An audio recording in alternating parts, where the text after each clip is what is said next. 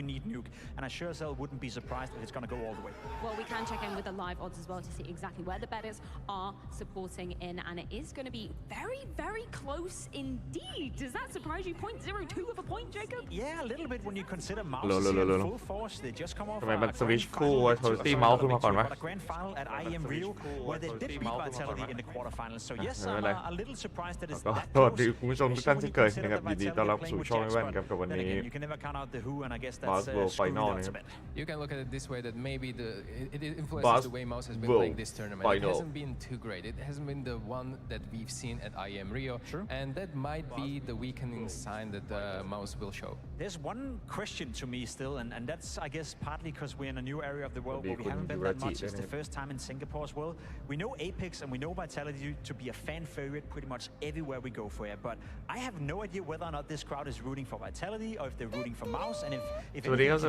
activate a new crowd in a new place it's never been before. Did you not hear the cheers when James was announcing the team? I think they love a bit of Vitality inside. I did, but I also saw a couple of signs, you know, something Vitality change their ตอนแรกในตารางมันขึ้นเป็นอีกคู่นึงก่อนนะแล้วมันสวิตช์เป็นคู่นี้ก่อนผมก็งงเหมือนกันตอนนี้ในลิควิดวิดีโอยังไม่แก้ลิควิดวิดีโอยังเป็นอีกคู่ก่อนเลยผมน่าจะต้องดูเป็น HLTV แทนแล้วทีหลัง Okay, let's start with Vitality. Obviously, the answer is Zaivu right there. He's going to be probably the one that carrying the flag for Vitality over on Dust 2, especially for Mouse side. I'm going to give credit a little bit to Torsi to step it up, but also Exertion is the one I'm going to be looking at the most. I echo that sentiment. There's two players in the Mouse camp that I'm looking towards. One being Exertion. I'll put one eye on him, and then the perks of being cross-eyed is that I'll look a little bit at Brolan as well. I think if he's playing well, if he can be rock solid, if he can be a player that you can count on, which has been the case so far in this tournament, then Mouse is a scary-looking team. Exertion to me is the difference maker. He's the X factor, whereas for Brolan, he's the guarantee almost. I'm loving that kind of regional rivalry, you know, friends but enemies when it comes to the server between Spinx, Flamesy, and then Exertion on the other side of things. How would you kind of compare the impact that Flamesy and Exertion could be delivering on this first map of Dust 2? Pure aggressiveness. Rifle is going to be taking a lot of space on the map, like Dust 2, especially for that T side, and you have to understand that you have to neutralize the ops somewhat, and that's going to be either well-placed utility or just taking road duels, and it's going to be hard to determine whether it will be a win factor for them, but Spinx and Flames are both doing really good job on Dust 2 overall, and I think they can carry it over. I'm super curious to see how the two teams are going to approach the CT side and how aggressive they want to be. Most people think that on Dust 2 these days you control the pace on the T side, which to some degree is true, unless you have a CT side who just constantly keeps rushing in towards lower. There's nothing you could do from a T side perspective to make sure that there's going to be no CT inside lower dark, and we've seen that time and time again that some teams struggle with that pressure. We also know that Flamesy, whenever he has a spawn for it, whenever he's feeling it, he wants to rush inside lower, and so does Exertion. So I feel like that whole, you know, beginning of the round, first 15-25 seconds, the duel that's going to transpire in lower dark, whoever wins those duels and put themselves in a favorable position for the rest of the round is going to have a good time on Dust 2. Well, two familiar foes set to face off. It's Mouse versus Vitality. Ladies and gentlemen, welcome to the Singapore Garden of Counter-Strike. We've got Vitality taking on Mouse. They battle it out for their share of $1 million. A completely packed arena is ready for the pandemonium of Dust 2. And it looks like we've got a nice execution coming in, man. ในลิควิดวิดีโอมันเขียนมีคู่นึงก่อนนะเด็กตอนนี้ยังไม่แก้เลย Looks locked and loaded. That's song,ครับ Vitality ปืนโพกูครับผมเป็นสู้ครับปาดยิงหัวบอลเล่นไปเรียบร้อยมุดหลบไปก่อนครับผมชุยยิงเดือดจะชุยเก็บ5ครับโอ้ชุยเอซเลยครับ Fantastic defense rattles Vitality. The perfect smoke is set up as they come through the tunnel entrance, and Shui decimates every single player. Nothing but headshots here. Look at it. โอ้โหชุยยิงแบบยิงอย่างกับเปิดโปรครับโดนยิงหัวสวนยังไม่พี่ถอยเลยครับยิงแต่หัวครับ And Shui punishes with an opening สวัสดีคุณน้องเมโอนะฮะเพิ่งเริ่มก็เถื่อนแล้วครับชูอี้คลั่งจัดครับเมื่อกี้จังหวะแบบดีนายเงินของฝั่ง Vitality จัดเลยนะเพราะว่าเข้าไปยิงหัว5คนเลยครับชูอี้ยิงบ้าครับที่นั่นเอเพ็กซ์ชูอี้เอเพ็กซ์โดนที่นั่นบอลแลนด์กดเงินไปครับ600เอาไฟยื้อเวลาไปก่อนถือว่าหนักพอสมควรอยู่นะฮะเทรดเวอร์ทอริตี้โดนกระชากโมเมนตัมจัดครับเปิดหัวมาแบบเงา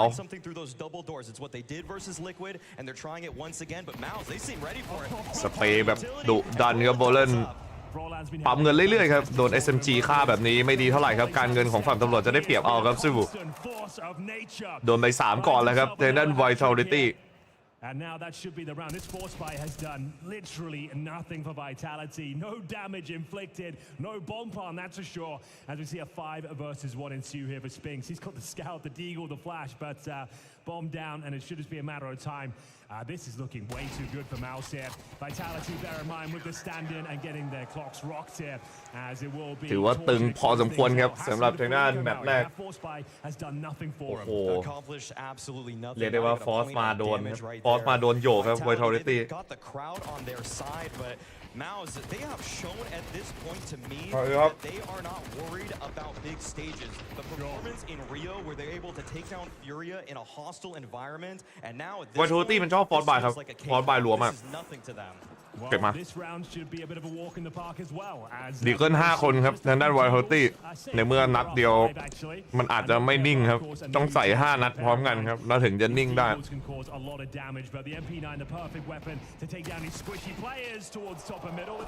สวยงามครับผมว่ามันฟอสแบบมันไม่มีตังค์เพราะว่าโดนเมาส์โดนช่วยยิงหัว5ตัวมันไม่ได้แพนหนักเกินสวัสดีครับขออภัยด้วยครับวันนี้อาจจะมาสายหน่อยเดี๋ยวมาทันแล้วแรกบอลเลนยิงเก็บไปต่อเนื่องครับเหลือเพียงแค่เซวูคนเดียวแล้วครับตอนนี้สุดท้ายไม่ต่างครับเซวูเกาหัวเนื้อชุยออกไปได้ครับตอนแรกท่าเหมือนจะดีครับกระโดดเข้าแพนมาแล้วยิงไป1ก่อนแต่ไม่พอครับชูอี้มันออนไฟเกินต้องอย่าให้จีด้านเมาส์กดดันได้ครับ Vitality ก่อนหน้ามีคนกดติดตามลืมล่ำเลยนะในช่องม่วงตอนออฟไลน์คู่แรกไม่ใช่ครับมันตารางมันพลาดครับตารางในด้านลิควิดวิดีโอผมไม่แน่ใจว่าเขาเปลี่ยนอะไรยังไงแต่ลิควิดวิดีโออัพตารางผิดครับสวัสดีครับทับไข่พลาดเลยครับบอลปิดมาสเปย์ทะลุมาครับเก็บด้านทอซี่กับเซอร์ชั่นไปได้ครับแล้วเอเพ็กซ์ครับผมยังไปต่อครับอยู่ๆมาแล้วครับ Vitality4.2 ครับทางด้านจิมกับบอลเลนแน่นอนว่าคงทำได้แต่เพียงพักร้อนครับพักร้อนไม่พักนะดึงเกมกลับมาได้ครับทางด้าน Vitality ก็ขออภัยด้วยนะครับตารางที่วีดีโอมันยังไม่เปลี่ยนเลยครับจริงๆแล้วเป็น Mouse Vitality มาก่อนนะแล้วก็เป็น FaZe Spirit มาทีหลังนะเปลี่ยนให้ทีหลังผมก็งงเหมือนกันใช่แต่ HLTV สงสัยต้องไปอิง HLTV แล้ว HLTV มันตรงกว่าตัวLiquid Mediaที่เล่นงานหลายรอบแล้ว Liquid Media มันเล่นงานผมรัวๆแล้วปกติผมมาใช้ Liquid Media เพราะว่ามันใช้ง่ายคู่กันกับ Dota พอดีแต่สงสัยหลังจากนี้คงต้องไปแล้วอยู่ๆก็บุกเดือดครับ Vitality เรียกว่าไม่เสียโมเมนตัมนะสมกับความเป็นมืออาชีพครับไม่เสียโมเมนตัมแม้แต่นิดเดียวใช่เล่นวิดีโอมันดูโล่งครับดูสะอาดแค่นั้นแหละในขณะที่ HLTV มันข้อมูลมันลกเยอะมากมันไม่ใช่ลกครับข้อมูลมันเยอะครับจนต้องกรองดีๆมันมีอะไรให้กดให้ดูเต็มไปหมดเลยมันใช้เบื่อแรกมันจะดูยากนะมีคนหาวในงานด้วยครับจบแล้วออฟมาแล้วครับเซนัสเซวูในขณะที่เพื่อนๆนะยิงกันน้อยๆอยู่ซิวูล่อไป3ครับเพื่อนๆ0-1ครับส่วนชูอี้ที่9ตัวครับท็อปแฟกอินเกมลีดเดอร์ปืนพกอย่างเข้มครับเหมือนเมาส์ไปฝึกปืนพกมาแล้วนะจากที่เดิมทีเนี่ยเมาส์ไม่เคยครับไม่เคยได้นะครับปืนพกอันนี้ได้รัวๆครับเมาส์ช่วงนี้ CS ต้องเป็น HL TV ครับต้องไปจริงเพราะว่าผมโดนลิควิดวิดีโอเล่นงานตารางหลายรอบแล้วอันนี้ก็แก้ไม่มีเวลาแก้ตารางเลยขออภัยด้วย They are devoid of information, and this is actually going to enact a pretty strong plan for Vitality, but a little bit of spam damage. วิธีทำ UI บนแข่งเหรอน่าจะต้องหมดเกมอ่ะควันมาครับส่วนใหญ่ต้องหมดเกมเพื่อให้เป็น UI ประมาณเนี้ยไม่ง่ายแต่ก็ไม่ยาก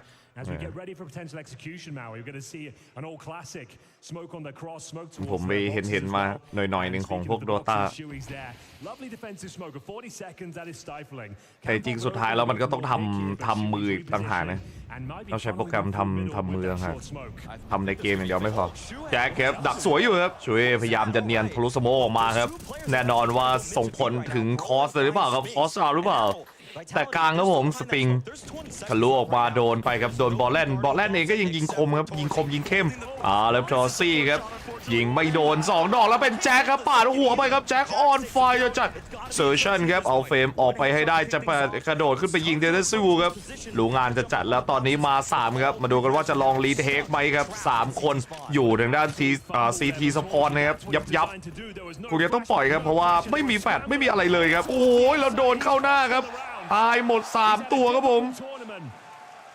เวอร์จัดThat's a travesty. You've got to hit at least one of those, Maui. That is not what you want to see. No flashes in his face. It's a simple shot.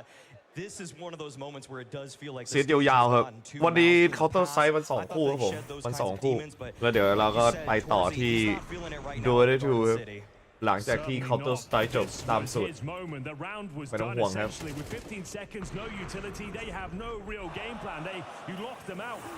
ล็อกเปียวครับล็อกจีด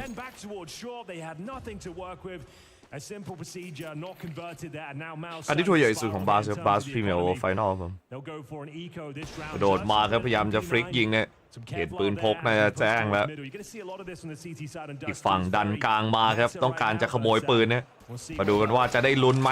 เราได้ยิงหัวแจ็คไปครับจิมพยายามโปรเทคทันทีครับเอเปกไม่ปล่อยนะครับซิวูเองก็โปรเทคครับผมโปรเทคไม่ปล่อยนะมีเทคนายเราโดนไปครับต้องป้องกันแล้วครับต้องยิงออกครับผมเขาได้ออฟไปครับจิมยิงไปก่อนหนึ่งครับจิมยิงตัวที่2ไม่ได้ครับโหช่วยแล้วครับทีนี้โดนในด้านอีโคราวจากทางด้านเมาส์ครับผมเซอร์ชันครับยังมีนะฮะ MP9 ยิงกดแต่ด้านสปริงไปได้ครับแล้วเป็นเอเปกเหลือตัวสุดท้าย2-1ไปโดนอีโคยิงครับทางด้าน Vitality อย่างนี้เกมจะเปลี่ยนกันเล็กน้อยนะเสริมแจ็คครับพอดีเมซี่ไม่ว่างครับเมซี่ต้องไปเฝ้าเมียคลอดครับผมแจ็คนี่ผมมองว่าเป็นจุดอ่อนเนี่ยโอ้โหแล้วยิงแรกไม่ไหวครับปืนล่วงไปฮะ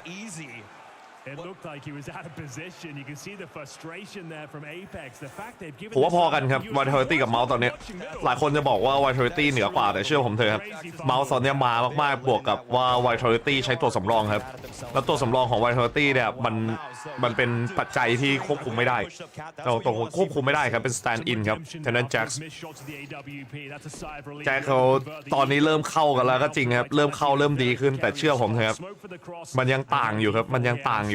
เพราะว่าจะทำให้รูปเกมในเกมรับเนี่ยเล่นยากมากครับในขณะที่เกมรุกยังพอได้นะอย่าให้เกมรุกของ Vitality หลอกคุณครับ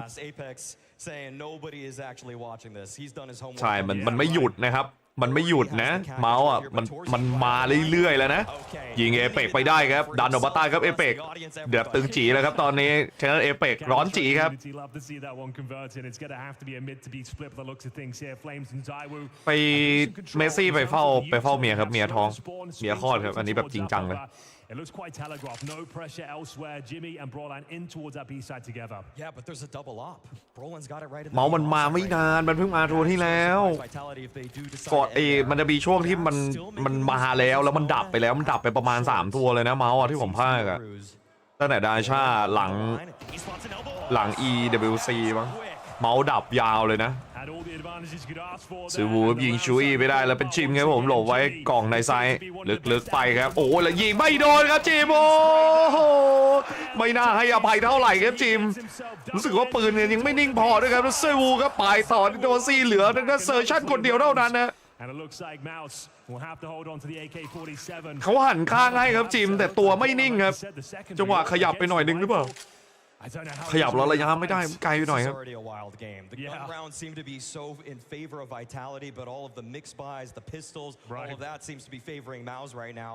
เอเปกมันชอบร้อนนะไวท์โทรตี้อะผมว่าพอถึงจุดร้อนพวกมันจะดันไปคนแรกไปตายแต่เข้าใจได้ไปเก็บข้อมูลนะแต่อย่าไปแล้วยิงแรกไม่เดือดเดี๋ยวดีตะปามด้วยกดไปแบบกึกแรกปืนแรกไม่โดนเลยครับสวัสดีครับสวัสดีคุณชีทูวินด้วยใครมานะฝากยกไม้ยกมือขึ้นมาทักทายกันได้นะยินดีต้อนรับเข้าสู่ช่องแว่นครับผมวันนี้จัดยาวครับจัดยาวโดต้าไปหมดครับเคาน์เตอร์เอาให้หมดครับลากให้ยาวดังนั้นใครมาก็ยกไม้ยกมือขึ้นมาทักทายกันได้นะแต่อาจจะรีบเสียงแบบแหกปากมากแบบหนักมากไม่ได้นะต้องค่อยๆพูดค่อยๆจาครับผมค่อยๆหมาค่อยๆแมวแต่ไม่ต้องห่วงครับเดี๋ยวในราวที่มันเดี๋ยวเฮให้ครับเดี๋ยวจัดหนักให้แน่นอนครับเพราะว่าในด้านงานนี้เป็นรอบเวทีแล้วนะครับหน้าเวทีมีเสียงเฮนะครับเสียงเฮมันทำให้ผมแบบใจระส่ำระสายครับใจมันร้อนแดงใจมันร้าวรานตามขอเวลานอกทันทีครับโค้ชเมาส์สปิริตเฟสเหรอคิดว่าสปิริตแต่คู่นี้สูสีต้องดูหนึ่งแบบคู่นี้ต้องดูหนึ่ง on the microphone for Mao's telling them that it's all in their head they just need to get into this game they need to get active because it has been so effective for them thus far a scrappy buy though we see Yimpat on the Brolin on the MP9 those are the two B defenders though มุนยามาโมโตะด้วยนะครับมาตามคนเลยนะ run a standard CT setup here. I think they'll be looking to push in towards B. They're going to boost at the back. This is quite nice. โอ้ยหมูยิงไต้หูครับทอฟฟี่ Zaiwu didn't see it coming whatsoever, and they've got the early advantage. Torji มัวแต่ส่องลึกครับผมมัวแต่ส่องลึกโดนทอซี่ยิงครับเอาเลยครับเสียหนึ่งในหัวหอกครับของทีมไปออกมายิงพิษไปก่อนครับแจ็คแบกจัดครับวันนี้แจ็คยิงหัวครับ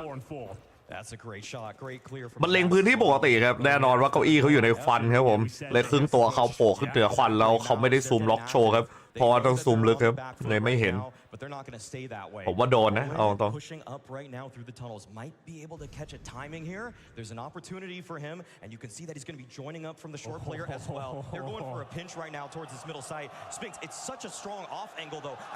เลยครับสปริงครับยิงไปได้เป็นบอลเล่นครับแต่เขาไม่รู้ว่ามีตัวที่2ครับเขาไม่รู้ว่าที่2โอ้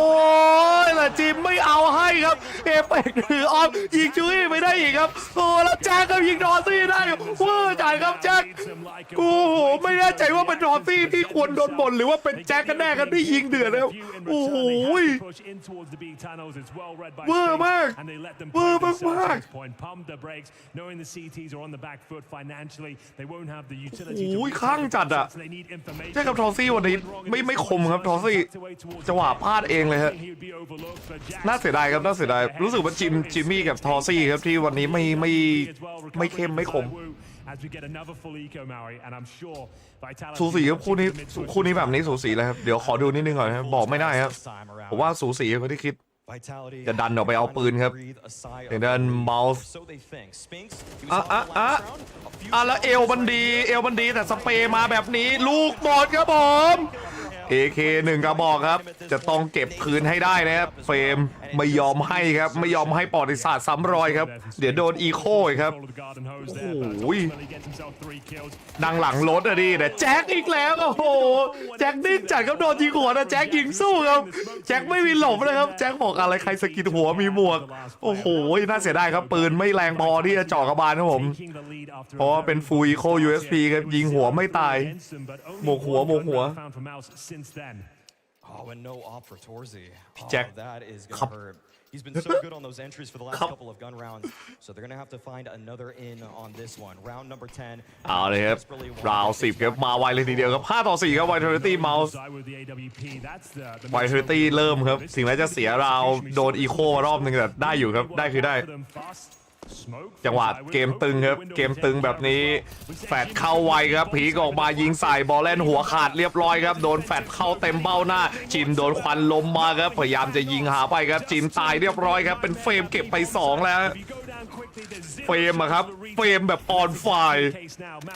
เฟรมบอกถึงผมจะยิง3แต่ตัวเมื่อกี้นี่ผมเน้นเม้มเลยครับในขณะที่ตอนนี้แจ็คครับขึ้นเทียบเคียงกับสู้เรียบร้อยครับมันยิงมาครับมันยิงมาตอนนี้เนี่ยเมาส์คนยิงมาเป็นแค่ชูอี้นะครับกับบอลเล่นเท่านั้นเนี่ยในขณะที่ซอซี่ยังดูหลับอยู่ฮะใช้บริการแจ็คบ่อยแต่ก็ต้องบอกช่วงวันแรกๆครับที่เราไปเย็บมันมีพลาดครับเป็นพลาดจนไม่ได้ให้ภัยเท่าไหร่แต่ตอนนี้ใช้งานดีครับเริ่มเข้ามือครับไวท์เทอร์ตี้เพื่อนเก่าด้วยแหละนะเพื่อนเก่าด้วยนับ6มาครับแต่ด้านไวท์เทอร์ตี้ I have to say, in terms of the initial utility there, Mouse didn't set up much of a blockade. ต้องบอกเลยนะของจริงนะใช่ยังไงเขาก็ต้องหาคนบ้านเดียวกันมาแซนดี้เพื่อนเก่ากันด้วยครับใครก็ได้จับปกเสื้อให้หน่อยครับไม่รอคุณเฟรมไอ้แท่งไฟนี่เล่นงานตาจัด So I guess the reason they don't smoke it because they want to take the fight. They're welcoming in the duel, right? So any dry peek, that's going to get demolished. Yeah, but unfortunately, one single flashbang destroyed the both of them, and we've got another tactical timeout. Only one gun round really found here for Mouse. Fair enough, they do have Rico as well, but only one single rifle round will not do here. ดูแจ็คให้ดูฝั่งรับดูแจ็คอย่าเพิ่งดูฝั่งบุกแจ็คไม่เอาเยอะเดี๋ยวพอแจ็ครับปุ๊บเนี่ยเรียบร้อยกันเป็นคนที่ไหนคนไทยครับภาคกลางไม่เหนือไม่ใต้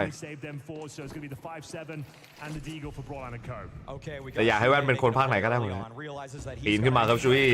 โอ้ยเอาเลยครับเล่นเสียงครับชุยเราเสียบอลแลนไปพร้อมกันด้วยครับราว11แบบนี้ตึงเลยครับจะพยายามดันยิงสู้ครับจิมเหลือเพียงแค่5-7เนี่ย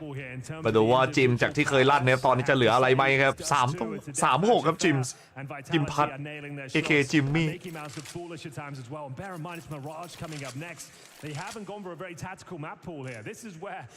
ซึ่งวูมันยิงเหมือนเปิดโปรจริงครับมันล้ำโหดด้วยประเด็นแล้วมูฟเมนต์ของเขามันลื่นแบบเหมือนผมดูเช้าแบบพรามเช้าอ่ะนึกออกไหมมันคือพรามเช้ารุ่นยิงแม่นอ่ะในขณะที่เช้ามันยิงไม่ค่อยแม่นเดี๋ยวซึ่งวูมันเวอร์เกินมันเข้มเกิน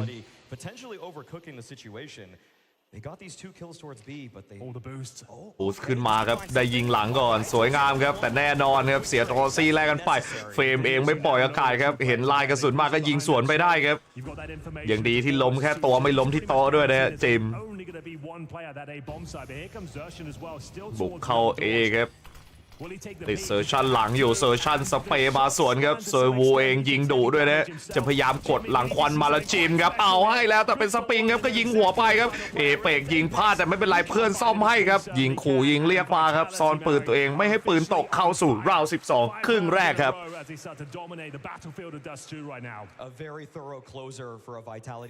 ยิงขู่เมื่อกี้เอเปกบอกไม่แลกเดี๋ยวปืนล่วงแต่การเงินขนาดนี้ล่วงได้ปะไม่รู้ไม่ได้เช็คการเงินเท่าไหร่แต่ไม่ปล่อยไม่ยอมเสี่ยงเสียเพราะว่าอันนี้เป็นครึ่งแรกถ้าเกิดทำให้เขาแบบไม่มีเงินได้ผมว่าคุ้มกว่าทุกหยดครับจะได้เอายูทิลิตี้ออกได้200-300มีผลหมดครับยิงเปิดจุดครับจิมมี่มันฟอร์มไม่นิ่งอะดิตอนแรกมันแบกมากนะจิมมี่อะตอนนี้แบบผมว่าทัวร์นี้จิมมี่ไม่ลั่นเท่าไหร่เป็นเซอร์ชันกับไอ้ทอซี่พอได้เซอร์ชันบอลลี่ไอ้บอลเลนชูอี้ก็ยิงเดือดอยู่ในบ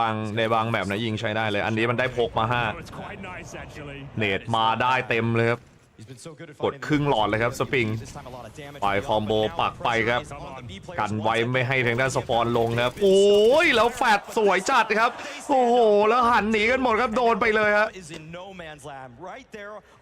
ทรงจะ 5-7 ครับทรงจะ 5-7 แล้วโดนแฟดเข้าหน้าครับเอเปกตายไปเปลี่ยนปืนทันทีเหลือเพียงแค่เทพครับเทพสู้แต่ไม่ได้ลุ้นครับผมโอ้โดนสโมกไปดิโดนทะลุสโมกไปครับโอ้โห 5-7 ครับ 5-7 ครับชัด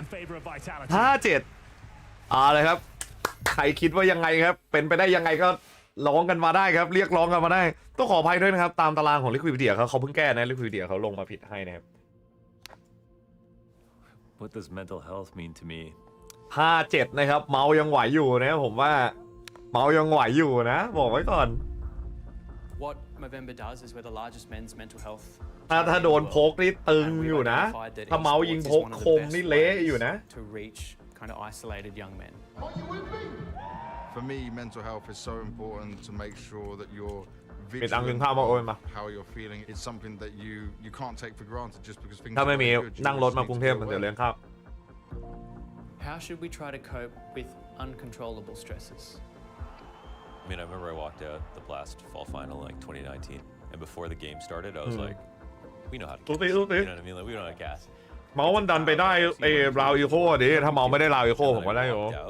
And then I remember I was just like like I couldn't do my intro I couldn't speak and I didn't know what to do แล้วช่วงนี้ยิงพกคมอยู่นะ One year I had a child being born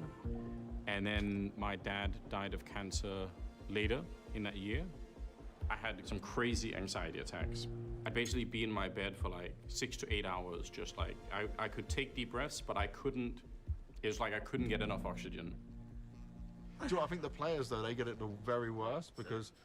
people don't realize that outside the game they also have a normal life you play so many matches you have shit travel day like so many things นั่งมาเดี๋ยวบอลมันก็บีฮึบมา it's not really in your ability to choose how you perform in game จริงนาวีโนหนึ่ง Definitely overwhelming part about Counter-Strike is the schedule it gets just tiring to travel from event to event people when they want to blame you for something or they want to criticize you for something they come at you ผมงงเลยมาถึงเปิดปุ๊บไวเทอร์ตี้กำลังเซตเวทีอยู่แบบ they don't have their real name there death threats and all sorts of people we're all human at the end of the day yeah exactly if you're gonna get stressed out it might be bigger than you know you don't really have a choice you can only decide whether or not you're going to address it ต้องให้ไซวูเสกให้ไวเทอร์ตี้ต้องเสกสัก1 ราวซึ่งยากมาก That's what this is day one of how can we create psychologically safe spaces that help improve mental health such that the hundreds of thousands of young people that watch this tournament engage on Twitter and all the media streams go I want to be just like you at the time it was nerve-wracking to talk about it but now I have no problem doing about it and you see the wonderful benefits of being able to speak out ได้โหเนี่ย So when those things happen what strategies do you guys use maybe it's praising them เป็นสิ่งที่ควรทำ building the backup part of being a pro คือมันไม่จำเป็นต้องเป็นคู่หลังตลอดครับมันอยู่ที่ว่าพรามไทม์ตอนนั้นอ่ะใครดูเยอะสุดคนดูเยอะตอนช่วงเวลาไหนในวันนั้นๆเขามีข้อมูลในมือแล้วถ้าทำสถิติรอไว้แล้วมันทำให้เขาสามารถปรับคู่เข้าสู่ช่วงเวลาหน้าดูได้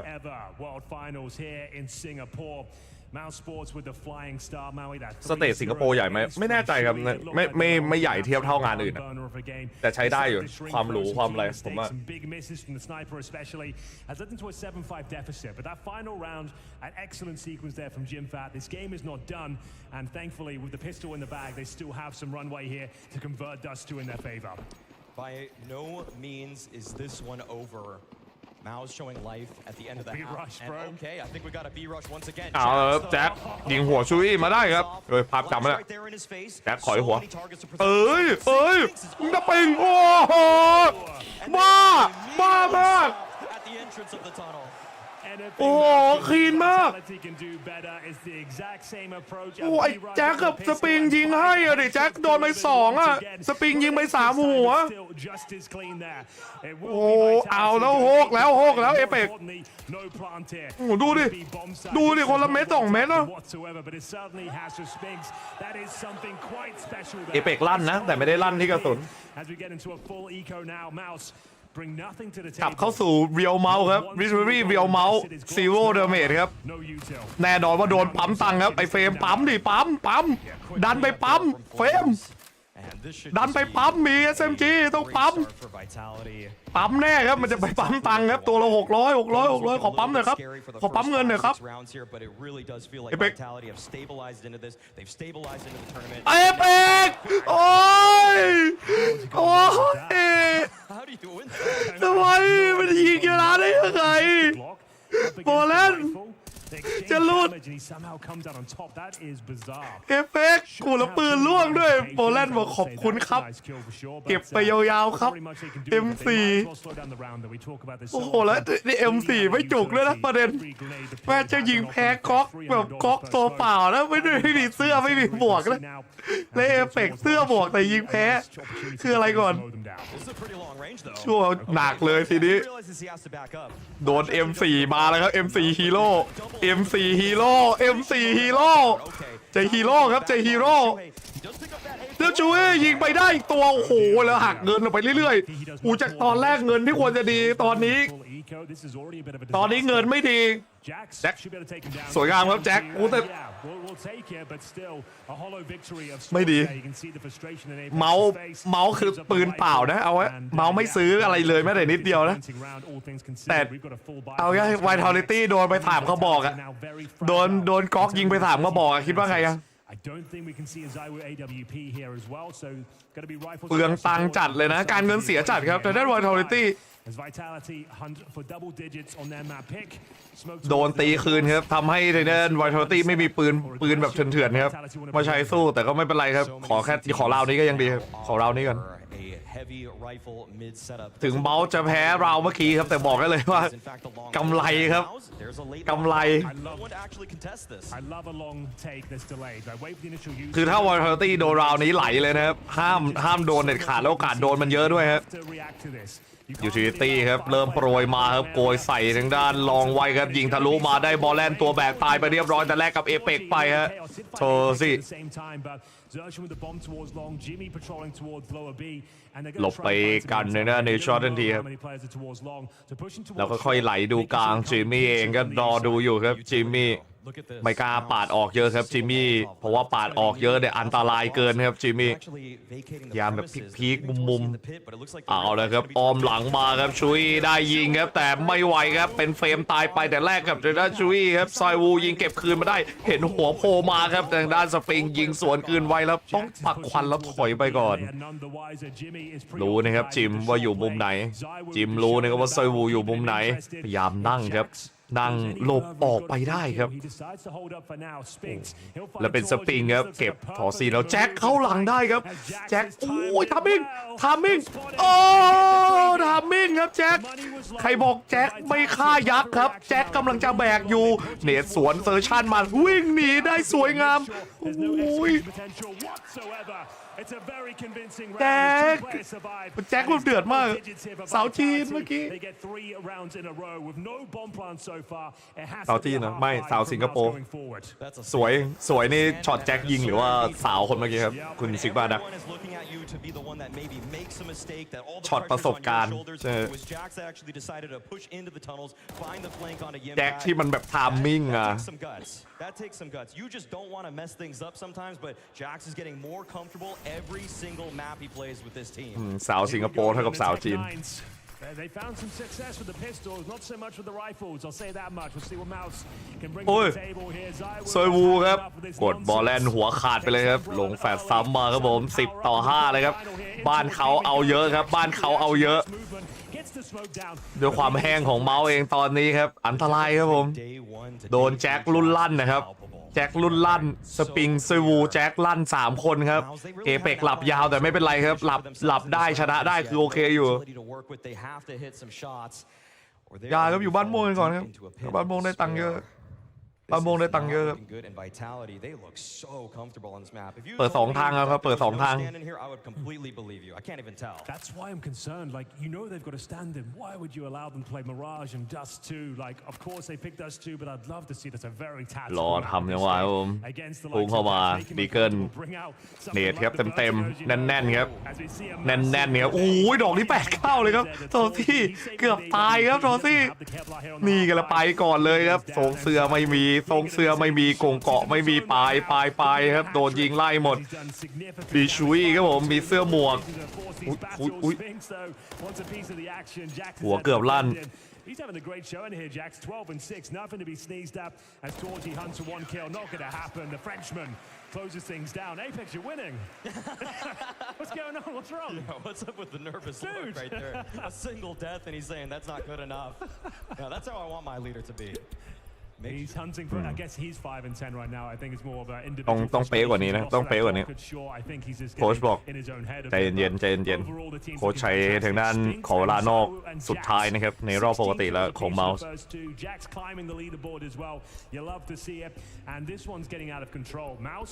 เอเปกยิงไม่ได้เลย5 ตัวนี่น่าจะไม่ใช่การวัดเลยวัดแพ้หมดเอเปกนั่งรอก็วัดแพ้แบบนี้เป็นของทางด้าน Vitality เลือก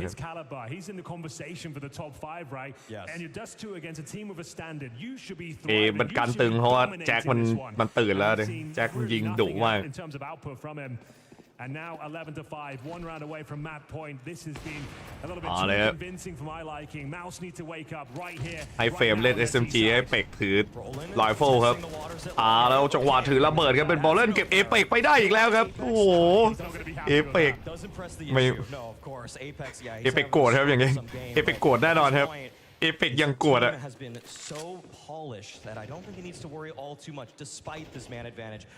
เอเป็ก11 เดทครับเอเป็ก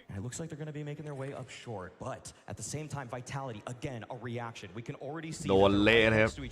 11-5ครับผมแต่นั้นเมาส์จะลากยาวได้หรือเปล่าครับเพราะว่าโค้ชสั่งแผนแล้วมาดูกันว่าหลังจากยิงเอเป็กชนะแล้วใจจะมาหรือเปล่า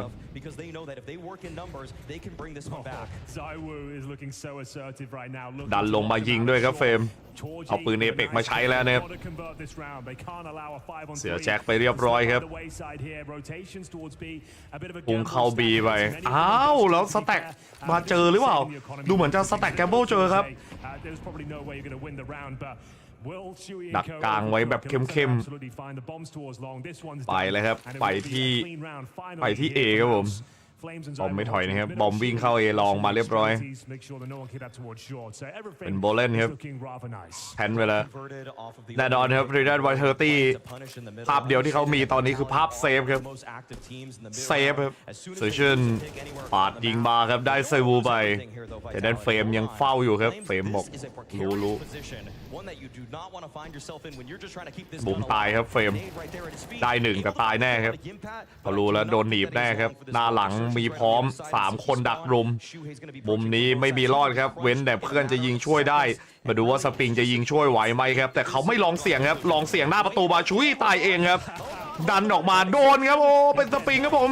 ยิงไม่ไหวครับเก็บหมดตีพร้อมได้แพนไปครับดังนั้นเมาส์ดีนายปืนออกหมดคลั่งAnd finding all 5 players there at the end. Down but not out. The individuals slowly coming to life in. Not the cleanest. ต้องให้เขาเอเปกมันเป็นอินเกมลีดเดอร์ด้วยไม่เคยเห็นเอเปกยิงเดือดอะแต่บางทีก็สั่งดีอยู่ผมว่าไม่ได้แย่นะมันเรียกว่าความเข้ากันเอ้ยข้างๆนั้นน่าจะเป็นเพื่อนนะครับโดนยิงขาครับแจ็คกดเลือดไปเยอะอยู่แบบนี้โอ้ซูโอ้โหเวอร์จัดแบบนี้ Vitality เลือกครับเปิดหมอกมาโดนเองครับผมเฟรมบอกพร้อมให้ 5 versus 3. Jimmy, Shui, and Torji need to work together now. Heavy lifting, I hate to say it, needs to be done by the sniper. He needs to find these picks. He'll be challenging one of the world's best right now. เลยครับกำลังจะวัดกันฮะโอ้แล้วเซวูบอกเล็งรอเห็นแขนเล็งรอเห็นแขนนั่งยิงเห็นแขนเหมือนกันเซวูยิงมาครับได้นะจิมมาครับจิมเลือดจะหมดแล้วจะวัดไหวครับแจ็คเข้า12-6ครับผมไวโดริตี้ Zaiwu putting the team on his back in that one. The aggressive play towards lower, the reroute towards short. It's like every single fight he knows what's going to happen every single time.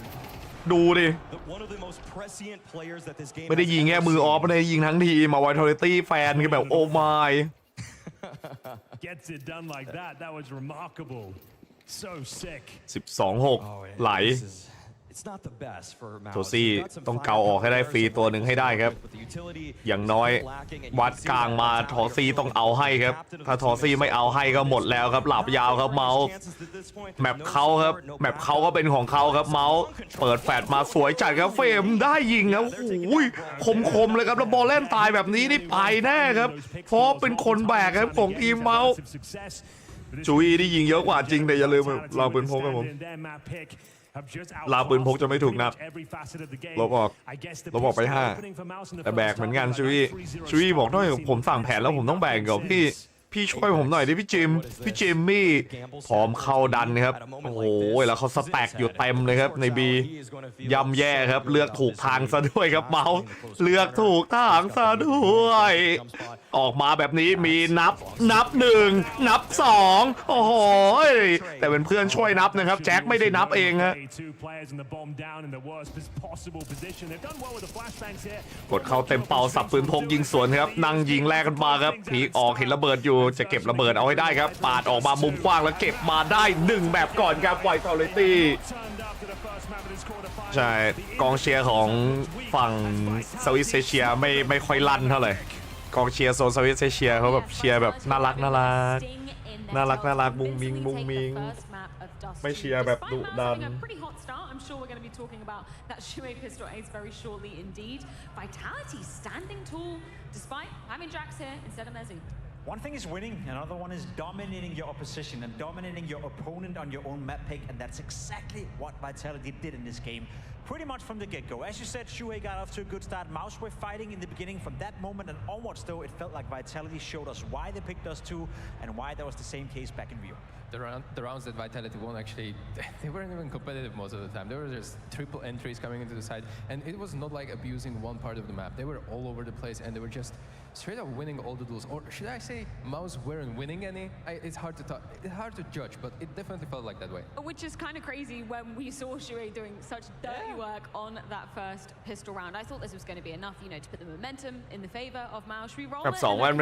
The mastery we saw? I think so. You know, it's a strong start, especially when you consider the first guy goes down. ตอนแรกเหมือนเมาส์มันจะมาเพราะมันได้อีโคมาราวตอนครึ่งแรกเลยทรงมันดีมากเลยสกอร์ไม่ได้แย่ด้วยเฉด5แต่ไม่ได้ปืนพกปุ๊บมันจบเลยกัน Especially considering him as an in-game leader, not known to be the strongest individual, but this shooting you're seeing in front of you right here, that was world class. And as you said, right, we then expect, all right, Mouse came to play, Shui came to play from an individual point of view. That is beautiful, but in terms of raw duels and we never really saw anything transpire once more like that. Yeah, I mean, he was the one that was actually carrying the aim. ครับโดต้าแต่ขอเก็บเคาน์เตอร์ให้หมดก่อน All over the place on that B side shows you how he's snappy. The movement เคาน์เตอร์หมดแล้วเดี๋ยวไปต่อโดต้า It looked like, oh my god, is Mouse actually going to get away with the early part of the rounds? And they really didn't. I mean, the Vitality smacked back very early on, and it was a tough game to come back to. Let's continue to talk about that first half, the CG side, obviously, for Mouse. What was the story of round 6, Jacob? Well, I thought that was going to be the story of Mouse, you know, actually taking off the game and starting to dominate the game. You see Vitality, they respond after a strong start from Mouse. Then you see this buy coming in right here. There's a lot of USBs, a lot of upgraded pistols, and a single MP9. จะมีเวลาให้เขาพักผ่อน Caught off guard, Saimu is rotating away. Maybe that could be a communication issue. The fact that Messi and Jax are not the same player. At least, you know, it didn't turn out well for them. Saimu being put under an awful lot of pressure. Training coming in. Unfortunately for Apex, he can't find the kill on towards Jimfat, who then picks up an AWP. For some reason, they're charging into him, making it a ทำไมเขาล้อจิมแฟตว่าแย่วะ ภาคชื่ออ่านว่าจิมผัดแท้ๆ So they actually end up จิมผัด losing a round that they had no business losing whatsoever. They go down 4-2, and I think to myself, all right, Mouse they came to play. CT side does too. If you can win rounds like these, it's going to be a long game or a short game for Vitality. But from that moment and onwards, they completely lost control of the game. That round specifically looked ugly just because of the fact that ZywOo is holding top middle and he leaves it 1 second after. Jax is unaware that he left it, and that might be the miscommunication that either Jax didn't pick up the comms from ZywOo, or ZywOo didn't give them, or there was someone else because ZywOo was dropping nades to them. And this little timing frame, that 1 second, cost them the round. It could very much as well cost them the dust too. Now, hindsight 2020, we know how it ended, but it could have gone either way. Despite fumbling that round though, Vitality massively answer back. Mouse take a timeout. Does it pay off coming into round 11? Unfortunately not, and that was the issue for Mouse. It felt like they couldn't find any solution to the pressure that Vitality was mounting on them on that T side. We see a timeout, we see Cyclone explaining the boys, let's do this, let's try to change up the pace a little bit. The reaction is Mouse and having ดูเหมือนจะดึงสภาพกลับมาไม่ได้ครับ Shuhei being one of them, ไหลจัด players pushing up catwalk as well. Shuhei is getting caught off guard, his teammate is getting caught off ก็ guard. คุณนาโชครับโอ้ด้วย ก่อนหน้ามีเซตาครับ is playing a 5v3, and that point, it felt like Vitality had a 4-0-2-2 most of the rounds Dome key weren't even competitive. So when you Dome take a kills. timeout and your plans and everything you talked about get shut down 15 seconds ใครมาแล้วก็ยกไม้ยกมือขึ้นมาทักทายกันได้นะครับ ball to swallow for Mouse. And to put it to the context, previous round before this pause, what led to this pause was the สวัสดีคนที่บ้านแดงด้วยครับ บ้านแดง บ้านม่วงครับ วันนี้ยิงยาวนะครับ ไปต่อยันโดตาทูแต่โดตาทูคู่แรกเราจะสคิปไปก่อนครับ เดี๋ยวกลับมาครับ กลับมาอีกทีที่คู่2 ทุ่มครับ Xtreme ทีม Waska Today it was about the pistols though, because sure, okay, Shuhei, he gets an ace in the ถ้าไหว first เดี๋ยว round. ยาวให้แต่ไม่ไหวเดี๋ยวจะเก็บตัวเหมือนกัน We're going to show you someone else too. We can do it too, and I ทุก love วันนี้ถ้าไม่ได้ยินเสียงแว่นคือทำงานไม่ได้แล้วเดี๋ยวคุณทำงานอะไร เรามาคุยกันหน่อยสิคุณอ๋อง ขอบคุณคุณมีมิโยด้วยนะครับสำหรับการกดติดตามครับ Does a great job of staying alive and staying together with Spinks that they combined for 5 kills in a matter of no time. And what we've seen as a นาวโดตาทูเตะทุกคนออกทีมมันระเบิดทีมทิ้งเลยไม่ใช่เหรอไม่ใช่เตะ And I was worrying for the second best round how it's going to set the tone because เมื่อไหร่แว่นจะเปิดที่บ้านบาง that will be a one-sided affair โดต้ากี่โมงโดต้าวันนี้ผมสตาร์ทสัก2 ทุ่มครับ I mean, shout out. คู่แรกมาก่อนแต่ผมไม่ได้พาคู่แรกคู่แรกเราจะเวลามันชนกับเคาน์เตอร์เดี๋ยวเก็บเคาน์เตอร์ให้จบกันเดี๋ยวสวับกลับไปภาคโดต้าทีหลัง We called him out, saying that someone has to help ZywOo once in a while, and that someone has to be Spinks more often than not. And so far in Dust 2, he was all over the place. Very strong in the duels, very aggressive, didn't stay away from anything. This peak right here is nasty as hell, and that's what you want from Spinks. People sometimes forget that he is a very strong aimer. I know we had the likes of Bit, which time to kill is very, very low, but when Spinks is hitting the strides, it almost feels like he has the same qualities as Bit. It's just a little bit too inconsistent in some ways, but this game on Dust 2, firing on all cylinders. 2 เป็นไงเช็คสถิติให้หน่อยได้ Impact on that B side was actually having a pretty terrible game, and Spinks leached off of a lot of good stats from beatingเดี๋ยวไปดูมิราจ straight ahead. There were multiple clips in this highlight reel where he just straight up outdueled Impact, not only in a 50-50 duel, but actually where Impact had an advantage. He should have gotten that kill. Spinks recovered, killed him, and that's when he kind of boosted his performance up. Just to take a slightly different route in this segment, just for a second, I know we're going to be talking about our top 10 players. เมามิราจอยู่ที่ 62.5% นะครับ Where's Spinks at the moment for your ล่าสุด Is he within that top 10 player? แพ้2นะครับแพ้2ชนะ1ครับทางด้าน Vitality really think about it a little bit more deeper because obviously แต่ถ้านับของ Rio เลยจะ 50-50 เลยนะครับของ Rio เลย much better with previous year. I will have to say that. But เคยเจอเมาส์มาก่อนครับในแมปนี้แล้วกดเมาส์ไป 13-7 ในที่ Rio ก็ถือว่าเป็นสถิติสำคัญเลยทีเดียวนะครับในขณะที่เมาส์มิราจเนี่ยเป็นแบบเก่งสุดของเขาในช่วงนี้นะครับชนะ7แพ้4ครับเล่นที่ Rio มา5แมป5ครั้งนะครับเล่นที่ Rio มา5ครั้งชนะ3แพ้2ครับใน Rio ของเมาส์ก็เรียกได้ว่าตึงนะครับแล้วหนึ่งในทีมที่เขาแพ้เนี่ยแน่นอนคือ Vitality ครับแถมแพ้ไปด้วยสกอร์7-13ด้วยดังนั้นสกอร์เก่าของทางด้านฝั่งเมาส์เนี่ยไม่ค่อยดีเท่าไหร่นะครับแต่ Vitality ก็เป็นชุดที่มาไม่ครบด้วยนะครับตอนนั้นตอนนี้นะครับ I would agree with that, but for some reason he's not hitting his strides right here. And the problem for Torsi and for Mouse is that we saw the implications of that very early on in the game, and I believe that tanked his confidence. One of the frags that he got actually on ZywOo was only frag. I can remember he won in a head-on-head duel, which was the boost over the mid smoke, to kind of surprise everyone. And it gives you the context as well. Like he's playing on these gimmicks that he's trying to,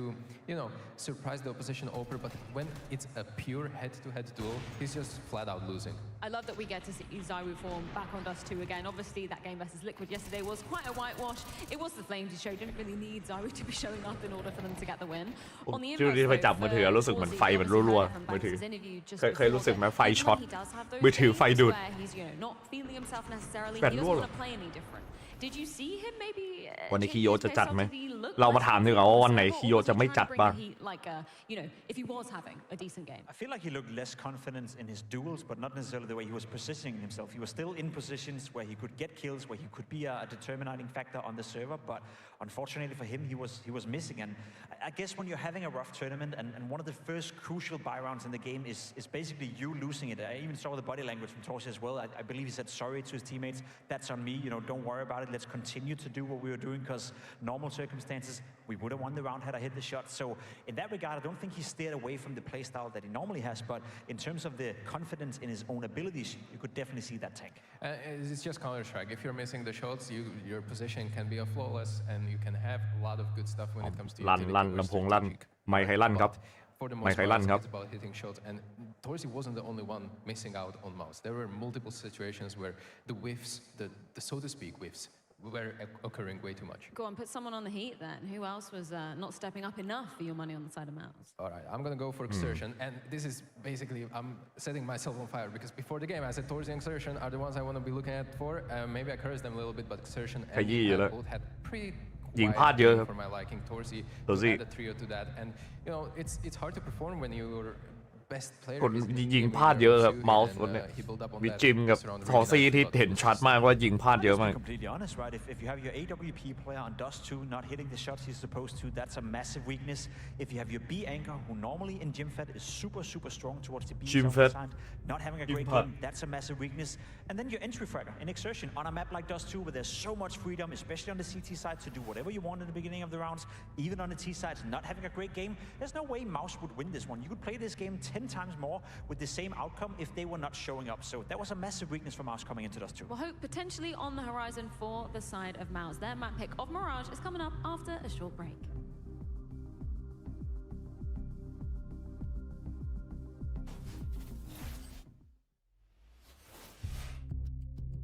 เดี๋ยวไปต่อที่ด้านมิราจครับผมนี่ประมาณ3 นาที 5 มี โชคดีครับมีเวลาให้พักนั่งกินข้าว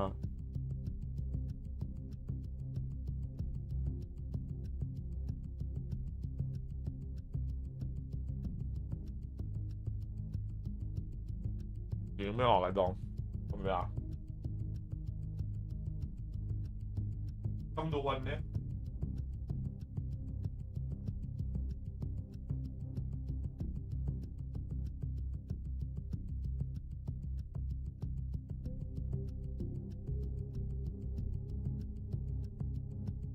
ดำนี้ สถิติดีทั้งคู่ล่าสุดไวท์ฮอสตี้เจอเมาส์ประมาณ2 เดือนที่แล้วไวท์ฮอสตี้กดไป 13-7 ก็ต้องมาดูกันว่าจะย้ำศพหรือเปล่าย้ำศพย้ำแผลไหมถ้าย้ำศพย้ำแผลก็ตามสูตรก็เป็นไวท์ฮอสตี้แต่ถ้าเมาส์ทำแผนมาแล้วเพราะว่าเมาส์เลือกเองแบบนี้นี่ก็อาจจะเป็นอีกภาพหนึ่ง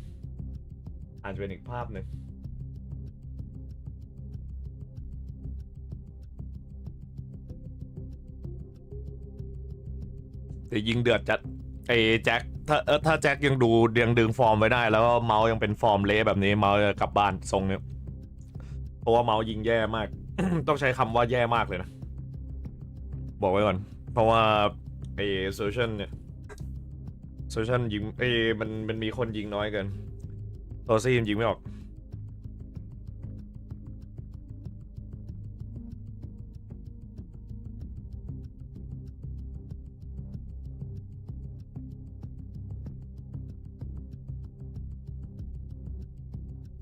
เร็วยิงเดือดด้วยแถมมีแจ็คอีกบอลลั่นของเมาส์มีแค่บอลเล่นนะบอลเล่นกับไอ้ชูเอมันไม่พอ คู่แรกใครชนะ Virtuality ชนะครับผม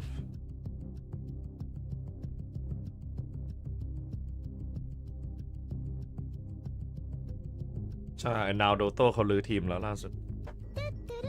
ตุรู้ครับขอบคุณคุณโอโร่ด้วยครับโอโลโลโปโป6654ครับผมสำหรับ3 เดือนนั่นก็น่าเสียดายครับผลงานล่าสุดไม่ค่อยดีด้วยครับ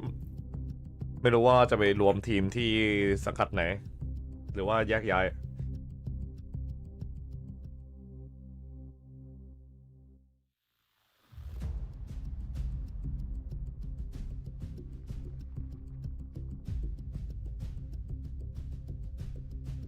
ผมว่า ถ้าเป็นผมคงไปดูจากสภาพแล้วผมคงมองไปที่ Vitality 2-0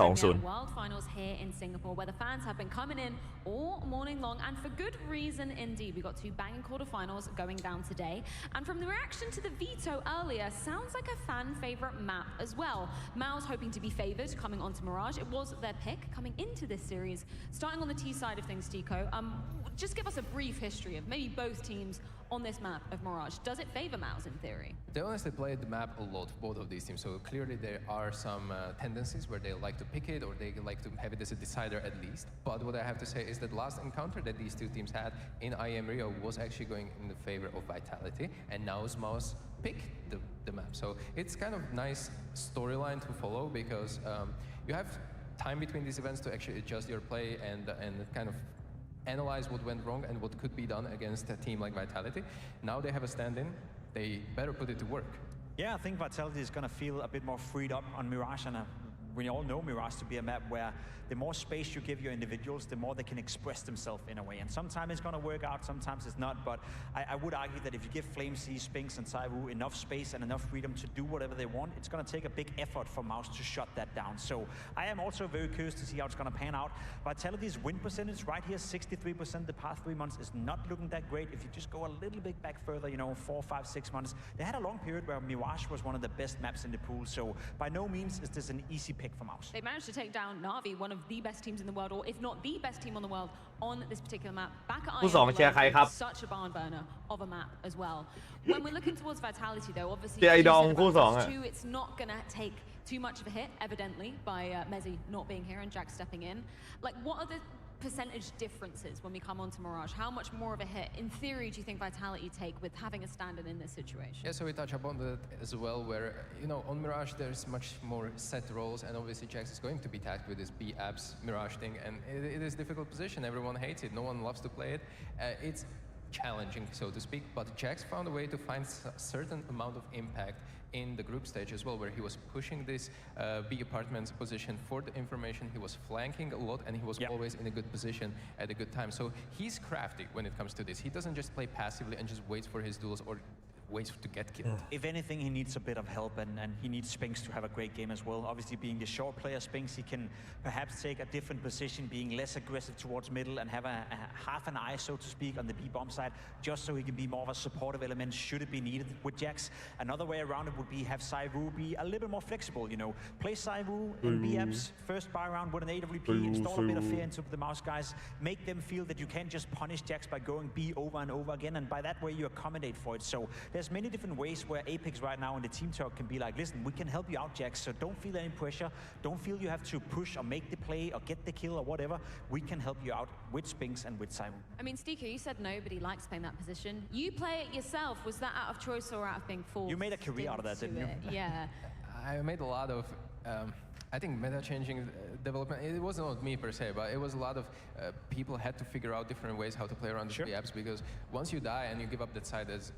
borderline unretakeable. So you have to be really crafty and really think about your moves, but at the same time Jax has this benefit where he can just jump check and he's going to be pretty much fine for the most part. Torsi is not having that great of time. Biggest counter to that is actually fast Oper that is going to kill you on these jumps. Torsi is not having a tournament right now where he can manage to enable that. I know that it's only been a small sample size of what we've seen Jax playing this particular position on Mirage. Can you give him a grading, Stika? If you've got like an A star up here, a big fat F down here. I'm going for a real average here, so is it C? Is it He's C? in the middle, C is kind of the reasonable, I would say. C plus. C plus, let's go. We love that. Should this, in theory, though, still be favoring maps? Do you see a third map on the horizon? It depends whether or not Mouse decides to show up. You know, again, if you have Torsi playing at the level we saw in the first map, then most likely not. If you have Exertion not finding the impact that you like to see him find, then most likely not. So I think it comes down to Mouse. We cannot forget the fact that these two teams played at Rio just a couple of weeks ago, and Mouse beat a full Force Vitality where they were playing with Messi. So yes, to be completely honest, I would be slightly disappointed if Mouse is unable to push this to a third. It does depend on whether or not they're going to show up, because the first map was not great. And we have to think about the fact that they have a little bit of buffer. This is the luxury that อาจจะเซฟคอเยอะหน่อยนะครับหมายถึงไม่คุยเยอะแต่แจกรอยยิ้มได้เยอะอยู่นี่ไม่คุยเยอะจริงเหรอแว่นคิดว่านะทำไมโพยเล็กจังเลยว่าชูตี้โพยไม่ใหญ่เลยอะโพยน้อยมาก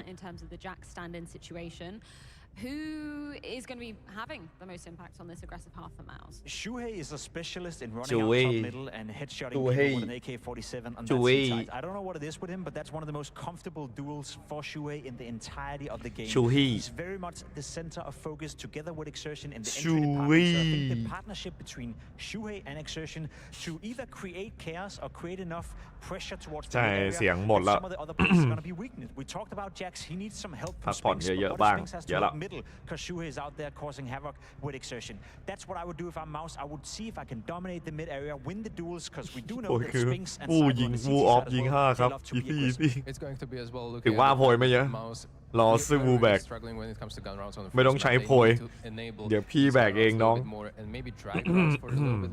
try to take this mid area and then try to go for the A-B splits. You know, all these kind of stuff are really important to have for Mirage in the playbook, and I believe so that Mouse is going to rely on this as a winning condition. Well, we are ready to be diving into Mouse's map pick of Mirage with Henry and Maui. Thank you so much, guys. Yes, on Dust 2, Mouse looked more like mice, Maui, I have to say. The star players didn't turn up once again. We're seeing no output from Torji, Xtreme is MIA, and more importantly, Jimmy is looking weak. We move on to Mirage now, and I don't think it's much of a punish pick considering they're playing up against a mixed team, but do you feel like they can bounce back here and take us to a third? Oh yeah, no, I believe in Mouse right now. But on the other hand, Vitality already feel like they're playing with house winnings, getting this far with the stand-in, and they're getting ever closer to cashing in big. Here we go, ladies and gentlemen, another 5-man attack. This time towards the A bomb site. Mouse need to show us มันว่าแบบนี้วาชตี้ไหวไหมครับไหวครับ The in-game leader is a top fragger. That's great for him. สถิติไม่เคยรอใครแต่เมื่อวาน 86% ก็โดนไปแล้วครับมาดูกันครับมิราจครับเมาส์เรื่องนะพยายามจะงัดมาครับตรงถึงด้านไดไซลวงไปแล้วครับซูโดนเซอร์ชันยิงกดไปครับกระโดดลงมาจากฟอไอ้พาเลทครับลงมานัวบลาครับลิ้นพันเลยครับตอนนี้ขออภัยแจ็คครับเกาหัวไปได้3-2ครับจิมเลือดโลครับบวกเซอร์ชันแต่เซอร์ชันนี่ยิงไป2เดือดอยู่ครับเซอร์ชันพยายามจะแลกคอนเนคเตอร์ครับแจ็คหลบออกไปแจ็คเลือดโลครับเรียบร้อยตายไปครับ2-2เรียบร้อยเปกเองเลือดไม่ค่อยมีครับแต่เปกยิงจิมไปได้ 2-1 เรียบร้อยครับเซอร์ชันจะมาดูนะว่าเซอร์ชันจะได้หรือเปล่าเซอร์ชันหยิบบอมมาครับแต่โอกาสแพนจะมีไหมนั่นแหละปัญหาทะลุผ่านจังเกิลไป2ตัวครับเซอร์ชันได้1ก่อนแล้วมีคิดเนี่ยเห็นคิดเรียบร้อยเซอร์ชันต้องแผนก่อนแล้วครับแต่นั้นเซอร์ชันเนตครับโอ้ไปหามาจากไหนนะเนตwhich is an asset going forward. They will be able to buy in the second round, but I have to say, it looked like Mouse had all the advantages. The opening kills, it was Flames who was burning to a crisp underneath the position. ใครซื้อไว้ไม่รู้ And it's a pretty scrappy finish, but thankfully the bomb was ใครซื้อไว้ไม่รู้ Yeah, the fact that Flames was able to find so much โดนไม่ได้โดนโคมี่โอ้โหไม่รู้ใครซื้อไว้อะจะเดินไปเจอเลยนะทีเด็ด I mean, they throw so much utility early on, but they wait so long to actually try to get that bomb planted. But that just goes to show that Flames over-delivered in that spot. And at the same time, a bomb plant, they are going to be happy about that. AK coming out already for insertion, and he needs ชมคนซื้อไว้ที some เด็ด difficulties in arenas thus far. เลยครับแต่ดันเมาส์ถึงแม้จะโดนเราแลกไปครับยังพอมีเงินอยู่นะซื้อ AK มากับเซอร์ชัน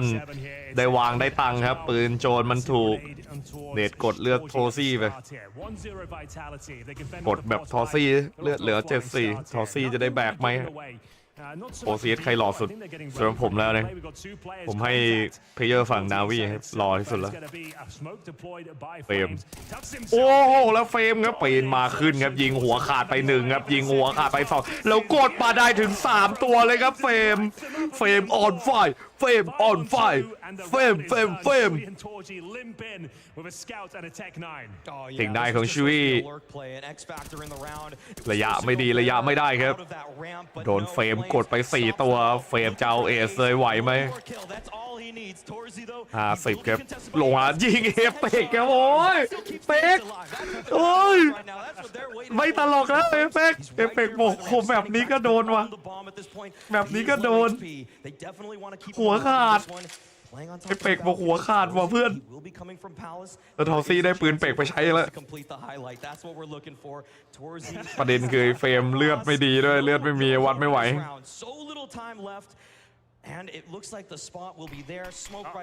สโมกปิดมาครับขึ้นโปรเทคไว้โอ้โหแล้วเอฟสิครับเฟรมโอ้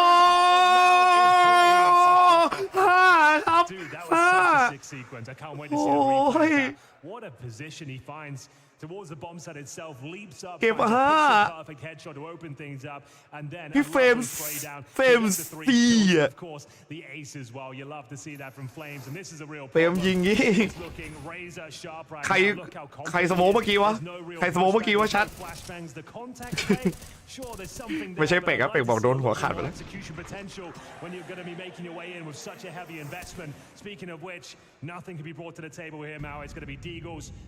ดีเกินครับในด้านทอซี่โบแลนเซอร์ชันซูวี่4ดีเกินครับโอ้โหแบบนี้ถ้าไม่พลาดอะไรนับ3ครับ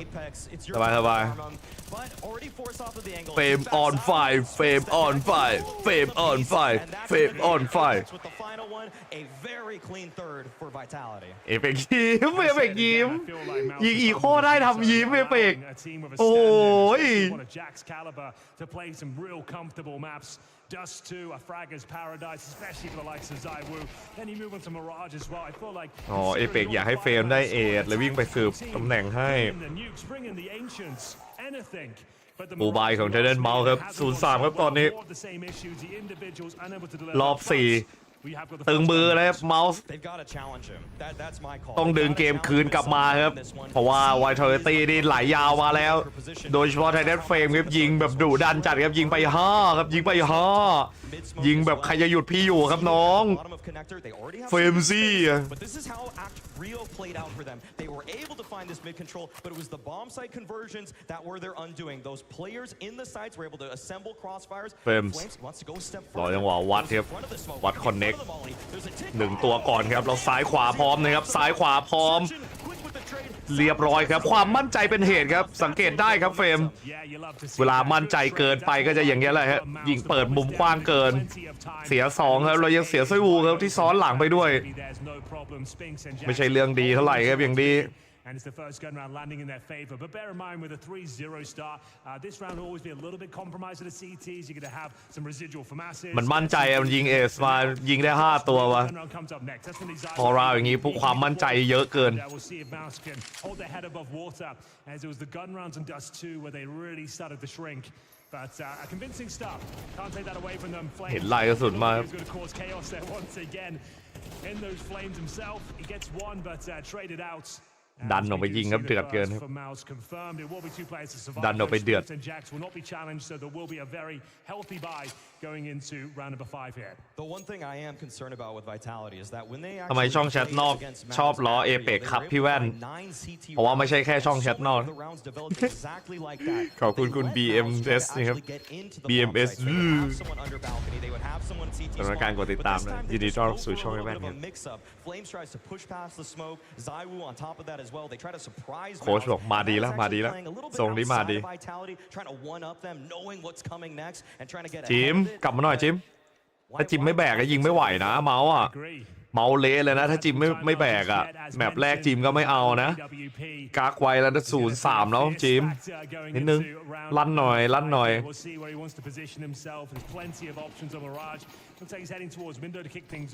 Could be jumping up towards short. We'll see what he's got in mind. Initial smokes will dissuade him. แมปกันก็ต้องกันให้ได้เยอะๆนะ Entering a classic default here for now as Mouse set up players towards underpass and top of middle. เดินทะลุมาครับเซนเซอร์ชันเตรียมเข้าครอบกลางครอบกลางโหดอยู่กับเมาส์คอมยาวครับแน่นอนว่าคอนเน็กเนี่ยอันตรายมากเฟรมกับไซวูต้องเอาให้คมครับเขาถึงได้ทิ้งคนที่คมที่สุดไว้รอเล่นกลางคอนเนคเตอร์กลางลงมาครับ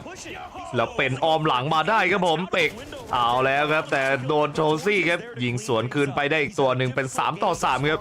ที่เหลือคือเซอร์วูไล่ลำครับแต่เป็นสปริงครับดันออกมายิงทะลุกล่องครับเก็บทอซี่สวนคืนไปจิมทะลุสวนมาเล็งไปที่นั่นจังเกิลครับยังไม่เห็นใครส่วนเซอร์วูครับเล็งรอไว้ครับเฝ้าบอมยาวระเบิดตกอยู่กลางนะครับยาวๆแบบนี้ขอเพียงแค่กอดไว้นิ่งๆครับเซอร์วูยิงพลาดครับโอ้เซอร์วูอะไรเนี่ยและคงไม่คอสเกมใช่ไหมครับการยิงพลาดเม็ดเมื่อกี้ของพี่เซอร์วูเก็บจิมมาได้เก็บเพิ่มเติมมา2เซอร์วูเกือบไม่รอVitality able to find another gun round. Very similar starter there for Mouse. And this time around, Vitality, they just send more bodies at the problem. Apex able to get out at the bottom. นัดแรกยิงขู่2 นัดหลังยิงคน And unfortunately, that was the bomb that was dropped to top middle. I haven't seen that maneuver before. Apex gets his team. ยิงเรียกฉันบอกยิงหลังไม่เท่นัดแรกต้องยิงเรียกก่อนให้เขาหันมาจะได้ยิงหน้าแบบแน่นๆ Look at me I will kill you Good start here for Vitality on their CT campaign. Looking for the 2-0, looking to eliminate Mouse, who said the arenas don't phase him anymore. เลยครับเดนเซอร์ชันไปต่อครับรอบนี้บุก B แทนนะบุก A ไม่เข้าก็ไป B ครับผมในเมื่อ A มันปัญหาเยอะแต่ B มีแจ็คครับผู้ฆ่ามดอยู่ครับแจ็คผู้ฆ่าหนูเลยฮะฉายาใหม่แจ็คผู้ฆ่ายักษ์หรอเปล่าครับ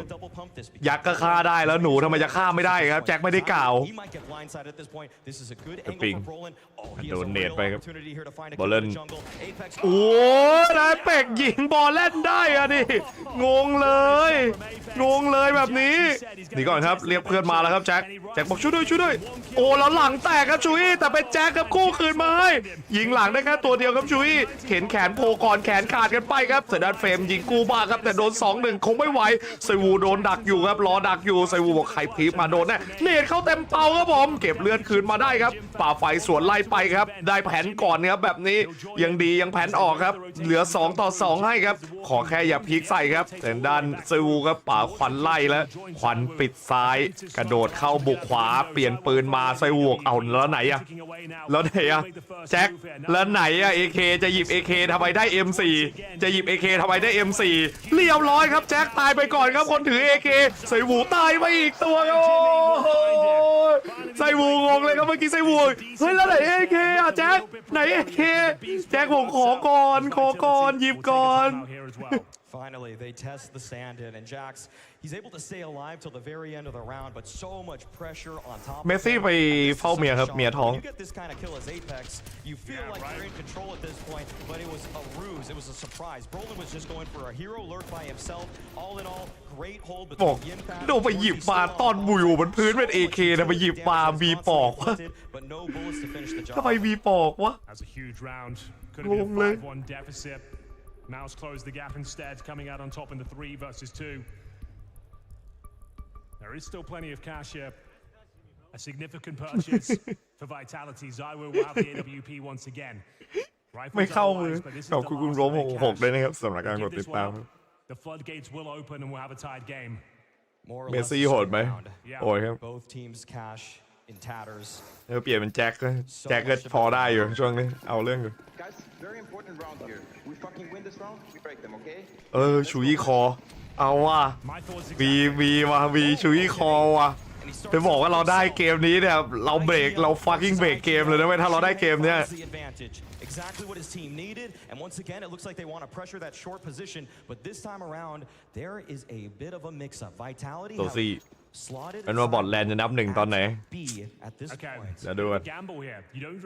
ดูหน้าบอทแลนด์นับแล้วนะเฮ้ยที่โหในไทยเป็นในเฟรมว่ะสงสัยยังไม่นับแต่เป็กล่วงไปแล้วเขาวิ่งไปเจอเป็กตอนไหนก็นับ1ตอนนั้นนะ แวนเชียร์ใครเชียร์ไวท์ทอริตี้แล้วกันวันนี้เชียร์ไหมเชียร์ไวท์ทอริตี้แล้วกัน 2-0 เก็บแรงเพราะวันนี้เดี๋ยวมีไปต่อโดต้าอีก4 คู่โดต้า4แต่เราได้ภาค3นะ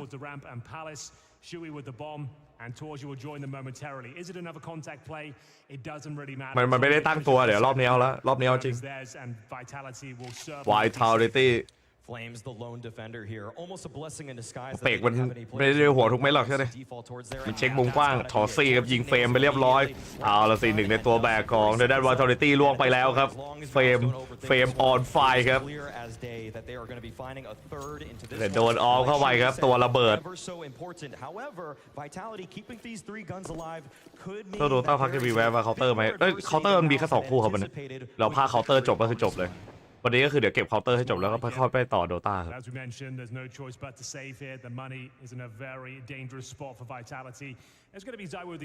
ในการแฟนๆคอดักคอเกมที่ esports ติดตามช่องเราได้ยาวๆยอดดีป่ะเคาน์เตอร์ใช้ได้เมื่อวานรวมกัน800 2 ที่บ้านแดง100บ้านม่วงอีก700ถือว่าไม่แย่ดีกว่าโดต้ายอดช่วงนะแต่มันเป็นวันหยุดด้วยแหละไม่ว่าวันที่โดต้ามันหยุดคนก็เทมาที่ Counter Strike ฟีดบาร์ต้องพลาดทุกคู่ไหมเขาไม่ได้บอกครับว่าต้องพลาดทุกคู่ไหมแต่เราให้เกียรติเขาก็คือเราก็ส่งยอดติดไปเลยภาคยอยักษ์กันลันครับ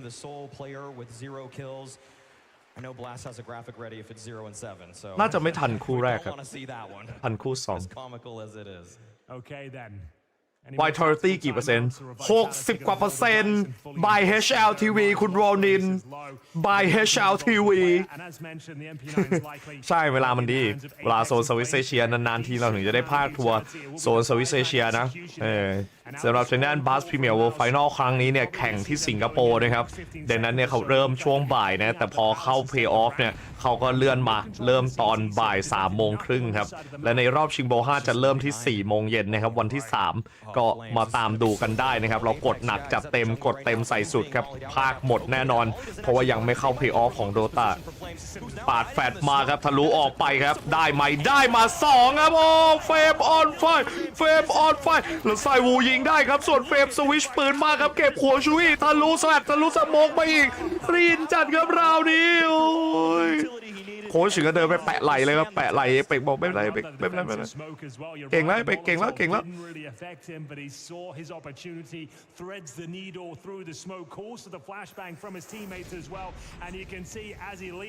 ใช่เอาจริงเนี่ยเมาส์ก่อนหน้าผมสกอร์ไม่ได้แย่หรอกมันก้ำกึ่งจะแพ้จะชนะตลอดแต่สิ่งที่เมาส์พลาดก็คือเวลาเมาส์เจอโพกเมาส์จะแพ้ตลอด 75% แพ้มันก็เลยทำให้เมาส์แพ้เกมบ่อยมากเพราะว่าอะไรเพราะแพ้โพกบ่อยแพ้โพกแล้วมันไหล2 ราวนะครับ 2-3 ราวมันก็เลยแย่ Rush B โดนทางด้านสปริงครับยิงหาย Rush เลยครับโอ้เจ้า Rush B โดนออฟกระบอกเดียวครับนัดเดียวโป้งเดียวจอดเลยครับพอเลยThis is not what they anticipated. They thought they were going to run right into that B bomb site, bully Jax on it, but no. Spinks already stands up, and now look at this, a push from Vitality. They're even taking. แล้วสปริงมันยิงอะไรแบบ6-1เนี่ยเฮ้ยเพิ่งสังเกตสปริงมันตาย1เองเหรอเวอร์นะโอ้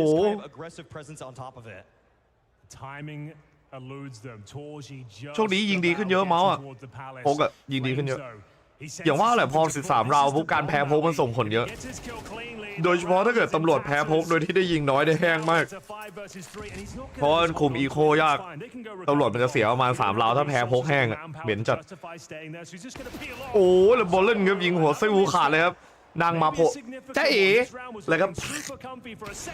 สปริงครับโอ้โหสปริงมือออฟใหม่หรือเปล่าสปริงบอกมือออฟใหม่เว้ย2-4 สเปซกองมาครับชูเอยิงแบบเดือดเลยแล้วเป็นในด้านเฟรมออนไฟเฟรมออนไฟ Oh, it's not good. It's not good at all. They get the bare bones in terms of the lost เคียนไม่พักบูทขึ้นโดดยิงอ่ะรู้ว่ามาทำเข้าให้พี่สปริงยิงแบบเด้งๆเลยอ่ะยิงเด้งเป็นชื่อพี่เลยอ่ะบอลแลนด์หมดแล้วแมปที่แล้วผมบอกเลยนะจากสกอร์ยิงตอนนี้เมาส์หลับยาวไม่ฟื้นตรงนี้ไม่ฟื้น 6-3 แล้วต่อให้เป็นแมปกันก็จะยากถ้ายิงอย่างเงี้ยเซอร์ชันครับยิงแจ็คไปได้แต่โดนเนตจากสปริงครับแบกแบบแน่นๆโดนยิงนี้มันไม่ไหวอะดิโนม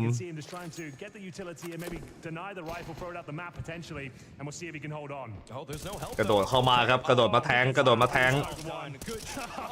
ลูกหมดแต่ไม่เป็นไรครับปืนพกก็เอาอยู่ครับผมเก็บครบหมดตี Dude, he was such a beast on Dust 2 as well.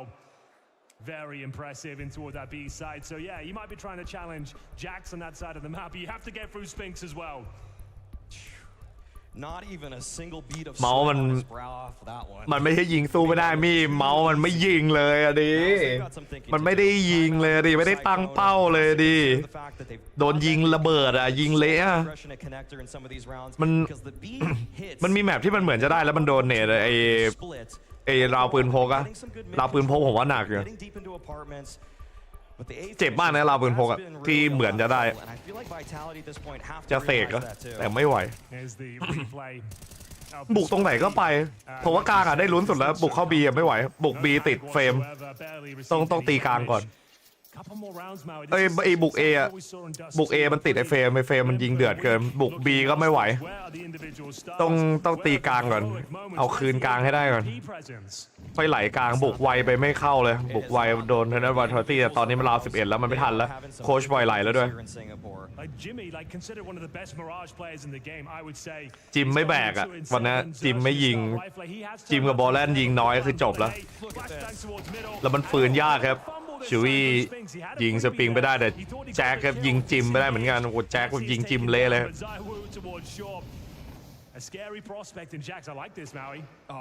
ไม่ไหวนะโอ้ยแล้วครีมายิงหัวขาดครับ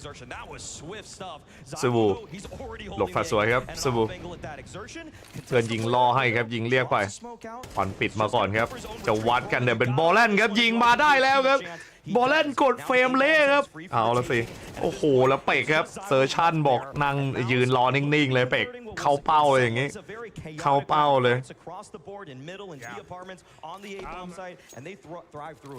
เซอร์ชันมันแบกอยู่ช่วงนี้มันไม่ใช่เซอร์ชันบอทเลยเดี๋ยวสู้ครับ 1-3 ราว11โอ้ถ้านับ8ได้สบายครับแต่ตอนนี้ไปที่ 7-4 ก่อนแล้วครับเวนเดอร์ซูจะล้ำให้มาดูว่าซูจะล้ำได้ไหมครับซูกับออฟในมือของเขา AWP ไซวูซ่อนรอครับทำจังหวะไหลเฟิร์นไม่มีครับถือดีเกินยืนยิงอันนี้เรียกออฟเล็กครับออฟเล็กมินิ AWP ถือแบบเดือดจัดครับจะเอาจริงเหรอครับโอ้โดนบอลเล่นเลยดิตักหัวบอลเล่นบอดอะบอลเล่นแกะ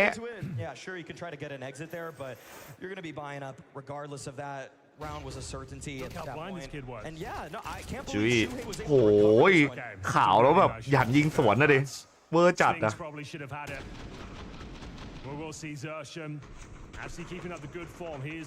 มาดูว่าจะจบที่ 7-5 หรือ 8-4 ครับถ้า 8-4 ที่หวานเจี๊ยบนะครับครึ่งแรกครับ 7-4ทามมิงยิงไปครับยิงกดไปก่อนชุยเฉียดหัวครับเลือดลดไปโดนเนตกดเลือดครับจิมเลือดหมดหลอดแล้วจิมยังไม่ทันทำไรครับเลือดหายไป40ครับเหลือ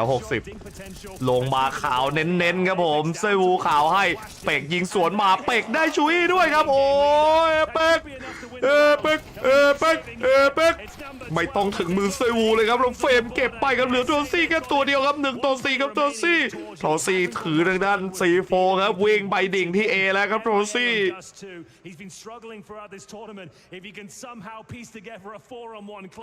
โอ้โห8-4ครับตบเละจะวัดออฟดิฟครับออฟดิฟโบรไม่โบรไซวูยิงให้โบรปินเช็คเจอบาร์ครับพีกออกยิงให้เลยครับสปริง8-4ครับเกมไวครึ่งแรกมาเถื่อนเลยครับจากด้านทีม Vitality กันได้เยอะมากๆนะครับ also known as Launder's agent. We're going to be doing a dive into the last 12 months of Counter-Strike since the release of CS2. แอนบอกคุณหัวเราะในวันที่ผมเอาฮาอย่ามาเสียน้ำตาในวันที่ผมเอาจริง by Epic 2-0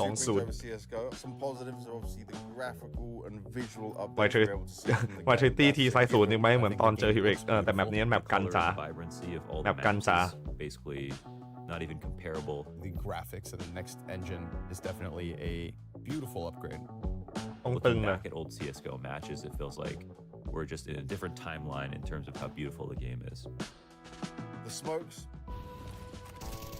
มันติดแน่ๆก็เฟรมมันออนไฟบุก A ไม่เข้าแล้วสปริงมันเฝ้า B มันก็เดือดอยู่วันนี้ใช่ครับมิดก็ติดไอ้นี่มิดคอนเนคเตอร์ติดไซวูอีกFPS history to have a frag and bullet smoke มันยังยิงไม่เข้าดิไอ้โฟก is really a next gen improvement ไอ้แจ็คมันยิงไม่เข้าวันแรกๆI feel like that's the biggest mechanical change that as a commentator watching rounds ส่งอะไรมาส่งก็ every single time blown away by the dynamic mechanics in CS2. CS2 has sort of rejuvenated the community and brought everybody who's been watching for the last 10 years together for the sole purpose of making this new game good and starting a new history. Epic. But I know there's a lot of things that people still want to see to make it better, but slowly, surely, I still believe in Valve, even if it's taken us a lot of time. ขอบคุณครับสวัสดีครับมีใครมาใหม่ไหมฮะยินดีต้อนรับเข้าสู่ช่องแว่นนะครับ This is a very small thing, but we've got left-handed now. But rather than the stickers, เมสซี่เฝ้าเมียแต่แว่นเมียเฝ้าไม่มีเมียเฝ้าอะไรวะ Bring back Danger Zone, and I'm เป็น not saying that as a joke. All the game modes that you lost when CS:GO transitioned over should be brought back. This is something I saw a player. เอเชียนอกจากมองโกแล้วมีทีมไหนเดือดอีกไหมครับไม่มีเลยครับมองโกเดือดสุดแล้วตอนนี้นะ Right now we can change in 0.5 of the length of the thickness. But maybe going in smaller increments. เก่าจัดด้วยคิว for what your crosshair can look like. Every person plays with a very different style crosshair. Everyone's got a different way they want to have it look. แอบบุกยากอยู่ opportunity in that as well. My number one thing that I want ทีมที่จะบุกได้ต้องตีกลางให้แตกเดี๋ยวผมมองว่าไม่มีตัวเลือกยังไงก็ต้องยอมเสียยูทิลิตี้กลางแล้วปัญหาคือมันมีโอกาสแบบจังหวะควันปิดมันชอบเดินออกมาดันยิงกันต้องเดาแผนให้ถูกต้องแกมเบิลให้คมถ้ายิงคมกว่าพอบุก A ได้แต่บุก B อะยากบุก B ต้องใช้ดวงผมมองว่าบุก B คืออีกฝั่งต้องยิงพลาดอะถึงจะบุก B ได้บุก A มันยังพอปายูทิลิตี้แล้วปิดแล้ววัดคมได้ถ้าเกิดตีกลางแบบได้ข้อมูลตีกลางมาด้วยนะEverybody just wants to play more Counter-Strike and พอจังหวะแบบตีกลางหลอกทีนึงช้อนเข้าอันเดอร์พาร์ตตีกลางปิดคอนเนคเตอร์ได้จังหวะคุมคอนเนคได้เนี่ยเราปิดมุมสวยๆอุ้ยของจริงหรือเปล่าโอ้ของจริงโอ้ของจริงอย่างนี้ของจริงเพราะถ้าวิดีโอจะเป็นมีด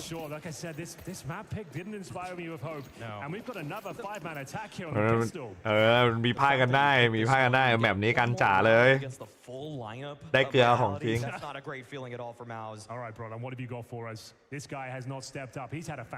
ใช่มองโกเนี่ยเอาหมดทุกเกมจริงเล่นโคตรดี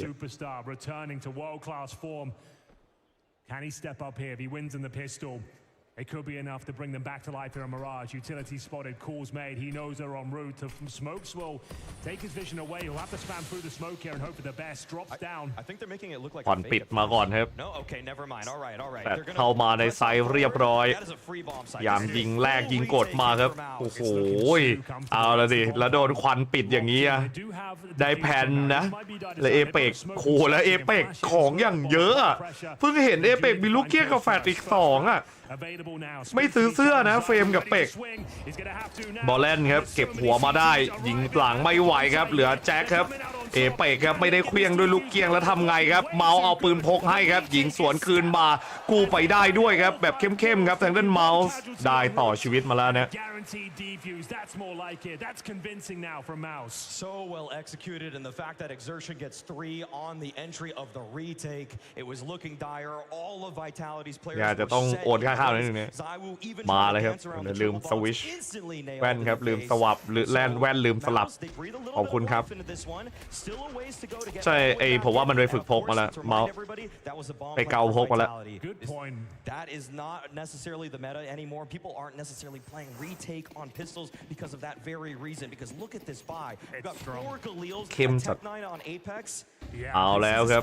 แต่ด้าน Vitality ปืนเยอะมากนะถึงแม้จะแพ้เราครับได้แผ่นสักอย่างครับผมฝนตกยังวันไม่แน่ใจอากาศเริ่มแล้ว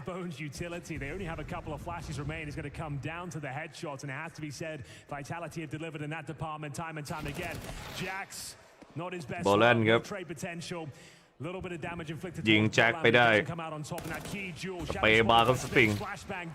กดมาครับพร้อมแฟดเก็บสปริงเพิ่มเติมครับโดนเทคได้เอเปกครับโอ้แล้วเทคได้เอเปกครับผมเก็บไปได้1-2ครับเวอร์จัดๆครับTorzy right there at the windows. He gets a glimpse of Apex, but no shot. 3-on-3, and Brolin, despite the heroics earlier in the round, he's on 6 HP. He's in the back line right now. This is so difficult. There is a kid on Torzy. Time is still on their side. Nade sails in, no kill. Flames โดนเข้ามาครับเฟรม Zywoo from the high line, and right there Apex. He is ครับ holding the line. 3-2ครับกดเข้าเต็มข้างตัวเลยครับเฟรมเหลือโทซี่ครับโทซี่โดนลุมยิงครับโทซี่แล้วเอเปกแบบมาแล้วครับได้แพนนะครับทำไมครับโดนเอเปกเทคได้อะเอเปกเทคไน in the most important round of the series so far. Sure, you won the pistol, but losing the second is such a devastating blow. Even worse. It's even worse. You're right. Loss bonus is in the bin, and Mouse, you had to make that one work. They even spotted Apex for an instant as he was crossing towards shore, and it was just not a quick enough calm in that moment. He had even such a scrappy first interaction. He had 10 shots before he even connected, and somehow delivered the first dink on the second player. Apex carries them through, as it has to be. แลกกลางมาครับเทเลซีวูบีปืนน้อยด้วยครับเทเลนเมาส์9-5ครับ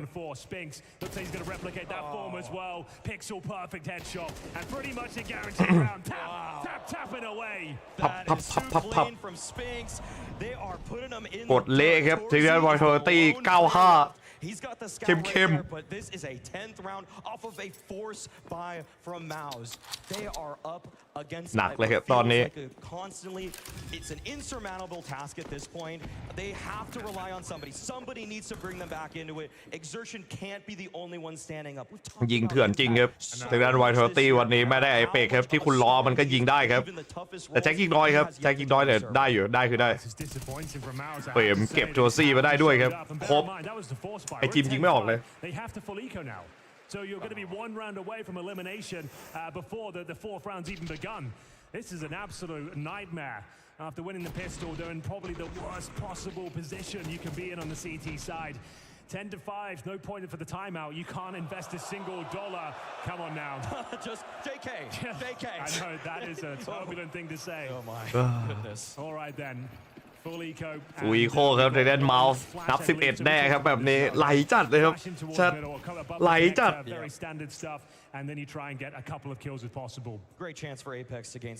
แบบนี้ฝั่งไหนได้เปรียบปกติแล้วเป็นฝั่งกันแต่ตอนนี้เละแล้วมันหลุดเยอะเกินไวท์เทอร์ตี้มันได้เยอะไปครั้งแรกอะอะไรครับเข้ามาคีนหลังเลยครับเอเปกนักล่าอีโคได้การเร็วไปครับแต่ปืนหมดนะ ปืนหมดนะรีโหลดมาครับเซอร์ชันสเปซสวนคืนเสื้อหมวกไม่มีครับแต่เซอร์ชันคงไม่ได้วัดฮะ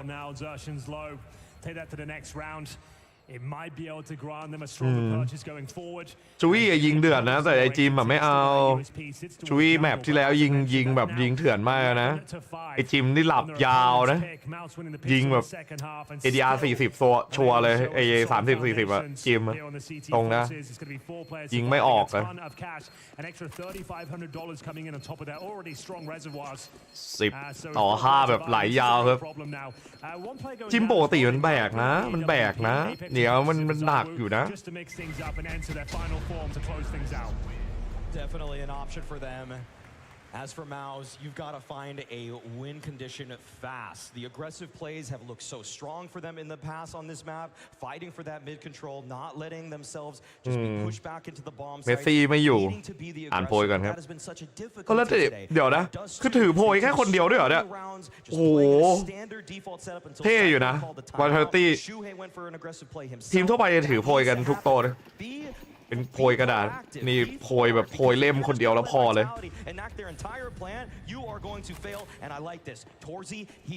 ฉันเชียร์เมาส์ดีที่สุดสีแมป3แบบตอนนาวิเฟสทำไมอะภาพจิมตอนยิงเฟสไอจิมปกติแบกจริงงูแล้วเอเปกครับยิงเซอร์ชันหัวขาดไปแล้วด้วยเอเปกที่มันมาครับแต่โดนสวนเกินไปสปริงรอกักมาได้ครับยิงกดในด้านทอซี่ให้ครับเข้าหัวแบบเต็มๆครับ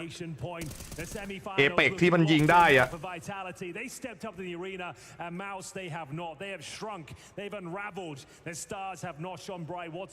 ปกติเปกไม่ยิงนะแต่นี่เปกยิงนะยิงไม่พักเลยนะThey need to find this round. If he can somehow step up with this Galil, that would be fantastic. Two players peeking towards middle, and retaining the man advantage. Shui, he's nameplated towards the connector now, so they know the maximum there's one player towards B. But what a player it is! Considered one of the best B bomb side anchors in the world. ซูวูแฟดได้จิมมาอีกครับเข้า12ครับวอลเทอร์ตี้ตอนนี้เป็นแฟนเมาส์แซดจัดครับบอกกันเลยมันวูบเลยครับมันวูบเลยครับแชทมันวูบแล้ว One saving grace here is that they are headed right towards him. There is a chance for a heroic play from him. I'm not counting him out just yet, but as soon as Jack sees him, that's it. 12-5. 7 match points for Vitality in the quarterfinals of Singapore. This is not the performance you want to put out just before the major, Maui. It feels like Maus have taken one step forward at Rio and now suddenly 2 steps back. Another high-pressure environment, and they're crumbling under that pressure. You're playing against Vitality, sure, but they've got a standard. You've given them the fragging maps. You said the big stages, the arenas don't phase you anymore. I disagree. เดี๋ยวเปิดคู่มาโดน2-0เลยก็มาตีกดเละเลยฟอร์มมันสำคัญครับฟอร์มมันสำคัญยิงไม่ออกก็ไหลยาวครับโค้ชเต็มที่เพื่อน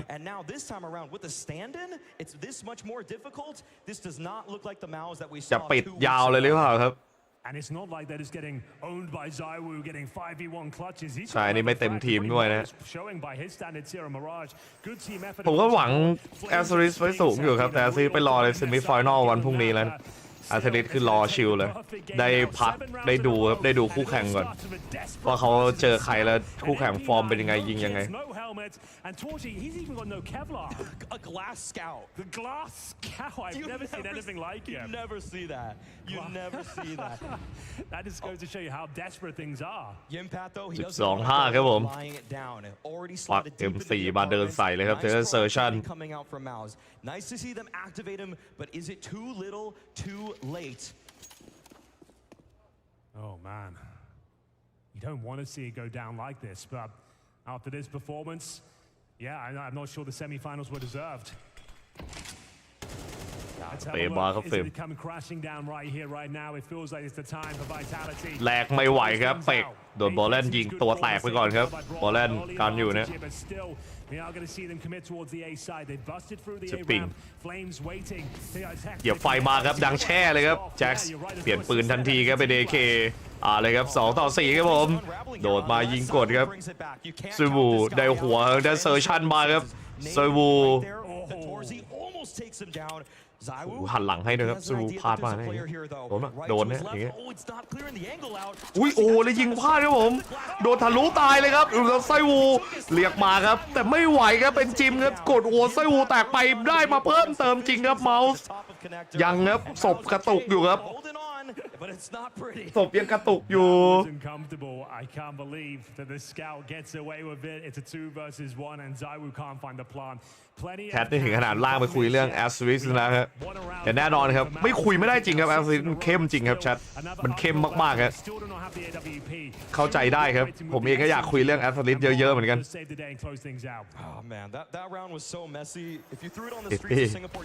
โอ้ยออฟดิฟโรโดนไปดิโทซี่จะพยายามปาดออกมาก่อนครับโดนก่อนไป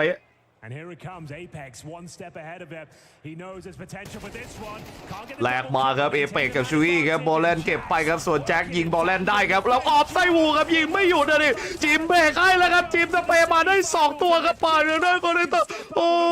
จิม 2-1ครับจิมจะแบกครับจิมจะเอาให้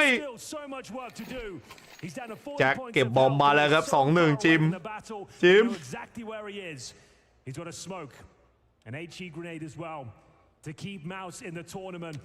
The young Finn ได้แผนก่อนแล้วครับแจ็คขอแค่ซื้อเวลาพอไม่จำเป็นต้องตายครับจิมมีคิดอยู่ครับ2-1ต้องเช็คซ้ายเช็คขวาพร้อมกันโอ้โหจิมกระโดดนะเมื่อกี้โอ้ยได้แบบง่ายๆเลยครับ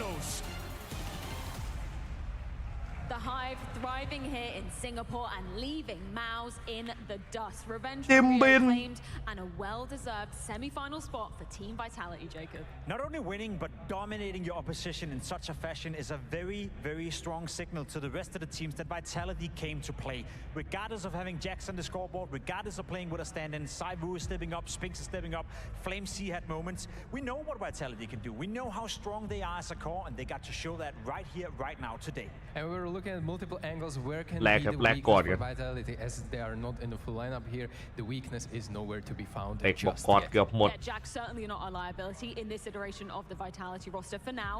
Let's talk about some of the individuals though. Spinks, holy hell, did he show up to the server today? It's been a while since we've seen that Spinks show up. It's been a while since ยิงเดือดจัดครับวันนี้แต่ด้านฝั่ง Vitality ส่วนเมาส์ไม่ตื่นครับโดยเฉพาะจิมครับกว่าจะตื่นมันตื่นราวสุดท้ายครับมันไม่ทันเลยครับมันไม่ทันแล้วครับไม่เป็นไรครับได้ขึ้นสเตจในนั้นเมาส์ผลงานขยับขึ้นครับแต่สุดท้ายมาโดนเบรกครับโดย Vitality เจอคู่เดือดครับผมแต่ต้องบอกเลยว่าทัวร์นาเมนต์เนี้ยเนี่ยทีมที่เหลืออยู่มันเดือดหมดอยู่แล้วเนี่ยเดือดหมดอยู่แล้ว days when he was still on the previous team, I really like what I'm seeing so far from Flamesy this tournament. Some well-deserved wins coming out of the side of Team Vitality. So let's check on in with Apex and Banks. Vitality advance to the semi-finals and they do it in style. And Dan, this looked like a fired up and completely well-together, well-connected Vitality. What was the change? Well, I think today everyone stepped up individually. Maybe not me on those two, but otherwise we all play really well. And that was the change with the group stage and with the other tournaments, where we are our power is showing up, and that's what we lacked. Maybe Zaiwu was good, sometimes Flamesy, sometimes Mezzy, sometimes Spinks, but not together. And we can see when my player are at the top. I think it's really tough to beat us.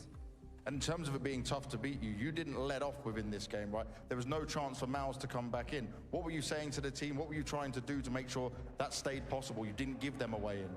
Well, to be honest, after those two, I just said, guys, we're so much better than them right now. Like, we don't have to get overconfident, but I promise if we keep going good CS together, we're gonna smash them second map as well. And that's what happened, I think. As I said, when Spirit 2-0 เฟดไหมผมว่า Spirit น่าจะกินเฟดแต่ไม่รู้ 2-0 หรือเปล่า Who can fuck them up? ยังไม่เห็นแมปยังไม่เห็นอะไรเลย Now for Jax, you've got him through to a semi-final, and he's also showing up in here. How good does that feel? Jax is a really good friend of mine outside of the game, but he can also be a fantastic player. I told you before, but he's 32 years old. But if in a good system with people knowing CS and have the right player around him, have a good IGL, I think he can be used in the right way. And yeah, he can be a fantastic entry fragger. So I tried to use him the perfect way, but some บอก of พ the ยายาม games ใช้แจ็ค look up at him. But as I ให้ said, I ถูก don't think he had a good IGL for a moment. ทางที่สุด And if he gets one, he will get much better. Very well. Well, Come on, look man. at this. This whole crowd has been cheering for you guys. Super supportive of Vitality as well. Anything you want to say to all these guys? No, it's my first time in Singapore, so it's a pleasure to play here. Thank you everyone. บอกว่าครั้งแรกที่มาสิงคโปร์นะที่มาแข่งสิงคโปร์ขอบคุณทุกคนมาก Make some noise for Vitality as they cruise on through to the semi-finals. Oh yes, Vitality going to be going toe-to-toe with G2 in that semi-final coming up tomorrow. I'm sure the crowd are very happy about that prospect as so many of the Vitality fans cheering them on throughout that series. And what a well-deserved spot. I've said it once, I'll say it again, Jacob. The fact that they can do it with Jax at the helm as well. As Apex said, a great friend of his, bringing the vibes both in and out of the server today. Yeah, and I love the fact that Apex also solidified what we were talking about. When you have a duo of Spinx, Saivu, and also FlameC chiming in once in a while, as Apex said, who's supposed to beat us then? You know, when his players are playing well at the same time, who's supposed to beat us? And I think that's a great argument. When ๆโดตาหรือเซียต่อครับเซียต่อโดตาเดี๋ยวประมาณ2 ทุ่มโดตาประมาณ2 ทุ่มน่าจะได้ภาคเพราะว่าเคาน์เตอร์จบไวแล้วก็สวิชไปโดตาตอนนั้นเลยเคาน์เตอร์วันนี้มีแค่2 คู่ดังนั้นเราก็เก็บเคาน์เตอร์ให้ครบแล้วก็ไปโดตาใช่ไหมคนเยอะใช่สวัสดีคุณท็อปนะจ๊ะด้วยครับสวัสดีคุณแคชเชอร์ครับโดตาเดี๋ยวมาครับรอก่อนนั่งดูเคาน์เตอร์ก่อนนะจะได้สวิชทีเดียวเพราะว่าตัวเคาน์เตอร์แข่งแค่ไม่กี่วันนะครับตัวนี้แข่งวันชิงวันที่3เนี่ยเดี๋ยวเราเก็บครบโดตาเป็นคนละเวลากันแต่กินเวลาโดตาไปประมาณคู่หนึ่งนะครับเดี๋ยวค่อยสวิชไป 1 or 2 steps ahead against opposition. I think that's the crazy thing about ไหลขึ้นครับ HLTV ยังตรงแล้ว the fact that they did have, you know, the 3 cylinders ปรับเวลาให้ together. It's not often that we do get to see that from Vitality, not least when you've got a stand-in in the fray where I would have thought, you know, there would have to have a bit more space opened up for Jax, maybe a few more, you know, resources going his way. It's kind of been the antithesis. I think it's a bit of a ไม่รู้ว่าปรับขึ้นมากี่นาที the same thing. Why can we not have Saivu, Spinx, and FlameC playing well all at the same time? He even said it himself, sometimes, more often than not, it's Saivu, no one really there to back him up. Then occasionally Spinx will have a great map, FlameC will have a great map, but it never happens at the same time. So I think that's some of the stuff that they've been theory crafting. They've obviously been having conversations together as well. What do we do in order to enable all 3 players, or at least 2 of them at the same time? And now all of a sudden with Jax as a stand-in, when the pressure is alleviated, when there's not that much of a, I guess, demand to deliver, it opens up for some of that freedom, which I think a player like Spinx and FlameC needs a bit more of. So maybe it's a learning experience for Apex as well. Yeah, and we've seen a pattern at these events especially, and this is coming to the team realizing why are they so good. They have to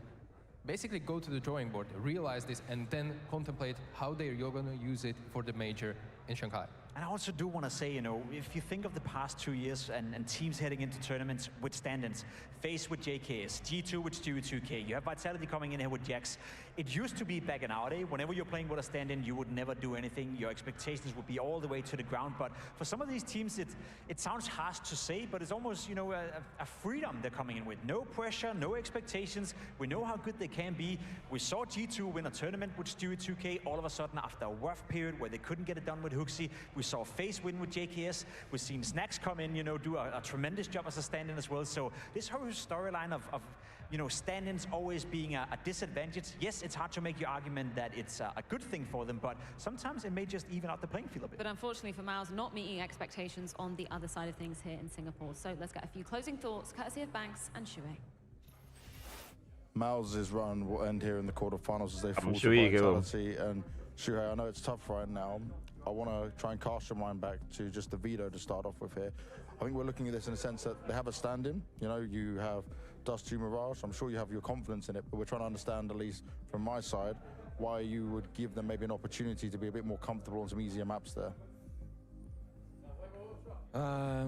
From a team's perspective, you always look at your own team as well. I mean, of course they have a stand-in, but does it really change that much? They're a really strong team. They have the main core there, so a lot of stuff will stay the same. They will just try to fit them in as best as possible. Yeah, like I said, I think it's just down to the comfort zone. We felt really good on Mirage. We didn't show it today, and it's on us that we didn't show it. It's not like we got outperformed. We could have easily made it a good game from both sides, but we didn't do it. We didn't show it on the server, so I would say it's just on us. Do you have an understanding of why you weren't able to show it on the server? I'm not really sure for now. I know that throughout these games that we had small issues on the server. We were doing a lot of small mistakes that sometimes cost us around. We won against FaZe, even though there were still the small mistakes. So we got to the playoffs. So ดาราต่างประเทศสักคนนะ in some way ชีวิต a good run. ผมเองก็นึกไม่ออกเหมือนกันจริงหน้าพี่เคาน์เตอร์เนี่ยหลายคนแบบหน้าหล่อมากหน้าแบบคล้ายกับดาราเนี่ยทรงแบบทรงหน้านี่ใช่เลยขอบคุณคุณชักกฤษครับชักกฤษ47ครับผมสำหรับการกดติดตามด้วย The jet lag, still a new thing for a lot of players to get used to it. Of course, we've had different tournaments across the sea or ชักกฤษ wherever. 47 ใหญ่ครับจัก At all กฤษ times, it's just different. KC ครับ It's not always the same 47 feeling. 2 จักกฤษเลย2 ID ขอบคุณครับ Way to adapt to it. So เมาส์แพ้เลย there's some team stuff outside the server as well that needs to be looked at and fixed to make sure they're เข้า Google ให้ Google ช่วย one tournament pop off. Yeah, there's just some stuff that you need to work on. And is there plenty for you at least to review in a way to help you guys now going into the RMR and Major? Yes, for sure. Maybe it's a good cold shower right now coming into the RMR. Definitely a small break now after a tournament like this. But maybe it's a good sign for us that shows what we need to work on. พี่อ้อมของเคาน์เตอร์เนี่ยเวลาส่วนใหญ่เป็นฟอร์แมตแบบแพ้กลับบ้านเลยพอมีโอกาสได้แก้ตัวแค่ในรอบกรุ๊ปสเตจถ้าลงมาเพย์ออฟคือตึง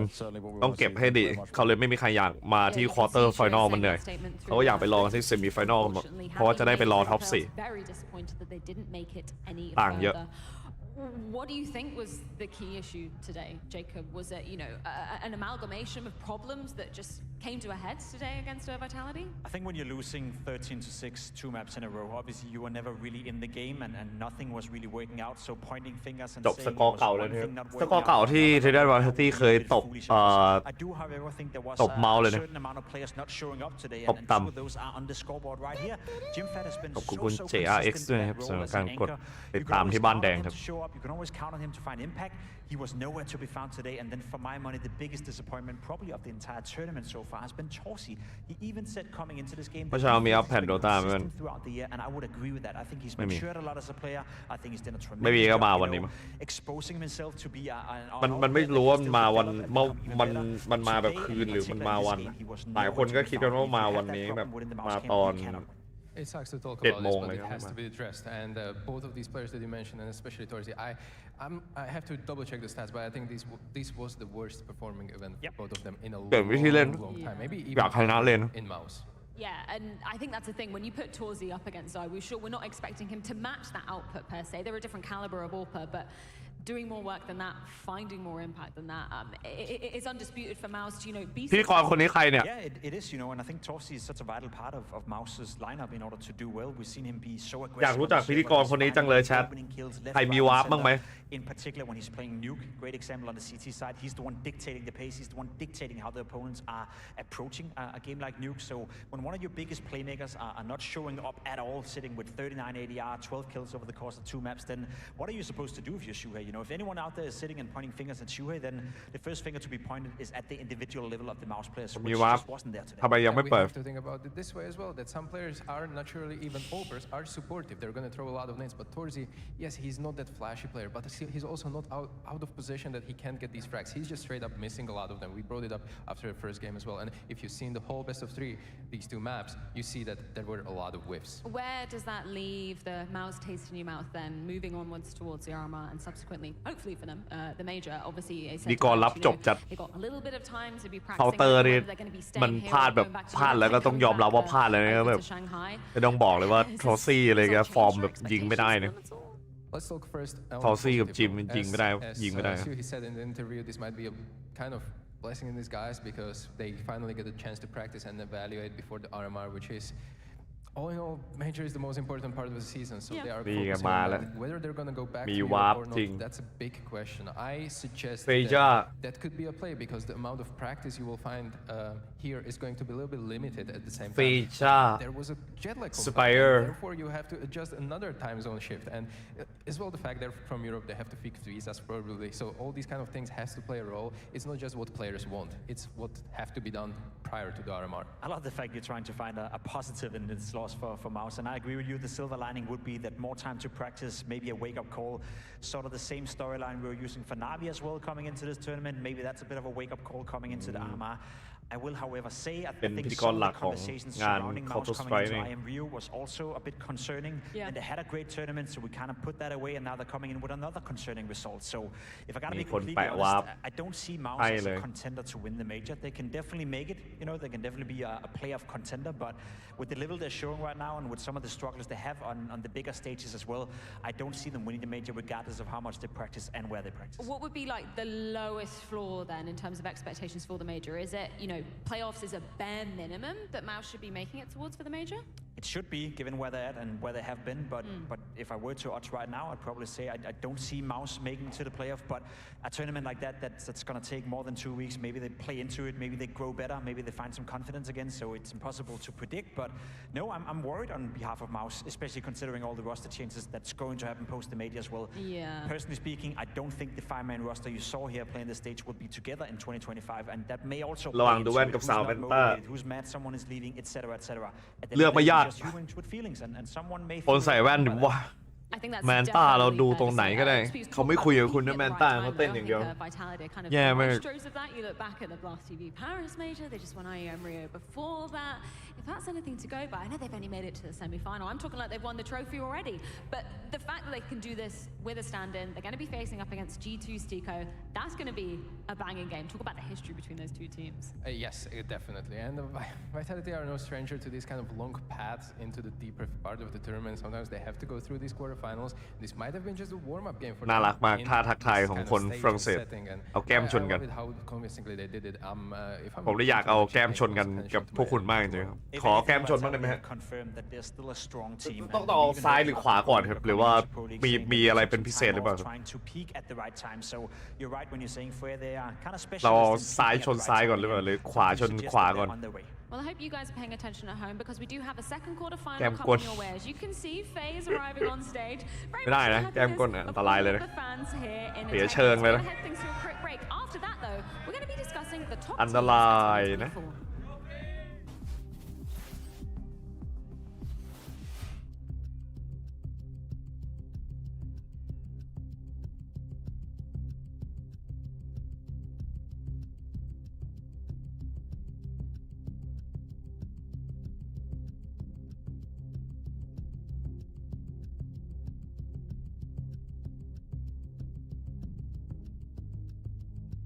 ละลายนะแก้มก้นนะ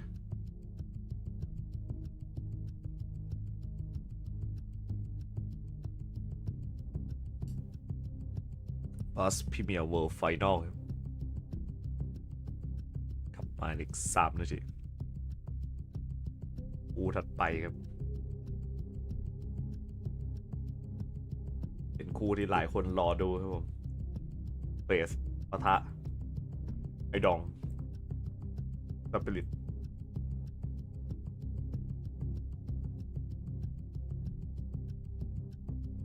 พี่แกนครับแกนปะทะกับไอ้ดอง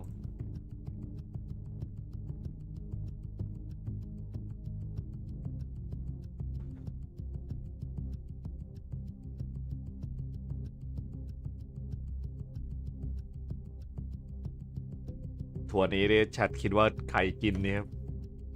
ดาวแดงก็น่าสนครับดาวแดงที่น่าลุ้นอยู่จุดติดจัดหลังบ้านดูทำงานดิ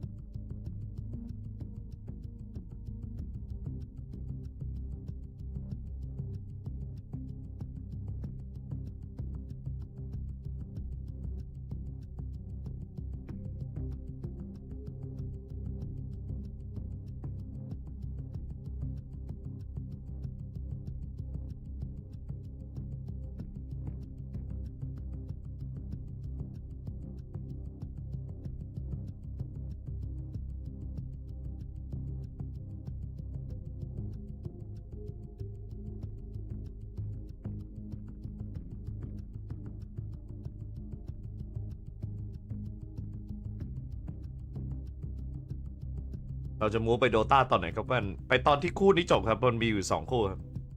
วันนี้มี2คู่ก็ไปมูฟไปโดตาราวๆ2 ทุ่มครับราวๆ2 ทุ่ม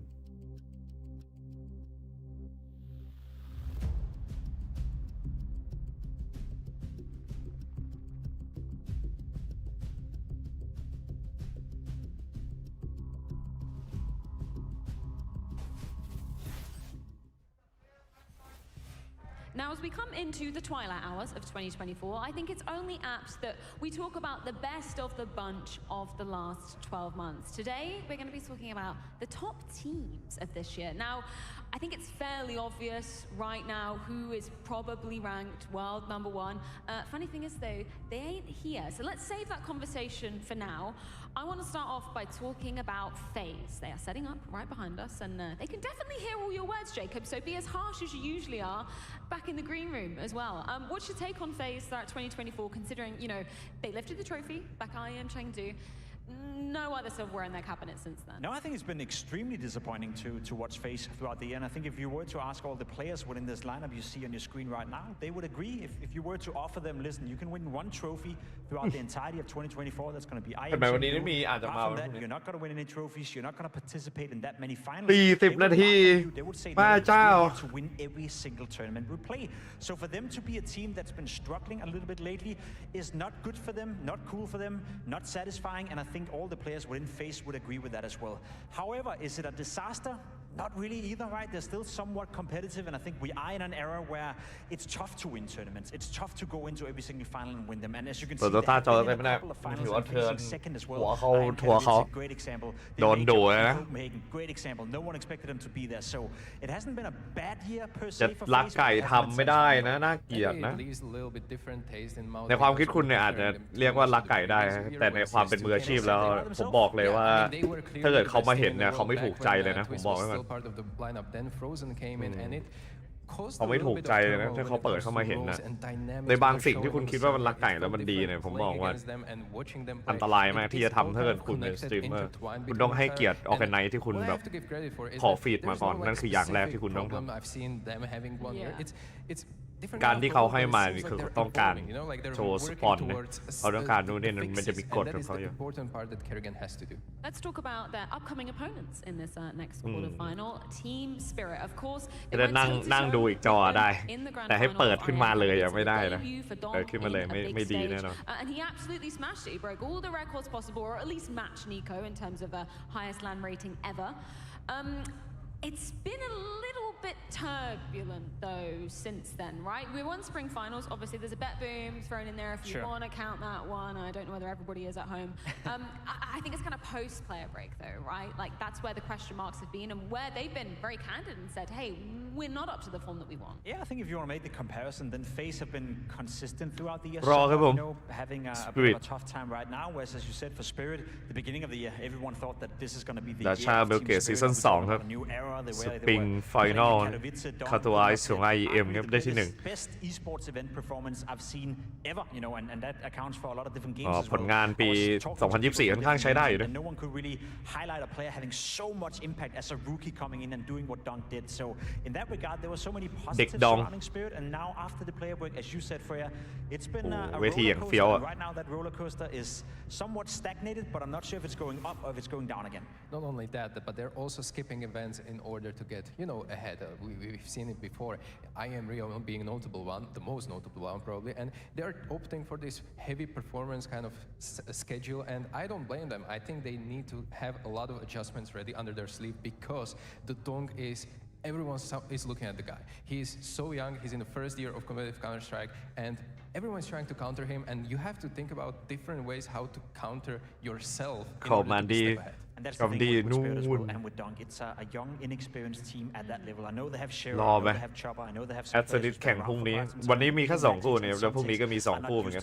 So we can give them a little bit of slack in that regard. Okay, don't let recency bias, you know, influence you at all here, Steeko. Mouse, obviously, we just saw them get eliminated by Vitality. They've claimed a couple of trophies, but there is, you know, a massive context to that. It's always been in those kind of, you know, studio/small audience environments. Where does that leave them then in the conversation for you for this year? Yeah, again, for Mouse, It's really tough for me to say. I don't see them as contending, obviously, for top 3. But what I'm going to say is that, again, this team is incredibly young, and they are leeching off the fact that the experience are only going to come. Maybe they are treating this year, actually, as an experience gathering year, so to speak, and they are going to turn that into gold for 2025. That might be the play here. And this is where you got to put context into the matters as well. When you're comparing Mouse to FaZe, to Spirit, to Vitality, to some of these big organizations, the budgets Mouse are working with are increasingly, slightly lower, if not a lot lower than some of these bigger teams. They're getting the absolute most out of the resources. They're fostering talents, they're promoting talents from the academy teams. So again, if you want to make the same experiment where I said, if you were to ask FaZe, are you okay with just winning one tournament, getting into a couple of finals at the beginning of the year? แต่จิมมี่ยิงไม่ออกครับเศร้ามาก Mouse from the beginning of the year, would you be นี่ okay น่าสงสารมากจิมมี่เป็นแฟนเมาส์คือใจสลายจัดจิมมี่มันยิงไม่ออกเลย They would buy that instantly. So over the course of the entire year, it's actually been quite good for Mouse. Yeah, Taxman probably very happy with the Mouse accounts if he looks at them there. I think you're kind of onto something there, Stuco, because at the beginning of the year, it was the, okay, group stage gods, we know you're going to farm in the group stage. When you hit the actual big stage, though, we expect you to kind of, stutter a little bit. We expect you to stumble. I think that conversation has been firmly put to bed throughout 2024. Yes, it definitely has been. Today we've seen some shakiness, though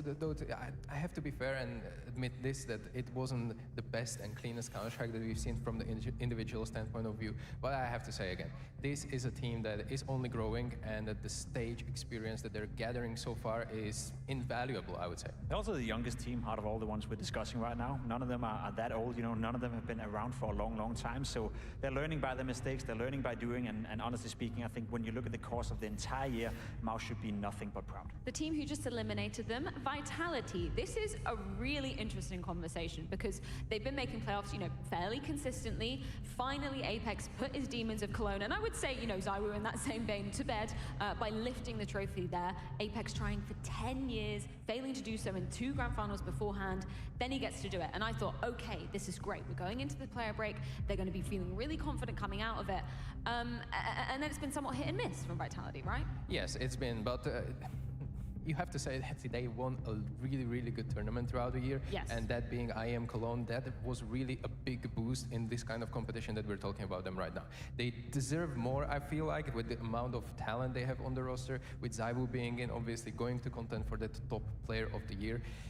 I expect a little bit more, and you have to think that Vitality as an organization are aiming to get more. They want to win those tournaments, they want to win those majors, and there's nothing that is bad for them when it comes to second place. If you take the Bird perspective and look at the year, they've been quite consistent throughout the entire year. They've been getting into the finals, they've been getting into the semifinals, and I guess that's the most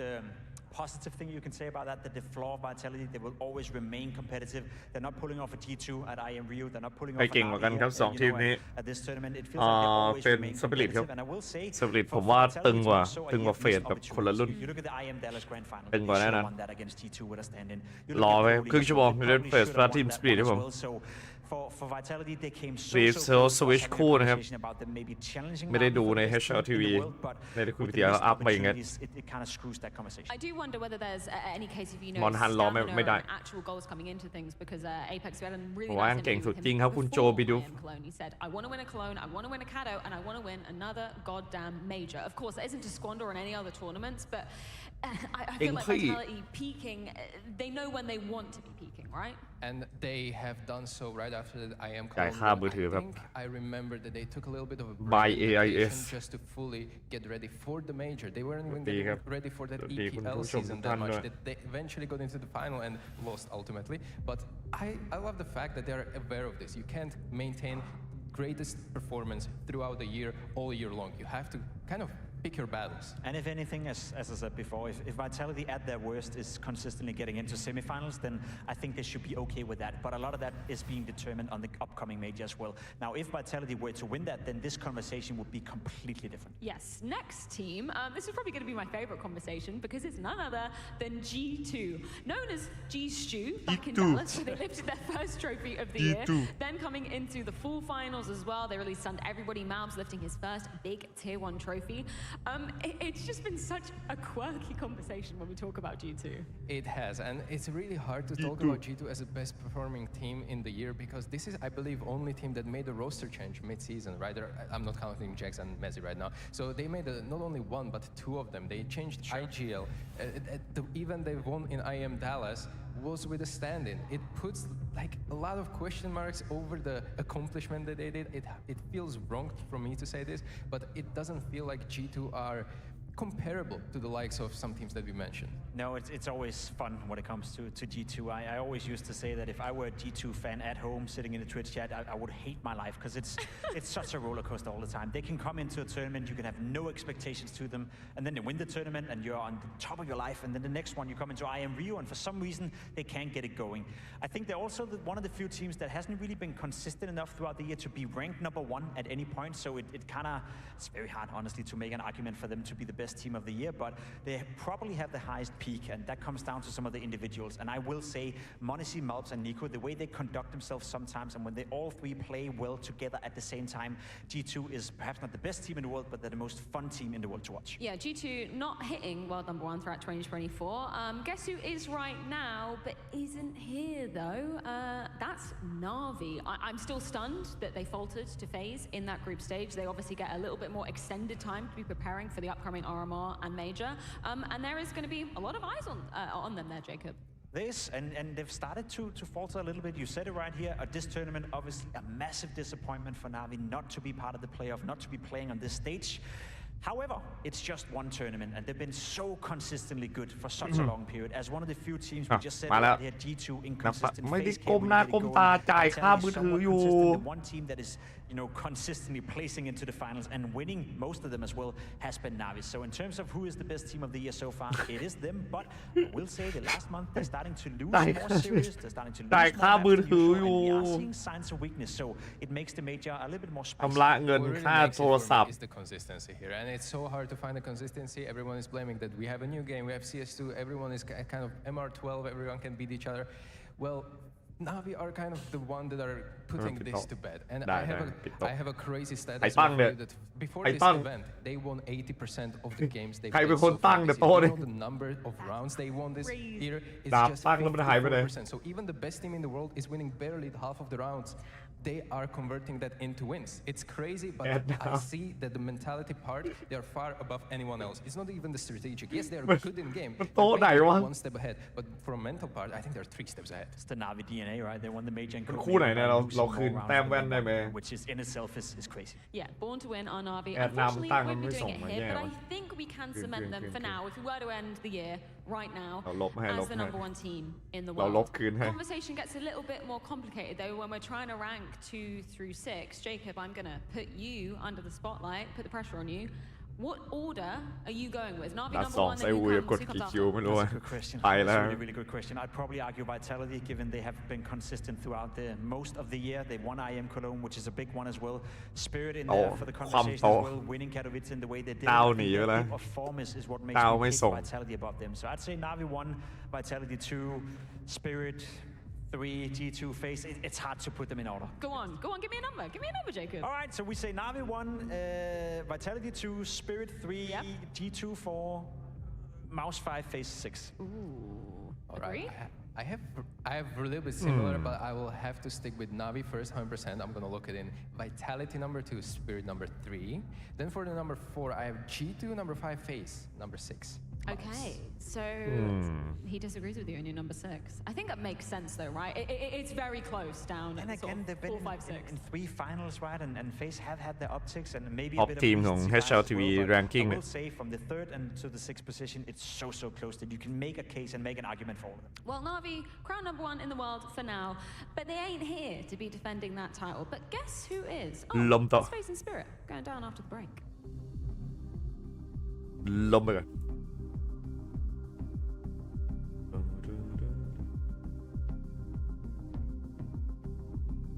ต่ออีกราวๆครึ่งชั่วโมงได้นะครับเกมถึงจะเริ่ม Spirit FaZe เตะครับจบไวคู่แรกจบไวจัด It's a one and done, but they still don't know about Hunter. They clear it. Oh, yes. What a way to clear that. JL does what he has to, but m0NESY misses a shot. And so Mobs and Nico to combine here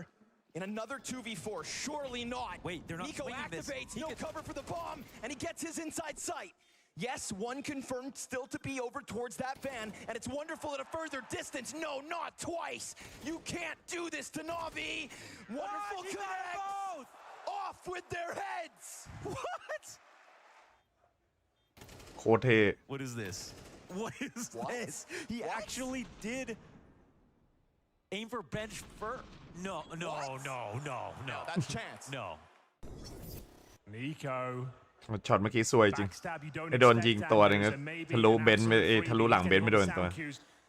They've got everything set up. Oh, it's checked Apex.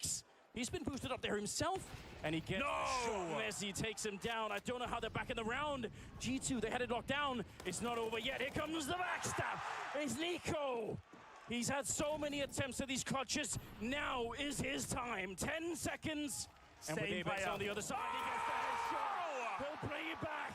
He failed the first one, but this one is his. ต้องแป๊บ Yeah, he's hanging on to Cave. Mobs does establish himself in Donut, and I mean, he was a killer back in the first pistol in this position. Mobs almost got away from him, but he joins forces with Hunter, and they do take control. So it's a quick push from the CT. He slides in between the 3 players that remain, and he even takes their back. Oh, that's a find. เจอกันเลทเกมอะหลัง30ดาวพันดาวสู้เลย He drops the ball, and Alexi's on the bomb. If they wait too long, they might forget that someone's actually defusing it, and they cannot find him in the smoke. The knife's coming out, and he gets it. Okay, they stop it. JL gets knifed, and the Guatemalan Mauler slashes through 2. And as he keeps his head down, those T's ever closer, 15 to the clock. They're trying to respect the smoke. Nico holds and he waits, and they'll find him. As he tries to go back and forth, he steps in. It's m0NESY's chance to shine. And as he peeks, อันนี้เป็นนักพากย์กล้องนักพากย์เก่าโคตรเท่ Not today, not tonight. G2 in a best of 5. Imagine this call up. Imagine the moment. ย้อนเวลาบาสพรีเมียร์เวิลด์ไฟนอล On the map. As Snacks at the helm เริ่มนี่ประมาณ20 นาทีแต่อันนี้เป็นกล้องบาสเก่างานบาสเก่าอันนี้ของ Fall Final Champions G2 สวัสดีครับสวัสดีคุณเจด้วย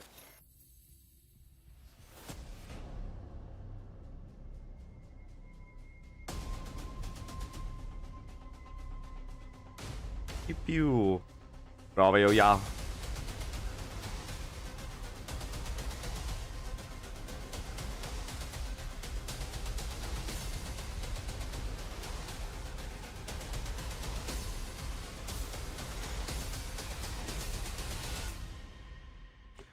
มันว่าคู่ไหนจะชิง Oh yes, 2025 looking very exciting. เพราะว่าแอสซาริสมีภาพสูงมากมันเล่นเดือดจริงแอสซาริสตอนนี้ Such a cool city, such a beautiful place. Portugal always is one of my favorites, so to speak, and I guess the environment inside that arena that we've been to a couple of times. จะเป็นแอสซาริส G2 can be very, very loud. So yes, I'm excited for that one. Oh yes, it's going to be very exciting indeed. But before we get on to all of that, it is time for our second quarterfinal. เพราะว่าแอสซาริส G2 Two familiar foes set to be taking to the stage ทำไมน้อง in บอ our ส second แพทนี้ quarterfinal. Team Spirit แพทยังไม่มา versus FaZe. Now the story for Team Spirit recently has been they've taken a bit of an extended break, skipping out on I Am Rio. Donk has been very candid about ครับน้องบอส exactly what they've been พากจบ working ก่อนเลย on coming ใกล้แล้ว into this part of ช่วงนี้ต้องพากยาวเลยนะเดี๋ยวพากเก็บงานเรื่อยๆน้องบอส I think it's fair to say it's been a rocky road for them ever since lifting the trophy in Chengdu. They haven't hit the mark that we know that they've been พากยาวเกินนะดิ It's a roller coaster of a อีก20 นาทีจะพากอีกแล้ว results of the event, but also individuals. There's always only one guy. ไม่ได้เลยคุณไปทางไหนครับ It's always kind of not the phase Spirit นะพวกนี้ at the beginning of Spirit the year and Spirit previous year when they were the #1 team in the world. And that one guy you speak Upskill about reskill ในยุค 2024 New Normal I feel like he has been the only consistent part of ได้ this น้องบอส lineup for the vast majority of the year. Obviously, FaZe is not a bad team. We already มา เชียร์นาวีไม่ทันแล้วนาวีกลับไปแล้วไม่เล่นกับเพื่อนเริ่มเข็นเลือด70ทุกรอบเกาหลังใครเกาหลังผม in particular on Nuke, they lost a round they never should have lost. They could have gone OT, and that could be enough to break them. Then they go against Navi, they lose the first map, which means now you lost 3 maps in a row. No, against the best team in the world, and somehow, some way, they find it in them to recope and then turn it around, beat Navi, around the tournament, find themselves in a quarterfinal. For that reason alone, I'm like, I don't know what to expect for FaZe. $1 billion question: how did they do it versus Navi? What was key for them, kind of turning the tide, or was it more Navi faltering in uncharacteristic ways? I honestly think also for having observed Kerrigan and FaZe and maybe spoken a bit to him as well that I think they apply a lot of pressure to themselves when they come into tournaments. They know the status, they know the caliber they have as a team, and whenever they go into a scenario like that where you're facing Navi, well, all of a sudden you're not the favorite anymore. All of a sudden you can play a bit more freely, you can loosen up a little bit, and I think FaZe is playing the best Counter-Strike when they're loose. It's all about the individuals, not about the strategical mastermind in Kerrigan. Obviously a great caller, but he's not building a team that's very systematic in the way they play. So I need to see แบบฟันกันเยอะๆในเคาน์เตอร์มันจะโดนไหมโดนออโต้คิกไหมถ้าเกิดเราฟันคนในตี้อะคนในตี้ฟันเราแล้วเราฟันคนในตี้แรกกันคนละทีฟันหลัง and this is suggesting to me that FaZe is very much a momentum team. They need this momentum to be carried over, and whether they take this momentum from in-game performance or from the crowd. Let's talk a bit about the mastermind behind the FaZe clan squad. Of course, Kerrigan has been a staple of the organization for quite some time now, alongside Rain. จบแมปผมน่าจะโดนเลย He's achieved a record น่าจะโดนลบเพื่อน for the wrong reasons, Jacob. You found some nasty numbers for Kerrigan. I mean, it's been a while for Kerrigan since he had a positive KD at an event, and I think what makes that conversation interesting is that we know Kerrigan is a fantastic in-game leader. He's a fantastic captain. He's a guy that motivates his team as well. But we are also in an era where we're looking at Snacks, we're looking at other in-game leaders. Apex is a great example, and we're kind of holding them down and saying, listen, guys, you got to produce a little bit more on the server. It can't be true that Snacks have 37 maps in a row. This man has gone 56 events, you know, back all the way back to 2021 since last time he had a positive KD. So it hurts me to say this, but it's also of the notion, as I just said, FaZe is not a team micromanaged by Kerrigan. It's not a team that doesn't allow him to have good games once in a while, because he will have good games once in a while. He's just not consistently performing throughout an entire event, and I think we're coming to a point now in modern day and age Counter-Strike where in-game leaders need to have a little bit of output on the server as well. So I'm not saying that FaZe should keep Kerrigan. I'm not saying any of that at all. All I'm saying is that if we have that conversation when it comes to Snacks, when it comes to Apex, when it comes to Brooksy for that matter, we may as well as well. แต่เคาน์เตอร์กล้ามใหญ่กว่าจริงน้องบอส Subjectively, this Kerrigan result or history making มารอเชียร์น้องดองอะดิวันเนี้ย Well, you have to think about it this way. Kerrigan is actually having consecutive like events, and he wins stuff, you know. Yeah, but sometimes he has this unique. มาลงเหมือนโรงเรียนมัธยมเคาน์เตอร์เหมือนมหาลัยปี 6 absolutely carrying the team, and it's because ปี 6 เลย he's taking a lot of space in the team. Sometimes it just ไม่ใช่ปี 4 อ่ะ Mac 10 and he's got to entry 3 guys รุ่นใหญ่เลยนะปี 6 อ่ะ and it happens, but รุ่นใหญ่รุ่นแน่นเลยนะ look at the Snacks. This is a little bit more hard. ที่เรียนมอเหรอเขาเรียนวิทย์วะ all for the wrong reasons. I hope he finally breaks the streak here at this event, but he's not doing it so far, and I think for Kerrigan, I understand this stat line. I mean, it's way too long, but I understand it. Well, let's check in with the man himself. It's Kerrigan with James Banks. Now, when we spoke at day 1 of the event, you told me, which you haven't said for quite a while, is that you're going to come to win this event, right? But before it was like more talking about the playoffs, so your perspective changed. How much more do you believe now after the Navi game? Same as I believe first day. I'm here to win the tournament. Nothing else but a win is disappointing for me. Like I said, I tried to change my perspective the last 2-3 months. Taking more briefing room and understanding it's a process, but in the end we are in the end of the year. Results are now what matter. We want to end the year on a positive note, but also on an average note, right? So winning a tournament here would be fantastic for us and a confident boost, much needed. And Xtreme it opens the doors, and now it's up to ourselves to keep them open during the playoff. But we're playing a really good team in Spirit today. Do you think you can control this veto and map pool when it comes to playing Spirit? I think it's not the time to trying to test too much, right? We are in a situation แต่ก่อนวิศวะมันเรียนเยอะเนี่ย we want to do. I think Vito always change the perspective how the team feels, right? Are we confident in some of our worst maps? Are we more confident in our own map pick and we just go with that? And I think that's always what you can see in V2. Either sometimes we open doors for some surprise, and sometimes we go with what's just confidence for us. And today is one confidence zone for us. Very interesting. Moving away from the character conversation, because we can't just pile it all onto him, right? Any other names standing out in terms of the FaZe Clan lineup that maybe you wish could be a little bit more consistent in 2024?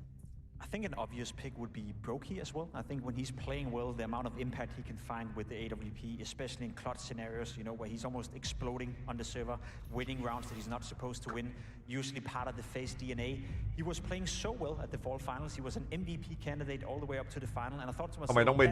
that's a Brokey I want to see more of. But when you dive into his events, when you dive into his stats, that's the only good event he's had in the past 5 or 6 months. It's been a little bit lackluster for Mr. Brokey right here. You see the stat line, and honestly speaking, a player with that skill set should be able to produce a little bit more. Yeah, I think for past 3 months, the numbers doesn't look too great for him. And for the Oper of a caliber like him, he's always going to be he has to deliver, especially against other Opers. You can't deal with Oper unless you are an Oper yourself. วันนี้ใครจะลั่นดิเฟดชัดใครจะลั่น deal with Zaivus and Shiros and stuff like that. And the reason why we put so much emphasis on this is his precision. วันนี้ไอ้ดองต้องลั่นน่ะถ้าไอ้ดองไม่ลั่นนี่แซดมากบอกเลยเศร้าจัดดองต้องยิงนะครับโคเซรายุคไหนเนี่ยโคเซราเนี่ย a guy that takes a lot of freedom also needs to produce on the server, and that hasn't been the case always for Brokey. Should we end on maybe a higher note to end out the FaZe Clan conversation? I think we've got to throw Frozen's name into the ring. I think, you know, when he first stepped foot and started wearing this jersey, there was obviously huge expectations. I am Chengdu managing to lift the trophy there. That's great. I do wonder แต่วันคืนเริ่มกลับมาแล้ว he might be in line for a couple more bits of silverware though. เริ่มกลับมา It's my countryman. I'm gonna praise him. You know that. Yeah, I mean, he is the วัน one คืน that is เก่าๆคิดถึงพี่แกน consistently producing what we have to say are S tier performances throughout the events and throughout the matches. That even sometimes when they lose, Frozen is only one turning up. But we have to say that the clash is still visible between him and the passiveness of his role compared to what เรียนซ้ำ we บ่อย see ดีตั้งแต่สมัยผมโน่นแล้วปี CC when they were number 1 in the world. So you have to also think about it this way. นี่ Yes, 6-7 Frozen แล้ว is having a good time, but in จะ translation, 6-8 แล้ว it doesn't really มัน help เปลี่ยนรอยกัน as much as it used to be. No, I bet you he would trade some of his own And kills donate and some of those stats for trophies. I think that's what he expected joining FaZe Clan. He was, there's a stuck in Mouse for a long time. We all felt that it was the right timing for him to move on, and unfortunately for him, he kind of missed the train. He joined after they won everything with Trist, and then they haven't been able to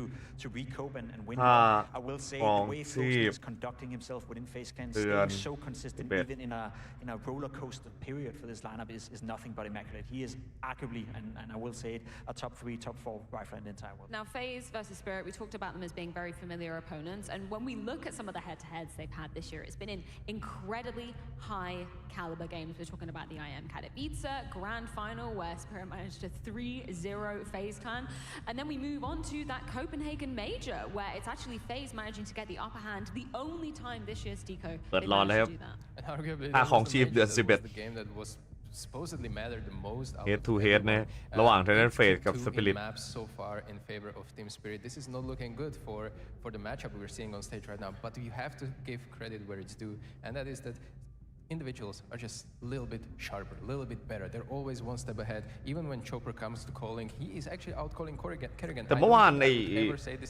ชอปเปอร์เล่นไม่ค่อยเดือดเท่าไหร่ชอปเปอร์เล่นพลาดเยอะเมื่อวานพลาดแบบพลาดหนักเลยพลาดแบบคอสเกมเลยแต่วันนี้คงไม่พลาดเหมือนเดิมแล้วเนี่ยวันนี้คงไม่พลาดเหมือนเดิมแล้วชอปเปอร์เ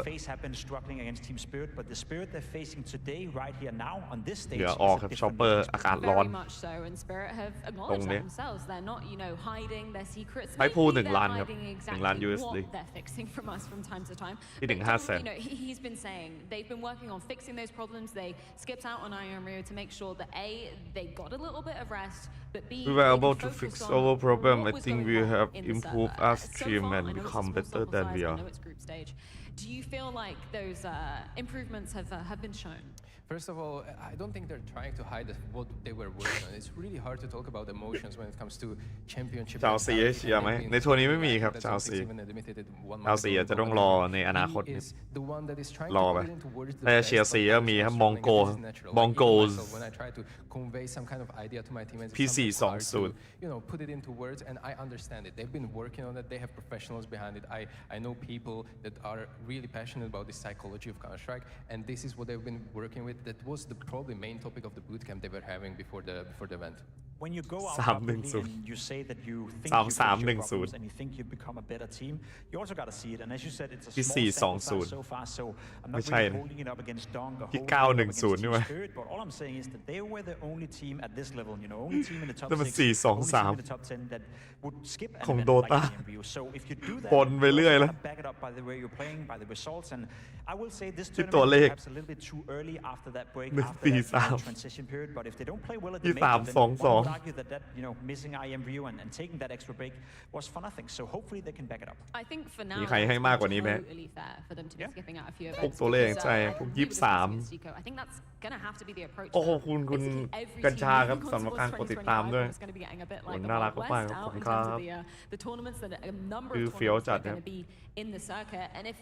Spirit obviously they need to be able to back it up with those results, which coming out of the second half of the season, it's not been great from them. It's also a young team, and they have to understand that they are getting fatigued maybe a little bit in a different way than the others. ไม่คนมองโกชอบตั้งชื่อเพลเยอร์เป็นตัวเลขกันมาเลย So you have to travel the world to compete, and sometimes the competition is not going great. โดต้าก็ชื่อตัวเลข2 คนในทีม that other teams will start doing in 2025, and this heads up start for them might actually give them the edge in the future. You know that as well, right? The CIS เดี๋ยวจะเข้าปี 2025 แล้วกว่าจะได้วันหยุดของนักพากย์โดต้าเนี่ยช่วงกลางเดือนหน้าเลยกลางเดือนหน้าเลยจัดกันยาว Well, let's check in with one of the individuals on the ก่อนแม่ก็ตั้งชื่อให้ดีเต็มตัวเลขนี่ครับFor you personally, we're going onto the stage. We see the crowd out there already. Are you excited to get back on a stage again and fight? Yeah, I'm so good. Then I playing for crowd. It's for me so good emotions, and we playing crowd again and again FaZe. We can. I think it's so good match. Yeah. But it's crowd. Maybe. So close, maybe hard, maybe easy, we don't know, but I just wait. I will wait and see as well. FaZe always have a big cheering section, right? But you guys have beat them good before and beat them in Dallas as well. You had the win. How confident do you feel playing FaZe, like style versus style? We playing last time in Dallas. We winning so close match. It'sฟันไม่สวยแต่ก่อนฟันล่างผมเป็นไงเลย Today it's crowd. It's not much winners. สลับเลย If it's single. แปลงยากมาก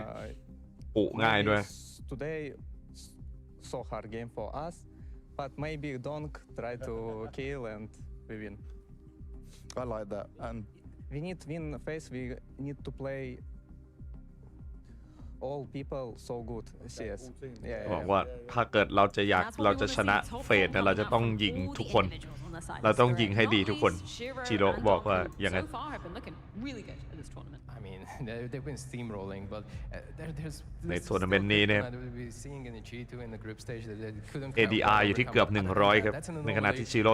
72 KD อยู่ที่ 1.4 กับ 1.5 เนี่ยมอลติคิวเกือบ 30% ครับไอ้ดอง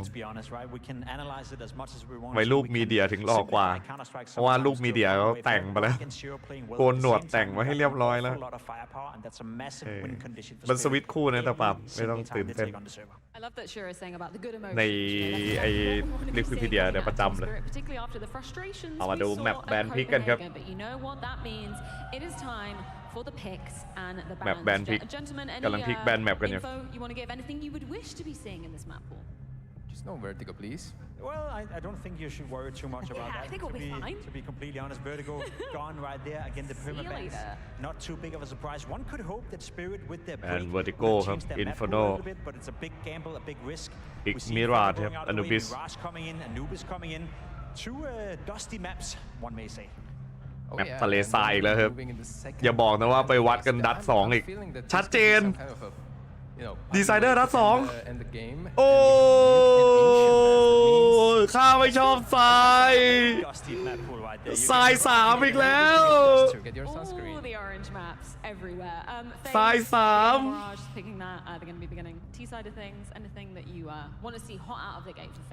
ข้าไม่ชอบทราย That's Robs. He's also been under the scrutiny, a lot of critique. I think there's one map he's still performing at an incredible high level, and that is Mirage. More so on the CT side than on the T side, I will say. I think the way he's playing connected, the way he's shutting down that mid area is at a very high level. So I'm happy to see that we get to see Robs play the one map right now where he's actually feeling confident. And we've seen the turnaround เห็นทีมสปริตบุกทางด้านมิลาดกลางเตียงรอได้เลยสปริตบอก30 วิเจอกัน25 วิเจอกัน Anubis pick from the side of Team Spirit makes sense for you, Jacob? It does. It's a map they've been picking into a lot. It's a map they like to play a lot. It's a map where Dunk feels very comfortable. มันสำหรับผู้แมปเป็นเซอร์เคิลยังไงหมายถึงเวลา drop แมปนะครับหรือว่าตอนแข่งถ้าตอนแข่งนี้ไม่แน่ใจมันจะมีช่วงที่เขาจะเอาแมปออกกับเอาแมปเข้าอยู่เพื่อไม่ให้มันซ้ำซากไม่แน่ใจว่าใช้เมคานิกไหนเดี๋ยวตามข่าวมาให้แล้วจะบอกแสดงว่าอยากดูรถไฟ Overpass. We've seen a huge meta shift in Anubis, and that is that A side is being attacked more and more and more. So I want to see it how they deal with it because it's something recent, something that it never easy, but today we say goodbye to Kaori as we part way. In Singapore, it is time to get the show started. แล้วเขาเปลี่ยน Kaori ออกเหรอทำไมอ่ะอย่าบอกนะว่า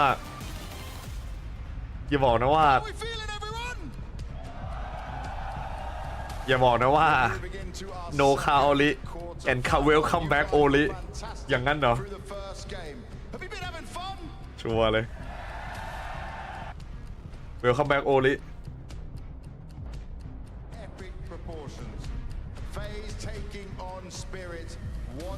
น้องออมทำพาสปอร์ตน้องออมทำพาสปอร์ตน้องออมเตรียมแล้วDo we have some Spirit fans in the house? คราวนี้ก็ไม่ได้แย่นะ And what about FaZe? All right, Spirit fans, I think you can do a little bit better. Let me hear you. Spirit fan. Oh, some boos coming out as well. Okay, Singapore, you're getting crazy for me right now. What about FaZe? โอ้ยกองเชียร์เฟดในฮอเยอะกว่านะSo let me hear you roar!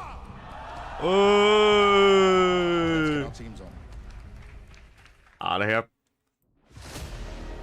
I think we are taking the right steps.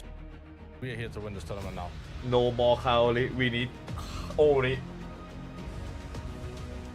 I think we could have performed better on the day against Mouse. แล้วเมื่อวานพี่เลนนะ They really wanted the win way more than us. พี่เลนที่มันยิงอะ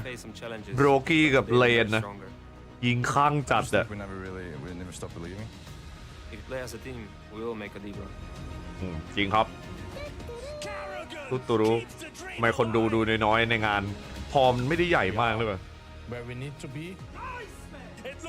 ขอบคุณคุณเข้มด้วยครับคุณเข้มจริงๆครับสำหรับ4 เดือนสมครับ อะไรนะอันยองอันเซโยเมื่อกี้ได้ยินถูกวะน่ะพี่แกนอะไรนะอันยองอันเซโยแปลกๆนะพี่แกนใช่หรือเปล่าอะไรยอง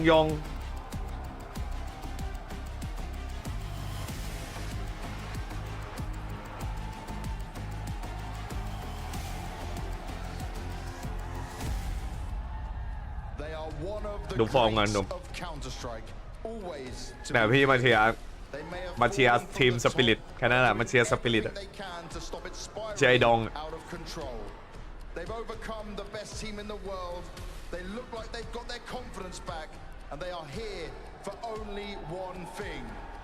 to win. To win ครับก็มาเพื่อชนะและแน่นอนครับ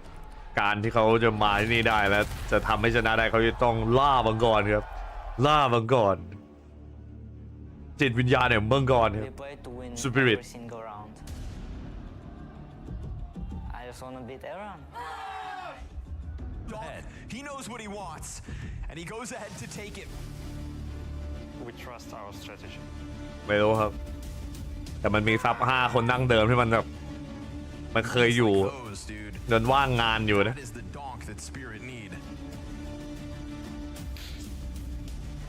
เด็กดองสวัสดีเดวิลลี่ด้วย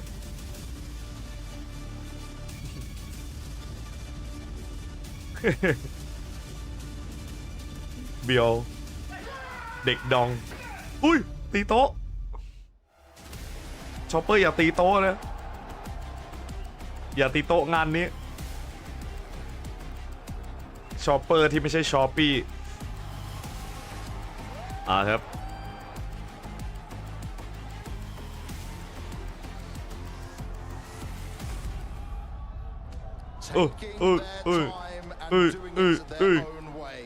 Spirit are happy to get together, take a break, and fix things in order to find success.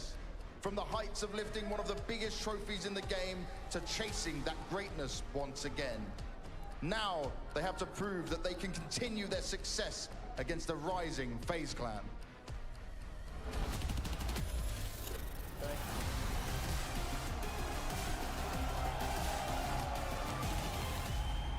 FaZe versus Spirit, a clash we haven't seen go down since I Am Dallas back in May, and these two squads on different trajectories since that very point, and they've taken two different approaches to try and solve them. For Spirit, the key was taking a break, or so they've been saying. For FaZe, they've been attending back-to-back tournaments, and the pressure is now on, particularly prior to the major, to get back into fighting form. It is for that exact reason a very, very interesting matchup. I always like to ask myself the question when I have a matchup like this, for which of these two teams does it mean more to? For who of these two teams needs this win a little bit more than the other? And I can't give you an answer. I think right now it's very, very important for FaZe to at least ramp up towards the armor, at least ramp up towards the major, because it's been a rough time. Same could be said for Spirit. They were the best team in the beginning of the year. They've been struggling ever since. So I feel like right now both of these lineups need this victory an awful lot. And look at it this way as well. PJ in they don't perform here and at the RMR. If this happens, look at the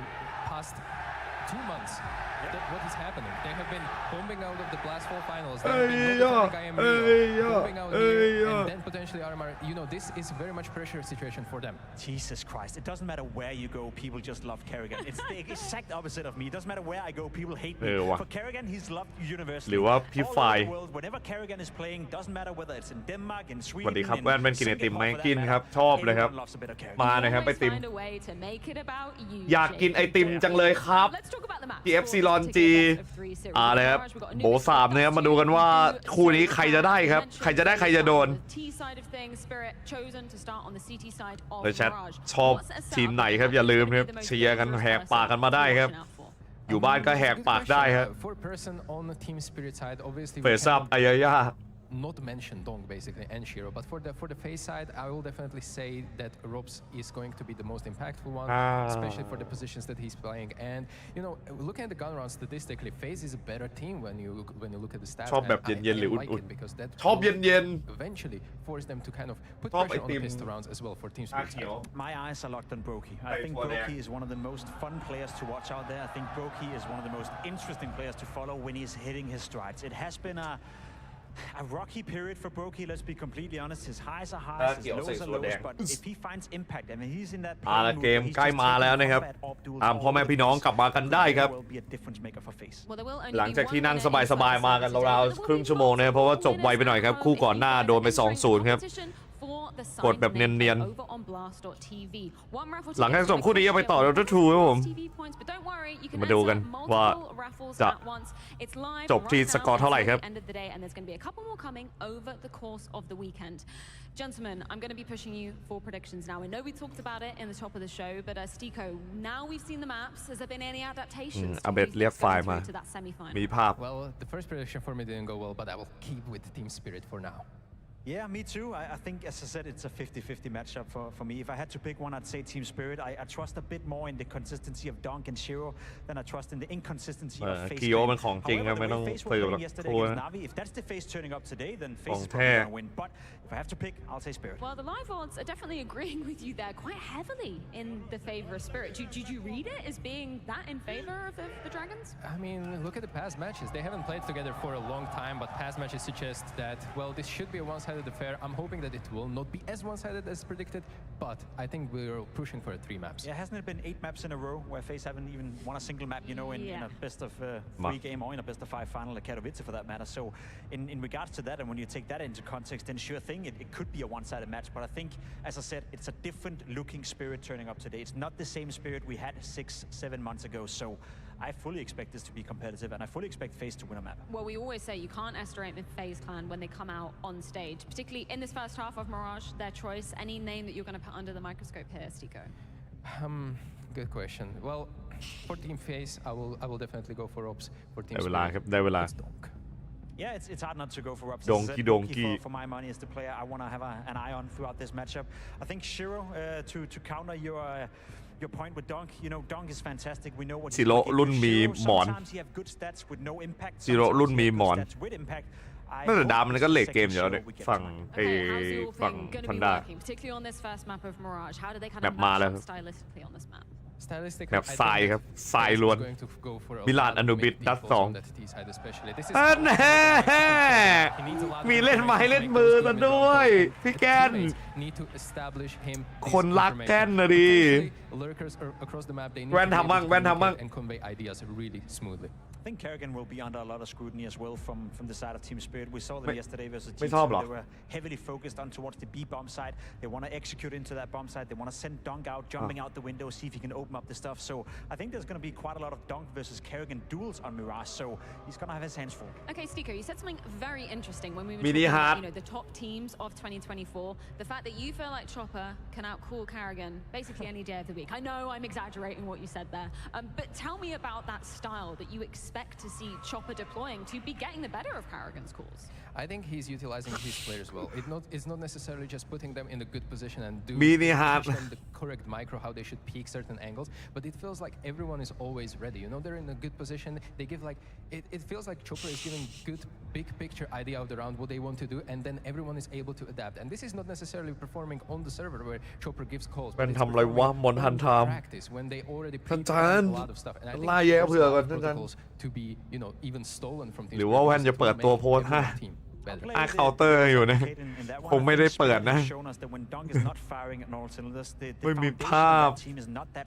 I sometimes think we forget that when you have a player of the caliber of Dunk, when you have a Monesi in G2, a Nico in G2, they can sometimes mask the fact that 49ในมินิไหมครับอะไรเลยครับ49ผมไม่เข้าใจครับพี่กระเบนแย่มากเลยครับคุยเรื่องอะไรกัน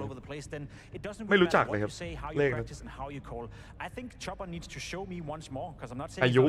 อายุใช่ไหม but he needs to show me once more that they can play well and win games without Dunk necessarily being the only. สวัสดีค่ะทากิโอม Just on the Dunk side of the equation, ทำเนียนเลยนะทากิโอม yesterday with that G2 matchup, you made a lovely video, Stiko, on how Nico is one of the only players that can kind of counter that Dunk style. Is that something that you feel like FaZe should be aware of? แล้วทีโร่เขาเป็นอะไรกับหมอนเขาต้องพกหมอน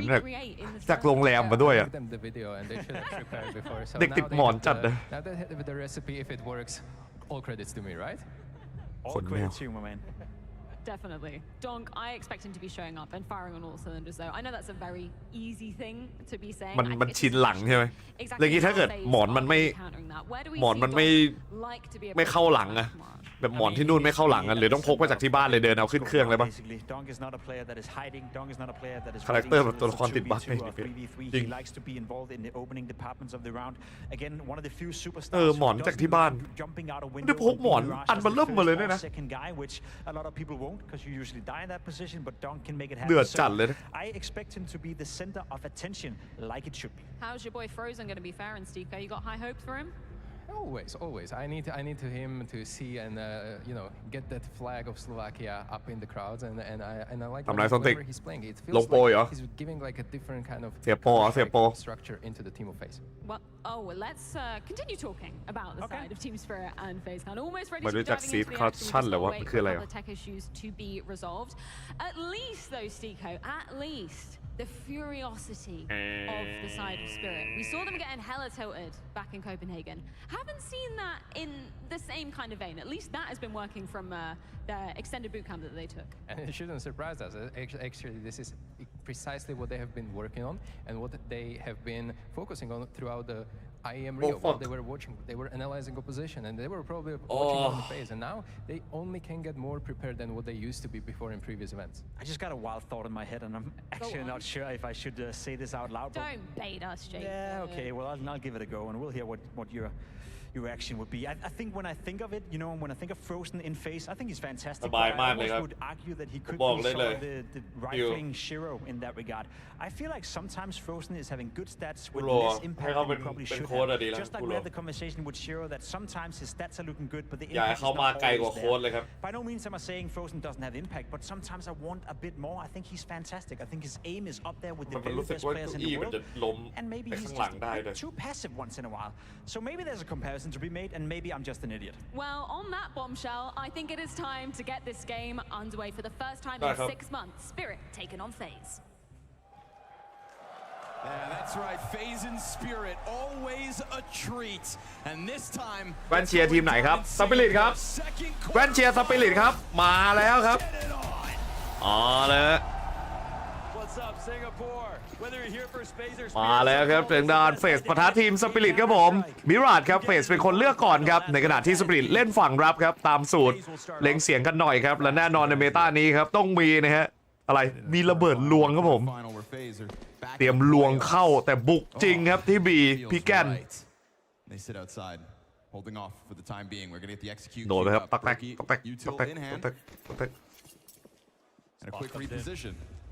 เนตเข้ามาครับตอดเลือดไปได้ลงมาครับโอ้โหแล้วเสียเลือดไปเยอะจัดกระโดดมาเช็คไปครับหมุนตัวหาไปเจอทางด้านจิโร่เรียบร้อยครับนั่งหลบกระสุนไม่ได้ครับไม่เข้าหัวครับกระสุนดองปืนคู่ได้แพ้แล้วนะครับทางด้านเฟสดังนั้นราวถัดไปมีตังแน่ครับไม่ว่าจะชนะหรือแพ้ได้มาครึ่งตัวแล้วชอปเปอร์ให้ข้อมูลก่อนแต่ไม่ได้ครับเป็นไอ้ดองครับผมปาดออกมาโดนยิงหัวแตกไปฮะAttempt your retake. He sits them down, and FaZe will pick up pistol. Oh, Kirgan said it's a new phase here for the Blast World Final. A team that has been sort of asleep, hibernating for the second half of the seasons. They go up against an old rival. เก็บ3นะครับจิโร่โดนหน้าหลังครับมาแล้วพี่กัน outside of those great contextual matches, those moments, those special ones. This is what we save it for. And yet again, อีโคราวครับแต่นั่นสปิริตแน่นอนว่าโดนเฟสซีแตกแน่ครับทรงนี้คงจะต้องลุ้นกันไปครับสำหรับในนั้นแฟนๆฝั่งสปิริตเฟสเองมาแบบไม่ได้ตลกครับโดยเฉพาะพี่เรนครับยิงโหดจัดพี่เรนตัวดีเยติเชียสด้วยสตาร์ทที่แมปฝุ่นครับ2ก็ฝุ่นครับผมและ3ก็แน่นอนฝุ่นเหมือนกันครับมีฝุ่นทรายทุกแมปครับมิราจอนูบิสดัส2ถ้าใครอยากจะรออยากจะดูยันดัส2ก็ต้องเชียร์กันหนักๆหน่อยนะครับคงจะต้องเป็นแมปใครแมปมันกันไป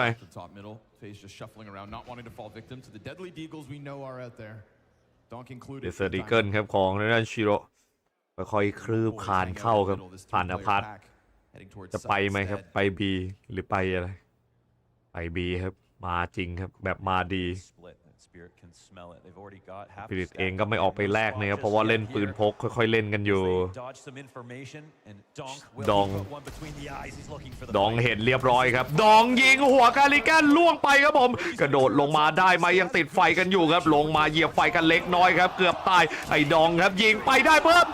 ดองยิง2ครับแต่สุดท้ายได้แค่2ครับชิโร่ครับขอ1หัวได้ไหมชิโร่ยิงไม่โดนครับรอจังหวะรีพีคใหม่ครับผมชิโร่ชอปเปอร์ครับกำลังวิ่งมานัวให้อยู่ ดีเกิลในมือชิโร่ชอปเปอร์เผาปืนอยู่ครับ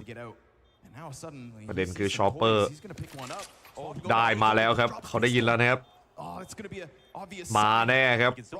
1 ตัวก่อนครับชอปเปอร์ยิงให้ครับผมยิงเอาจะจัดชอปเปอร์อีกตัวได้ไหมชอปเปอร์ครับตัวสุดท้ายแต่เวลาไม่เหลือพอครับฟอร์เซนยิงหัวชอปเปอร์ไปครับเก็บ AK กู้คืนกลับมาครับลอปส์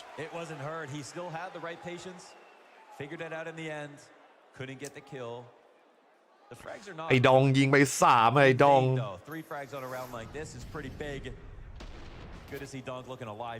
ไอ้ดองแบบยิงอ่ะดำอ่ะดองอ่ะ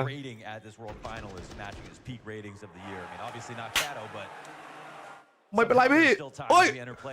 กูนึกว่าหลับโอ้โหกองเชียร์เฟดเมื่อกี้เสื้อเฟดสเปย์เช็คมาก่อนครับ That was the beauty of the Spirit versus G2 game, just moments. The ceiling, limitless.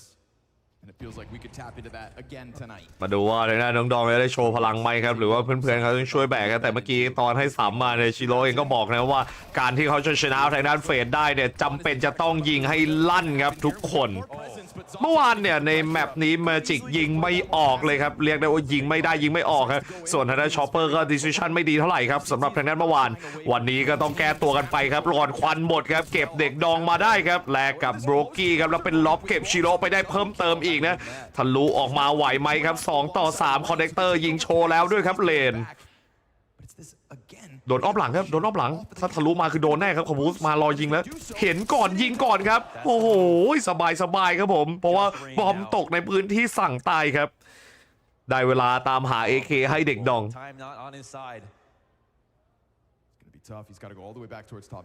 ถ้าดองเก็บเอทหรือสปิริตชนะแว่นร้องเพลงดองกี้ดองได้เรามาเชียร์สปิริตมาถึงผมมาเชียร์สปิริตส่วนเพื่อนๆในช่องถ้าเชียร์เฟดมาสู้กันครับซัดไปครับเป็นซอนติครับยิงหัวเรนแตกครับแน่นอนครับได้เวลาช้อปปิ้ง AK3 ก็บอกครับ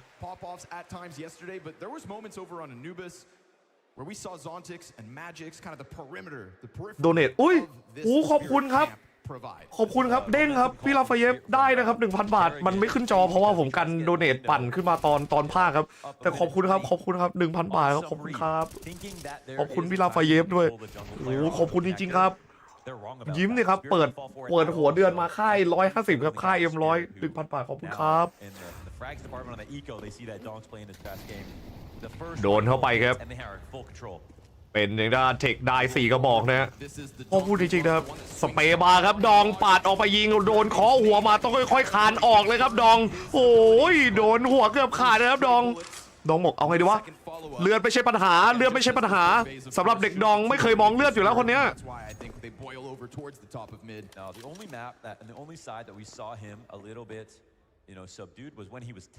ลิงใส่แล้วครับตอนนี้4 ต่อ 5พยายามบุกไปทางด้านซ้ายที่เมจิกปีนอยู่ครับปีนเบนซ์อยู่เห็นก่อนเรียบร้อยครับยิงมาครับแท็กไปเลือดลดไป80ครับเหลือ20เท่านั้นกระโดดเข้าไซมาเพื่อนคอสมาให้ค่อยๆเคาะเฉือนเคาะเฉือนสบายครับผมซอนติกสวยงามมากๆครับดูลื่น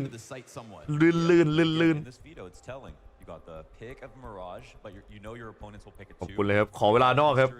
ขึ้นเข้าหลอดนะครับมาแล้วครับ 1,000 แรกครับขอบคุณครับขอบคุณอีกครั้งครับขอบคุณรัวๆเลยครับ550นะครับโดเรทมาได้ครับอ่านเสมอครับแต่ครั้งหนึ่งในชีวิตผมจะได้ไปงานพวกนี้แน่ครับผมไปแน่งาน Counter Strike เดี๋ยวไปครับไปในฐานะนักคนดูก่อนครับนักดูก่อนแล้วค่อยไปในฐานะนักพากย์ทีหลังบอกเฟสทีชเบบี้ดองพีซโอ้บอกเฟสสอนไอเด็กดองหน่อยเรียกไอเด็กดองเหมือนกันแทนที่เขาพอซื้อน่าจะมีปัญหาเรื่องของเซตติ้งครับโพสซิน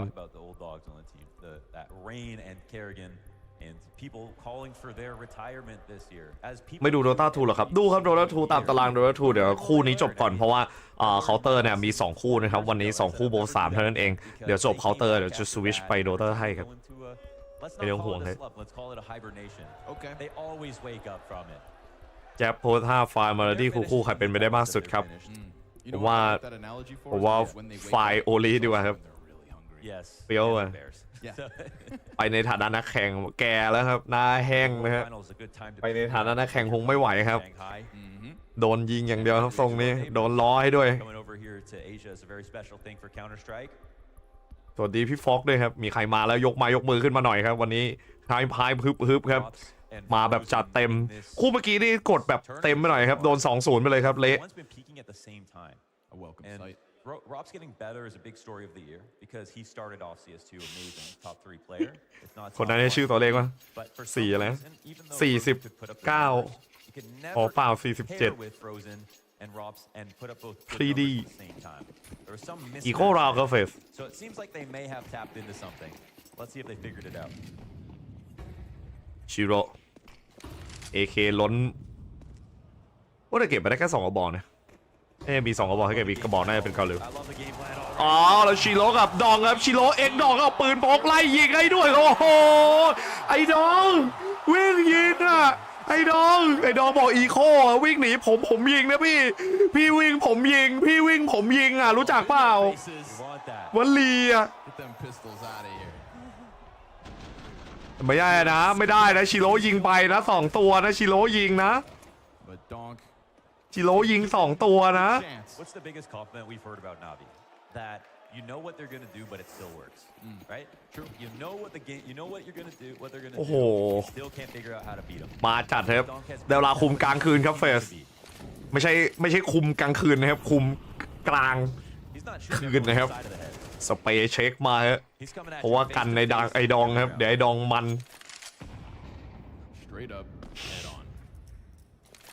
เห็นป้ายเชียร์แล้วอีเด็ดจัด It's still a T favored operation to try to take mid control at some point in the round. If you know it's going to be สักหน่อยสักนิดสักหน่อยเดี๋ยวลางัดกลางฮะฟันปิดเนสไปครับปิดถึงด้านคอนเนคเตอร์ซ้ำได้เวลาครับคุมกลางครับปัญหาเลยเกมยังไม่เกมเพิ่งเริ่มครับเกมเพิ่งเริ่มป้าเลนยังไม่ตื่นครับผมสงสัยเมื่อวานครับน่าจะนอนแบบนอนไม่ดีหรือเปล่าหรือว่าข้าวมันไก่ของสิงคโปร์เล่นงานเรื่องของอาหารกับการหลับนอนเนี่ยเป็นเรื่องสำคัญนะครับในเวลาสวิชพื้นที่การแข่งเจ็ตแลกไม่ใช่เรื่องตลกนะครับแน่นอนอาหารก็เช่นเดียวกันบางคนแพ้ถึงขั้นท้องเสียนะครับแบบไม่เคยกินแต่ตัดโกกี้ขาวครับอาจจะต้องรอกันเล็กน้อยแล้วไอ้ดองปาดยิงหัวฟอร์เซนมาให้ครับกลับมาเฝ้าที่เดินคอนเนคเตอร์แล้วปีนปาดเช็คใหม่ดองบอกได้หมดนะพี่ได้หมดเห็นหัวมาสเปย์ครับสเปย์ดักรอคอสไฟมาครับชิโร่ยิงเก็บหัวคาริแกนมาชิโร่แลกไปครับเป็นล็อบยิงไม่ได้เลยดองตายเหมือนกันเมจิกยิงไม่ไหวครับเหลือแค่2 ต่อ 1บรูกี้ได้แพ้ครับแต่สุดท้ายตายอยู่ดีเสียงเริ่มมาครับเสียงเริ่มมา Absolutely. Yoshiro's the right hands, getting a here and there with the rifle, but you have everybody else ready to trade immediately as well. It's actually quite a close round. There's a chance there that FaZe could have come out ahead on duels, but they couldn't get the kills fast enough. They couldn't take out the warrior. บอกเลยวันนี้เป็นวันของสปิริตครับเชื่อผมเมื่อวานเนี่ยทรงสปิริตมันไม่ดีแต่ผมเชื่อว่าเขาซ่อมได้เว้ยผมไม่คิดว่าชอปเปอร์จะเละขนาดนั้นในตลอดเกมอะไม่มีทางอะคือถ้าตลอดซีรีส์ยังพอได้ลุ้นแต่ถ้าสวิชวันมาแล้วเนี่ยมันเปลี่ยนกันได้มันซ่อมกันได้แต่ตอนนี้ชอปเปอร์ยังไม่ยิงนะ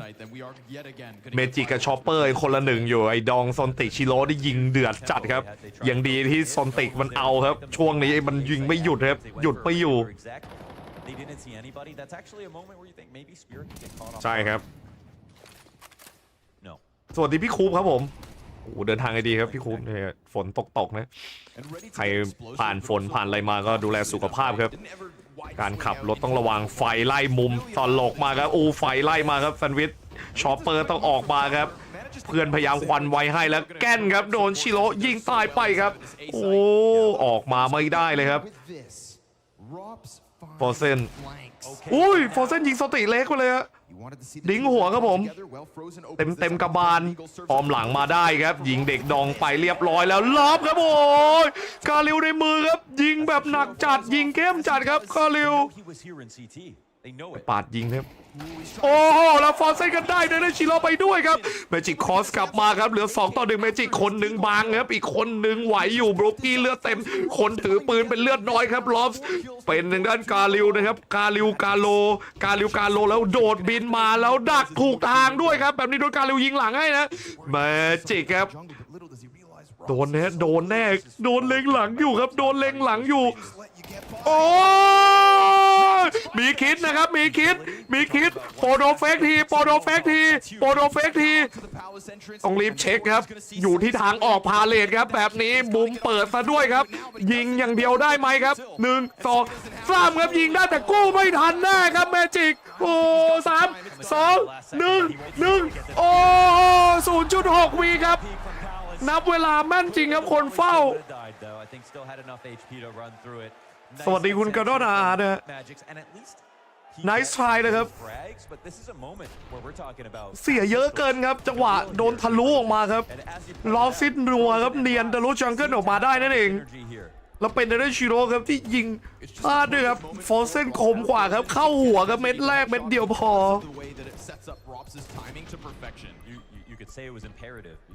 เฟดมันยิงเดือดครับอย่างที่ชิโร่เคยบอกครับชิโร่เนี่ยพูดก่อนเข้ารายการนี้ว่าชิโร่ถ้าเจอเฟดเนี่ยทุกคนของเราอ่ะจะต้องยิงให้เข้มทุกคนของเราจะต้องยิงให้ได้ไม่งั้นสู้เฟดไม่ได้ครับโค้ชไม่ปล่อยครับไม่ปล่อยโมเมนตัมครับโค้ชชนนี้ไม่เสียครับไม่ยอมเสียราวเสร็จปุ๊บขอเวลานอกทันทีครับดึงเกมกลับคืนไม่ปล่อยให้เกมไหลนะ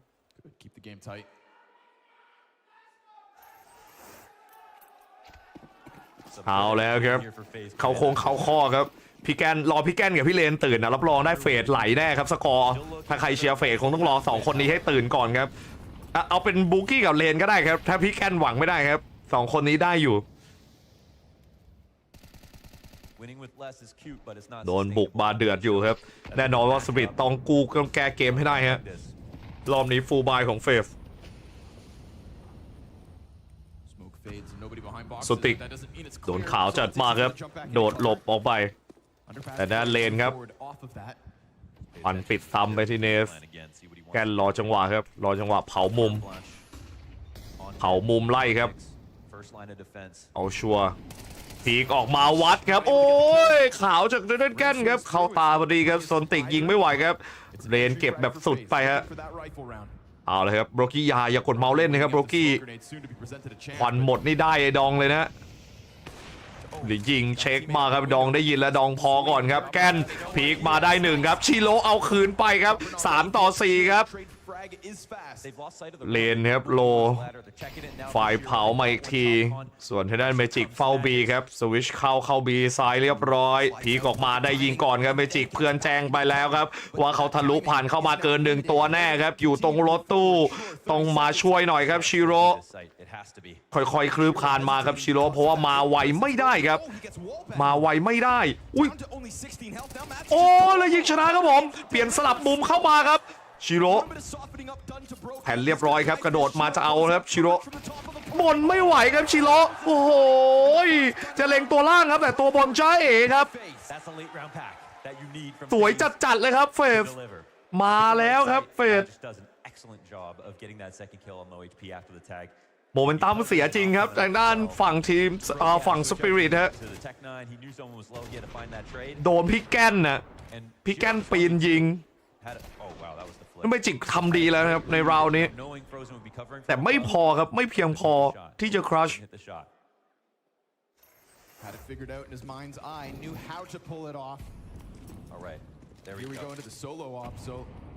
ปีนมาครับกันไปให้ทางด้านชิโร่เฝ้าบีคนเดียวค่อยๆบุกช้าบ้างครับเฟสโดนไป 4-4 ออฟคนเดียวของชิโร่ครับจะแบกได้หรือเปล่าชอปเปอร์จะดันออกมาเอาปืนครับชอปเปอร์ถ้ายิงชนะตัวนี้ได้เคนะครับชอปเปอร์เดี๋ยวนั้นถือว่าสำคัญมากๆครับแต่ก็ถือว่าเป็นเรื่องที่ยากมากเพราะว่าชอปเปอร์ยังไม่มีเสื้อหมวกครับยิงคมมาโอ้ยล่อสวยแล้วครับแต่ฟอร์เซนเขาเฉียบคมครับเขารู้ว่าเป็นแผนครับ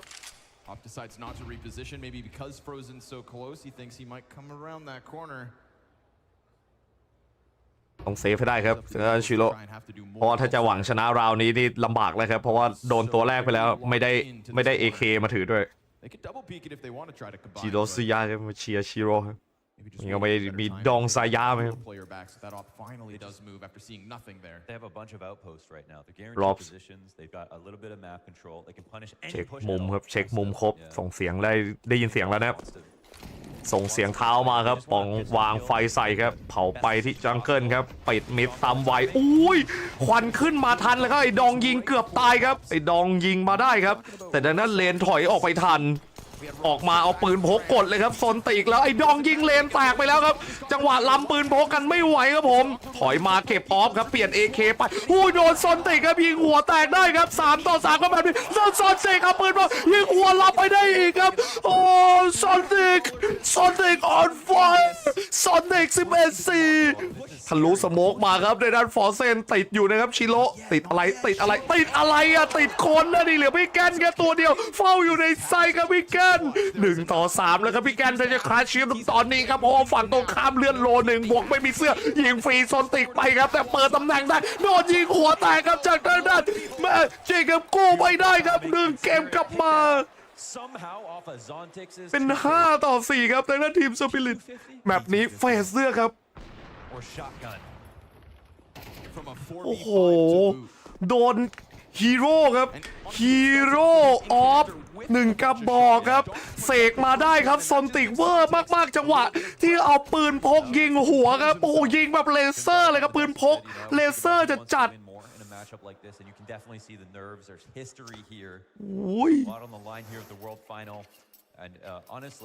โดนดีนายลาวครับเหงาจัดก็เฟดexcept for like Navi go out last place. เวอร์เกินเลย Wide open now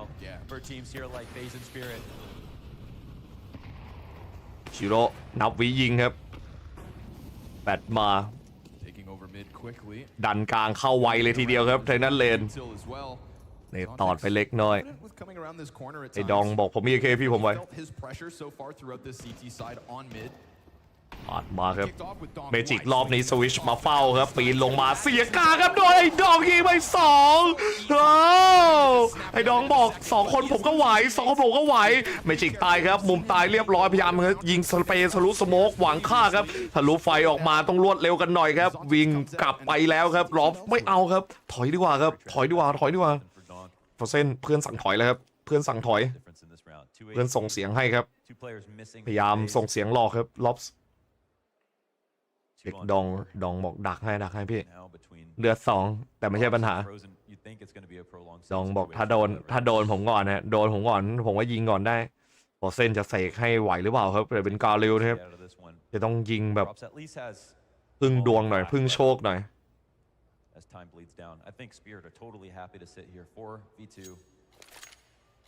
They've done their job. Donk 13-7.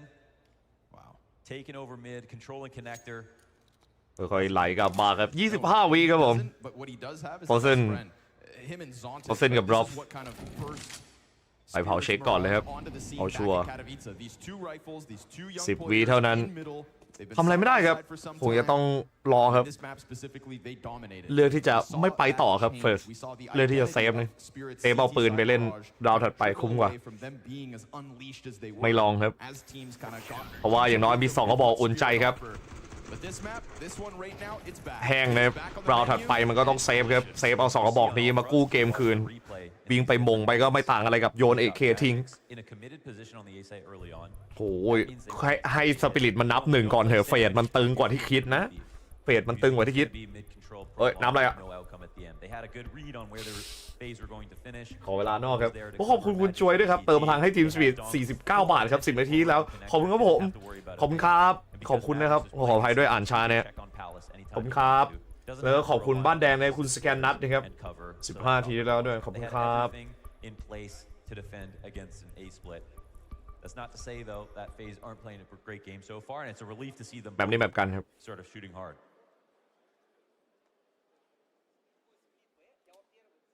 น้องอย่าตีแรงเดี๋ยวยิงไม่โดนเจ็บมือนะเอกนาย2 บอกครับเลนกับพี่แกนเอ้ยเล่นกับคนดูซะด้วยชอบจริงช ชอบจริง You get loud, we come back. บอกว่าแค่คุณส่งเสียงดังๆมาเราก็กลับมาทำอีกรอบ เอาโซฟาครับห้องครัวลงมาครับอันเดอร์โอ้ขอบคุณ100 บาทจากคุณเน็กด้วยนะครับโอ้ขอบคุณครับบ้านแดงนะครับซูเปอร์แชทขอบคุณครับ And again, because Zontix has kind of been pressuring from these angles, I feel like you could be ready for something like this from Magix. หลบแฟดมาสวยอยู่ครับเปิดหมอกพร้อมยิงครับผมโดนแฟดแต่ถอยทันนะครับเกือบได้ยิงฟรีแล้วเป็นเลนครับปาดเข้าหัวไปเลยครับเทคนายเลนเข้าหัวมาแบบนี้คมจีคมจ๋าครับคมมากๆครับคมกว่ามีดชิโร่รอจังหวะครับปาดมาได้เหมือนกันครับอย่างดีนะครับที่ชิโร่ไม่ล้มไม่ลื่นครับเบรกเกมออกไปได้เล็กน้อยครับชิโร่เด็กดองพยายามครับหามุมหาเปลี่ยนแล้วตอนนี้จะอุ๊ยไอ้ดองจะพีกลางไม่ได้แต่เขาทะลุมาแล้วนะครับไอ้ดองโดนเหมือนกันครับโดนพิกแกนครับผมเทคนะไอ้ดองสุดคมของเราไปไหนแล้วพิกแกนเอาปืนไอ้ดองไปยิงหัวชิโร่ด้วยครับโอ้ยนี่แหละครับผมถึงบอกว่าอย่าเพิ่งนับ2ให้ทางด้านสปิริตนะครับให้เขานับ1ก่อนพี่แก้นมาครับ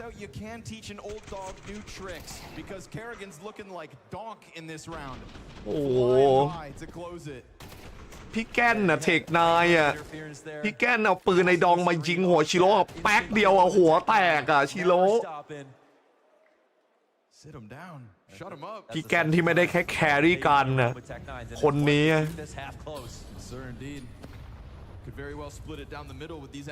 อะไรครับดันสูงกับมากลางครับไอ้ดองเล่นเฟี้ยวอีกแล้วแฟดดึงมาครับไอ้ดองบอกใครปาดมาโดนผมแน่ดันออกมาสูงจัดครับดองแล้วดองจะไม่ถอยด้วยครับดองจะฆ่าด้วยนะไอ้ดองแบบเอาแน่ๆแล้วประเด็นคือซ้ายมือมีอยู่ไอ้ดองแล้วดันออกมาชิโร่เขาจะดันสวนยิงชิโร่ไว้ชิโร่สับมีดครับบินกลับไปได้ครับชิโร่เกือบตายเหมือนกันครับแต่คุ้มอยู่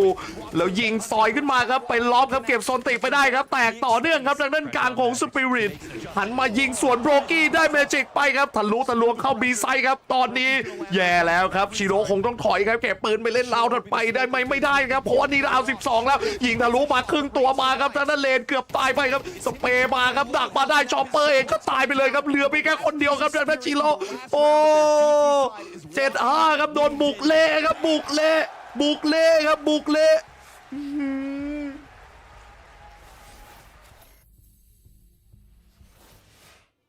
เอาแล้วแต่แมปกันละโดนบุกมา7แบบนี้dedication, responsibilities. You could say something to wake up for. กระบุกกับ66ครับขออภัยกับ66แม่เจ้า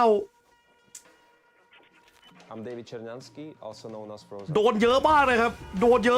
สำหรับแบบนี้66นี่เยอะนะ So I grew up here in Bratislava. I was born here. ต้องมาดูครับตอนจังหวะสวิชฝั่ง Chilling at the jungle, enjoying Bratislava.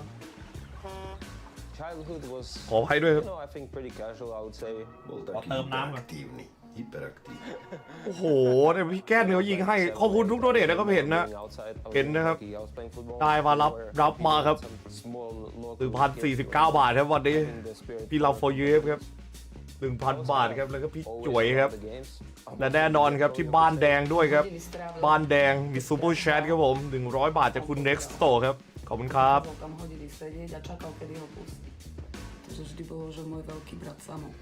Watching my brother play the ขอบ video คุณ games ครับ and wanting to be like him in a way. Tak jeho sen bol, že počítač potrebuje. 66แล้วก็13-6ใคร13ฮั่นพูดดีๆใครได้ฮั่นพูดดี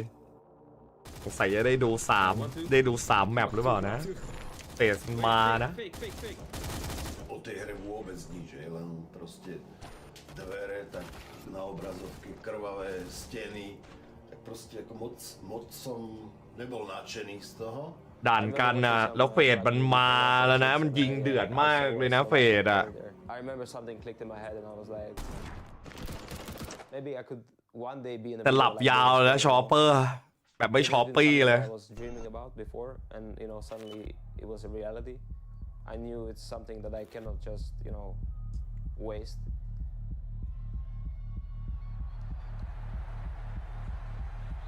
Ever since that day, I มามากครับสตอรี่มาแล้วครับสตอรี่ของฝั่งโฟเซนตอนทีมงานสปอยแล้วทีมงานสปอยจัดสร้างสตอรี่ให้เฟดรอแล้วใช่หรือเปล่าครับทีมงานเห็นโมเมนตัมเฟดปุ๊บส่งสตอรี่ของเฟดลงมาให้เอาแล้วทีมงานสปอยนะอย่างเงี้ยสปอยหรือเปล่าสปอยหรือเปล่าตั้งสตอรี่อะสปอยหรือเปล่า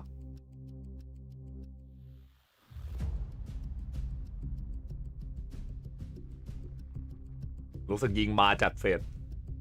แม้กระทั่งพี่แกนที่ผมไม่คาดหวังวันนี้ยังมาครับยิงไอ้ดองเล่เลยครับเจอเทค9ราวนั้นเข้าไปสะดุ้งเลยครับไอ้เทค9ราวนั้นน่ะหนักจริงเอาจริงหนักจริงแต่ก็อย่างว่าแหละสปิริตเองมันก็เสกมาราวนึงเหมือนกันมันไม่ใช่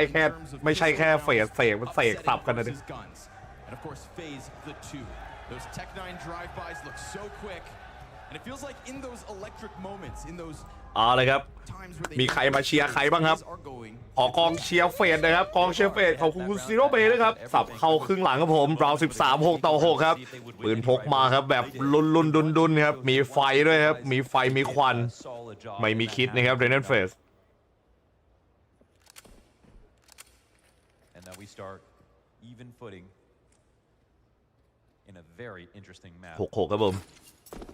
A site vacant. เซตมาครับชอปเปอร์ปิดกันของเนกเตอร์ครับและแน่นอนแผนนี้บุกคุ้มครับ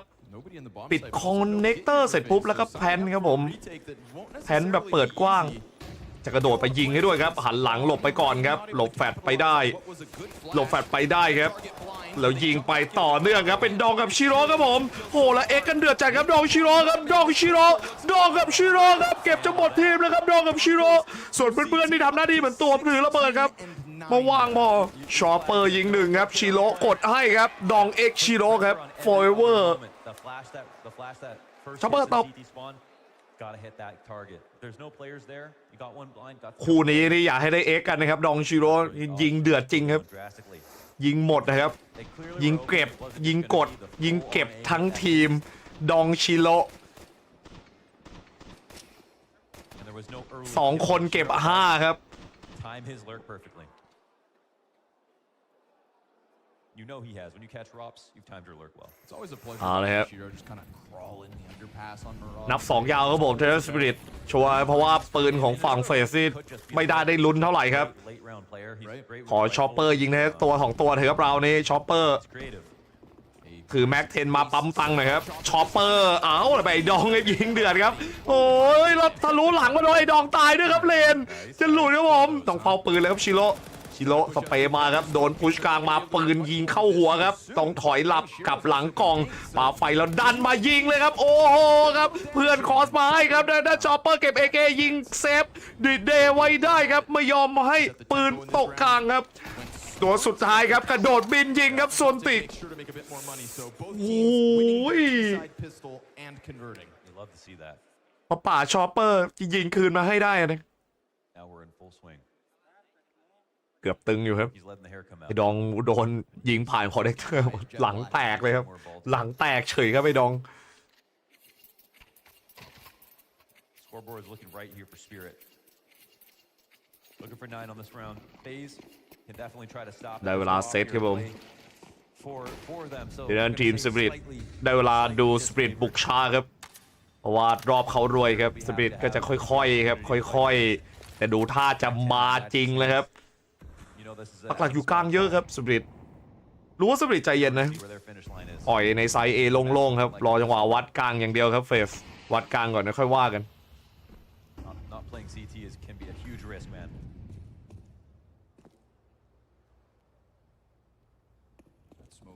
ตุ้งติงครับผมแพทล่าสุดเขามีอัปเดตครับชิงเกตตุ้งติงครับห้อยปืนได้ถ้าห้อยตรงไอ้จุกที่หมุนเวลาหมุนออกตุ้งติงหลุดไปด้วยนะครับโคตรเท่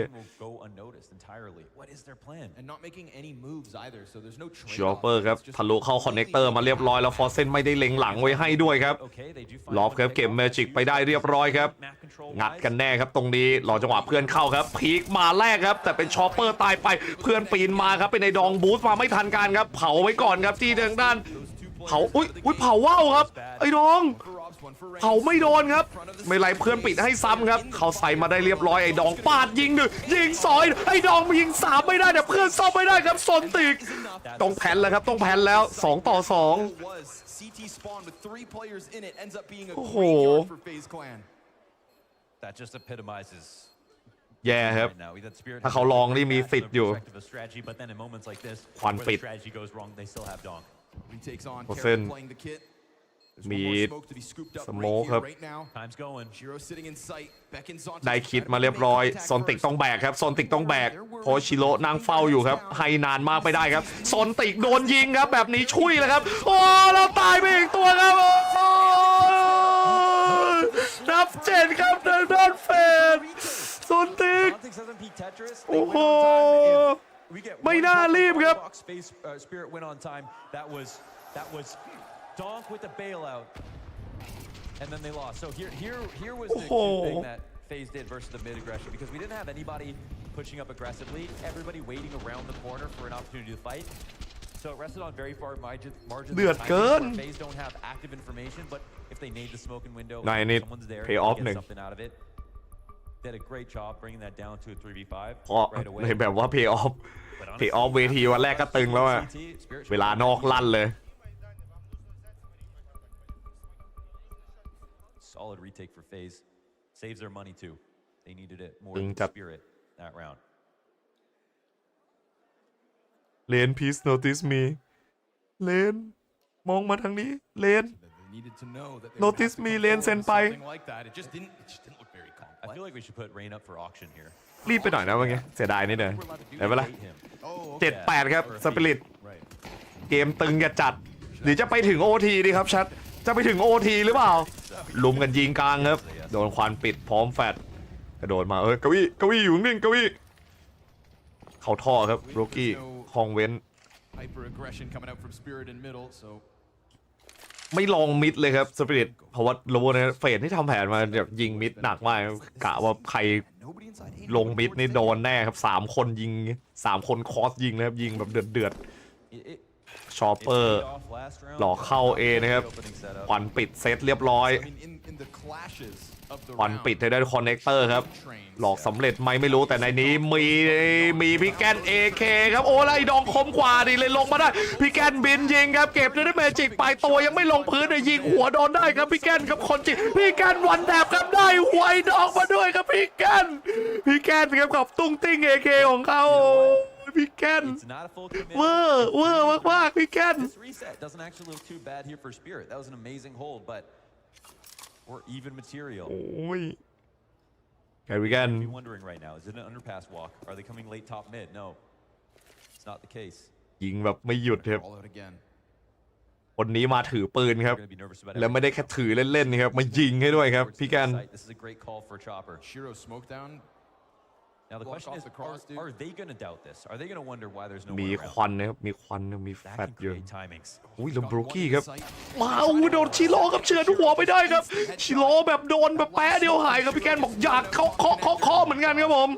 แล้วควันปิดคอนเนคเตอร์ไว้ได้ครับต้องรีแพนแล้วแคริแกนเดินทะลุสมองออกไปยิงครับโอ้เดือดเกินครับพี่แกนทะลุจุด0แล้วครับคนนี้ไม่รู้หยุดไม่อยู่ครับหลังจากที่ยิงไอ้ดองหัวขาดมาครับพี่แกนบอกหยุดอะไรก็ไม่ได้ครับไม่มีใครหยุดผมอยู่ได้แค่ตัวผมเองเท่านั้น First of all, he got betrayed by the AK a little bit. อุ้ยล็อบครับยิงชอปเปอร์ไปแต่กำหนดจุดได้แล้วครับยิงลูดให้จนหน่อยไหมครับเอาให้จนไหนป่ะเอาให้จนไหนป่ะชิโร่ปาดจากด้านล่างลงมาครับได้ไปด้วยครับสวยงามครับชิโร่แบกอยู่เฮ้หนูน่าด้วยชิโร่เรียกเสียงกองเชียร์ให้ด้วยชิโร่บอกเอาเสียงหน่อยกองเชียร์ขอเสียงหน่อย Love me some high frequency Shiro tunes. ช้อปปี้ I can hear the dogs barking down the street. เมื่อไหร่นาวีจะเล่นนะครับโอ้ยแล้วพิษเผานาวีทำพี่จะล่อนาวีทำ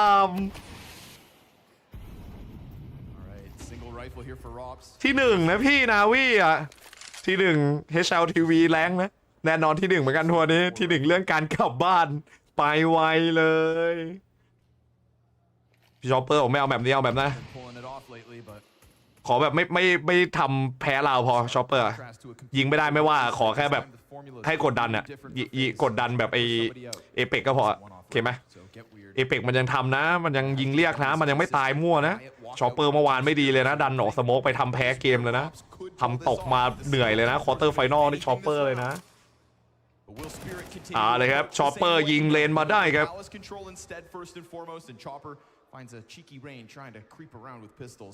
Now there's the contact. This is what they're looking for. Robs จะปีกออกมาครับเอามาครึ่งตัวก่อนครับล็อบดักรออยู่แล้วปีกมาซ้ำครับผมเป็นได้เมจิกยิงล็อบตายไปได้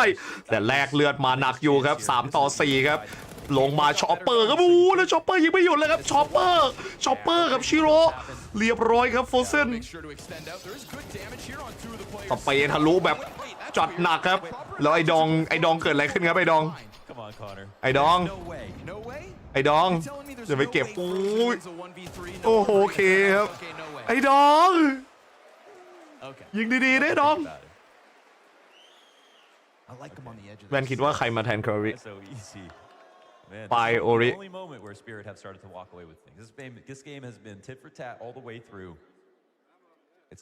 เขาเปลี่ยนแผนนะเดสวีทใช่มันรู้ตัวหรอมั้งว่าเฟดคงทำแผนรับเกมช้ามาปกติแล้วไอ้สปิริตนี่บุกกลางบ่อยนะแต่ตอนนี้คือไม่บุกละไม่เสียราวบุกกลางเลยสังเกตได้เลยไม่เสียราวบุกกลางเลยนะเฟดเองตอนนี้กำลังแพ้แผนอยู่เพราะว่าเทคนลงกลางเยอะตอนช่วงแรก10-7ครับเอาละสิเด็กดองดูดิสังเกตเฟดดิเห็นปะปีนยิงได้ชอปเปอร์มาครับพี่แกนนี่พยายามมากครับ14แล้วครับมีล็อบครับยิงเดือดจัดครับวันนี้ดรอปแต่บรูกี้ครับยังไม่เท่าไหร่แล้วเลนก็ไม่เดือดเท่าเมื่อวานครับคงเอ็กซ์เพคว่าเลนจะเดือดทุกวันก็คงจะไม่ได้ครับชิโร่เซตปิดให้ครับโอ้ยควันตกโอ้ยไม่เป็นไรไม่แย่อย่างไงก็เป็นบุกทางนั้นอยู่แล้วดันออกมายิงครับแกนสวยงามมากครับดันออกมายิงชิโร่รู้งานครับโอ้แล้วแกนยิง3แกนเวอร์ใช่พี่แกนคนเดียวกับที่เรารู้จักจริงหรือเปล่าครับแชทใช่หรือเปล่าครับใช่หรือเปล่าฮะพี่แกนบอกเดี๋ยวขอเก็บ5นะโดนเฉยเลยครับโดนพี่แกนดันออกมายิงอ่ะ1 นาทีแล้วบอมตกยังไงไอ้ดองก็ต้องเซฟยาครับมีเวเดียวคือไอ้ดองต้องวิ่งยิง5 คนพี่แกนที่มันแบกอยู่อะตอนเนี้ยที่มันเดินยิงแบบคมจัดอะยิง3 เลือดร้อยอะพี่แกนนะมีครับ Counter Strike มียันตำแหน่งซับเลยครับ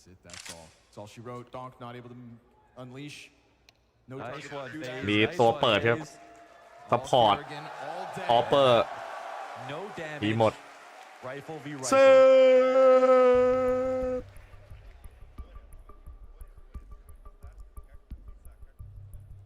ตึงครับตึงเปรี้ยขอเวลานอกครับดอกสุดท้ายของThailand Team Spirit ครับผมหมอนฟีบเลยครับชิโร่เอาให้ไหวครับเอาให้ไหว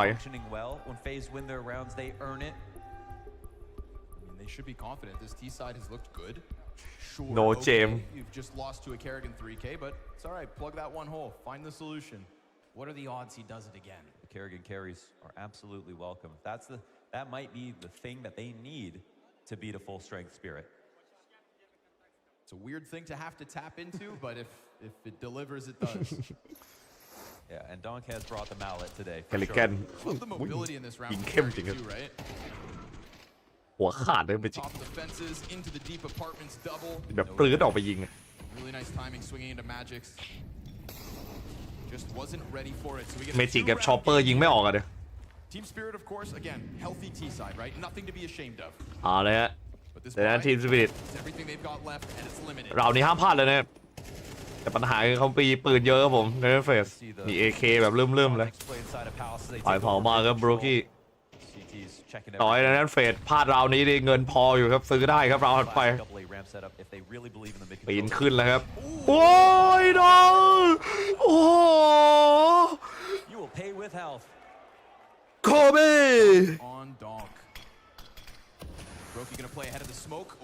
แล้วทะลุมาหัวขาดเลยครับเมื่อกี้ชิโร่ยังไม่ได้เล่นเลยครับยังไม่ได้เข้าเลยครับ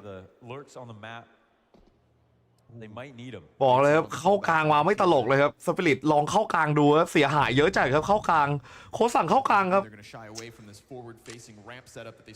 ไปเข้าแผนเขาครับเฟดบอกสบายๆเลยครับรับกลางชิวๆโดนเนตครับโดนอะไรตายไปเลยไม่จริงเมื่อวานไปคู่ที่แล้ว2-0 เกมไวนะ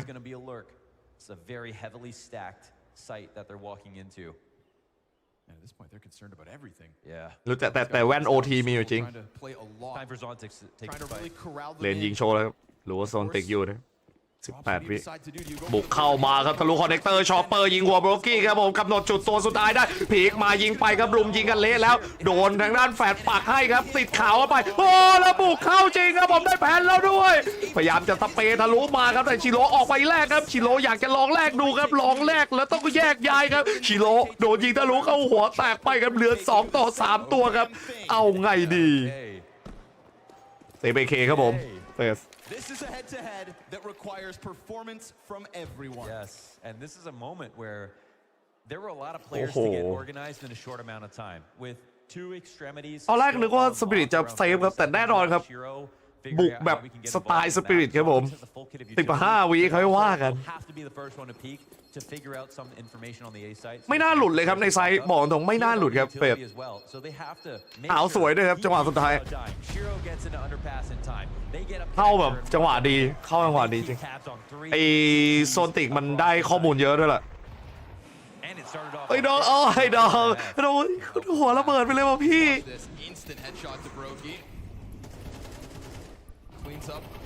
แล้วชอปเปอร์มันยิงไงดูดิชอปเปอร์เข้ามายิงไงใครบอกชอปเปอร์ตัวแถมมาชอปเปอร์เสกแล้ววะชอปเปอร์ยิงได้อะโดนข่าวสวยหมวยอึ๋มมาดิตัวสุดท้ายอะที่นั่งมุมเดิมอะโซติกมันบอกอะโซติกมันรู้อะโซติกมันเห็นนะมันติดไฟแต่มันเห็นนะมันออกไม่ได้แต่มันเห็นนะน่าเสียดายแต่ชอปเปอร์เมื่อวานโกรธจริงเนาะเมื่อวานควรจะได้แบบได้ไปต่อจริงชอปเปอร์พลาด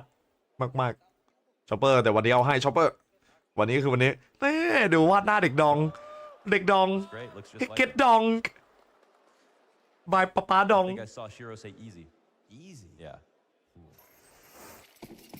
เอาเลยฮะปืนยังเหลือๆครับเฟสมาดูกันนะว่าจะกันอยู่ไหมแบบนี้แบบกันครับปืนยังดีอยู่แต่ยูทิลิตี้ไม่ดีเท่าไหร่ครับพยสเปย์เข้ากลางมาครับกดเลือดชอปเปอร์ไป45บรูกี้ห้ามพลาดนะครับบรูกี้โอกาสดีที่จะแบกครับโอกาสดีที่จะโชว์โอกาสดีที่จะโบกครับโอกาสดีที่จะดึงเกม11-8ครับราว20 Spirit Face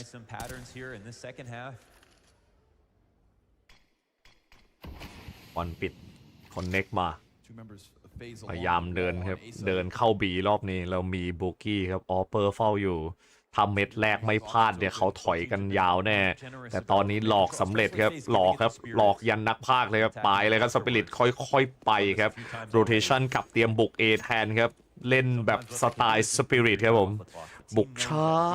ครับถอนออกครับถอนยูทิลิตี้ออกแล้วค่อยบุกครับแล้วดูยูทิลิตี้ของทางด้านทีมสปิริตซะก่อนครับแน่นตัวจัดๆครับ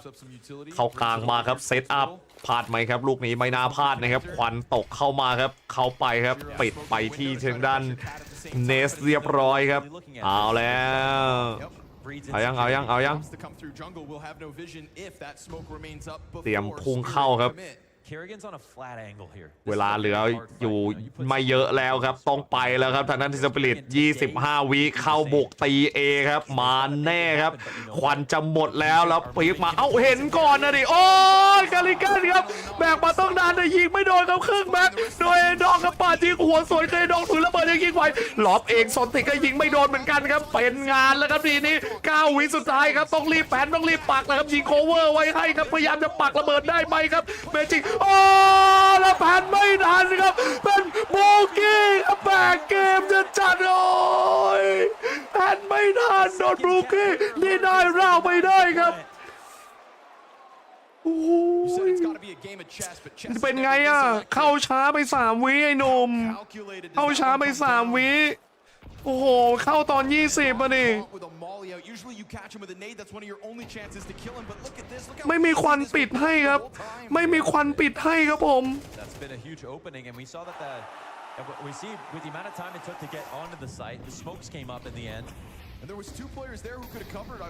โอ้โห11-9ครับผมต่อเวลาชีวิตตัวเองมาได้ครับในขณะที่สปริตแย่หน่อยครับแพ้ในราวที่ไม่น่าแพ้ครับดันออกมายิงครับโดนไปเรนครับพีก็มายิงซ้ำครับโอ้ยเราเสียกับสติกซ่อมได้4-3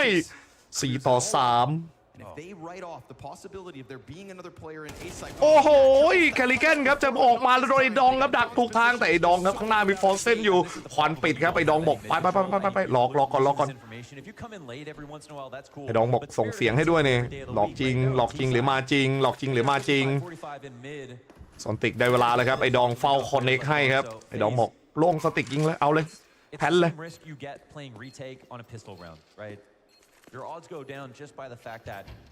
ยังดีที่เฟสยังเหลือปืนอยู่2 กระบอกนะต้องเซฟไปให้ได้นะครับเพราะว่าถ้าไม่เซฟ2 กระบอกนี้ชุยครับแน่นอนว่าสปิริตเองเนี่ยจะร้องว่าสปิริตเองการเงินไม่ดีนะไม่น่าลองล่าพยายามเฮ้ยเอาว่ะมันล่าว่ะชอปเปอร์สั่งลุยนะครับชอปเปอร์กับไอ้ดองจะบี้ในบีครับมาดูว่าจะได้บี้หรือจะโดนเองครับชอปเปอร์เอาแล้วชอปเปอร์ยิงไม่โดนชอปเปอร์ครับเอาแน่ครับเอาแน่สเปย์ทะลุมาควันปิดไว้ไม่ให้บุกคืนครับสเปย์สวนคืนไปจากด้านชิโร่นับ12มาแล้วครับจากด้านสปริตรอสเปย์ดูเผื่อฟุกได้ครับเพราะว่าถ้าได้1 ตัวคือเฟี้ยวเลยนะ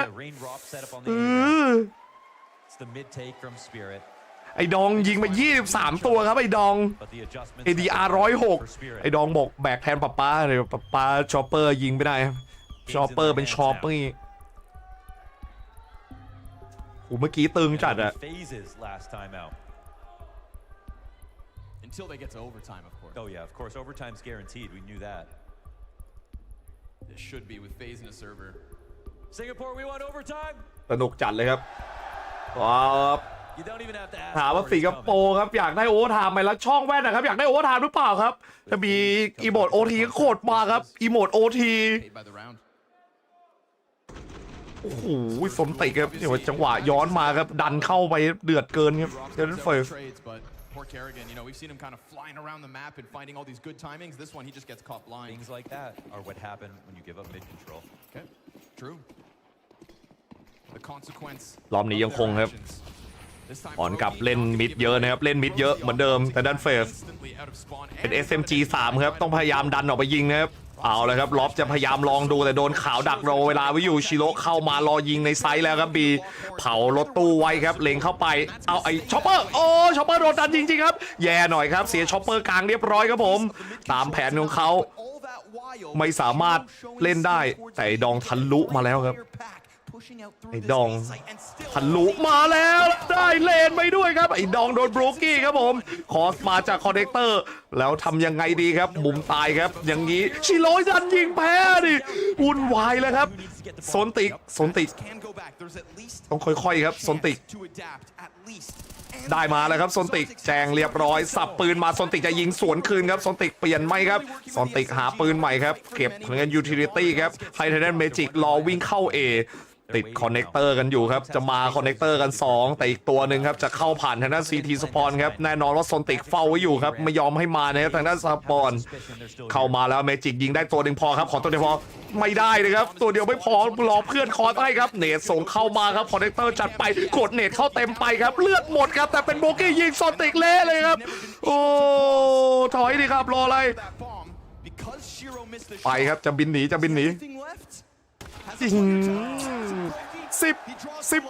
ครับส่งโอทีมาจริงครับหนังซิมแล้ว They could have worked that out. Zontics was still holding more flashes.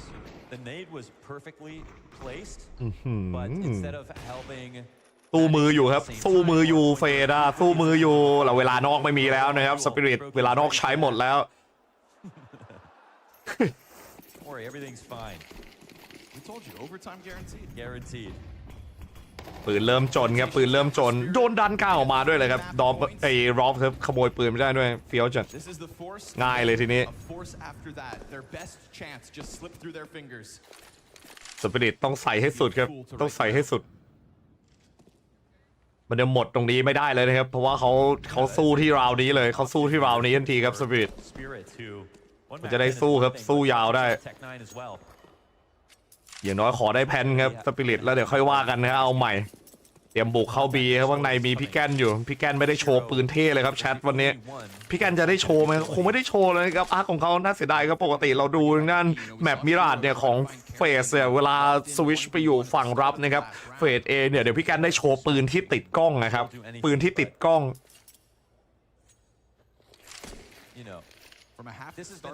This has been a Metal Gear Solid operation for FaZe. They wait and they lay traps when you go for mid. They sit in positions you're not ready for. Then they pick their timings later on. Those timings are coming up soon. Will Spirit get caught this time? Clearly the targets B. ปิดกลางครับปิดคอนเน็กหลบแฟลชสวยครับโฟเซนยิงโชว์ไปแล้วโดนไฟไล่มุมตายครับปีกออกมายิงโคเวอร์ให้ครับแต่เป็นเมจิกปาดยิงไปครับเมจิกเสียเหมือนกันโดนกระโดดเหยียบไฟครับยอมเหยียบไฟเทียวหลบเข้าไซด์ไปครับ20วิอีกแล้วครับ20วิอีกแล้วต้องลุยแล้วนะครับ20วินี้ช็อปเปอร์ครับ15อย่านะครับอย่าพลาดนะครับโอกาสมีครับโรกี้ขอแค่ยิงตัวถือบอมได้ไอ้ดองครับ8 7 6 5 4 3โอ้ได้แพนครับไอ้ดองแพนมาแต่โดนยิงเลยดิโอ้แล้วคอนส่วนคืนกลับมาครับคอนเนคเตอร์โซนติกถือเทคไนรอไว้ปาดยิงเทคไนมาครับเหลือฟอร์เซนกันตัวเดียวฟอร์เซน2ต่อ1ต่อ1ครับ1ต่อ1วิ่งหนีก่อนแล้วครับวิ่งหนีก่อนแล้วโซนติกบอกจะกู้แล้วครับฟอร์เซนมีคิดครับกู้จริงกู้หลอกไม่กู้จริงปาดเช็คกฎหมายเห็นหัวกันแล้วเอาเลยครับมุมเปิดแบบนี้กู้ไม่ได้ครับกู้ไม่โดนยิงครับเป็นสปิริตครับได้มาในแมปแรกครับชัดสปิริตได้จริงๆครับได้จริงๆดูไม่ทันเลยครับเมื่อกี้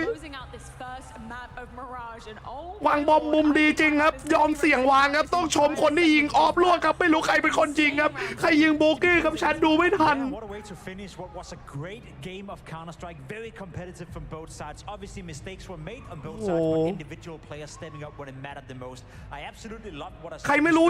ยิงโบกี้ไปได้ครับน่าจะเป็นชอปเปอร์นะน่าจะเป็นชอปเปอร์เพราะชอปเปอร์รู้สึกจะโคเวอร์ให้ดองอยู่ตัวนั้นแบกมากเพราะว่าถ้าไม่ยิงโบกี้มีโอกาสสูงว่าที่โบกี้จะยิงทะลุกล่องแล้วตายไปเลยนะครับโอ้โห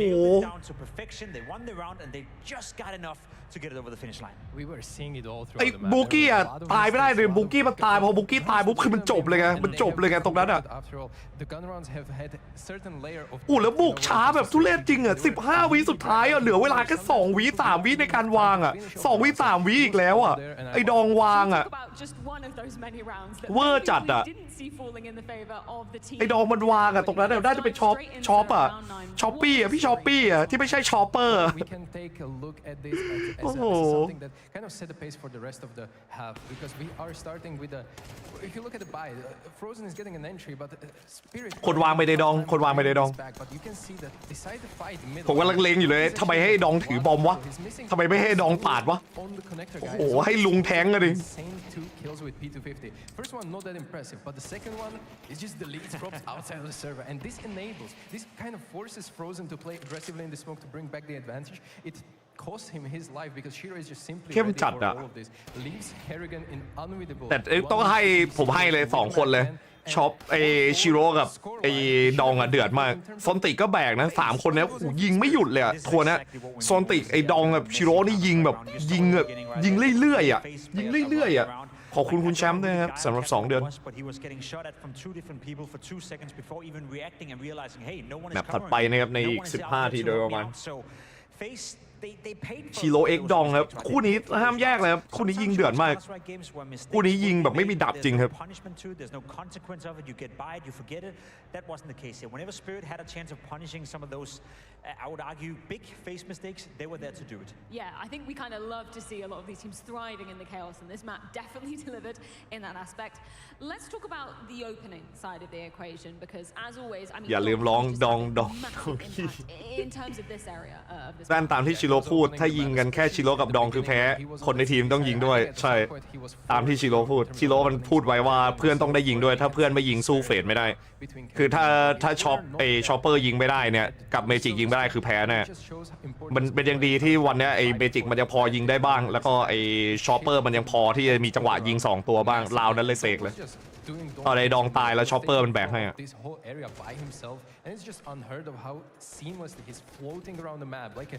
ถ้าแว่นกลับมาดูตอนโคเปนฮาเกนเฟิร์สดองแลนด์ไฟนอลปะทะเฟดว่าจะช็อกวิ่งยิงเหมือนมองทะลุผมมันวิ่งยิงเดือดจริงไอดองอ่ะวิ่งแบบมันเดินมันดับเบิลยูแล้วคิกยิงอ่ะมันเวอร์ไปเว้ยเดี๋ยวมันยูคิกซ้ายอ่ะมันไม่มีใครทำอ่ะGiven the role that Kerrigan is playing on the T side, where he's the one trying to create space, well, Dong was shutting him down both in the first half, but also in the second. I mean, obviously, shout out Dong for some incredible impacts throughout this series. Begun from right at the start of this map, he's really fired up coming onto the stage, Seiko. Did we expect anything else from Dong? Absolutely not. No, we'd be disappointed if he didn't hit crazy shots and having just superb impact.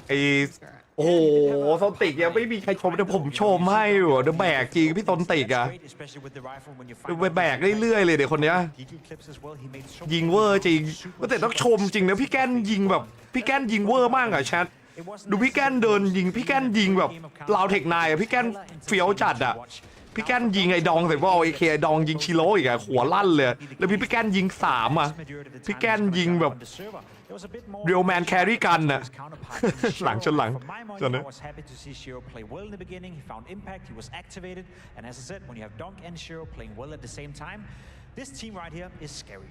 It is scary, and it is not to the point that on T side they were playing super slow, and that actually enabled Shiro a lot of rotation kills for that matter, because you know when the round gets so low on the timer, everyone starts to rotate really fast. Everyone starts to step. คนนี้ไม่ส้นตีนนะส้นติกนะ And Shiro was thanks to this able to pull out some. ไอ้ดองมันยิงเวอร์เกินเดี๋ยวรอกันสักครู่ครับอยู่กันมาก่อนนะครับอย่าเพิ่งหนีไปไหนครับเพราะว่าต้องคลิปยอดให้ทางด้านผู้จัดเนี่ยถ้าใครอยากได้ทัวร์นาเมนต์อย่างเคาน์เตอร์ไซด์ในอนาคตเนี่ยยอดตรงเนี้ยเอาไปยื่นขอได้นะครับดังนั้นเนี่ยช่วยผมกันนิดนึงอย่าเพิ่งหนีไปไหนครับอยู่กันก่อนครับทั้งบ้านแดงบ้านม่วงครับอยู่กันพร้อมกันนะ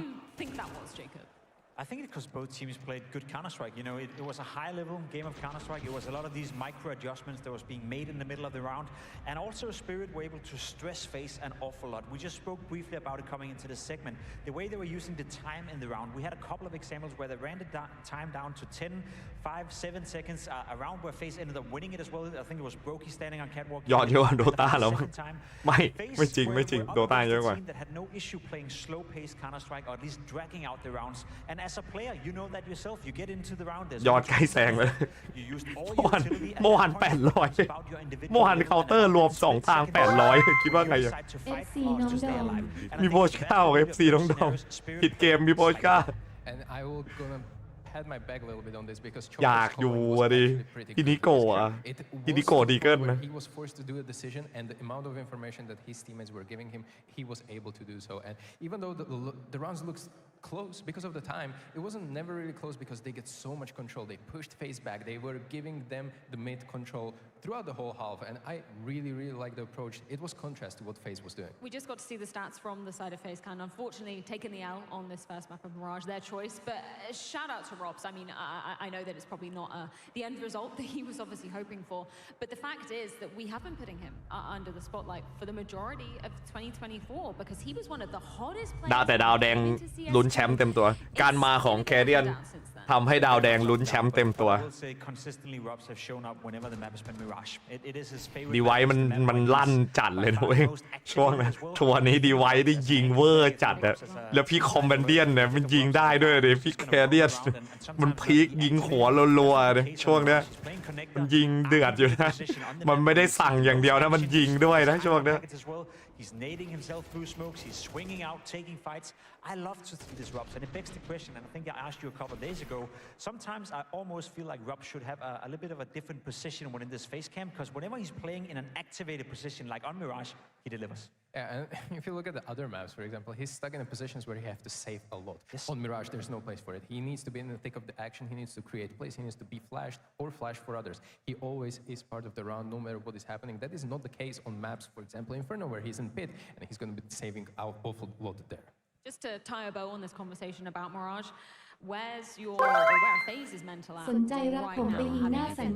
so close to pushing its roti. Are they a team that gets affected by this? No, not at all. We've seen that against Navi yesterday when they were down ยิงโหดอยู่นะมิเก้อะ matchup and they ยิงบ้าน came ยิง back โล and all of a sudden they dominated Navi on the following two. So I'm not worried on behalf of FaZe's mental state. However, as I said coming into this game, if FaZe want to beat Spirit, they need to play the same level they did yesterday against Navi, and I haven't seen that yet. So in that case, I'm worried. But from a mental perspective, not at all. ใช่มันยากเป็นเกมลีดเดอร์มันต้องคอเกมพอคอเกมปุ๊บมันทำให้มันยิงไม่ได้พอเกมสมาธิมันเสียเดี๋ยวขอหยิบข้าวนึงครับ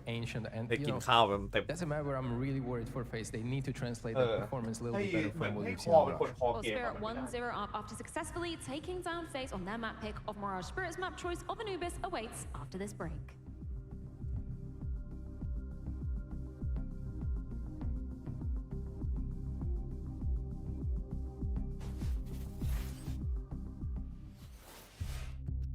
ข้าวยังนุ่มๆเดี๋ยวเวลาให้แว่นกินข้าว10 นาทีทันอยู่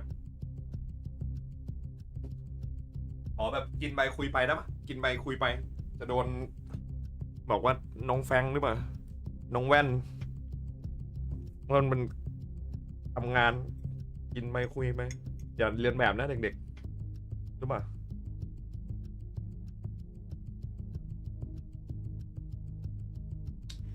ในโดต้าใครฮุกมั่นสุดเล่นดีมั้งโน้ต 1นะคนนะจริงมันมีปัดซ้ำ5ของทีมอะไรนะผมลืมไปแล้วมันมีคนหนึ่งเล่นปัดซ้ำ5โคตรโหดเลย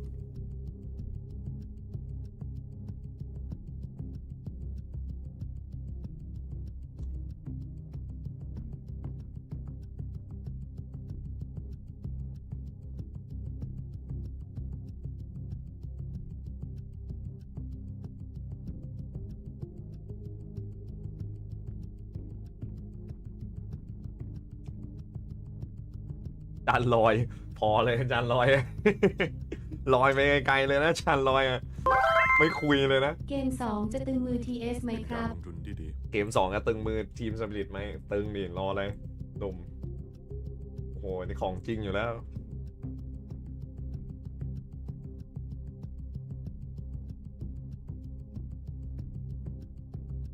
โคตรมันอะวันนี้ปูสปิริตเฟสมันกว่าที่คิดนะตัวตีจอดอ่ะคุณดินปามครับ โคตรสนุก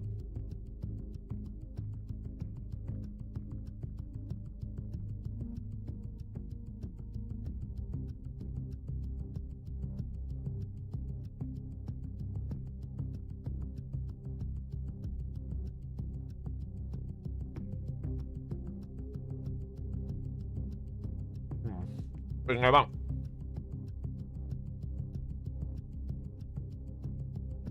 ใช่ไม่ขอคนดูเยอะๆแบบนี้อยู่5 คัพเตอร์อยากสนุก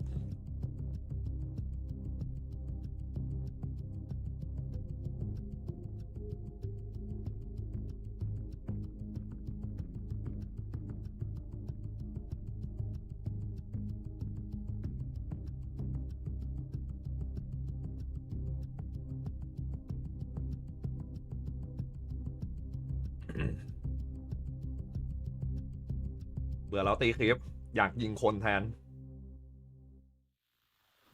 แต่คงไม่สามารถแบบดันขึ้นไอ้ท็อปแรงของเคาน์เตอร์ได้นะแกเกินถ้าเป็นโมบ้าเล่นได้โมบ้ามันใช้ประสบการณ์คุ้มได้แต่ไอ้เกม FPS ไม่ไหววะแกเกินยิงแล้วSpirit certainly feeling good after taking FaZe down on their map pick of Mirage, whereas for FaZe, probably back to the drawing board right now as we do lay in wait of Anubis. But you might notice somebody missing from the FaZe squad in these beautiful pictures because Brokey has been here all the time we've been in that break. We've been breaking down the last map. He's been practicing. He's been getting those headshots in the server. Is that, from your perspective, you've both been on teams. Yeah. Is that something you like with a team? ได้อยู่นะแบบเขาเราเก่งอะผมขอแบบสูสีอยากเห็นแมป3มาเลยอยากเห็นแมป3กลัวอย่างเดียวคือกลัวเฟดมันจะหมดอะนึกออกไหมกลัวเฟดมันจะหมดตอนจังหวะเสียโมเมนตัมอะแต่จริงๆแล้วเกมพวกนี้เวลาเสียแมปแบบอย่าเสียใจนะเว้ยให้มองไปถึงเกมเดียวเกมที่เราเล่นเกมเดียวอย่าไปมองว่าเราแพ้มาอะไรเงี้ยให้มองข้ามไปเลยโปรมันชอบพูดอย่างเงี้ยกันว่าถ้าเกิดเราไปมองว่าแบบที่แล้วเราแพ้อะไรไงมันไม่ดี Honestly, the team talks outside right now are important, yes, but it's just mental side of things. If this helps Brokey more mentally reset, let's do it. I feel like particularly for a player like Brokey, who I mean, Counter-Strike is just his DNA, right? You ask him to explain a move he's made, he's just done it based off of intuition. He is at one with the game. I feel like it's probably more important for him just to be inside the server, right? Leave the talking to Karrigan, the rest of the boys. ผมมองว่าอะไรนะสปิริตชนะบ้านแดงบอกมองว่าสปิริตชนะดูกันเดี๋ยวนี้ผมแบบเปิดตัวมาเชียร์สปิริตเต็มที่มันทวีตมันหนักเกินจบซีรีส์ผมด่าเลยจบทีมมีเตะไม่จบตัวมีเตะทีมอะทวีตอะตรงนี้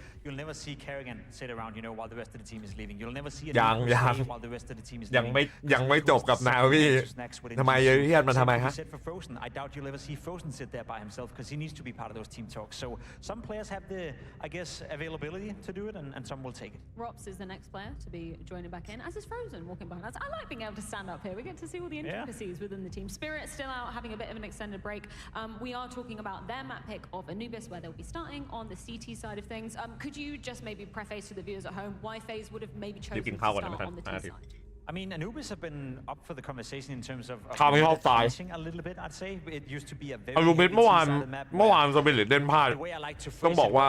เมื่อวานท็อปเปอร์เล่นพลาดไม่งั้นชนะแล้ว When you're playing that CT side, you're so limited in how much you can rotate and how you can be aggressive. And whenever you do it with a massive risk of getting killed or punished as well. I feel like that's changed a little bit, especially with the grenades and the way you use the utility. There's certain ways you can smoke your way into the T side. There's certain ways you can mask the fact that you're being aggressive on one part of the map. So I feel like the way we're playing Anubis is still evolving a little bit, and I'd argue it's closer to be 50-50 than this T-side dominated map that it used to be. If you think about the map as a layout of it, this is the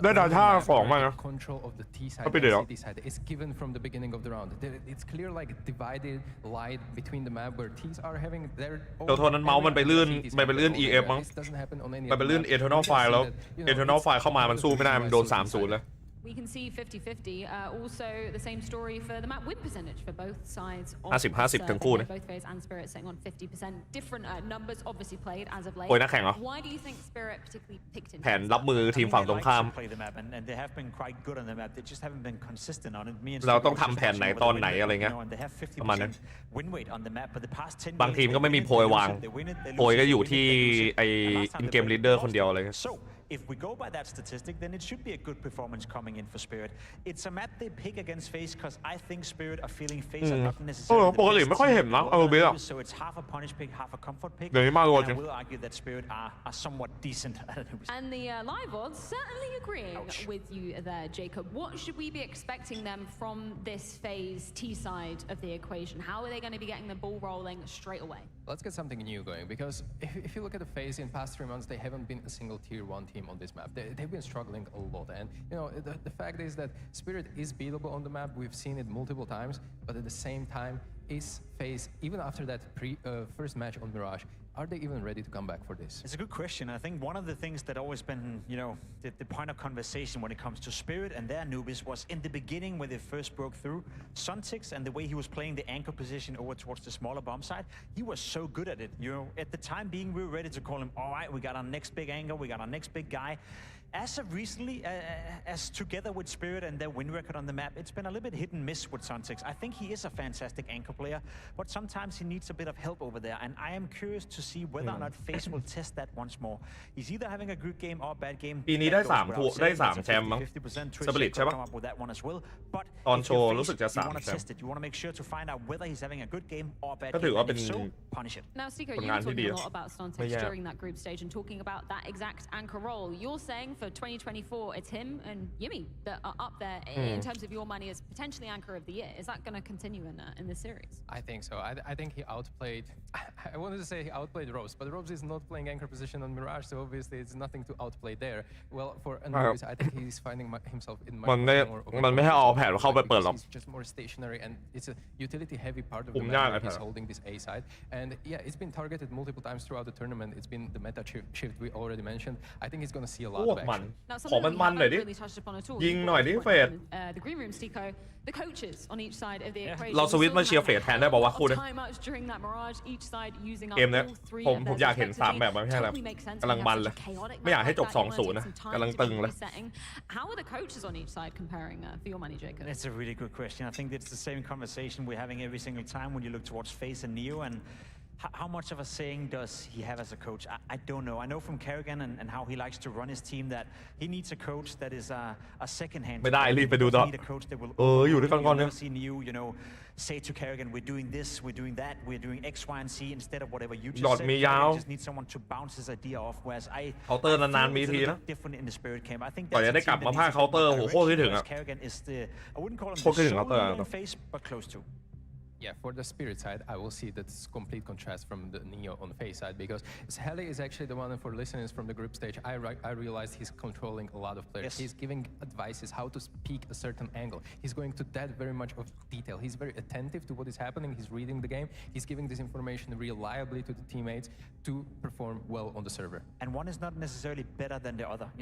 I would agree with you. I think he's a little bit more attentive. He's a little bit more detail-oriented. You look at Blade as well, a complete different type of coach in that regard. I think Neo is doing what he's supposed to do within FaZe Clan, and that is allow the players to feel a certain freedom and then have someone to bounce ideas off. Whether or not he should step up a little bit more or be a little bit more involved, it's very hard from the outside to actually know how much of a saying he's having. All I know is that Kerrigan likes to run his teams from within, and if Neo can help him with that, then he's an asset. I think that entirely makes sense. If we're looking at Spirit, picking into this map and looking at them starting that CT side, are there any particular bomb sites where you feel like FaZe, they could have the edge, maybe there's something to exploit, or a Spirit rock solid in this aspect? Well, I said it already. Suntix is going to be contested pretty early on. FaZe is a team that likes to finish on that small level. And I will say Magic's a guy we haven't really spoken about at all. He's also going to be tested an awful lot, maybe even in the beginning of the rounds. I am again looking towards วันนี้มี to อ๋อ challenge ท the นายโดน Spirit ตบ side. รวบ I ต่อ want ที่ to คำ see สุภาพ Broky be โอ้ยทำ aggressive ไม on the ใช้ความรุนแรงอ่ะ It's a close combat op map. ต่อให้เขาผิดยังไงเราก็ไม่ควรใช้ความรุนแรง There's so many Molotovs being around, and if there's anything that Broky thrives in,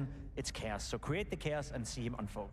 I agree that these A hits and A splits that we've seen will ช่วงนี้ continue ภาค to be seen. โดต้าแล้วมันไม่อินวะไม่รู้ทำไมวะ Especially, หมด he ไฟ wants to มั้ง avoid Dong. He's having that B side on the lockdown together with Magix. Zontix on that A side is probably going to be the target together with Chopper being on the middle, and Shiro is going to nicely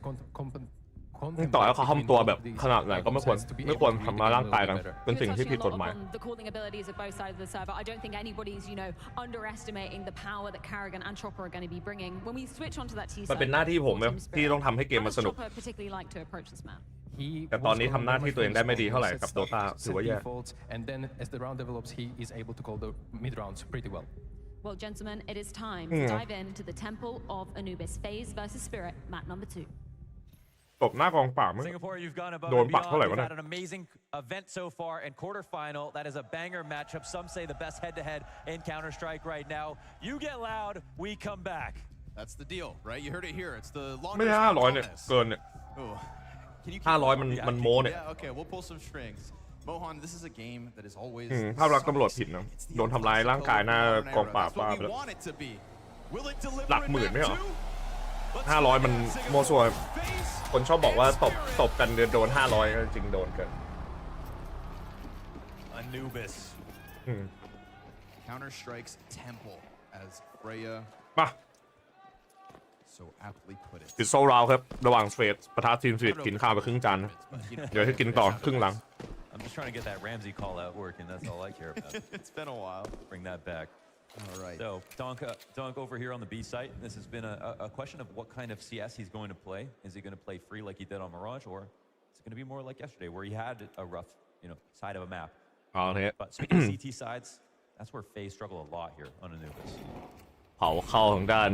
คอนเน็กไปครับ Nice healthy B site stack of Magics Spirit.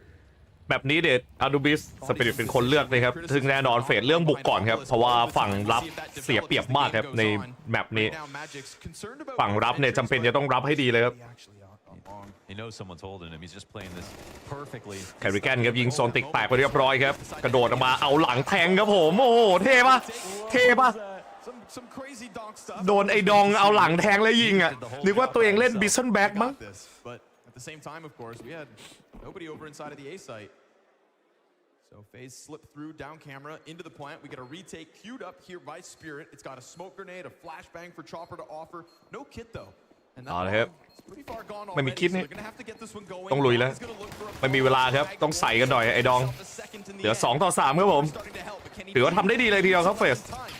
สวยงามมากๆครับฟอร์เซนตัวสุดท้ายครับกูทันหรือเปล่า7-6-5ทันเหลือ Everything seemed to be going wrong until the storage push comes through. Yes, covered there with Chopper. สวยงามจริงครับเทเดนทีมสปิริต I think with the special kill of the rounds, jumping out into E-box backwards like a bad boys for life. แกนโดนไอ้ดองเก็ตดองหมุนตัวยิง This is something where the call for FaZe is perfect. แต่แมปเนี้ยบอกเลยนะบุกบียากมากเพราะว่าถ้าไอ้ดองเฝ้าอยู่เนี่ยจบเลยปกติบุกถ้าเซตแบบว่า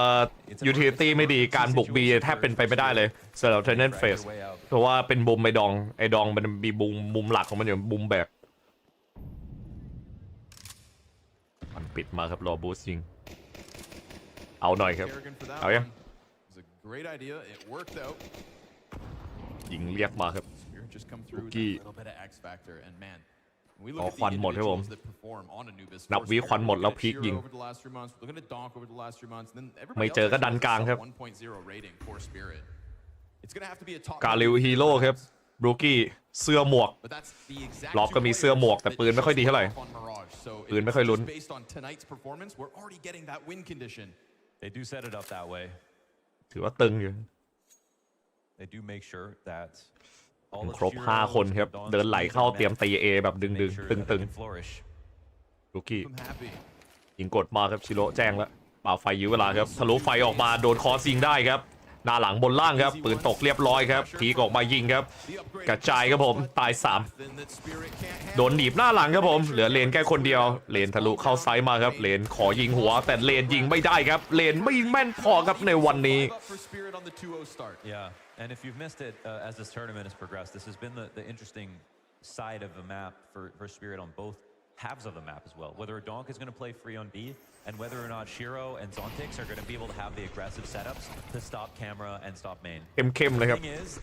ซอนติกชิโร่ได้ยิงเดือดจริงครับนี่เป็นช่วงแมปที่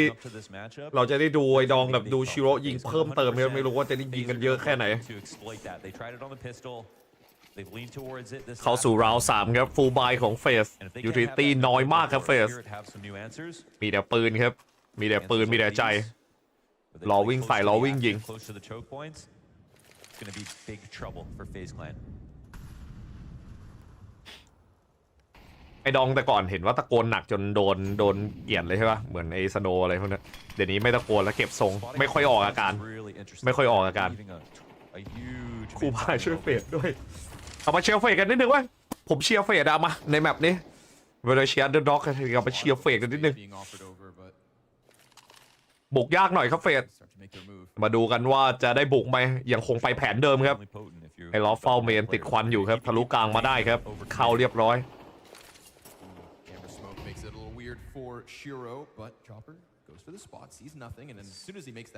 ต้องออมให้ได้ครับถ้าตัวนี้ชอปเปอร์โดนนี่แย่เลยนะเละเลยนะ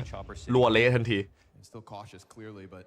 เอาด้วยนะครับจะดันยิงชอปเปอร์ครับพี่แกน3 คนครับกี่ตัวดีครับ1 ตัวครับโอ้โหแล้วเป็นตัวเดียวครับที่เล็งอยู่ครับชอปเปอร์สนติเข้มๆเลยครับกดเมาเล่นหน่อยควันหมดก็คาหัวไปดิล็อบดันออกมาแล้วดักแบบเข้มเหมือนกันครับพี่เลนเก็บมาได้สวนคืนไอ้ดองตายไปฮะเหลือตัวสุดท้ายครับชิโร่แผ่นเข้าบีเรียบร้อยครับแต่ด้านสปิริตโดนตีคืนมาได้ฮะไม่ได้นับ3ครับสปิริตเริ่มบุกตีเข้ามาดูกันว่าจะบุกไหลเลยไหมครับเพราะว่าการเงินของสปิริตเองก็ได้อีก1 ราวได้1 ราวชิโร่เซฟมาได้สวัสดีโอซามุไทฮิด้วย If you've got Chopper there as the last line of defense with the MP9 and he knows they're coming but he doesn't get the kill, well now they can go into CT spawn. What are you supposed to do about that? So there's a lot on the line and it comes down to just that first โอ้โห6เลยเหรอขอเยอะเลยนะ and right there ขอเยอะเลยนะ6อ่ะ not only got that first kill but then they waited for the flanks on both ends and got those kills as well. ระเบิดบูมเข้าให้ครับชิโร่เซฟปืนกลับมาได้ครับชิโร่ไม่ตาย The kind of round that you can bank on if they were to run it back right here. So what will Spirit do now? They were looking for a เอายั round งไง like ดีครับ that, but they lost it. นี่เป็นราวแรกครับทุกราวสำคัญหมดออกมาครับชิโร่โยนในด้านเอ็มจุกครับให้ดองไปสนติดดองชิโร่ยิงกันพอๆกันอยู่ครับช่วงราวแรกๆนะยิงวัดอะไรมากไม่ได้ว่าใครตื่นใครไม่ตื่นใครหลับใครไม่หลับครับแต่ตอนนี้บอกได้เลยว่าเฟสกำลังมาแล้วครับกำลังมาแบบเดือดยูทิลิตี้พร้อมๆกระจายตัวบุกช้าครับเซนต์เฟส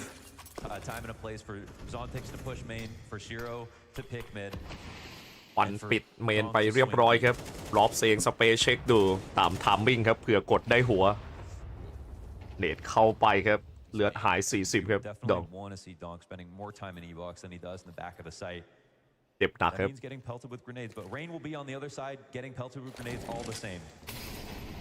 เอาไล่มุมครับผมปั่นปิดสูงครับทางด้านดองบอกได้ทั้งวันนะดงเนี่ยปั่นทั้งวันเฮ้ยโหดภาคบอกว่า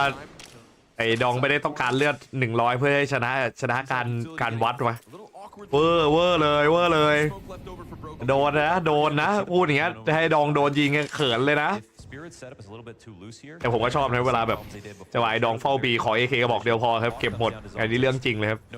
เก็บหมดอุ้ยฟอสเซนครับยิงมาจิกตายไปเรียบร้อยด้วยเตรียมเข้าบุกตีครับจะไปบุกที่ทางด้าน A บุก A หรือเปล่าครับ20 วินะครับโซนติเก็บล้อไปได้โอ้แล้วโซนติกดเมนแตกไปแล้วครับเอาครับเข้ามาคืนได้ครับผ่าบอมเข้าไปแล้วชิโร่เห็นแล้วนะเห็นเหมือนกันครับเห็นเหมือนกันอ้าวเรายิงหลังก่อนชิโร่เสกอีกแล้วชิโร่โดนกระโดดมาครับจะยัดชิโร่เวลาไม่เหลือชิโร่ยิงพลาดครับแพนอันก็บอกว่าวิสุดท้ายดองจะยิงครับแต่เพื่อนมาเก็บไปครับแต่ดานฟอร์เซนแบกเกมครับยิงดองไปได้ชอปเปอร์จะเอาคืนครับชอปเปอร์ต้องลองดูครับชอปเปอร์ไม่ได้ลุ้นเลยครับบรูกี้บอกมาดิออฟชิโร่อะมาแล้วโอ้โหชิโร่ถ้ายิงได้เมื่อกี้คือจบเลยนะขอชิโร่ยิงตัวเดียวพอเพราะว่าตัวนั้นถือบอมอยู่อุดชิโร่เวอร์จริงครับรู้งานจัดเพื่อนหันหลังมาครับส่งเสียงหลังให้ครับกระโดดเข้ามาพร้อมกันครับสวยงามจัดจากเทนเนสเฟสครับให้เพื่อนแทงให้ He wouldn't have been caught off by Frozen. He would have got the kill on the bomb plan as well. And Brokey did successfully bait out that shot from Shiro. ชอปเปอร์ยังลองแล้วอยากลองแล้ว Had to work hard for that. Yeah, that one comes down to. But in the end, it's still ลองได้ on the A side. ของพร้อม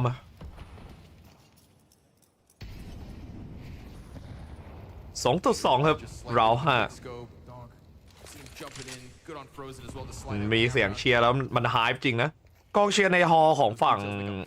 งานสิงโปนี่รู้สึกเชียร์เฟดเยอะกว่านะเสียงเชียร์เฟดเยอะมากในขณะที่เสียงสปิริตก็โลลงนะครับโลกว่าก็ชัดเจนครับเรื่องของกองเชียร์ส่งผลเยอะครับแต่ถ้าเกิดไม่โดนโถมแบบพวกกองเชียร์เซโอเคครับกองเชียร์เซที่โถมโหดมากครับจังหวะโหจังหวะไล่ครับดุจัดเรียกได้ว่าโดนโหกดเลยนะ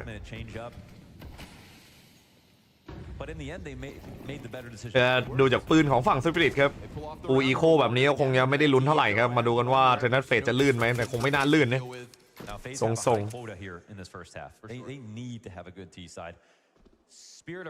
ต้องได้8ต้องได้7ขั้นต่ำต้องได้7ขั้นต่ำขั้นต่ำนะ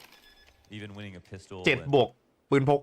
Just a couple of rounds here and there could be enough. It's FaZe who are down a map. Team Spirit for me are a bit ถือ7ไม่อุ่นใจ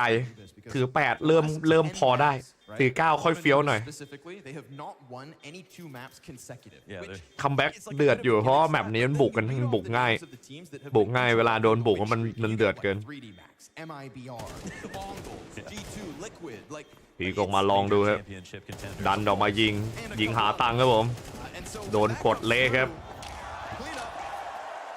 สะอาดครับผมนักล่าอีโค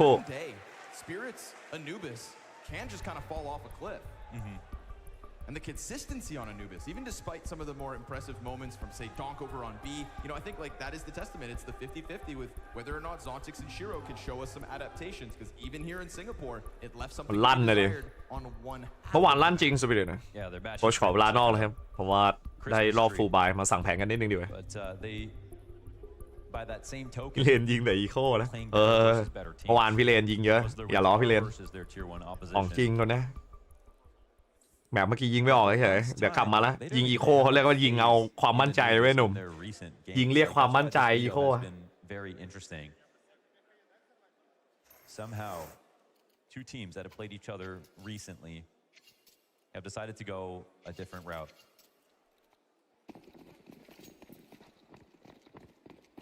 FaZe picked Mirage and lost it. Spirit picked it last time and won it.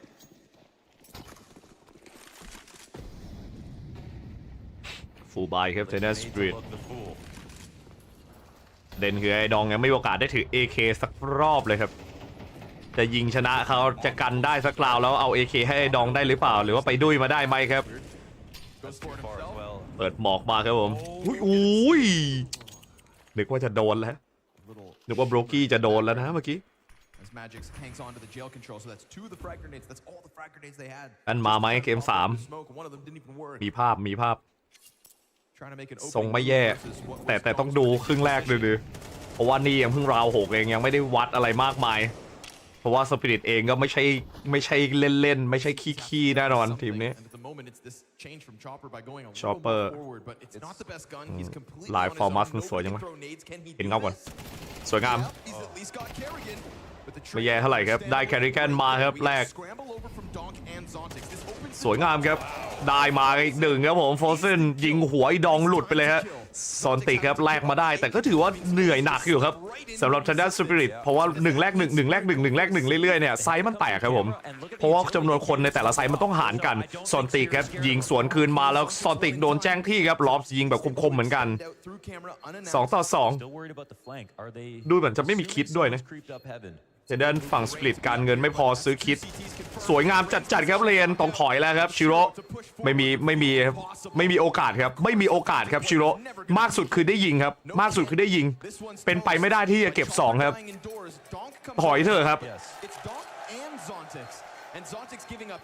จะยิงขากลับครับจะยิงขากลับสุดท้ายต้องยอมครับชิโร่เป็นการตัดสินใจที่ดีครับต้องยอม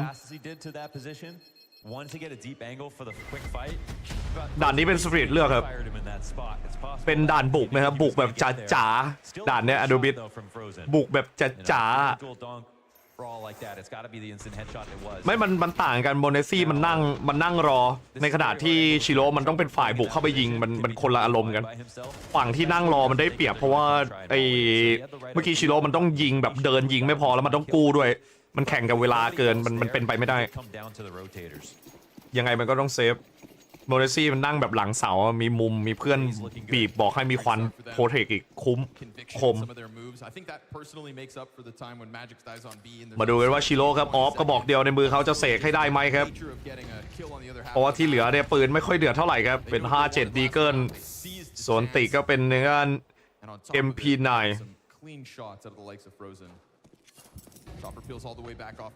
ถอยกลับมารีเซ็ตออกก่อนแต่ด้านฟอสเซนครับดักรอพีคยิงดูแปดเข้ามาหลบไปได้ครับโอ้ยชิโร่เอาฟอสเซนออกไปแล้วครับ1กระบอกเอาละสิช่วยแล้วพอเดี๋ยวเพื่อนเขาดันออกไปยิงแน่ครับดันออกไปเก็บปืนแน่ส่วนติครับโดนพี่แกนพีคออกยิงหัวแตกเหมือนกันครับเลนโอ้เลนคมจัดเลนยิงชิโร่แตกไปแล้วครับได้ออฟคืนมาครับบินหลบเลี่ยงมุมมาครับไอ้ดองเองไอ้ดองบอกไอ้ดองเอาเองแต่โดนบรูกี้ครับเรียวออปเปอร์ You like to see him doing different things. Okay. That was an interesting way to distill that situation. Just consistently take duels inside of mid as you run towards camera and eventually win getting Brokey on the line. So Spirit starting to lag behind. They've only got this. พาออฟกลับให้ได้ครับ Magic ทำดีจัดครับนับ5ครับเดนเฟส Trading map picks would be sweet for FaZe. เก็บ AK ไปให้ดองครับชอปเปอร์ผมว่าเราถัดไปเป็นของสปิริตแน่เลยวะของมันครบมี AK มีออฟพร้อมถึงแม้ไอเฟดมันรวยมากๆก็ตามทีเดี๋ยวนี้มีสิทธิ์ได้สู้อยู่เราเนี้ยมีสิทธิ์ได้สู้เยอะอยู่ของพร้อมปืนพร้อม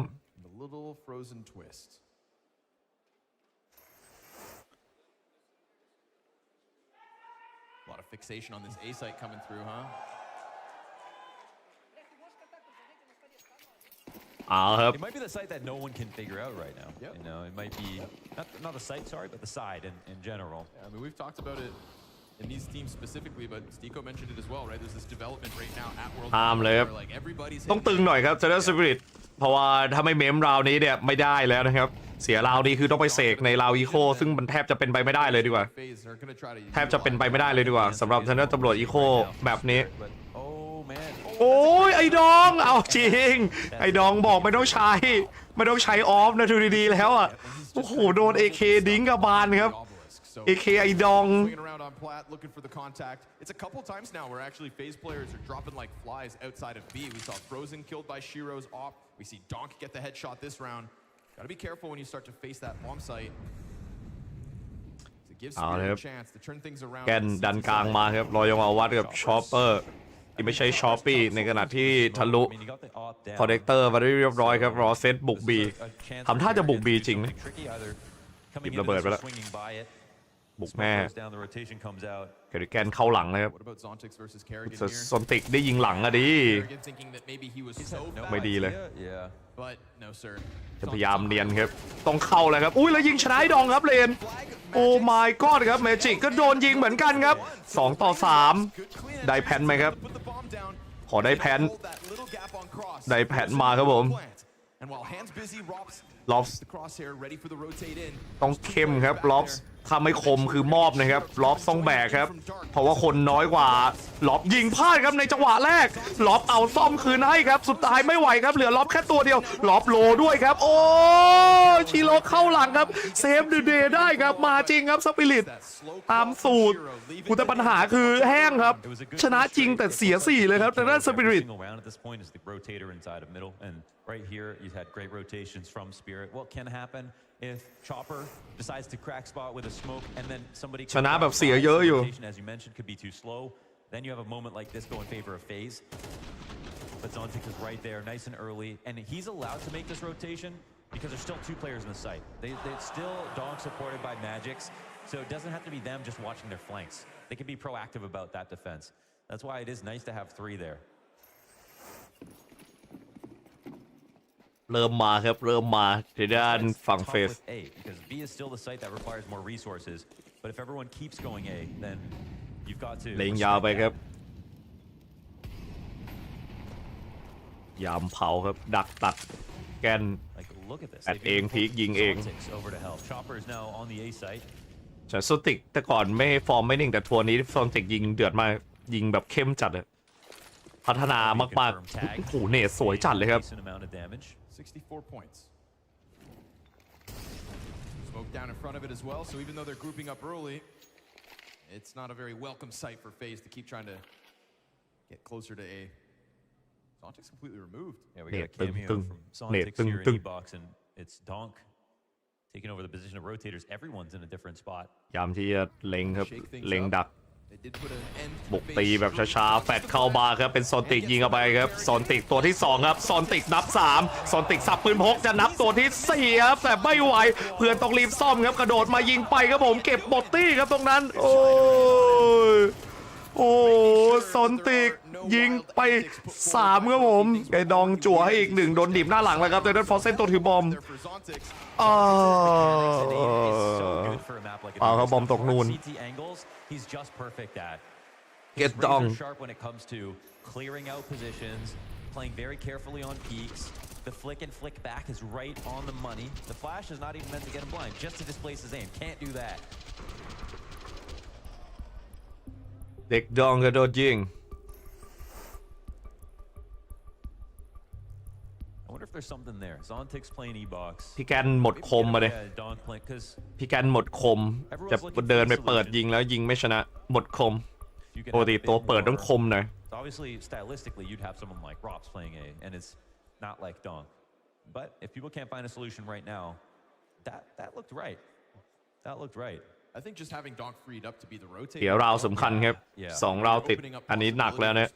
บอกได้เลยเริ่มหนักแล้ว If there is indeed this continuous pressure on the A site. การจัดที่สิงคโปร์ครับคุณจุยซี่ถือว่ากันได้เยอะเลยนะครับเพราะว่าเฟสเองต้องไหลยาวให้ได้ครับควรถ้าจะให้ดีควรจบครึ่งแรกที่ 8-4 ครับมาดูกันว่าเขาจะเสกคืนมาได้หรือเปล่าครับเพราะว่าการบุกบีเป็นสิ่งที่ไม่ดีเท่าไหร่ครับแล้วเขาทิ้งคนไว้ถูกด้วยนะครับราวที่แล้วเขาทิ้งโซนติกไว้ครับแพ็ค2อยู่ที่ทางด้านคอนเนคเตอร์ซึ่งทำออกมาได้ดีมากๆครับในขณะที่ตอนนี้เนี่ยเอาโซนติกกลับไปเรียบร้อย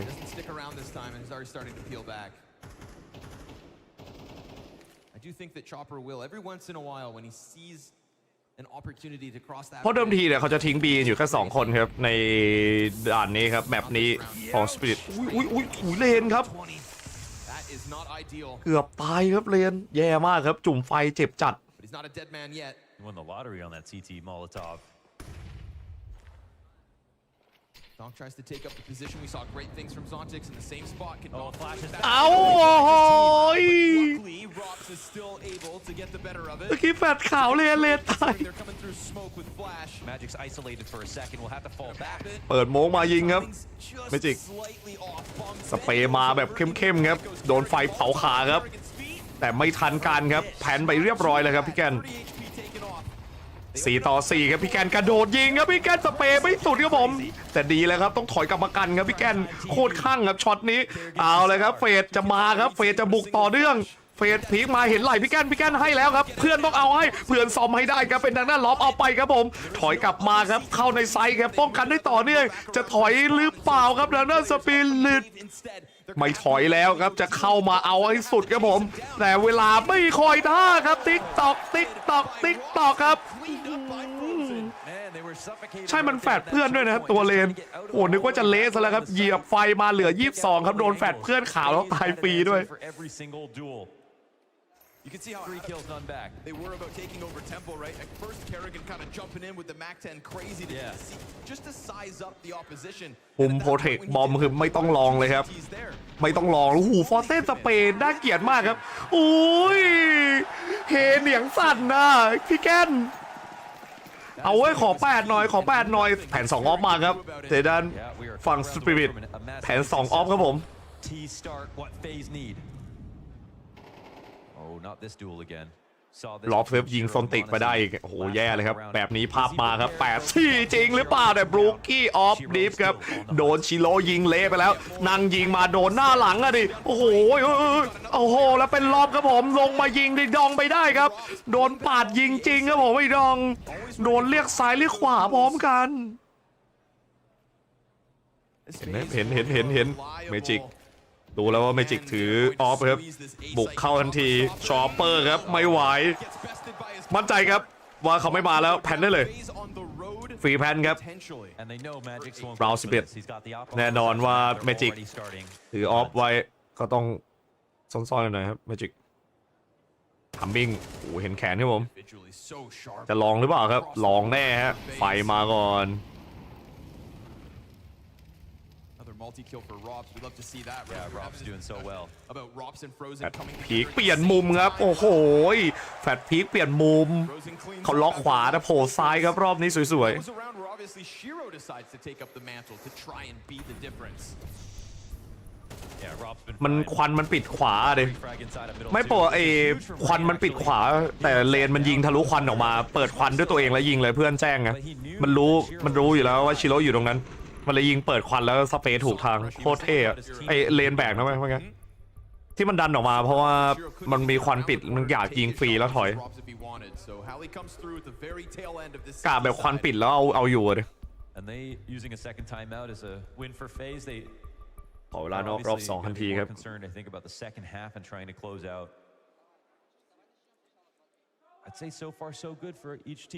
เอา12นะครับภาพ8-4มาจริงครับชัดถ้า8-4ผมว่ายังพอได้ลุ้นเนี่ย8-4ต้องบอกว่าอุ่นใจอะอุ่นใจเอานะครับ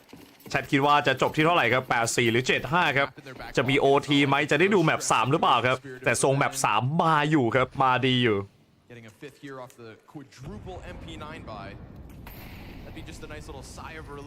ถ้า7-5ตึงเลยนะครับต้องวัดพกอย่างเดียว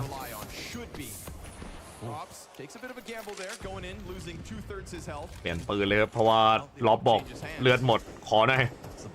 ไถเลือดหมดขอไถออฟ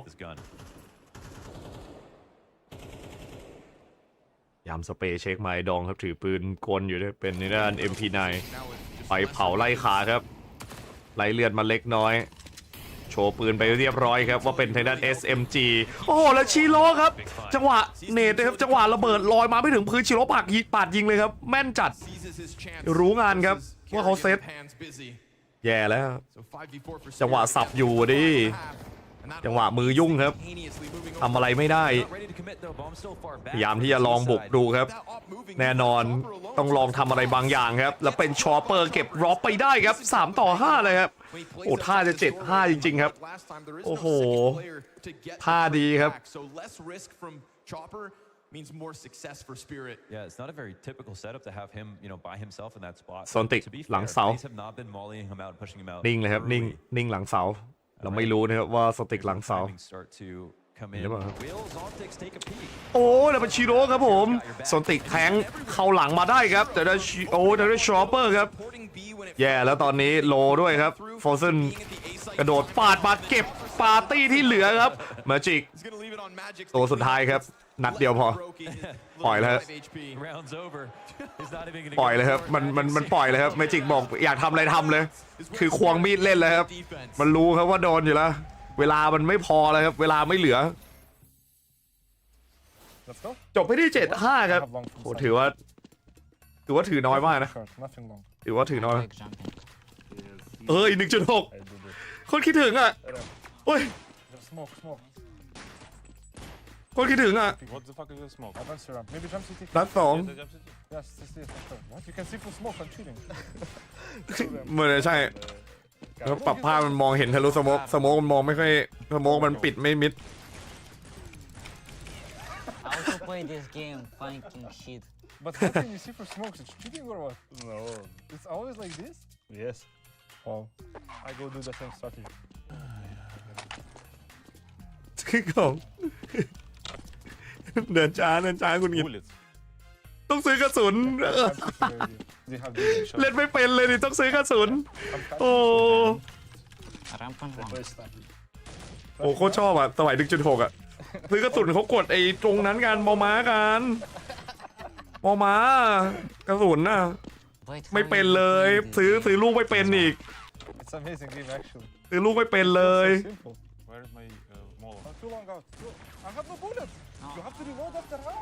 ใช่หรอนาวีมาเล่น1.6 ก็ตกรอบอุ้ยเครื่องหมายยิงหัวมันน่ารักดีนะผมทุกวันนี้ผมยังไม่รู้เลยเครื่องหมายยิงหัวมันคืออะไรเครื่องหมายยิงหัวมันคือมีดเสียบอะไรวะชัดมันคือมีดเสียบอะไรวะเครื่องหมายยิงหัวใครก็ได้บอกผมทีนี่มันคืออะไรมีดเสียบโล่เหรอโอ้ยโอ้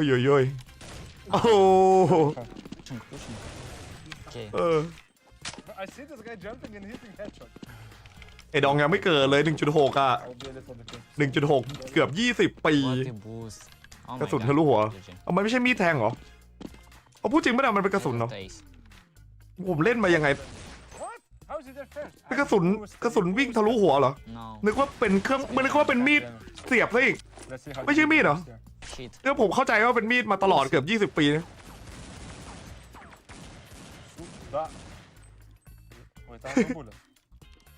อ๋อเหรอมันคือเครื่องหมายเฮดช็อตแบบกระสุนทะลุหัวเลยเพิ่งรู้เลยนะคือถ้าผมเล่นมาเป็น10 ปีโอ้โหทำไมไม่มีใครบอกเลยวะเกือบเกือบ20 ปีอะเล่นตั้งแต่ประถมอะบูมโนโคม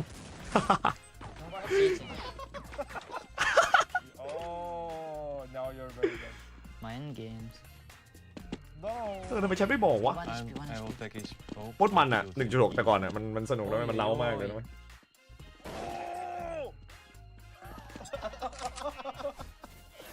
ต้องได้เฟสต้องได้พกถ้าไม่ได้พกต้องเสกอะไรนะเป็นไปไม่ได้เลยคือบอกเลยนะว่าถ้าพลาดพกอ่ะผิดพลาดพกคือจบแล้วเฟส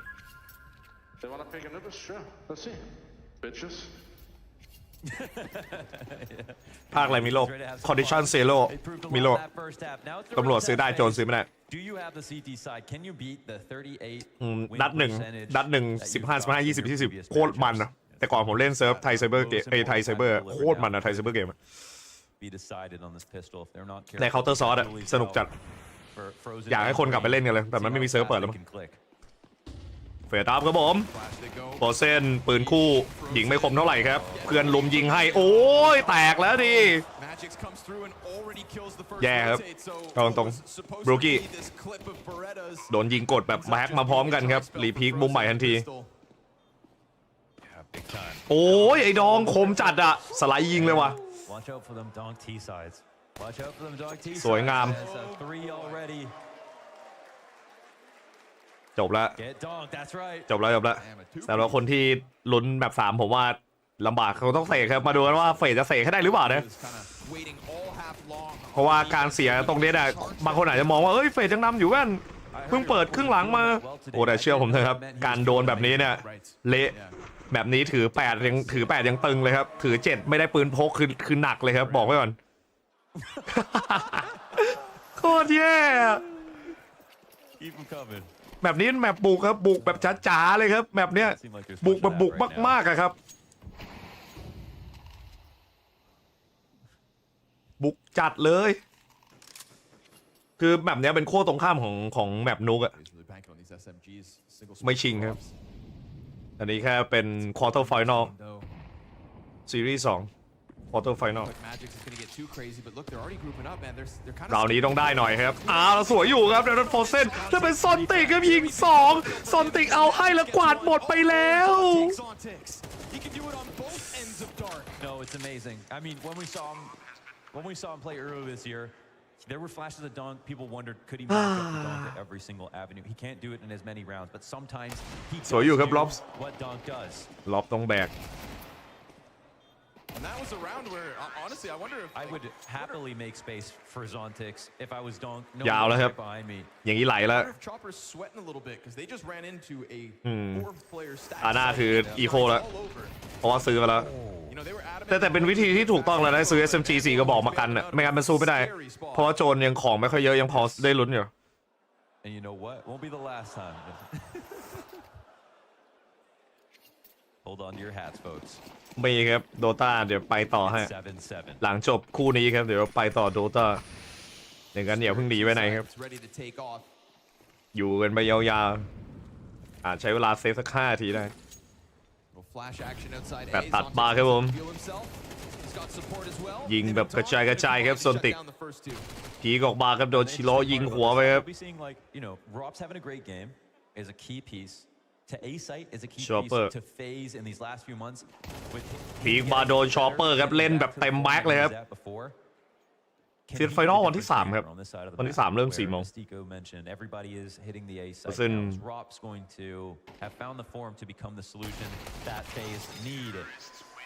วอชก้าที่ของแท้หรือของเทียมครับไม่มีทางเป็นของแท้ครับจำไว้วอชก้าไม่มีทางเป็นของแท้มียิงซ้ำศพครับแต่เขาไม่ว่ามันไม่ค่อยซ้ำกันเลยเพราะไอทีไม่เห็นครับ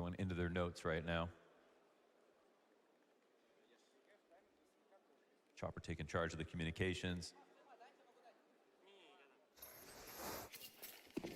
And Spirit deliberate. We come out of this. ครับฟูลบายของทางด้านฝั่งเฟสถึงยูทิลิตี้จะน้อยครับแต่ได้ลุ้นกว่าไม่มีปืนแน่นอนถ้าไม่ได้ราวนี้นี่ไหลครับมันโดนบุกง่ายเกินครับเฟสในแมปเนี้ยมันเป็นเรื่องที่ต้องทำใจครับต่อให้หุ้นเก่งขนาดไหนเนี่ยมันมีรั่วอยู่แล้วครับมันจะมีจุดรั่วเยอะมากมันปิดเรื่อยๆมาดูกันว่าเดสปิริตจะบุกท่าไหนครับจะอึดอัดแค่ไหนสำหรับทางด้านฝั่งรับครับรู้หรือเปล่าว่าพลาดกี่รอบเนี่ยจะมีอยู่2 ด่านนะครับที่เดสปิริตบุกแล้วผมรู้สึกอึดอัดนะครับ1เนี่ยคือด่านนี้แหละครับเวลาสปิริตบุกเนี่ยอึดอัดจริงครับอนุบิสอีกด่านหนึ่งคือนุกครับผมเวลาสปิริตบุกนี่โอ้ยรอแล้วรออีกหลับรอยังได้อ่ะจริง30 วิ25 วิพี่ค่อยเข้าอ่ะมิลาดเมื่อกี้ยังมีสลับบุกไวนะเลยครับเข้ามา50ยิงเข้ากลางมาครับพี่แกนโดนชอปเปอร์ยิงหัวให้ครับโดดลงใหม่เลยครับเฝ้าอีกมุมหนึ่งแทน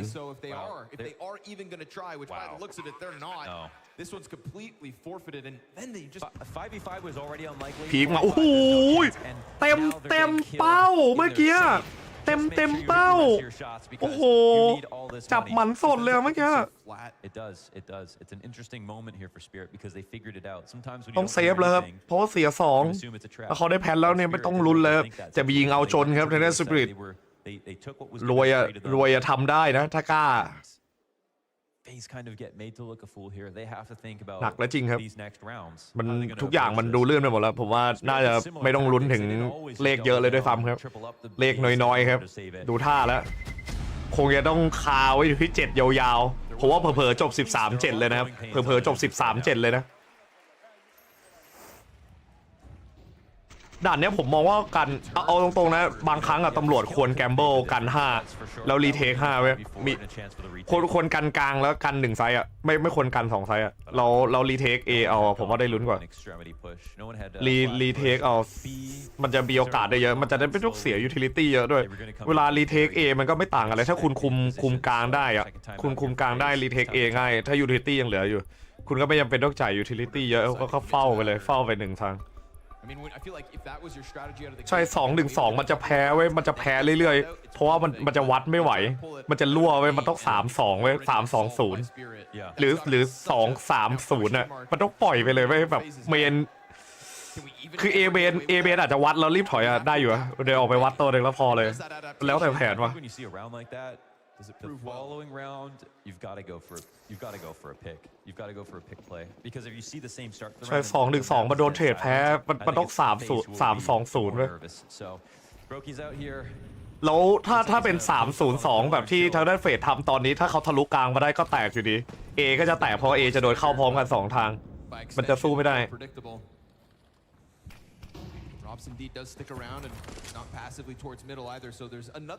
มันต้องอ5แล้วรีเทคมีทีมที่ทำอย่างนี้อยู่แล้วไอ้แบบเนี้ยอ5แล้วรีเทคเลยโคตรเดือดอะมันปล่อย A แล้วมันรีเทคโคตรไวอะคือมันก็เคลี้ยงควันเคลี้ยงอะไรเซตเข้าไปแล้วก็รีเทคแบบสดๆเหมือนกัน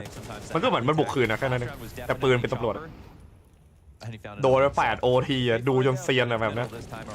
ใครเล่น 2-1-2 แล้วโหไม่มีภาพเลยถ้าไม่ยิงคมกว่านะถ้าไม่คมกว่าแบบมากๆอ่ะมันสกอร์มันจะไหลไปมันจะจบประมาณ8-4แล้วก็สวิตช์ฝั่งแล้วก็โดนไปเลย We got this head-to-head, and it's delivered. Spirit, though, gonna step ahead, smoking off the camera, trying to cut through this open portion of the map, and that's gonna put pressure on Kerrigan to just lean into CT spawn. Now he put down his smoke, of course. Yeah, they have just sliced through this like a hot knife. ทะลุกลางมาเรียบร้อยครับจะได้สปิริตบุกช้าตามสไตล์ครับรอพาบอมเข้าเอแน่นอนครับนี่คือ3-0-2ครับกลางแตกก็แตกพ่ายครับทะลุควันออกมาครับชอปเปอร์ขอแค่ยิงไม่พลาดพอครับล็อบมาดูว่าจะแบกได้หรือเปล่าแต่เขาบันดันมาเยอะเลย3 คนพร้อมกันนะครับควันหมดมีตายอ้าวโดนทะลุสโมกสวนคืนครับเป็นโบรกี้ครับแบกได้ไหมทะลุเข้ามาโบรกี้ยิง2ครับโบรกี้แบกจัดอะช็อตเนี้ยควันครับหลบในควันตัวเองหลบในควันตัวเองแล้วได้ไอ้ดองมาด้วยครับโอ้โหเวอร์จริงว่ะโบรกี้มันยิงได้เยอะเกินเลยโอ้ยกันอยู่ครับเฟดกันอยู่ครับ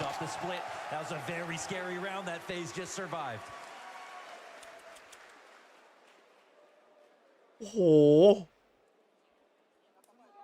โบรกี้มันต้องเสกอย่างนี้ไว้มันต้องเสกอย่างนี้เลยยิงแบบยิงอย่างเงี้ยเพราะสุดท้ายคุณยิงปุ๊บมันจะโดนทะลุเข้ามาอยู่ดีไหมคือช็อตนี้เป็นโบรกี้มันยิงได้อะดิ It wasn't actually that much a main pressure to draw out the utility that they needed. ทีมบุกช้าบอกสกอร์สูงดูตอนง่วงไม่ได้เลยจริงมันต้องเวอร์เว้ยมันต้องยิงแบบยิงเข้มอะถ้ายิงไม่เข้มไม่ได้นะแรก1-1แพ้นะไซส์แตกนะอันนี้ได้2ตัวยิงแบบเดือดจัดนะโบรกี้อะเจิมแรงไปหน่อย98ครับส่งพลังไปส่งพลังให้พี่โบรกี้แบกโบรกี้บอกแว่นดูด้วยผมใครตกแฟดมาครับเอาเลยครับสติกปาด1ก่อนเลยครับเก็บล็อบซะได้ครับสติกบอกวัดเมนแตกมาแล้ววัดเมนแตกนี่ขนาดวัดเมนแตกครับเพื่อนก็ยังไม่เคลื่อนตัวครับเพื่อนบอกใจเย็นบอกเพิ่งได้แค่ตัวเดียวดิ่งได้ขออีกตัวได้หรือเปล่าดันออกมาอุ้ยดันลงมายิงสวนครับได้เมจิกไปด้วยครับเดือดจัดครับนี่ไม่ยอมเสียเปรียบนะครับไม่ยอมเสียเปรียบเรื่องจำนวนคนดันบีลองออกมายิงเลยครับ I thought it was going to be bad goes to worse right there with Magic's holding, but a beautiful answer back here from FaZe Clan to reset. And every time they reset, you look up at the clock, and more time is missing. And this time that pressure stays constant, right? We're getting the utility coming out. ค่อยมันต้องเสี่ยงเปรตมันเลยเสี่ยงสวนไม่ดิ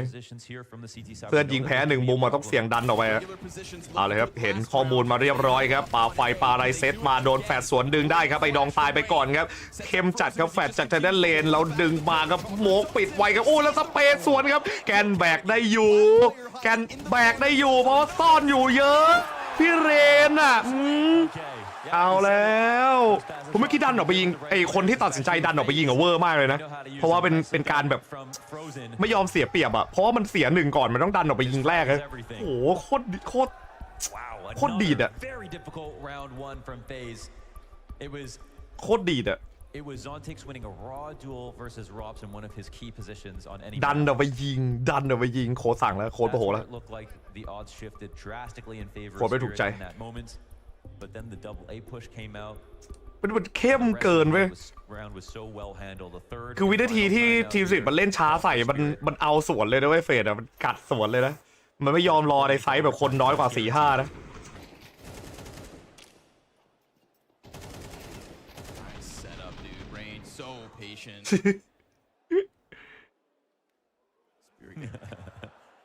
โอ้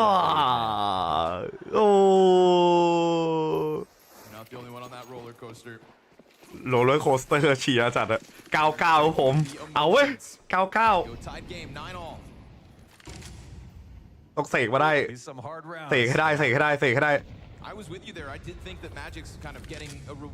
โบกี้ขอคมพอจังหวะ1 ราว1 ตัวขั้นต่ำเตกไม่ได้เจอคนแล้วเจอขนาดนี้จ้างผมไม่เจอแล้วควันปิดกลางครับชอเวอร์ แกนบอกติดวะติดหน้าติดหลังแกนเฝ้าเลยเฝ้าตรงกลางหรือจะไปที่โอทีครับแชทหรือจะไปที่โอทีครับจะไปที่โอทีไหมครับไปเผาประตูกลางมาครับบินหลบถอยออกไปไฟส่วนคืนให้ครับไปก่อนดีกว่าแต่นั้นฟอร์เซนปิดมาเห็นหัวแล้วครับแจ้งแล้วบอกเฮ้ยมานะเห็นนะเห็นหัวนะทะลุเข้ามาแล้วจะเป็นดองครับได้แค่ตัวเดียวครับไอ้ดองยิงพลาดเลยดอนไปดิไอ้ดองปาดข้าม2ตัวยิงช้าเกินครับจังหวะเก็บไม่ได้2ตัวในทันทีครับเหลือโซนติครับขึ้นนำก่อนแล้วก็เฟสจังหวะรับติด3ราวครับแน่นอนอย่างนี้แย่ครับสปิริตแห้งแล้วนะ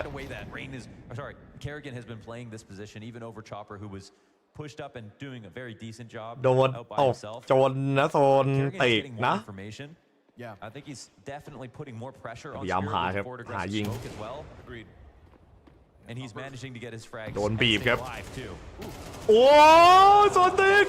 เวอร์จัดโซนติกเก็บหมดโซนติกบอกขอหน่อยขอเนตหน่อยขอเนตไปเก็บไว้เล่นลาวด้าหน่อยจะได้ไม่ต้องซื้อเพราะว่าตังค์ไม่ขึ้นโอ้ยมาจัดอะโซนติกมันเวอร์จริงเว้ยโซนติกโคตรเดือดอะ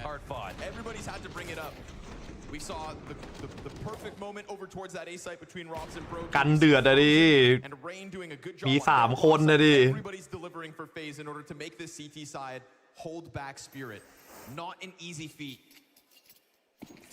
แกมเบิลรัวๆเดี๋ยวก็เฝ้าเยอะรัวๆดิรอบนี้ทิ้งน้อยแล้วบี2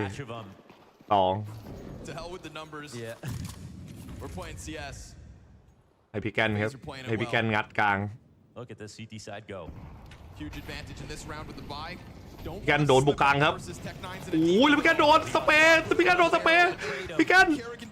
แกนอุ้ยเพื่อนโคเวอร์ให้ครับจะสเปย์พี่แกนอีกพี่แกนดันยิงโอ้พี่แกนพลาดหัวครับพี่แกนแต่ไม่เป็นไรครับเพื่อนตอดเลือดได้เยอะอยู่ครับ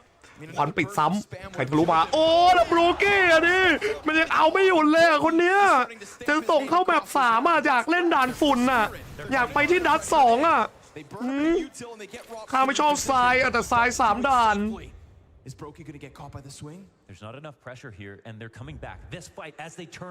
จังหวะกลาง2อ่ะ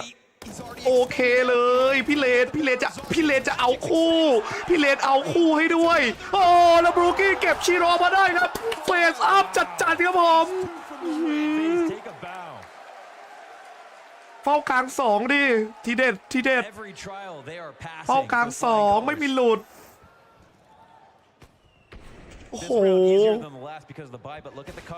ดูบรูกี้ยิงเฟสอัพโอ้โหหลังหมดปืนพกมายิงแบบหมดแรงครับแต่อยู่ดีนะครับอยู่ดี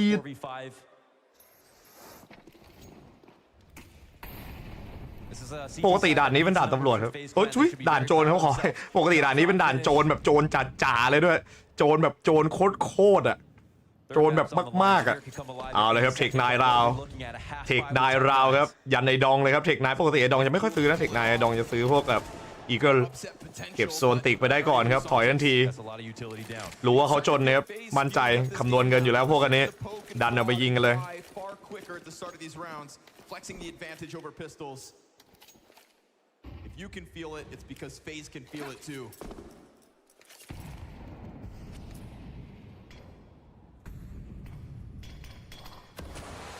เปิดควันมาครับ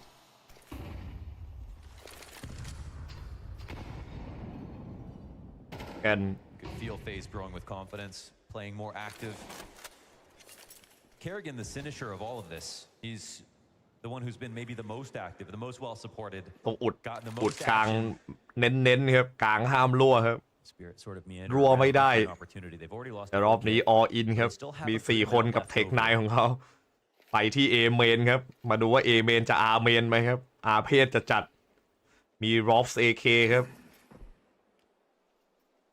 กับทางด้านรูกี้เข้ามาแล้ว20 วิตามสไตล์ครับแล้วยิงไม่โดนยิงไม่ได้ครับแต่รอบเอาคืนไว้ให้ครับเมจิกลุมเงินกดรูกี้ตายเรียบร้อยสเปซสวนดึงคืนมาครับจากนั้นพี่แกนโอ้โหแล้วเป็นจิโร่ครับจิโร่แรก1-1ไม่ไหวครับ โอ้ยมาแล้วมาแล้วเฟดมาแล้วได้ดูเกม3จริงหนุ่มแต่เดี๋ยวแมป3เรากลับไปเชียร์สปิริตนะโอเคปะแมป3เรากลับไปเชียร์สปิริตนะพูดถึงแมป3มองถึงแมป3นะ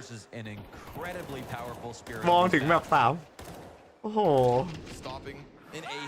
โรกี้ยิงแบบยิงเวอร์จริง12-9ครับฟูลบายแล้วครับทางด้านสปิริตต้องใส่ออินครับเพราะว่าไม่มีตัวเลือกแล้วอย่างเดียวที่เขาจะได้ในตอนนี้คือ OT ครับหรือว่าโกลเน็กซ์ในขณะที่เฟดขอเพียงแค่ป้องกันให้ได้ครับป้องกันให้ได้ Round 22 could be the last of this map. Somebody's going to have to step up for the openings. It's been Zontix at times in dark. ก่อนปิดไว้ครับไม่ยอมให้เล่นคอนเนคเตอร์รอบนี้อยู่ B3 นะครับ B3 เปลี่ยนแผนมาได้ดีจะจัดครับเฟส B3 ให้พี่แกนเฝ้า A เมนครับจะเป็นล็อบเซฟสุดคมหน่วงทางด้านบิทไว้อยู่ Talked about the openings, the gaps that have been left by FaZe's CT side throughout this half. It was something that cost them in the first round. ไม่มีแบบ3เท่ากับไม่มีแบบ3เท่ากับเฮ้ยมันไปเชียร์เฟสเลยดิแบบเนี้ยที่เชียร์เฟสมันไปดูอันเดอร์ด็อกดิใครจะไปรู้จบ7-5โดนปืนพกแล้วเราถัดไปซื้อมาโดนด้วยโดนแบบไม่มีทรงเลยดิชอปเปอร์ยิงหัวร็อกไปได้เรียบร้อยครับกำลังจะเดินไปวัดกับฟอร์เซนซ้ำอีกตัวหนึ่งฟอร์เซนต้องถอยเปลี่ยนมุมมาครับเห็นเงาก่อนครับเรียบร้อยเห็นเงาก่อนได้ยิงแพ้ครับผมบรูกี้ครับซ่อมให้แต่เหลือเพียง3-4เลยครับดูเหมือนจะยังต่อชะตาชีวิตตัวเองได้อยู่แต่เลนครับเฝ้าอยู่หลังเสาแล้วเป็นไอ้ดองยิงบรูกี้ไปได้เรียบร้อยครับโอ้ชิโร่ยิงไวจัดๆเลยครับน่าเสียดายที่ตัวแรกที่เขายิงไม่ใช่ชิโร่ที่ถือออฟครับผม Kerrigan will fade back. Not the guy they fought first for once in all Again. of these rounds. Something new from Spirit. Yes, and a great round from Chopper as an individual as well as an IGL. They found a way to have their cake and eat it too. They got away with mid control. They got Chopper to get the kill specifically. And then of course the option was plain as day. ตบกระตุกมีนิดนึง Still fine if the FaZe clan was only a matter of time. กระตุกนิดๆหน่อย because they have not run over Spirit in these มองไปถึง OT แกนเขาเก็บปืนก่อนจะได้ไม่เสียหายการเงินเดี๋ยวการเงินเสียหายโอ้สวัสดีครับสวัสดีคุณผู้ชมทุกท่านด้วยนะดูรวมกัน2ที่เกือบ800แล้วครับวันนี้ใครยังไม่กดติดตามฝากกดติดตามกันหน่อยนะครับจะได้ไปต่อครับยาวๆครับในทัวร์นาเมนต์นี้และแน่นอนนะครับในอนาคตด้วยนะพอถ้ายอดดีเราจะได้เอายอดตัวนี้ไปยื่นขอครับจะได้ยังมีช่องที่ดูไปด้วยกันได้ครับ You're saying these were difficult rounds where everybody puts up. This is the first time where we start to see defenders die empty-handed, no kills to their name. And so the numbers from Spirit just able to truck along. That late play from Donk as well, really the nail in the coffin so that Brokey can't offer heroics. All right, let's get it. สเปย์มาสดๆครับกดไปได้ครับพี่แกนโอ้ยโอ้โหแล้วได้ไอดองกับชอปเปอร์ไปครับแลกฟอร์เซนแค่ตัวเดียวพี่แกนพาจบเลยครับพี่แกนบอกแมป3เว้ยไม่อยากเล่น OT ไม่อยากเล่น OT เดี๋ยวเหนื่อยไม่อยากทำ OT เดี๋ยวมันเหนื่อยแล้วแกนครับโดนทะลุมาแกนครับไม่ไหวโอ้แล้วเพื่อนต้อมไม่ได้ครับเลนควันหมดเปล่าควันหมดเห็นนะควันหมดเห็นโซติกนะอุ๊ยโดนสเปรย์ตึ๊บดิโซติกรู้โซติกเห็นโซติกเข้าใจว่าอะไรคืออะไรโอ้ย2-2โซติกเอาแล้วครับ12-10ครับ12-10ปืนไม่มีด้วยนะครับในด้านเฟสปืนไม่มีด้วยนะครับในราวถัดไปต้องเซฟแล้วครับต้องเซฟไปวัดเลยฮะมันรีเทคยากจริงครับจะลองจริงเหรอครับแพ้จนนะครับแต่จะลองดูครับจะลองดูเวลาเหลือครึ่งหนึ่งครับจะปิดที่ตรงนี้ครับจะลองปาดออกไปเช็คดูครับล้อมแต่โดนดันเข้ามาแล้วครับทิกตอกได้มาก่อน1นะบอลแล้วชิโร่สับมาแดงได้ชิโร่ซื้อเวลาชิโร่ยิงหัวชิโร่ครับโอ้ยชิโร่เวอร์จัดครับเวอร์มากอุ้ยแล้วจนครับแบบนี้ OT ครับแชทแบบนี้ OT มาแล้วครับ ราะว่าจนเลยครับทางด้านเฟดเวลามันไม่พอครับต้องรีบยิงครับโอ้ยโอ้โหจอสั่นเลยพี่กัน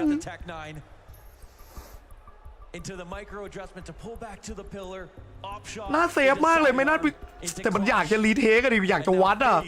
ถ้าเซฟมาได้ลุ้นราวนี้เลยนะปืนครบเลยนะเว้ยโอ้โหแบบนี้คือ OT แล้วแน่นอนแล้วนะ Kerrigan got 2 kills and a dink before that exec came in. That was the sharpest change to any tempo we นี่เกือบแล้วถ้าชิโร่มันจังหวะแบบสับปืนแล้วโดนยิงนี่เละเลยแพ้เลยแน่นอนเท่ากับมันต้องซื้อเลยไม่ซื้อไม่ได้แล้วอะได้เวลาลุยอะ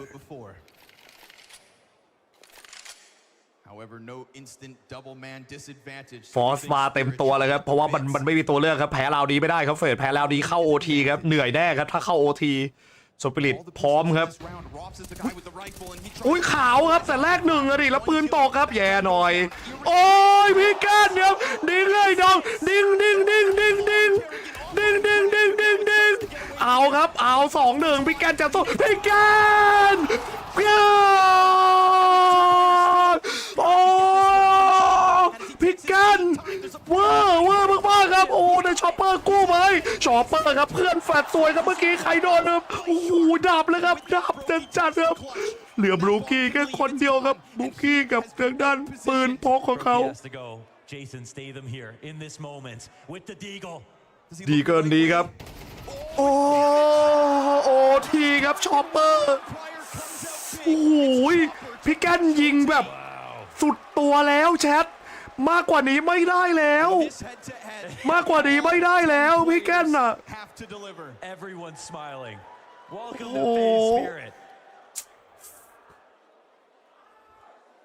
โอ้โหป๊าช็อปเปอร์แบก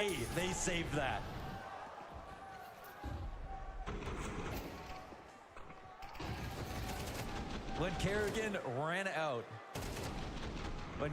ran out with that deagle for the first shot, I thought he was just giving it away. I thought he thought this is it. I'm gonna go for something. It's pretty much over. Oh, ข้างจัดครับเอาแล้วสตาร์ทกัน OT ครับไขเข้า16ก่อนได้นะโดนกดไปก่อนครับแต่ชิโร่เลือดเหลือ21ฮะ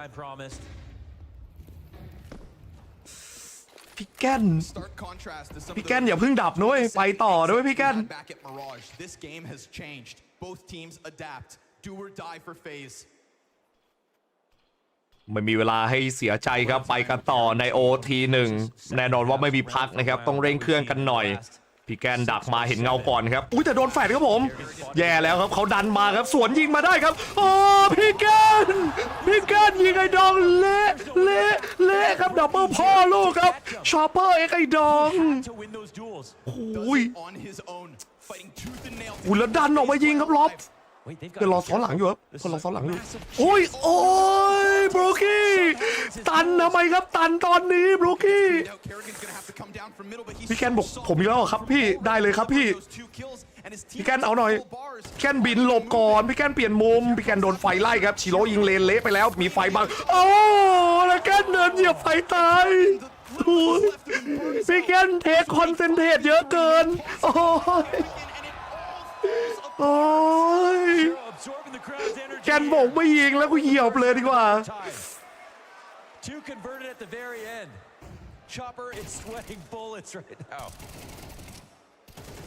มันจะไม่ดันออกไปไว้หรอสบายแล้ว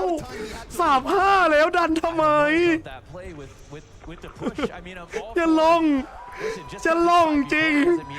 ไอ้ล้อมันจะมั่นใจอะไรเราเมื่อกี้วะได้ฟรีแล้วพี่แกนออกไปยิงมา2ตัวดันออกไปยิงเขาทำไมขอบคุณสหัสวัสดิ์นะครับแล้วก็คุณรัตคัตนะครับโอ้ยที่บ้านแดงด้วยโอ้หล่อนจริงไหมพี่พี่แกนบอกพวกใจเย็นๆนี่ยิงไป2แล้วอย่าดันออกไปดิขออภัยนะครับพี่แกนทุ่มเทเพื่อนทุ่มทิ้งอ่ะแชทโอ้ย everything looks obvious in hindsight. I think the good thing for FaZe Clan is that Kerrigan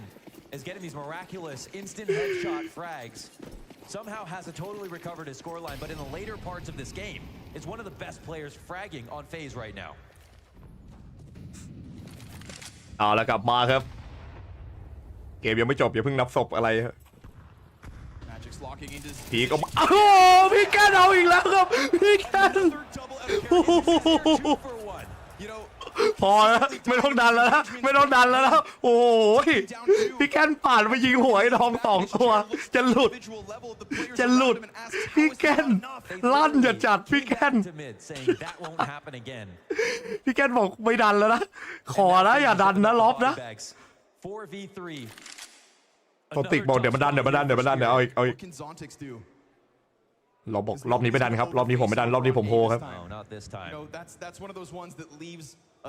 ไอ้ดองโดนคอหัวขาด2 ราวเลยไม่ได้เล่นร้อนจัดไอ้ดอง Almost sometimes no utility walking into it พอลูกตายคู่ดิป้าชอปเปอร์กับซันดองซันทะลุเข้าด้านเมนมาเรียบร้อยครับรอเข้าเฝ้าในไซต์เข้ามา3 ตัวพร้อมกันครับข้างในบีทางด้านล็อบเฝ้าอยู่ครับมาดูว่าล็อบจะยิงได้ไหมครับเราจะเป็นฟอร์เซนที่คอสมายิงโคเวอร์ได้หรือเปล่าเหลือเพียงแค่20 วินาทีครับเคาะประตูเข้าบ้านมาแล้วครับตึ๊บซ้ายขวาพร้อมกันครับซ้ายขวาพร้อมกันแจ้งเพื่อนเรียบร้อยยิงหลังเสาบ้าครับโดนเน็ตกดเลือดโดนถอยไม่ได้ครับโดนไฟไล่ขาต้องพีกออกยิงเหยียบไฟตายไปอุ้ยต้องถอยก่อนครับต้องถอยก่อนยื้อซื้อเวลาพอเอาแล้วเข้ามาเก้าได้ครับโอเคเหลารักแท้แพ้เวลาเว้ยโดนมีดเกาขาตายไปดิจะเอามีดสวนคืนหรอโดนเหลารู้ว่าเกิดจัดอ่ะเป็นไงอ่ะ20 วิแล้วค่อยบุกอ่ะ25ได้ไหมโอ้ยกัน And that plant had to be close. Yes. But not close enough. And that boils down to what is Robs hanging onto the bomb site with that passive angle. You let them in. They were going to commit, but โอ้ลานอกทันทีครับเอาใหม่ไอ้ดองยังไม่ได้ยิงเลยโอทีไอ้ดองยิง0อ่ะโอทีมาลาว3ไม่ดองยิง0ไม่ได้นะ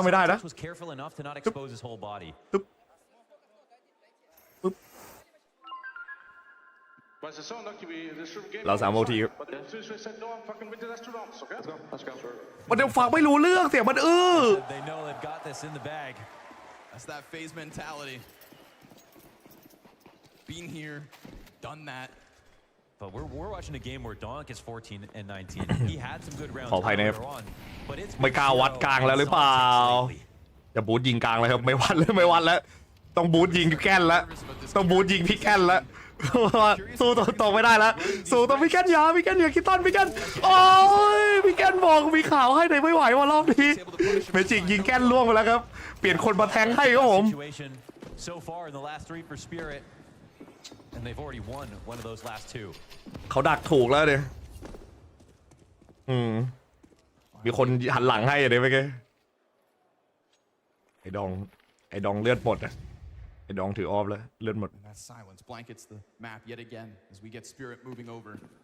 ใช่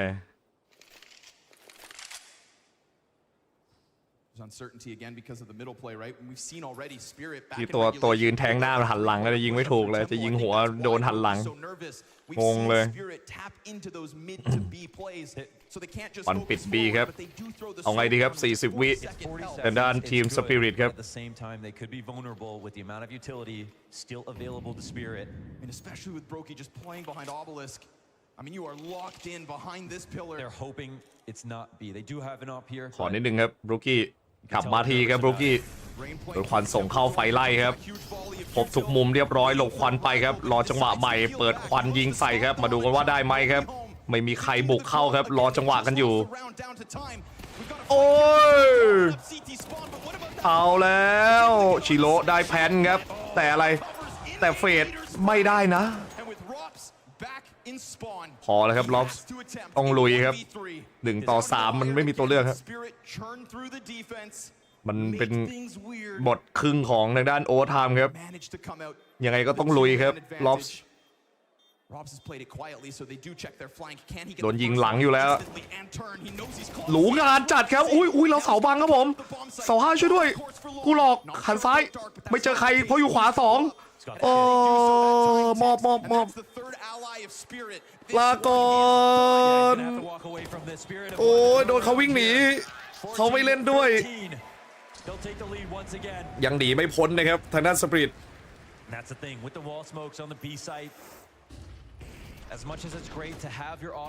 แล้วเมื่อไหร่สปิริตมันจะเอาเพิ่มอีก5 วิวะชัดเมื่อไหร่สปิริตมันจะเอาเพิ่มให้อีก5 วิวะ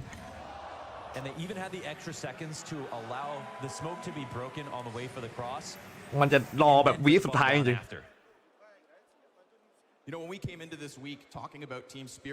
อายาเมาส์แพดขอบคุณเน9 นายด้วยครับเอาไว้ลุย34ครับสปิริตโกรธเลยดูบ่อยๆแล้วโกรธสวัสดีคุณวูดดี้วูดด้วยครับดูบ่อยๆแล้วเริ่มโกรธมาสวิชฝั่งครับแต่นั้นสวิชฝั่งรับครับในขณะที่เฟสเล่นฝั่งบุกครับแต่มันต่างตรงที่ว่าเงินมันเยอะครับโอ้ไทม์เงินมันเยอะเงินมันรวยครับมันบุก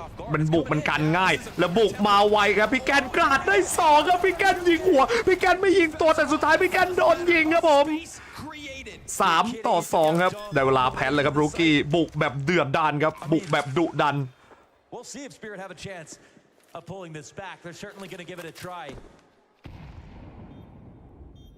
โอ้แล้วแก้นน่ะยิงแบบเวอร์จัดนะ2 ตัว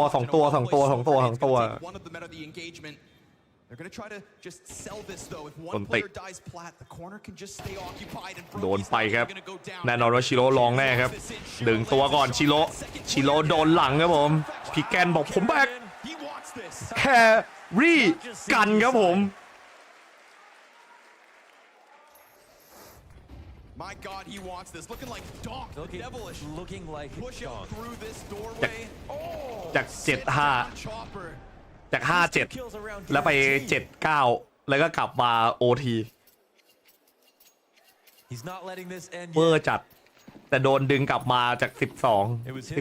12-9 แล้วโดน OT หลุดจัด14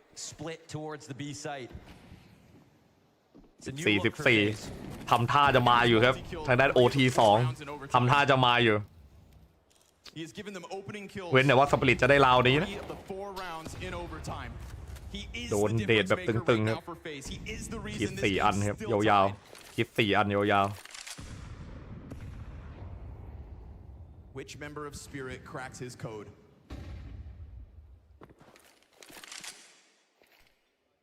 And he's just remained so mobile, so many different looks, so many different approaches. แล้ว OT มันให้เงินเต็มอะยิงสเปรย์เมนไปก่อนครับเอาชัวร์เผื่อฟุกได้นะต้องลองดูครับใครจะไปรู้ครับไอ้สเปรย์ทะลุก่อนเข้าเนี่ยตายมาหลายคนแล้วโอ้ยใครก็ได้ช่วยด้วยโอ้ยร้อน That was the perfect timing. They were thinking about going in from there. Man, that utility gets laid on thick. I mean, look at on the right side of the map now. Look at all this movement. ยังดึงกันอยู่นะครับ38 วิครับผมแต่ด้านฝั่งเฟสเริ่มบุกช้าแล้วต้องตัดสินใจไปสักทางหนึ่งแล้วแมจิกครับยิงฟอร์เซนมาได้ด้วยครับ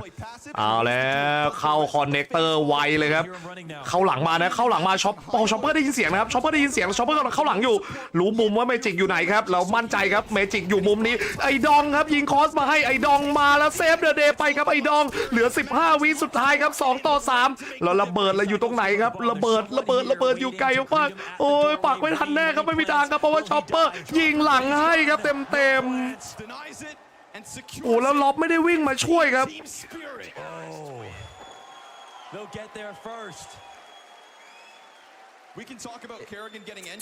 สงสัย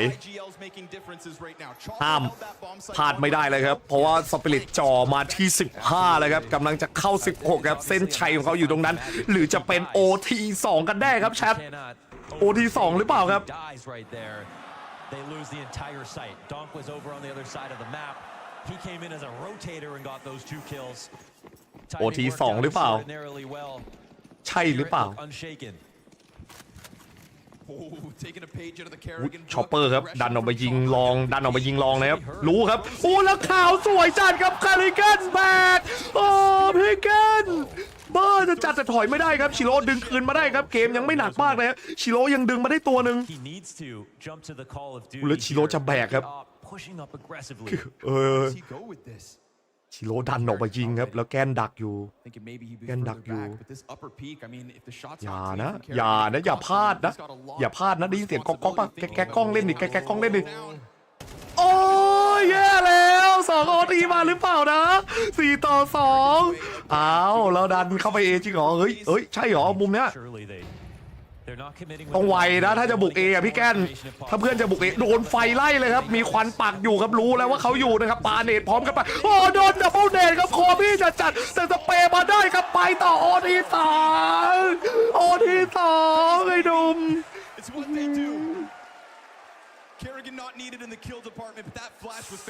โอ้ยแกนเวอร์จัดอะแฟต2 คู่อะดันออกมาแบบโดนแฟดคู่แล้วก็ไปเลยอ่ะจ๊ะเอ๋โอ้โหตั้งจัดอ่ะ2 นิ้วไงโอที2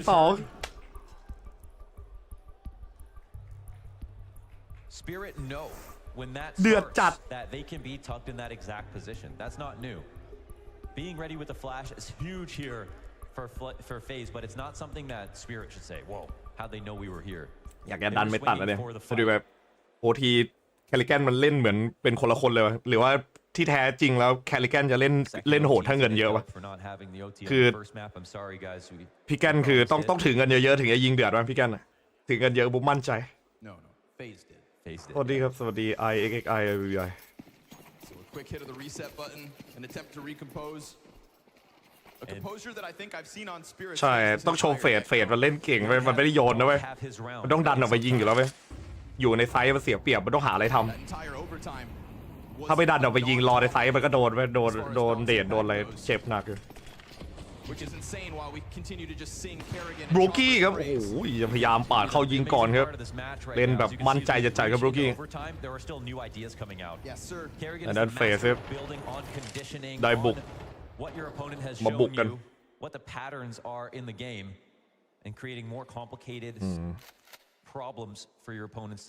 ต้องไม่มั่นใจเกินต้องค่อยๆเล่นJust love how much he's been operating on his own. This is another round where Kerrigan's just โดนเนตกดเลือดมาครับ29ดันออกมายิงพี่แกนเอา1พี่แกนไม่ได้2ครับแลกกันไปครับถือว่าเทรดอยู่นะ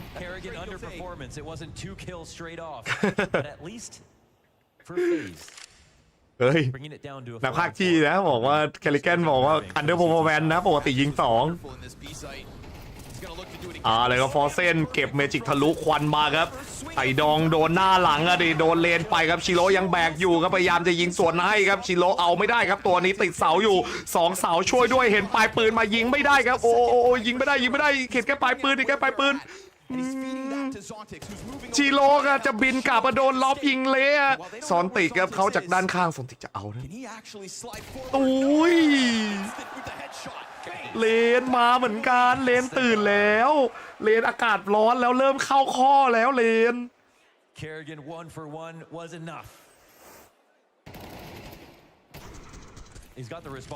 ขอแค่พี่แกนยิงได้พอเลยตัวเดียวพอ2ตัวคือซูดยอดโอ้ถ้าลาวที่พี่แกนแม่งยิง2ตัวนะเว้ยแล้วล็อบไม่บันดันออกไปตายนะลาวนะผมว่าเฟสส่งแบบ3เลยจริงๆโอ้พี่แกนอย่างเอา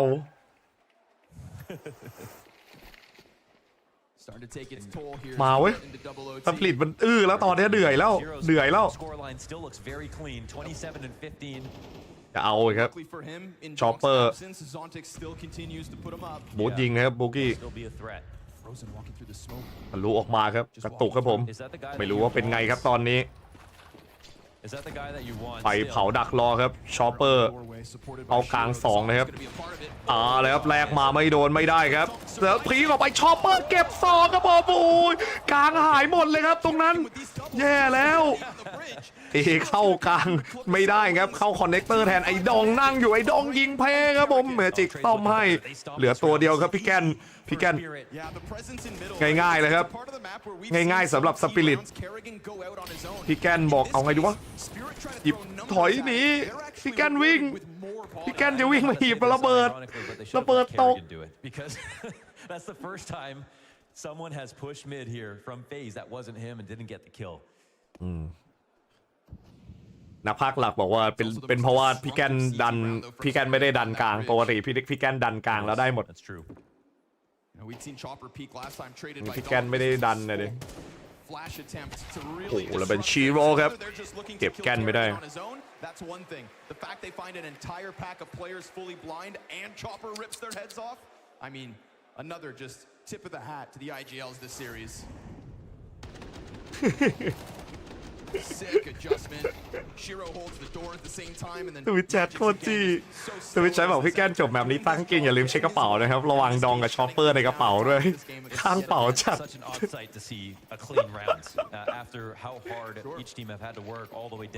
ให้คนมีอายุแบกมันบาปด้วย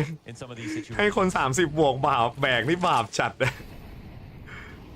As I mentioned, we breached regulation, but the playbook still keeps giving. ครับ16ครับผม That's how, yeah. จิโร่ all the stops. Supposed to save that for the major. ไฟไล่เสาครับร้อนๆเล็กน้อย Yeah, that smoke was Shanghai. You know what I mean? ยิงเฉลี่ยดีอยู่ทางนั้นฝั่งเฟสอ่ะไม่แย่ทั้ง2ฝั่งเลยว่ะยิงเฉลี่ยดีอยู่รอฟอร์เซนตื่นเนี่ยอีกฝั่งก็เบจิกยิงได้ก็สบาย Kerrigan tasked with the mid play again, but it's him versus Donk. Kerrigan versus Donk. Who do you take? Unironically, in this map. จังหวะจะวันครับจังหวะจะงัดจังหวะจะบวก He's ready to move it forward. He's got support right behind him, but while camera remains smoked at a minute. เดินใส่เลยครับพี่แกนทะลุควันมาแล้วครับพี่แกนโอ้ยพี่แกนโอ้แล้วพี่แกนส่งเสียงแล้วเดี๋ยวเพื่อนไม่ได้ดันเข้ามาพร้อมกันครับแย่แล้วครับเพื่อนไม่เชื่อใจในพี่แกนเหรอวะโอ้แล้วชิโร่เป่าหมดเลยครับเลนเผาไฟได้ชิโร่ไปแต่จบไปที่17-16ครับสวิชฝั่งโอ้ยทำไมเพื่อนไม่เชื่อใจพี่แกนวะ He did try to kill him. He did try to murder him in broad daylight. Yes. What an animal. Composure's out the window. He's a killing machine right now. เพื่อนไม่ดันมาพร้อมกันนะดิ And Donk's perfect timing to kill Frozen. I mean, unfortunately for Kerrigan, he's looking to get traded as he goes running into sight. And as he activates, as he goes through, just moments earlier, you've got Frozen right behind you. Yeah. But then he looks a little foolish because he's just stuck there on his own. พี่แกนเข้ามาแล้วแต่ไม่มีแต่คนเพื่อนติดควันแล้วไม่กล้าเข้ามันไม่กล้าทะลุควันออกมาเพราะพี่แกนยิงไปมันพี่แกนมันเข้ามาแล้วมันต้องเข้าพร้อมกันดิต่อให้ควันก็ต้องเข้าดิพี่แกนมันทะลุเข้ามาแล้วขนาดนั้นแล้วเพราะว่าถ้าเข้าพร้อมกันอย่างน้อยถ้ามันยิงตัวสโมกพี่แกนได้ยิงหลังเลย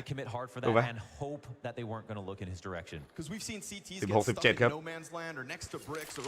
โอ้แบบเวลี่ฟูน่าเสียดายมันซินกันไม่ติดจังหวะไม่เชื่อใจ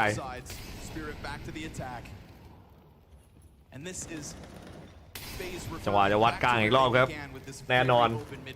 อนว่าถ้าวัดกลางเนี่ยต้องผ่านคนนั้นแต่คนนั้นกำลังสวิชกำลังโรเทชันไป A อยู่คนนั้นปล่อยกลางรอบนี้ไม่วัดกลางครับรอบนี้เฟสอาจจะเหนื่อยกลับไปเฝ้าในไซต์แทนกลับไปเฝ้าที่ A 3 คนเรื่องอะไรคืนมาครับพี่แกนลงแฟตปาดเข้าครับเสียบรูกี้ไปก่อนพี่แกนสวิตฝั่งครับกระโดดข้ามมารู้แล้วเนี่ยเพราะว่าบรูกี้แตกไปแล้วบรูกี้แตกฟรีไปแล้วจังหวะแฟตไทมิ่งครับน้อง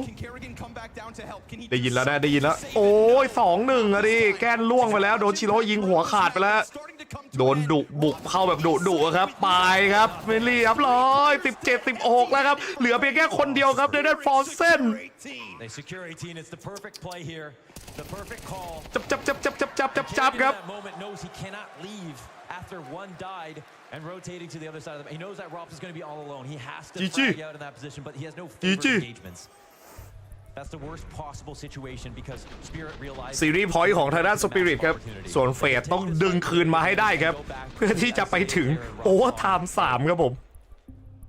แชทว่ามีโอที3ป่ะมีโอที3จริงป่ะมีโอที3จริงป่ะโอสั่งแล้วไม่มีอะไรจะเสียเลยครับเฟสต้องลุยถ้าอยากให้มีก็พิมพ์ OT มาลุ้นๆเครื่องหมาย OT ในทวิชมีเครื่องหมาย OT ให้สแปม This is where Spirit need to strike to kill.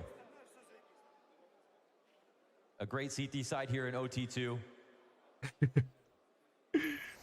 OT. A chance to kill FaZe 2-0 right here and now. แพ้กลับบ้านเลยครับ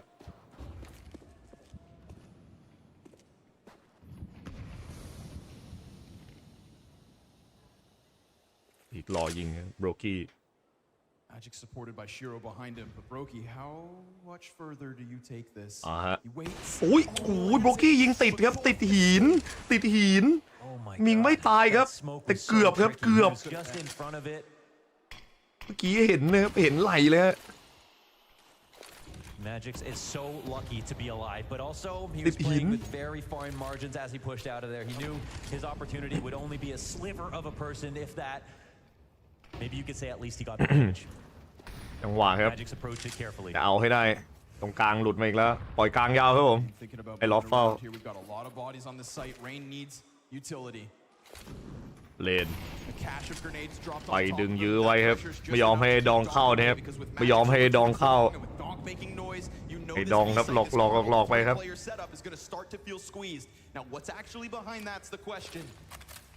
We've seen Robs in this spot as well. Rob's freed up to camera, leaves Kerrigan over on long. There's been a lot of utility posturing back and forth between Spirit and FaZe on long. ไอ้ดองมันหน้าหวานส่วนเมจิกเป็นผู้ชายเมจิกเป็นผู้ชายไม่ใช่ผู้หญิงเมจิกอะสวยงามครับล็อบส์ปล่อยเข้าไซน์ทันทีครับเฉือนชอปเปอร์ออกมาได้ก่อนแล้วนะครับอุแล้วไอ้ดองวิ่งยิงเลยครับไอ้ดองแต่ไม่ไหวครับโดนแทงด้านโฟเซนกับบรูกี้ครับโซนติกครับคนเดียวโซนติกนั่งมาครับไปต่อที่17ครับ17-18 I thought Doc was finally going to have his moment, but they had 3 on B. They had Robs find his kill with the op. It's a new look inside of middle. It's not one that rests on a นับ3 OT อย่างเงี้ยมาหรือเปล่า3หรือเปล่า3 OT หรือเปล่า to pick off the one lurker that ends up being the perfect idea, and Kerrigan takes his place forward on main. เลยครับแต่ด้านเฟสถ้าชนะได้ไปต่อ3 OT ในขณะที่สปิริตครับผมต้องปิดตรงนี้ให้ได้ครับก่อนที่จะหมดแรงครับก่อนที่จะหมดแรงไม่เอาเลยครั้งที่แล้วโดนไป8 OT แล้วอดูบิทมันขวัญผวา8 OT 71 ลาวอะตาจะหลุดอะ37-34ป่ะตาจะบอดไม่ครับเตะเมจิกเอายาโทโร่เข้าครับโหดของแครี่โอ้ยเอาแล้วครับปล่อยหลุดหมดแล้วค่อยรีเทคครับผมทางด้านเฟสนี่แหละครับแผนพี่แกนเราลุยเข้ามาเลยครับลุยเดือดเกินครับพี่แกนเข้ามาแล้วพี่แกนยิงพี่แกนได้ตัวนึงครับพี่แกนเปิดมาครับ1ชุดใหญ่พี่แกนตายไวไปหรือเปล่าครับโอ้ยโดนควันโดนไฟสวนเข้าครับจังหวะต้องรีเทคแบบลูกผู้ชายเลยครับปล่อยรีเทคครับปล่อยรีเทค5โอ้ยแล้วโดนไอ้ดองยิงหัวไอ้ดองคมกว่าครับโดนเนตโดนอะไรเข้ามาครับโดนแฟนกดไว้ครับเหลือ2-4 2-3แล้วเลนยิงกดให้เหลือเกียร์แค่คนเดียวโฟร์เซนไม่ไหวครับจบไปที่19-17ครับโอ้พี่แกนรีบเกินครับโอ้ยทำไมพี่แกนรีบขนาดนั้นครับ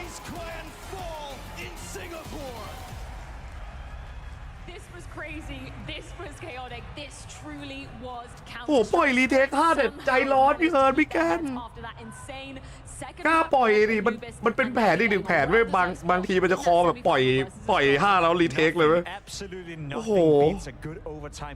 โกรธจัดอะ especially when one of the parts in that overtime is FaZe Clan. They gave us a good fight. They gave us a good run for the money. Unfortunately, they didn't have what it take in order to push it to a third map, but I gotta give it up to Kerrigan in particular. The way he kept them in the game, the way he was leading by example, the way he showed once more what a great leader he is. That made for one hell of a class ไอ้ดองมันคมมาดีไอ้ดองมันคมมาดีจอดแบบการรีเทคให้ดองยิงหัวเละเลย I mean, we've got to give some props to Chopper on the other side of things as well. The fact that both in-game leaders were stepping up massively on both sides of the equation. How many times have you seen Shiro sitting his chair and just, you know, both hands above it and มันไม่ได้อาจจะอยากปล่อยมันคิววี5โดนลักไก่พุ่งเข้ามีภาพอยู่นะไปไม่มีเวลาให้เสียใจโอ้ขอบคุณกิฟต์ซับครับขออนุญาตเก็บยอดแป๊บนึง And Zontix, that's what I want to start with. That was an intense game. Are you feeling like the pressure was really on in that match? No, it was not like that much pressure, but it was hard for us because we lost against G2 once again yesterday, and เดี๋ยวขอเก็บกันบ้านไปนึงกันอยู่กันก่อนนะครับเดี๋ยวไปต่อที่โดนทูรอสักครู่ confidence, and we had to regain that. แวนโน1 secure จริงพี่เข้าโพเดียมกันกับช็อปเปอร์เมื่อวานนี้ทะลุควันหนักจริงขอบคุณพี่คูปนะครับ more harder than we thought it's going to be because we thought their Anubis is very bad because you can open stats and that's pretty low if you see the stats. But yeah, it was hard because they're obviously a great team. They have ขอบคุณกิฟต์ซับครับขอบคุณกิฟต์ซับครับมีใครกิฟต์ว่ารัวๆเลยครับเดี๋ยวเราไปต่อโดต้านะครับรอสักครู่ขอเปิดฟรี I think just because it's a playoff game and it's FaZe Clan ขอบคุณนะวันนี้คนดูเยอะเลยทีเดียวคนดูเยอะเลยทีเดียวแต่น่าเสียดายครับน่าเสียดาย It's not easy to put FaZe away but you still managed to do it. Talk to me about the mentality especially when you got through to overtime because you guys have touched on that the mentality can be hard for you. Do you feel like we've got the real spirit จอดำเลยผมเปิดฟีดอยู่เดี๋ยวมันเห็นลิงก์ฝากกดติดตามด้วยนะครับขอบคุณคุณอิโนเมาส์นะครับอิโนเมาซี่นะครับสำหรับการกดติดตามนะครับผมครับ dynamic inside the game and I thought we had a lot of ideas that we can show and I thought we were gonna win so it worked actually but it's always hard to play this match of rounds because you don't have that much ideas and when you play second, third overtimes, fourth overtimes, it is always very hard because you are repeating the things that you have done inside the game like 4 times already. ขอเปลี่ยนชื่อสตรีมสักครู่ก่อนครับ It is a lot about ในเวลาเข้าสู่ when it comes to overtimes. เข้าสู่โดยทู because on that final round I think it was you and Donk you snuck into the A site you pushed through the smoke did you have some idea that the site was empty the last round yeah I thought it's either one guy is in front of the smoke but he will not watch me or it's totally clear so you read him you knew what it was happening วันนี้เวลาเดิมนะครับ3:30สำหรับ Counter Strike I just had an idea that this is what's gonna happen because I love you Kerrigan it worked so obviously not 100% chance that it's going to happen but it worked now how confident do you feel for tomorrow going into the semi-finals facing an Astralis that there's not so much data on you know Astralis is a new team because of the Kerrigan but from what you can see they're showing a very great game and we can see their players performing very good and it's going to be interesting but still they're a new team and I think they have a lot of problems and we just have to play our game. It always comes to your own game to be honest. You just have to understand your opponent and that's enough. You don't have to think a lot about your opponent, you just have to play your game at the end of the day. And you definitely have been understanding your opponents and playing damn well. So big congratulations to Zontix and Spirit as they're through to the semi-finals. Zontix with some great reads and full confidence สนุกมากนะครับสำหรับวันนี้เราไปต่อที่เจอกัน ESL ครับไปครับมาไวไปไวมาไงไปจัง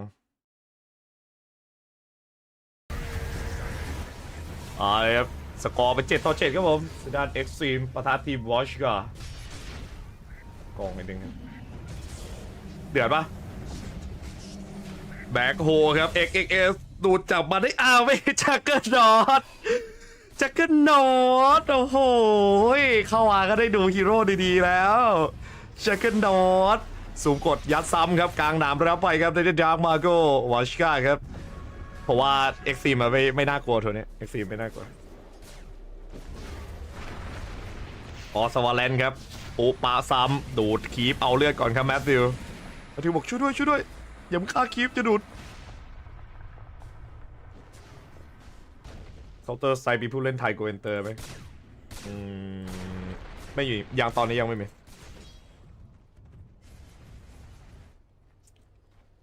ขอไหลคอแบบกลัวๆกันไหล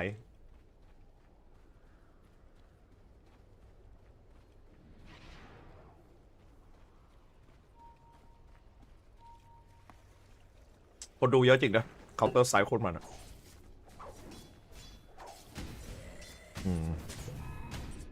จักมันต้องเงินนำไว้มันต้องได้ค่าอยู่แรกต้นเกมซึ่งตัวมันค่ายากต้องให้ใช้เพื่อนแบบต้องใช้สกิลใหญ่ช่วย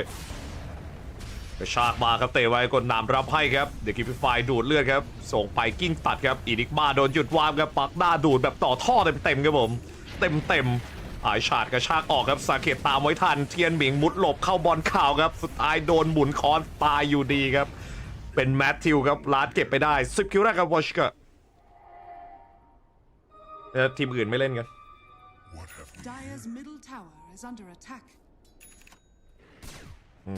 อันนี้เกม2ของตัวนี้จักรน็อตแน่นอนว่าคนเล่นมีคนเดียวอาร์เม่เล่นแทนแฟนเขารีไทร์ไปแล้วยาโตโร่แฟนเขาตอนนี้กลายร่างเป็นสตานิกแทนผันตัวเปลี่ยนตัวเปลี่ยนใจกลายเป็นสตานิกแทนไปแล้วเพียกกับ SF อะขอตัวไปคลิกขวาให้เพียกนี่เล่นฮีโร่ส่งปิเก้โหดอยู่ไม่ต้องดิ้นเยอะแต่บางแมตช์เนี่ยเล่นมอร์ฟิงใช้ได้ถ้าเกิดเป็นแมตช์ที่มอร์ฟิงมันเป็นฮีโร่เคาน์เตอร์เยอะนะแล้วไม่มีตัวจับมอร์ไปดีรับรองได้มีแซบอยู่แบบนี้พี่ว่า Xtreme ไหมลำบากอยู่เพราะว่าต้องใช้ของเยอะมันจะแพ้ไฟรัวๆเพราะปักหน้าจักมันเล่นยากต้องมีโนลิฟายเพื่อนต้องมีล้างบัฟไม่งั้นเวลามันโดดฆ่าตัวคอไม่ได้มันจะโดนกดแบ็คคิงแล้วเดคิพิฟายแล้วมันโดดไม่ได้โดดไม่เข้าอุ้ยโหยาโดมิเฟียสจัดอะช็อตนี้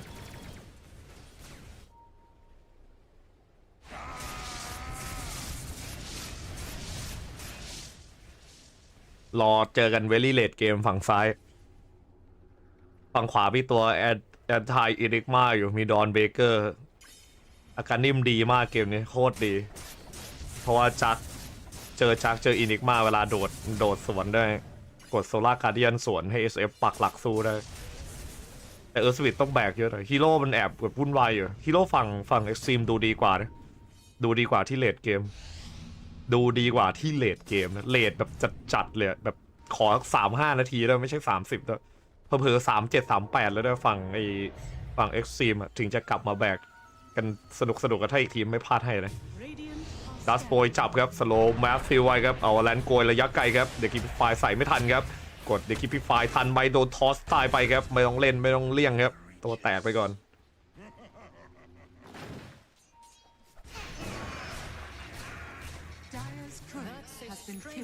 ตอนนี้เมดูมันบั๊กอยู่นะเพื่อนผมไปนั่งเทสเราไปลองเรียบร้อยแล้วบั๊กเมดูแซงคายาแล้วมันเวิร์กกับตัวอาร์เคนลูนด้วยนะมานาชิวมานารีดักชั่นเวลาถือแซงขยาบจะทำให้รับดาเมจได้เยอะขึ้นมากๆเทสให้เรียบร้อยเดี๋ยวให้ทำเป็นคลิปที่จะสอนน้องๆความโกงของเมดูซ่าที่กำลังมาอยู่ช่วงนี้ถ้าแพทยังไม่ปรับก็คงเอาไปเล่นกันในห้องแรงได้โกงกันไป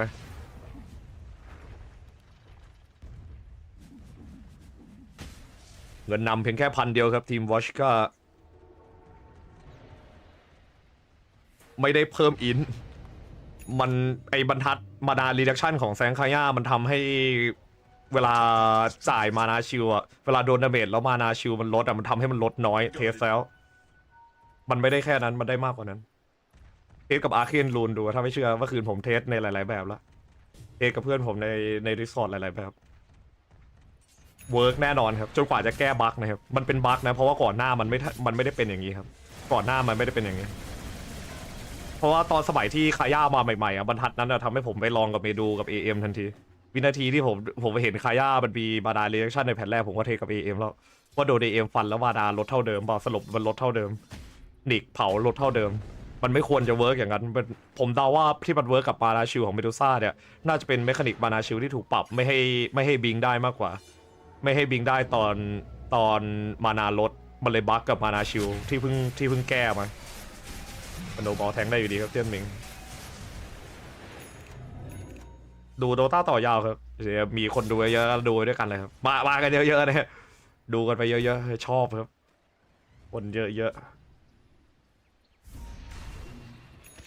เดี๋ยวภาคแบบมันให้ครับดึงไฮมาจากเคาน์เตอร์มาเยอะแล้วเราเก็บเกี่ยวจากเคาน์เตอร์มาเยอะครับมาต่อกันที่โดต้ากันแบบจัดหนักกันไปอาเม่ต้องระวังเลยครับอาเม่เตะดึงกระชากมาครับใบกดซ้ำมาแต่ไม่ได้เตะในนั้นอาเม่กลับนะครับน่าเสียดายถ้าเตะอาเม่กลับไปรับจรวดเมื่อกี้อาจจะมีภาพอยู่แต่ลำบากเอาต้องตายยากเมื่อกี้ถ้าจะฆ่าต้องใช้เยอะดีที่เฟสมาหลับที่โดต้าเดาขอบคุณครับขอบคุณกิฟต์ซับครับผมขอบคุณกิฟต์ซับนะครับโอ้โหกิฟต์ซับกันเดือดจัดเลยครับกิฟต์ซับกันเยอะมากนะครับขอบคุณนะครับกิฟต์ซับมีคนกิฟต์ซับให้กันเยอะเลยนะตอนนี้เราไม่ได้โชว์ชื่อด้วยขอบคุณจริงๆนะครับมารัวๆเลยขึ้นนะครับไม่ใช่ไม่ขึ้นนะครับแต่ไม่ได้โชว์ที่จอเพราะว่าถ้าโชว์ที่จอเดี๋ยวโดนกิฟต์ซับป่วนเดี๋ยวโดนบิดป่วนนะครับต้องขออภัยด้วยขอบคุณนะครับขอบคุณทุกกำลังใจครับผม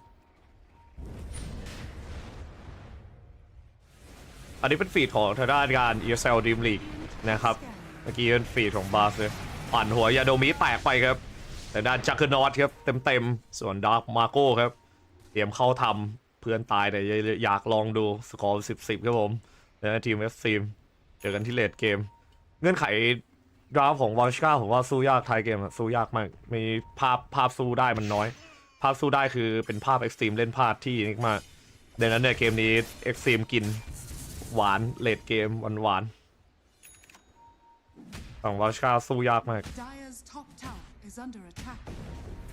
ดีเลย์5 นาทีจากตัว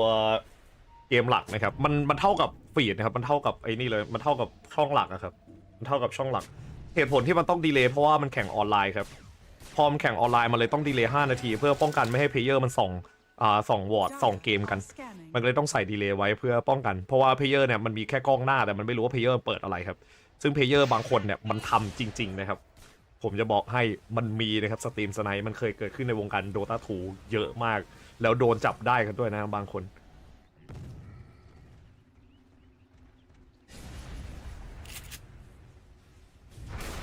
เปิดมาได้ครับพอสกับกาอากาศไปแมนต้าดอนหลบไว้ครับอ้าวลงมาแบบนี้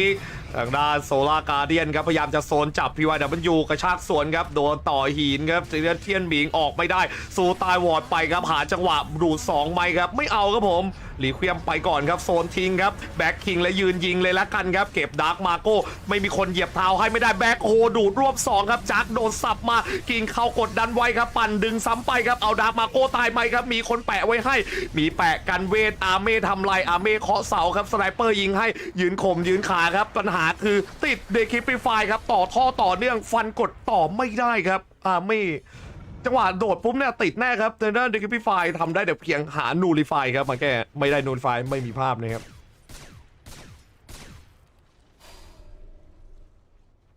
มันอ่อนมันสั้นเกินชักกนอดอะ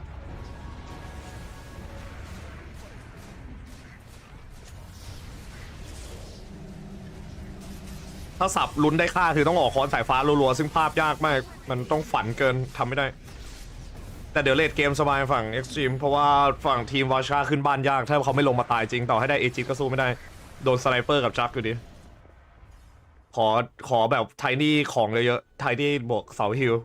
พี่วายWเดี๋ยวมันได้แบกอยู่แล้วไทนี่กันนะดูโดต้าง่วงเลยแว่นต้องให้ทำไงถึงจะไม่ง่วงให้แว่นเต้นแมนต้าเหรอไม่รอครับ โดดไม่มีนะอาเม่มีบิงแต่มีใจเยอะไปหรือเปล่าช็อตเนี้ยใจหนาไประวังทิ่มนะมีAmplify Damage Rune แต่ตึงอยู่นะไม่มีโดด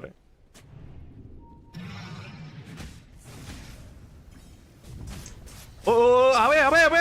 โอ้ปั่นยัดเลยครับปั่นยัดแบบมาดิเดี๋ยวคลิปไฟก็ปั่นไม่ได้ปั่นนะมีชาร์ดนะครับเจอกันหนอดเรื่องความสามารถของสกิลปั่นครับผมปั่นหนืดปั่นหวดแล้วเล่นน่าจะเล่นฟอร์เซตปั่นอยู่ครับพี่เล่นฟอร์เซตปั่นคีโหดกว่าฟาเซตดูอัลลิสมันไอ้ฟาเซตอีกอันหนึ่งมันอ่อนก็เล่นปั่นเก่งกว่าจากแพทนี้นิยมปั่นแรง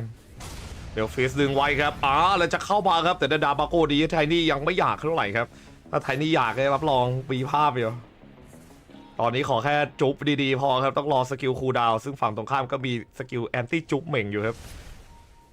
อันตีดอนนั่นเอง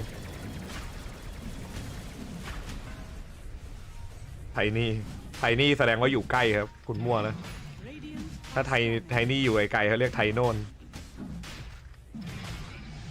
ปรับเลงเครื่องมาให้ครับส่งซัมมอนดีดิมาเช็คด้วยโรชัน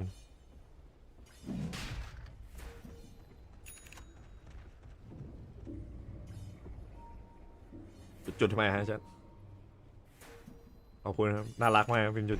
สับเสาบักหน้าทิ้งก่อนเลยครับอาเม่ขอเสาออกให้เพื่อนแล้วโอ้โหแล้วบิงยัดเข้าใส่ครับล้อมรอบมาได้ครับอีดิกมาแบกโค3ได้นะครับตัดดาร์กมาโกออกครับแบกในไซด์ดึงไว้ครับแต่ด้านเอเกสบอลอีดิกมาอยู่อีดิกมายังรอจุดอยู่ครับจะเข้าไปสุดท้ายยอมดูดเลยครับดูดครับยื้อเวลาได้อันติตัดกันมาครับแล้วจักอยู่ตรงไหนจักครับยังไม่ได้โดนครับเทียนหมิงต่อยให้ไปจักสับแล้วครับตะก้องหลับอยู่หรือไงตะก้องจักโดดล่างตะก้องจักโดดปาในกิมมี่ไฟเซฟได้ครับแบ็คคิงปั่นไปครับส่วนเอ็มแบ็คคิงวาร์ปออกได้ไหมปั่นกดแมทธิวครับยืนล่อกดให้ฟันไอ้เปียกตายครับแต่ตัวเองตายแน่ครับอาเป้ครับพังเองจักรแหลไม่ใช่จักรนอตตัวนี้เอกเอ็มอีพีเพื่อนแผ่นน่าจะมาพวกนี้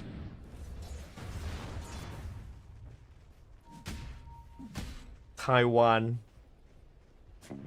What is Taiwan Can you tell me what is Taiwanแท็กติดปะวะบ้านนู้นแท็กเป็นเกมอะไรเนี่ยแท็กยังเป็นเคาน์เตอร์สไตล์อยู่ปะเดี๋ยวเปลี่ยนแท็กฝั่งบ้านแดงครับยิงเข้าตีใส่ครับผม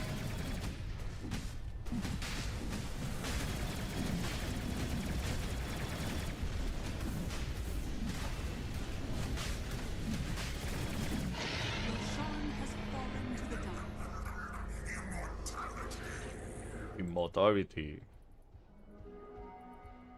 ฝากคอแป๊บนึง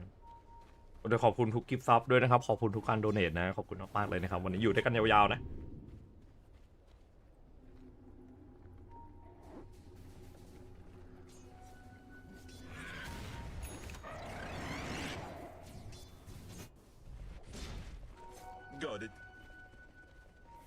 บ้านมงของคุณCSเขาเปลี่ยนแท็กแล้วนะลองกด F5 ดูน่าจะเป็นโดต้าแล้วนะกด F5 ดู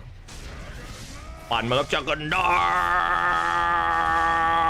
โดนดูสวนครับปั่นตายสตันกดมายกไว้ครับยกไปโอ้โหสูงจัดครับวงกว้างครับวงกว้างเปล่าครับสูงเฉยๆมันเลยดูกว้างครับจริงๆวงเล็ก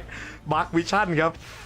โอ้โห55ครับจับสาเกตไว้ครับอาเม่มีโดดอยู่ครับแต่ต้องปั่นเข้าไปครับปั่นกดดันครับดึงมาได้สไนเปอร์ปักหลักครับยิงกดไว้ให้อาเม่โดดไปอาเม่โดดนะครับซึบซับกิ้งอมตะโดดคีบเต็มเป่าครับอาเม่เทียนหมิงซื้อเกิดครับกิ้งเข้าใส่ให้บล็อกไว้ได้ต่อยครับสไนเปอร์ยิงตายไปครับกดในจักรดอดเลยครับจักรดอดถอยมาได้รอจังหวะซูมเข้าครับเก็บมาได้1ชีวิตปั่นเข้ายาโดมิยิงเสาปักหน้าออกไปยิงปักหน้าเลยแล้วกันครับยิงเอ็กแซมยิงหน่อยลูกยิงไม่ไหวครับสโนบอลเข้าต่อยโดนตัวปลอมเขาตายเอง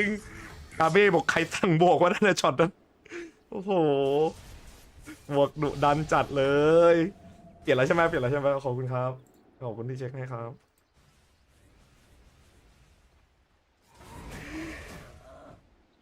เนี่ยอะไรผมถึงได้เกียรติฮีโร่ตัวนี้ในแพทนี้มันไม่ใช่แพทที่ตัวทาเลนต์20ขวามันสับได้เลือดทะลุกรอแล้วนะครับจากมันไม่มีทางเก่งแล้วครับ มีแค่ยาโทโร่กับอาร์เม่ที่มองว่าจักเก่งผมบอกให้ในแมตช์แข่งตอนนี้แบ็คโฮจับโซโล่คิวเลยครับจักโดดเข้ามาปัดครับจักรแล้วถ้าตัวอื่นทำอย่างนี้ได้นะตัวอื่นทำได้เหมือนกันรู้ป่ะอย่างเดียวที่จักทำได้แล้วฮีโร่แคนดี้ตัวอื่นทำไม่ได้คือปักเสาฮิวให้เพื่อนจำไว้แครี่โดนเตะว่าไงไม่รู้ว่าเป็นใครพี่ไฟมั้งหรือโอลิโอ้อยากลองใช่เลดเกมจักมันแบกได้แต่อีกทีต้องโยนหน่อยจักมันจะเก่งถ้าอีกฝั่งมันโยนให้เพราะว่าจักมันเลเวลไวถ้าจักเข้า20เข้า25ไวโคตรโหดอะแต่ก็นั่นแหละถ้าอีกฝั่งไม่โยนก็สภาพถ้าเจอทีมเทียร์ 1แล้วยังดาร์ฟอย่างงี้นะเอ็กซ์ทีมโดนเลยไวค่าไม่เก่งหรอกใช่ไหมไวค่ามันทองลอกมันฝั่งเอเซียเล่นไม่เป๊ะแล้วก็ดาร์ฟมาโก้ขึ้นลงดาเมจมันน้อยจักอะสแตทมันแย่ตัวคูณคีย์มันก็น้อยทุกอย่างมันแย่หมดอะถ้าจะเล่นปั่นอะโหดกว่ามันไม่ขึ้นของดาเมจด้วยขึ้นเป็นคอนสายฟ้าใหญ่เวลาขึ้นคอนสายฟ้าใหญ่มันได้แค่แทสปีดดาเมจมันจืดเลือด 3,000 ดาเมจ 200ข้อดีของจักจริงๆคือเวลาท้ายเกมอีกฝั่งไม่มีตัวเซฟแล้วโดนโดดแรงอยู่โดนทีเดียวตายอากาโดดอะไรเงี้ยแล้วมันขึ้นตีบ้านง่ายเวลาเล่นจักอะมันจังหวะเข้าไปปั่นบ้านมีเสาฮิลมันตายยากเวลาขึ้นบ้านอะจักมันรวยแพ้พวกตัวก่อเยอะอยู่แล้วจักอะปัดมันสับไม่เข้าพอถึงจังหวะจริงวัดเลดเกมจักมันวัดแครี่ไม่ค่อยไหวถ้าเกิดไม่มีโดดอะเพราะว่ามันแลกดูดเลือดกับไอ้จักมันมีบิวอินดูดเลือดแต่สแตทมันแย่มันไม่สามารถที่จะโอเคอยู่เนี่ยแหละดาร์กมาโกที่ผมรู้จักข้อดีของจักอย่างเดียวเลยนะเว้ยคือตัวมันมีบิวอินดูดเลือดแต่มันอยู่ที่20เลยทาเลนต์20ขวาได้ดูดเลือด 50% เวลาฟันติดคีซึ่งถามว่าแรงไหมมันแรงแน่ถ้าจักฟันแรงอะซึ่งมันก็ไม่ซินเนจี้กับตัวคอนสายฟ้าที่มันมัสบายเท่าไหร่เพราะว่าขึ้นมาปุ๊บดาเมจมันแค่200มันคีเบาจักคีคูณ 1.5 ดาเมจ200มันฟันคีก็แค่ 300-400 มันไม่ได้แรงขนาดนั้น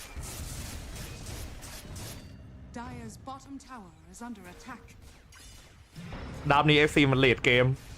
มจัดอะผมบอกเลยดาบนี้กว่าจะเอ็กซีจะได้เปรียบก็ประมาณช่วง35จนถึง38อะประมาณนี้ขึ้นอยู่กับว่ารวยจัดแค่ไหนเพราะว่านั่นแหละจะเป็นช่วงเวลาที่มันได้เปรียบด้วยอีดิกมากับจักช่วง25มันเป็นเรื่องของไทมิ่ง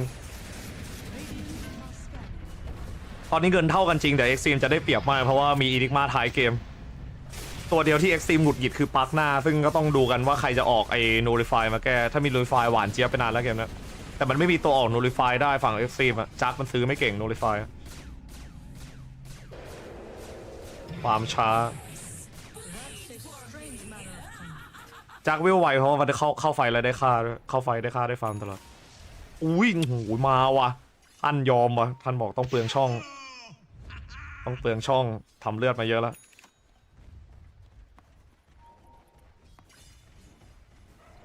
ใช่ฟอร์แมตนี้ต้องเน้นทุกเกมต้องเมมมันเป็นฟอร์แมตป้องกันความน่าเบื่อไว้เพราะว่าฟอร์แมตแรกของ ESL DreamLeague อะคนมันรู้กันว่ามันน่าเบื่อคนมันดูกันน้อยเพราะว่าอะไรมันโยนเกมกันในกรุ๊ปสเตจปกติอะทุกทีมพอคาดเขียวมันก็โยนกันหมดแล้วDreamLeagueอะรู้กันหมดแหละมันโยนมันไม่ได้โยนเอาตังค์นะมันโยนเพราะมันขี้เกียจเล่นมันไม่จำเป็นต้องเล่นนะเพราะมันเข้ารอบแล้วไม่งั้นมันก็โยนเลือกคู่กันมันก็เลยเอาแต้มมาล่อแล้วก็แบ่งกรุ๊ป1กรุ๊ป2ให้คนมันเม้มกันหน่อยมันไม่เม้มไม่ได้ไงโซล่าการเดียนครับเซฟพาร์คหน้าไว้ครับอาเม่เกือบตายนะครับไม่เกือบนะครับต้องโดดแล้วครับเอาเลือดมาครับมีโคดแท็กทีมไว้ให้แต่คิปปี้ไฟเซฟไปครับเรียบร้อยเลือดไม่ขึ้นนี่แหละจักเกอร์นอตนี่แหละจักเกอร์นอตไม่มีแบ็คคิงด้วยครับเทนเนตอีดิกมารีเซ็ตเอ็กเซมรีเซ็ตอยากจะออกครับแต่เดนไทยนี่ตีภาพได้ออกครับผมโดนจับได้ครับตีหายเลยครับเทนเนตพาร์คครับเปียกเอเปียกมันสับไปเข้าเดี๋ยวมันติดไอสกิล2พักหน้าโดนเดคิปปี้ไฟอยู่แล้วจนกว่าจะมีโนลิฟายเดคิปปี้ไฟก็คืออีซี่แล้วต่อให้เราออกไอ้ Nullify อ่ะก็ยังโดนแบ็คคิงอยู่ดีนึกออกไหมโดนแบ็คคิงได้อยู่ดีเพราะว่าสภาพก็คือเราสับปุ๊บเนี่ยอีกทีมกดแบ็คคิงรับได้แบ็คคิงปุ๊บ Nullify ไม่สำแดงผลเมื่อกี้ Nullify ติดคูลดาวน์อยู่เพราะว่าสับปักหน้าไปจริงๆไม่ได้ Nullify ปักหน้าพลาดมากเมฆ เพราะว่ามันปั่นเข้าไอ้นี่แล้วปั่นเข้า Decryptify แล้วไม่รู้ Notify เล่นทำไมก็เลยแย่เลยไม่มี Notify ตอนที่ต้องโดดพลาดมากอาเมื่อกี้ถ้าไม่โยน Notify เล่นได้ค่าดอนเบเกอร์แล้วภาพเปลี่ยนเลยเพราะว่าถ้า Notify ยิงเสร็จมันกลับมาเลือดเต็มเลยนะไหม Notify สับดอนอยู่คนเดียวไปว่าโซล่าการ์เดียนโซล่าแฟงของมิลานะบิงบาร์เลยครับดอนบัสเซปเตอร์แล้วไอ้บัสเซปเตอร์นานแล้วเซปเตอร์มันเดินได้อันตีดอนอ่ะอันตีดอนที่มันเดินได้เพราะออกเซปเตอร์ไอหักลงเลยปะแพ้ไฟดอนเบเกอร์มันน่ารำคาญทำไมมันต้องดาบจากมาเพราะมันอยากเล่นแค่นั้นแหละบริโปพวกนี้มันเบื่อแล้วโอ้พวกนี้มันเบื่อมันไม่อยากเล่นฮีโร่เมตาเพราะมันไม่สนุกอะพวกนี้มันเล่นเอาสนุกกันแล้วอย่างยาโทโร่ครับผลงานที่แย่ก็เพราะว่าเลือกฮีโร่อย่างเงี้ยแหละจำไว้ที่มันเลือกฮีโร่เมตายอมเลือกฮีโร่เมตาสบายไปแล้ววาชก้าได้ฝีมือน้อยกว่าเอ็กซ์ตรีมอยู่แล้วแต่มันเป็นเรื่องของหน้าดาร์ฟที่มันดาร์ฟมันกองแก๊งดาร์ฟมันจักกระดอดอะเงื่อนไขที่ชนะไฟด้วยจักกระดอดมันยากแต่สุดท้ายเลดเกมจะเป็นของเอ็กซ์ตรีมเพราะว่าฝั่งวาชก้าจะโดนแบ็คโฮพังอยู่ดิแบ็คคิงแบ็คโฮไผ่นี่เข้ามาโดนก่อนครับผมเข้ามาไม่ระวังนะไม่ได้เคียววอร์สามเหลี่ยมเมื่อกี้ติดวอร์สามเหลี่ยมตายขึ้นบ้านยากอยู่ซีมบีสไนเปอร์ของเยอะกันบ้านง่ายดาเมจมันล้น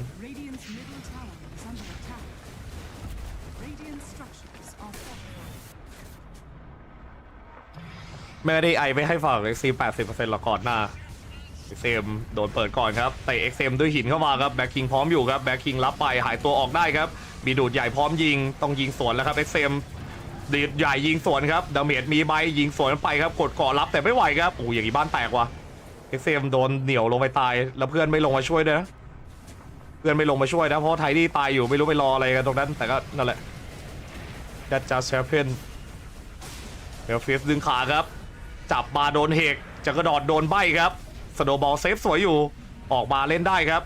ปั่นออกทันทีครับโดนเฟียกดซ้ำครับซับพอร์ตตายไปไทนี่เกิดมาครับโตโหป้อมให้ได้ป่าเม่ทำไงดีครับแบ็คโฮพร้อมนะแบ็คโฮพร้อมสับแบ็คโฮพร้อมสับครับแบ็คโฮพร้อมสับขอแค่กระโดดเข้าไปแบ็คโฮดีๆพอครับแบ็คโฮดีๆพอนูริฟายวีพร้อมขึ้นมาตีบ้านนะต้องระวังการโดนแบ็คโฮนะบลักบอกโก้ต้องเซฟให้ได้ครับเพราะว่ามีอาร์คาดิมอยู่มันสามารถเซฟได้ด้วยการด้วยการหินเพื่อนนูริฟายสับมาครับเข้าตัวปอมยับครับนูริฟายกดไปครับสับไม่ได้ใครเลยครับได้เป็นปักหน้าแค่ตัวเดียวโอ้พยายามจะหมุนเลยครับหมุนหนีครับหมุนหนีหินหนีโดนโยนครับบ้านแตกบ้านกลางพังครับผมด้านฝั่งเอ็กซ์ตรีมโอ้ยไม่ได้พกดวงมาเนี่ยฮีโร่มารีควายเป็นตลกเลยสับทีนึงแล้วปั่นครับจะปั่นฆ่าแล้วโดนหินเนี่ยหินเซฟอีกแล้วโอ้ยแย่ไปหมดเลยฮีโร่มันอย่างนี้แหละจักรดอดมันคุมไม่ได้ไอ้หนุ่มตีสับเข้าตัวปอมไปเซฟเต็มเน้น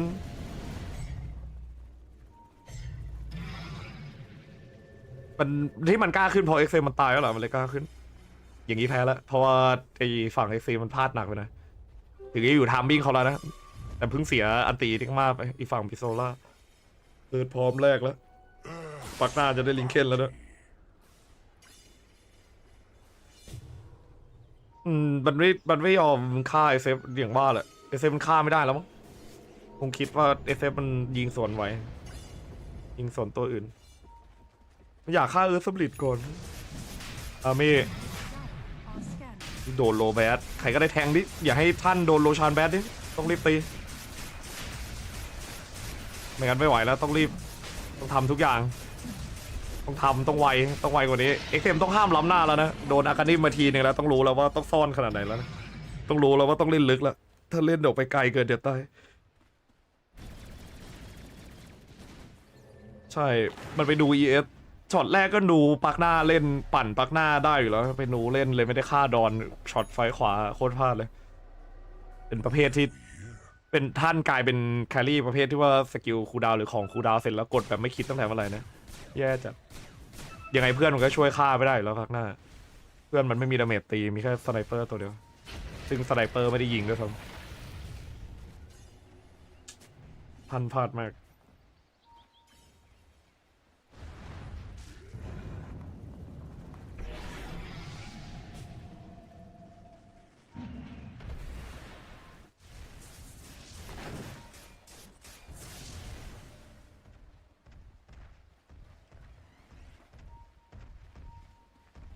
ารอจังหวะเข้าใส่ครับเข้าทำโอ้แล้วแบททิลครับลิงเคนมาแล้วเนี่ยผมเลยไม่เคยเชื่อใจเจ้ากระดอนและฮีโร่มันเชื่อใจไม่ได้ถ้าเกมแบบไม่ได้ไปจริงเลย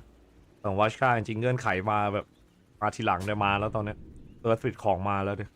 ของเซฟจะอีดิกมาจังหวะกิ้งเข้ามันกิ้งเข้าแบ็คโฮไปเซฟได้นะกดอาร์คานิมเซฟได้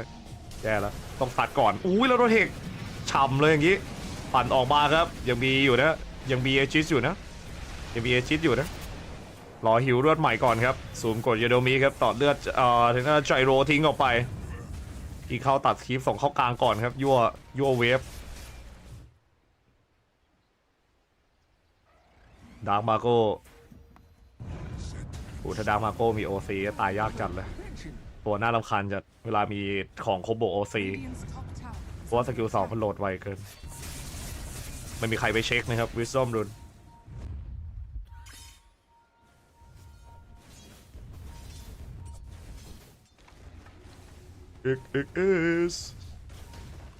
แต่สไนเปอร์25ไปต่างบ้างต่างอยู่นะมีชาร์ปแนลคู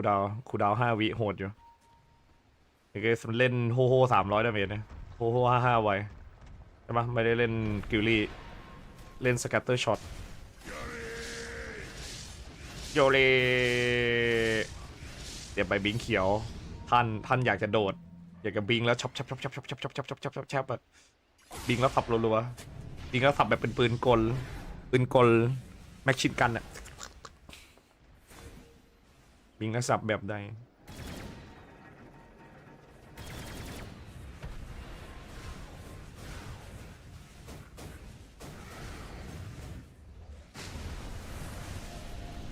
แมทธิว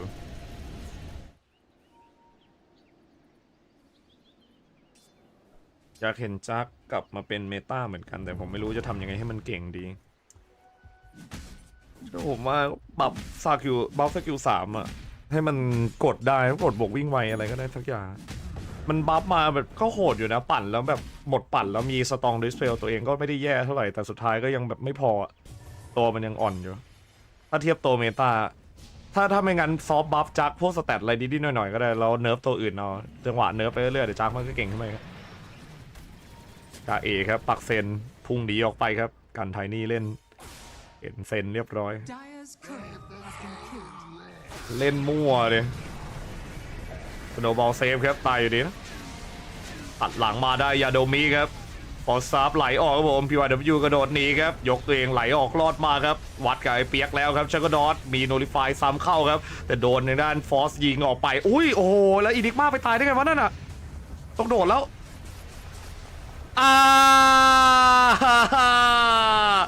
โนดีเทคชั่นโอ้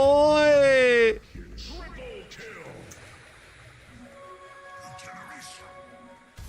มันตัวมันช้าจังอะสวัสดีครับแว่นทำไมทีมจีนเป็นอย่างนี้ครับเล่นเป็นเจจุดเคใช่ดิมันก็เป็นคนจีน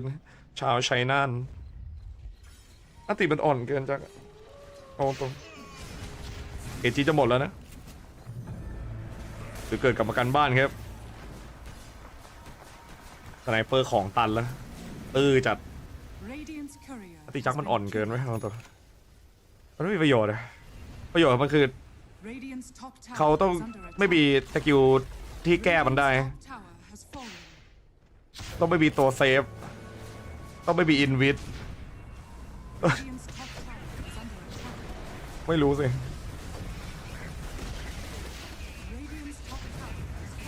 พุ่งเข้าตัดมาครับเอาวาแลนเฮ้ยแล้วเอาวาแลนว้าววีวายแต่มันอยู่จะหลุดโอ้โหน่าเกลียดมากบอกเลยตายไปเลยได้แบ็กด้วยบิงเข้าแท็กทีมต่อยครับติดเทเลชาร์ดเลยไล่ต่อยมาสไนเปอร์ซูมไว้ให้ครับมีชาร์ปแนลรัวๆครับชาร์ปแนลกันบ้านไปเลยโอ้โหไทนี่เอ้ยแล้วก็แพ้แปะฮีโร่มันกองแกงเกินเล่นพลาดก็บิ๊กทรูเฮกสวนเลยครับโดนใบเกือบตายครับเตี้ยนหมิงดีเอสเอฟออกของเก๊กๆกลางๆเราเฮกมาจักมันเลยยังพอได้ลุ้นสับอยู่คอนตันมาแล้วเดดอนเบเกอร์รู้เรื่องแล้ว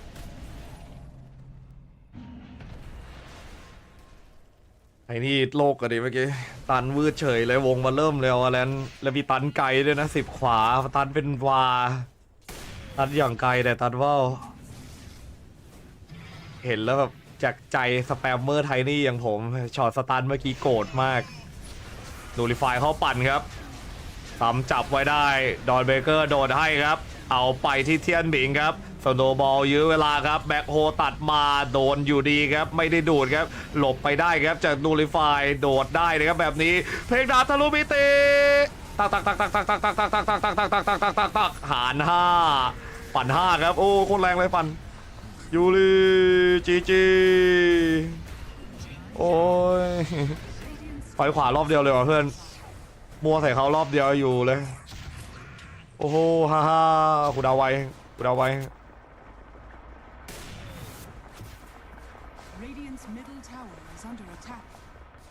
อินิกมาไม่ได้เล่นเลยแบ็คคิงไม่มีใช่ไหมเนี่ยต่อท่อครับเรียงคิวต่อท่อมา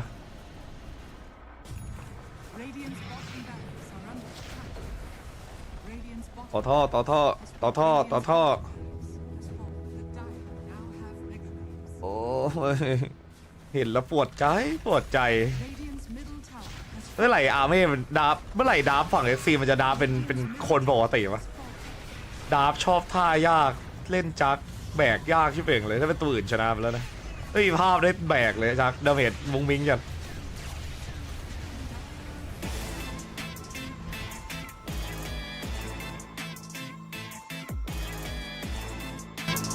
อันนี้เพลงเขาเข้ากับธีมไอ้นี่ป่ะเนี่ยเพลงเขาเข้ากับธีมแบบช่วง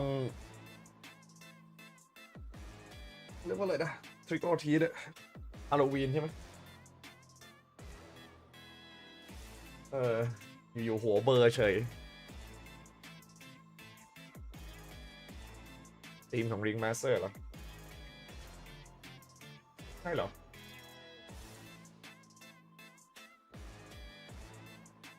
ลองหาตัวปกติแล้วได้เวลา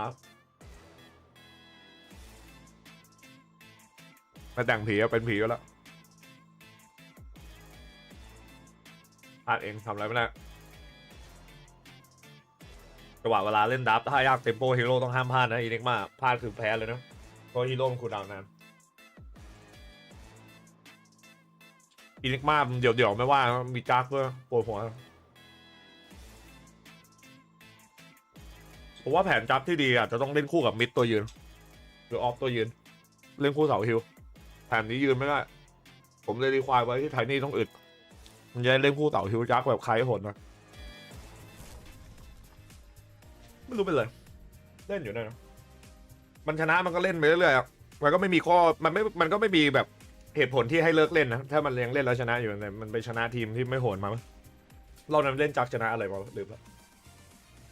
ภาพเพื่อเกินแล้วเดี๋ยวโคตรเบื่อ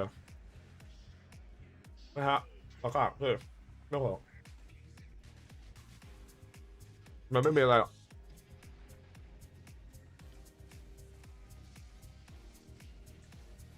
เคาน์เตอร์รอพรุ่งนี้ตอนบ่าย 3 โมงครึ่งเดี๋ยวพรุ่งนี้มาวันหน่อยก็ได้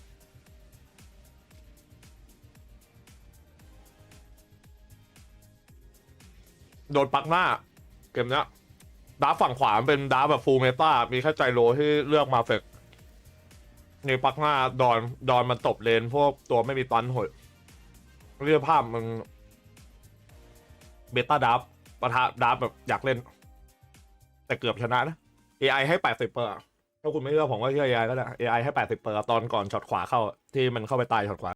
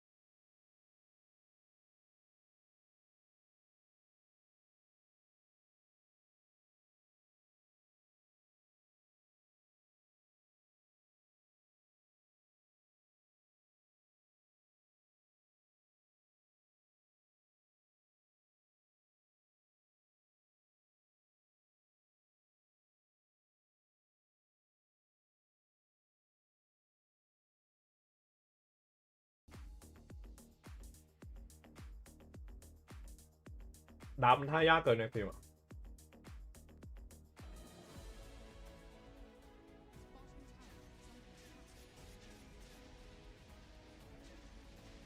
เวลานิดเดียวนี่มา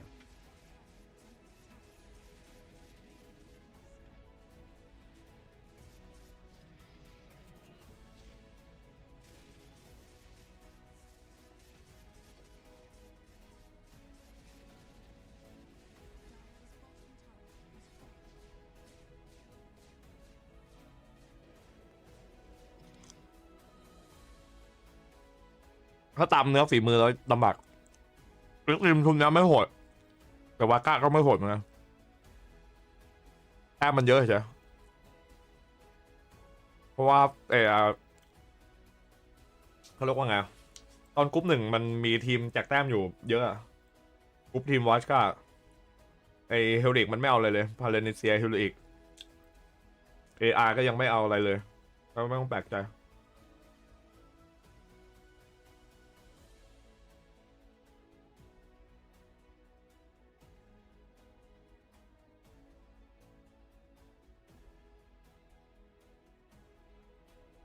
ส่วนไปเสมอฟอลคอนนี่น่าจะเสมอตอนฟอลคอนมันคาดที่1แล้วถูกปะให้เดานะชัวร์เลยเสมอวันที่30ดอนฟอลคอนคาด1แล้วแสดงว่าฟอลคอนโยนให้เกมหนึ่งตามสูตรฟอลคอนวันสุดท้าย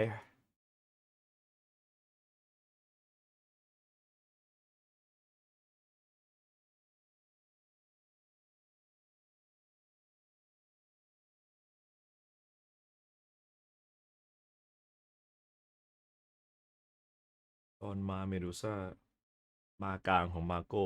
ออฟเลนดอนต้องใส่เจอวาชาต้องแบนดอนเบเกอร์มั้งตรงนี้น่าจะปล่อยไว้ไม่ได้โดนดอนเบเกอร์หัวไหม้แบบหัวไหล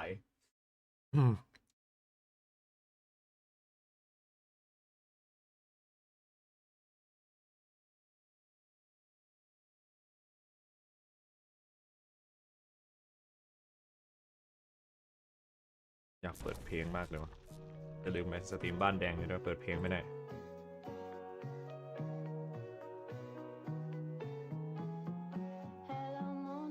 ฮัลโหลก็ผมชอบเพลงแนวนี้มากเลยนะฟังอย่างเพลิน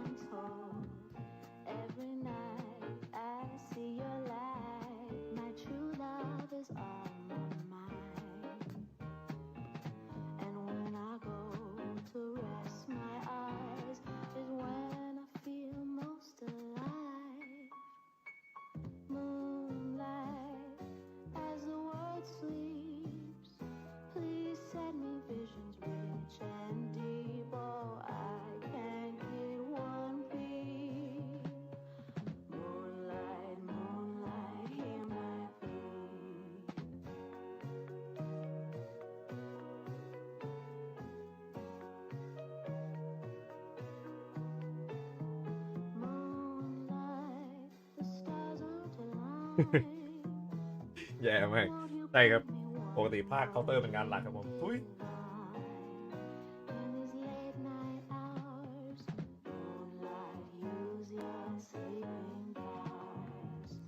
กลายเป็นพี่แว่นเคาน์เตอร์สไตล์ไปแล้วตอนนี้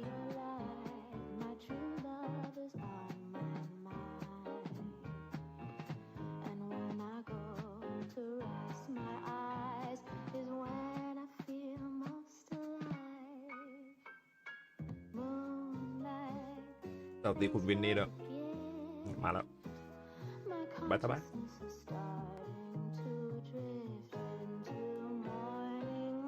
เคาน์เตอร์โคตรเดือดอะลองเปิดใจดู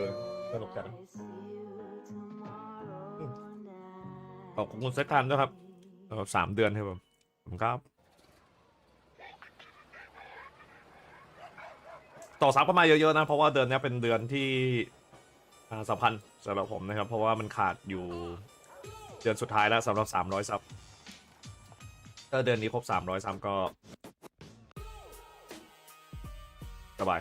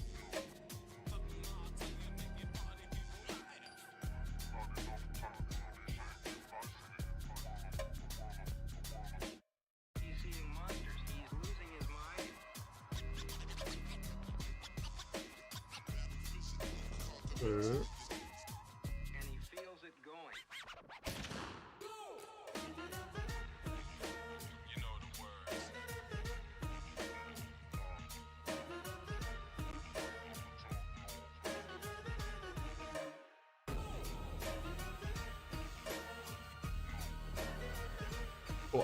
เลย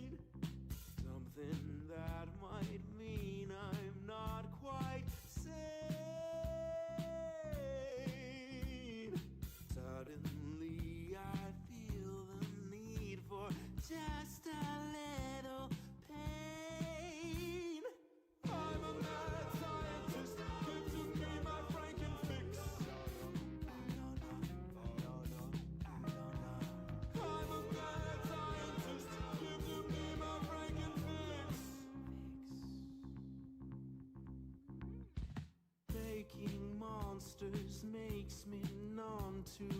please. First I give them life, then they run away from me. But every now and then, it's what I need. I'm a mad scientist.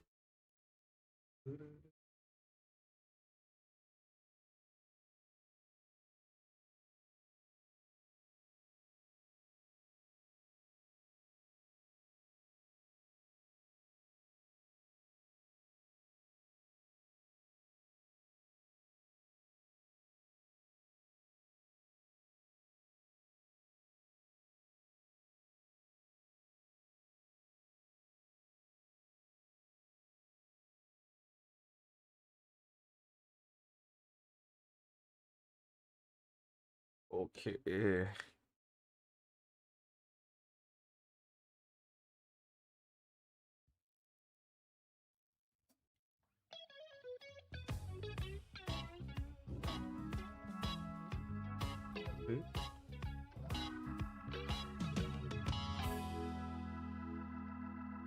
ตะดุงตะดุงตะดุงตุง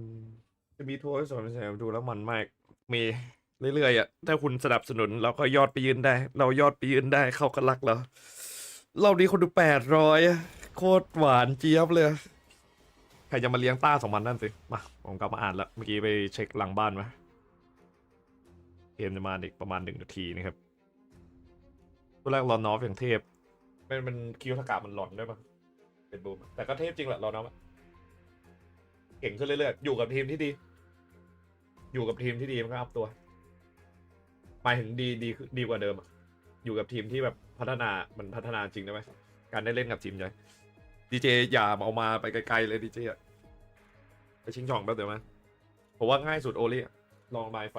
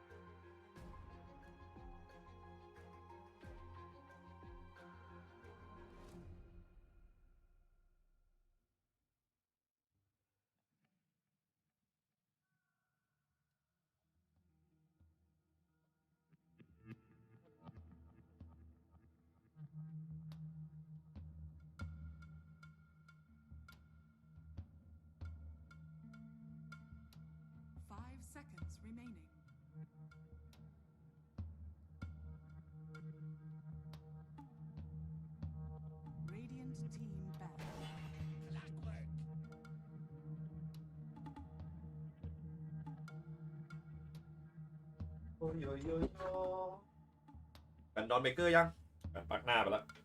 โอ้สมาโคตรไววอสก้าเพราะว่ามันเฟกกลางมาโก้ออฟเลนกับมิดเลนเล่นมาได้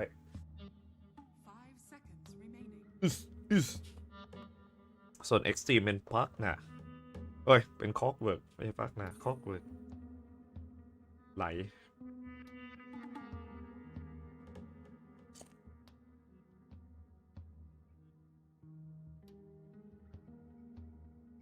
เรสเพคไดโนเสาร์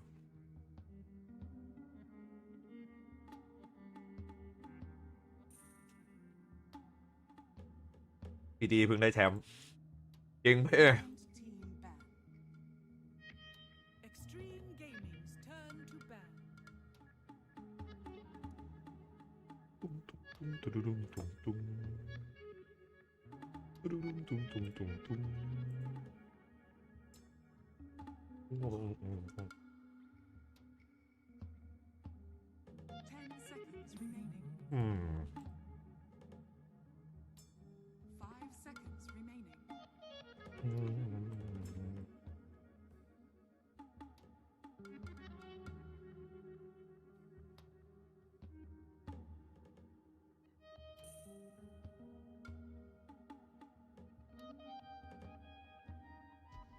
แบนไม่ดู SF ออกนะ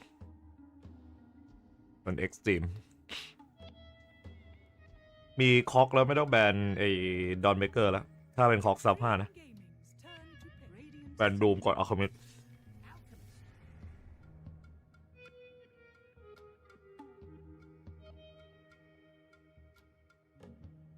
พวกนี้มันสูสีเพราะว่า Xtreme มันไม่ได้เก่งขนาดนั้นนะ Xtreme บอกก็ถ้าใครคิดว่า Xtreme เป็นแบบว่าชุดดั้งเดิมขนาดนั้นไม่จริง Xtreme ผมว่าไม่ได้เข้มแบบเข้มจี๊ด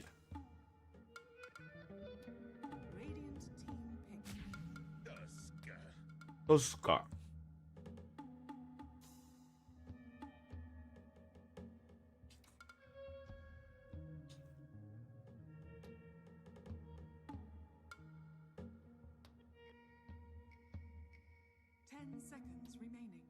เป็นมาสแบบทักนะขโมยมาได้นะ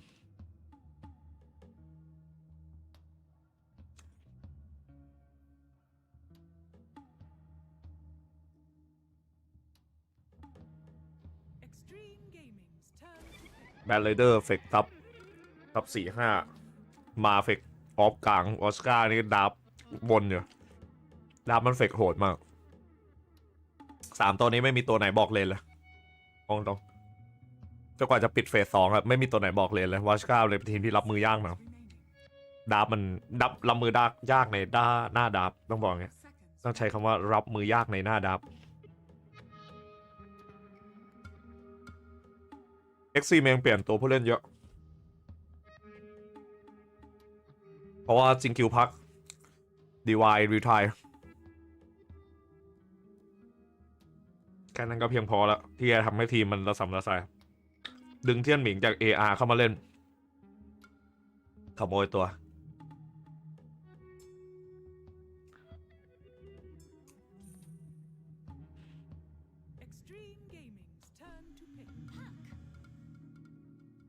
กดปลั๊กมาใส่เลยครับ Xtreme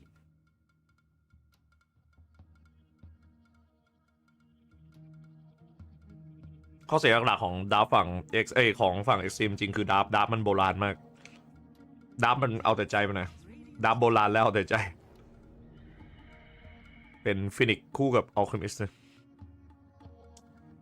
น่าแปลกใจตรงที่กระจงหลุดแต่ไม่เล่นกระจง5เนี่ยเน้นไปที่การทีมไฟก็คือใช้เป็นฟินิกซ์เทคไฟเป็นโหจะบอกอินิกมาแน่เลยวะตัวสุดท้ายของฝั่ง Xtreme วิเศษอินิกมาคิดว่าต้องแบนคู่สวัสดีคุณโทชินครับสวัสดีครับผมโทชินเค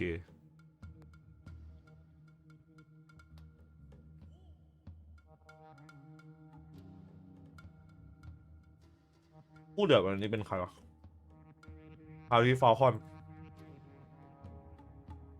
ลิควิดสปิริตโหอยู่ตี 4จะหลุดเช้าเลยนี่หว่าวันเนี้ยอุ้ยอะไรทำไมต้องอุ้ยทำไมล่ะมีอะไรฮะทำไมต้องอุ้ยฮะ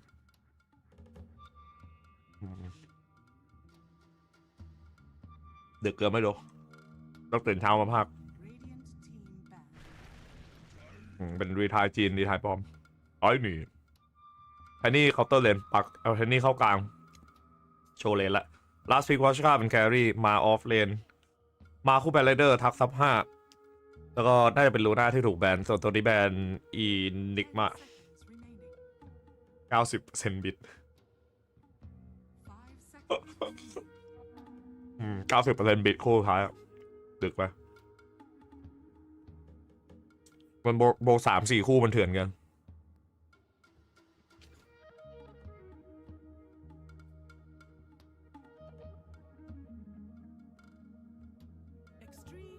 แบนทิปเปอร์ซอครับเราเชื่อไม่แบนอีดิกมาแบนทิปเปอร์ซอก่อนแบนให้ใคร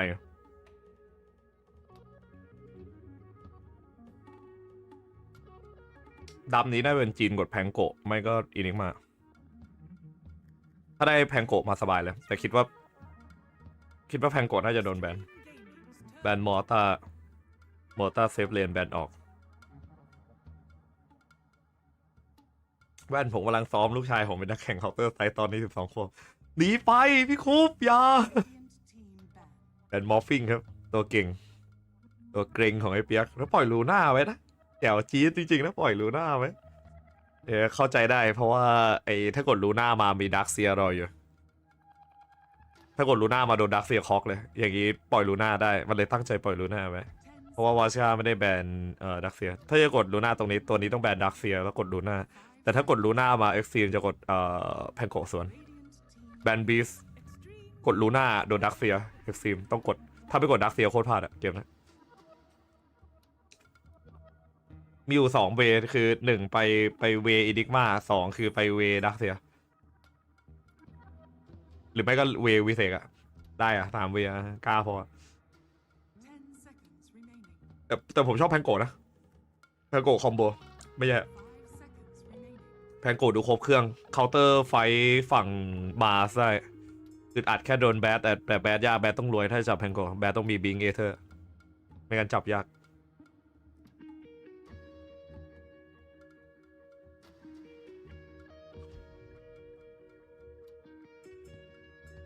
ให้ประมาณนั้นไม่เกินโดนนี่บ้าง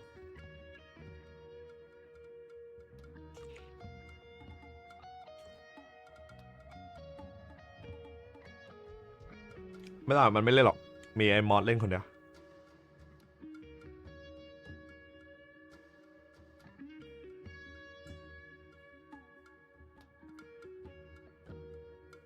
ได้นะถ้ามันกล้าเล่นนะเล่นนะแต่มันจะไม่เล่นหรอกถ้าจะดีมันต้องเป็นนิกซัพพอร์ตก็เป็นตัวที่จังเกิลได้ เป็นการลงทุนที่ดี ใครอยากรวยก็ตามมาครับนิกมา5,000 ลงยังไงดีไม่มีให้ลงนิกมา5,000 ไปยังไงอะทีมไปแล้วอะเดี๋ยวพี่เอาดีๆดาร์คเซียครับอันนี้ถ้าเดาออกแบบจากจักรวาลหน้าเลยมองลงมาดาร์คเซียตัวแรกเลย priority ดาร์คเซียรองลงมาอีนิกมาแต่อีนิกมาน่าจะเสียความมั่นใจไปแล้วผมก็เลยเผื่อใจไว้ว่าแพงโกะเล่นคู่กับไอตัวดาร์ฝั่ง Xtreme หมดน่าจะเป็นเกม 1-1 อ่ะคู่นี้สวัสดีคุณริคาโดโกโกนัทด้วย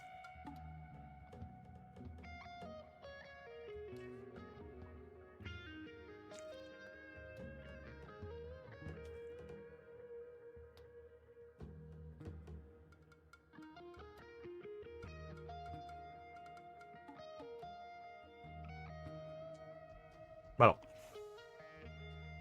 ต้องลุ้นเลนกลางกูคิดว่าดามาโกจะตบเลน XM ได้ปะล่ะลูน่าโดนดักเซียเคาน์เตอร์มันดูแค่เลนดักเซียก็พอแล้วถ้าเลนดักเซียไม่แย่แล้วมันมูฟเข้ามาตบลูน่าก็สบายแล้วเกมนี้ไทนี่แบบไม่ไหว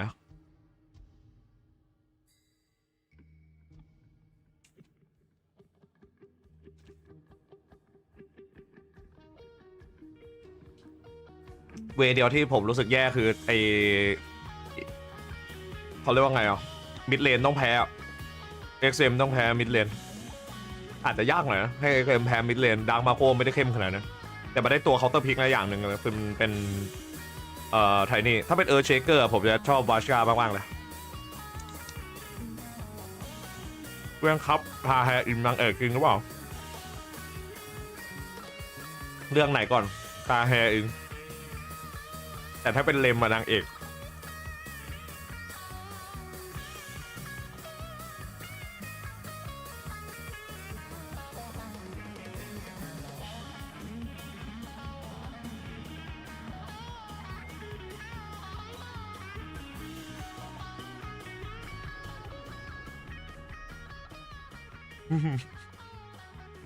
เอามาเลมนางเอกมันทำไมเอมิเลียปิวไปเลยก็ไหนใครพิมพ์เอมิเลียทำไมไปไววะ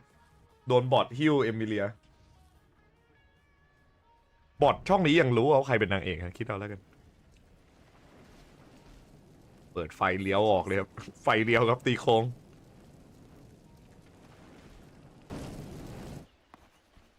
เลมเป็นเตรียน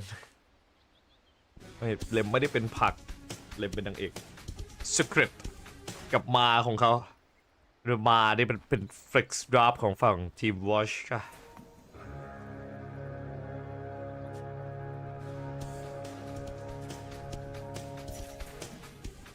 The battle begins. แลกบอลตี้ครับ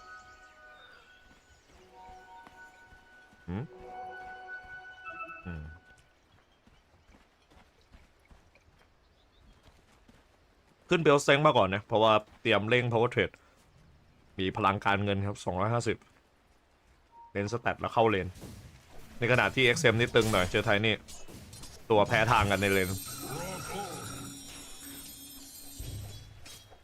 ดำนี้ดูว่าลูน่ารวยหรือเปล่าครับถ้าลูน่ารวยนี่มีสิทธิ์ได้แบกอยู่แต่มันโดนเคาน์เตอร์นะบอกนะครับโดนเลนคอกบอกดักเซียเล่นยากมีโอกาสตายในเลนสูงอึดอัดจัดเวลาเล่นลูน่าแล้วโดนดักเซีย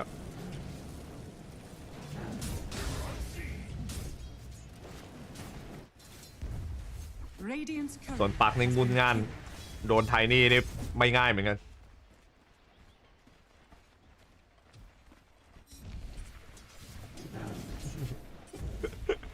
เผาสเก็ตไว้ครับเขี่ยวขวดไล่หลังไม่เล่นกดดันครับดุดันแบบจัดๆไม่ยอมให้สเก็ตมีเลือดเลยนะช่วยเพื่อนเอาโกรคีฟกลับมาครับแมทธิวดึงกองออกทันทีครับซึ่งเทียนหมิงก็ดึงกลั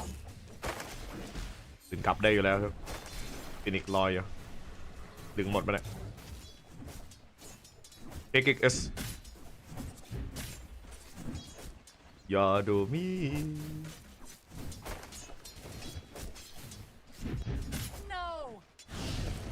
กดหัวแล้วสเก็ตครับผมฟินิกโปรยไฟเก็บเฟิร์สบัตไปครับสวยงามจัดครับทางด้านฝั่ง Xtreme ทรงดีจัดนะเลนนี้แต่ดันเป็นเทียนหมิงได้เฟิร์สบัตก็เลยไม่ค่อยเต็มเท่าไหร่เพราะถ้าเป็นออคุมิสได้เฟิร์สบัตนี่โคตรจี๊ดแน่นอนแบบจี๊ดจัดเลยเลนนะรับรองได้ออคุมิสไม่มีตายอะดาเมจมันไม่พอฆ่าออคุมิสนะต้องพาไทนี่มาด้วยหรือว่าโถมเลนล่างแล้วเอาลูน่าเข้าเกตมาฆ่าได้อยู่ยังไงก็เป็นเรื่องของเลนอื่นแล้วถ้าจะฆ่าออคุมิสในเลนนี้โดนเขย่าขวดไล่ทุบหัวเรื่อยๆ PA ได้ต้องรอนานอยู่นะรอแบบแพท Battle Fury อะดับนี้ให้ Xtreme ได้เคาน์เตอร์เต็มดับสบายลูน่า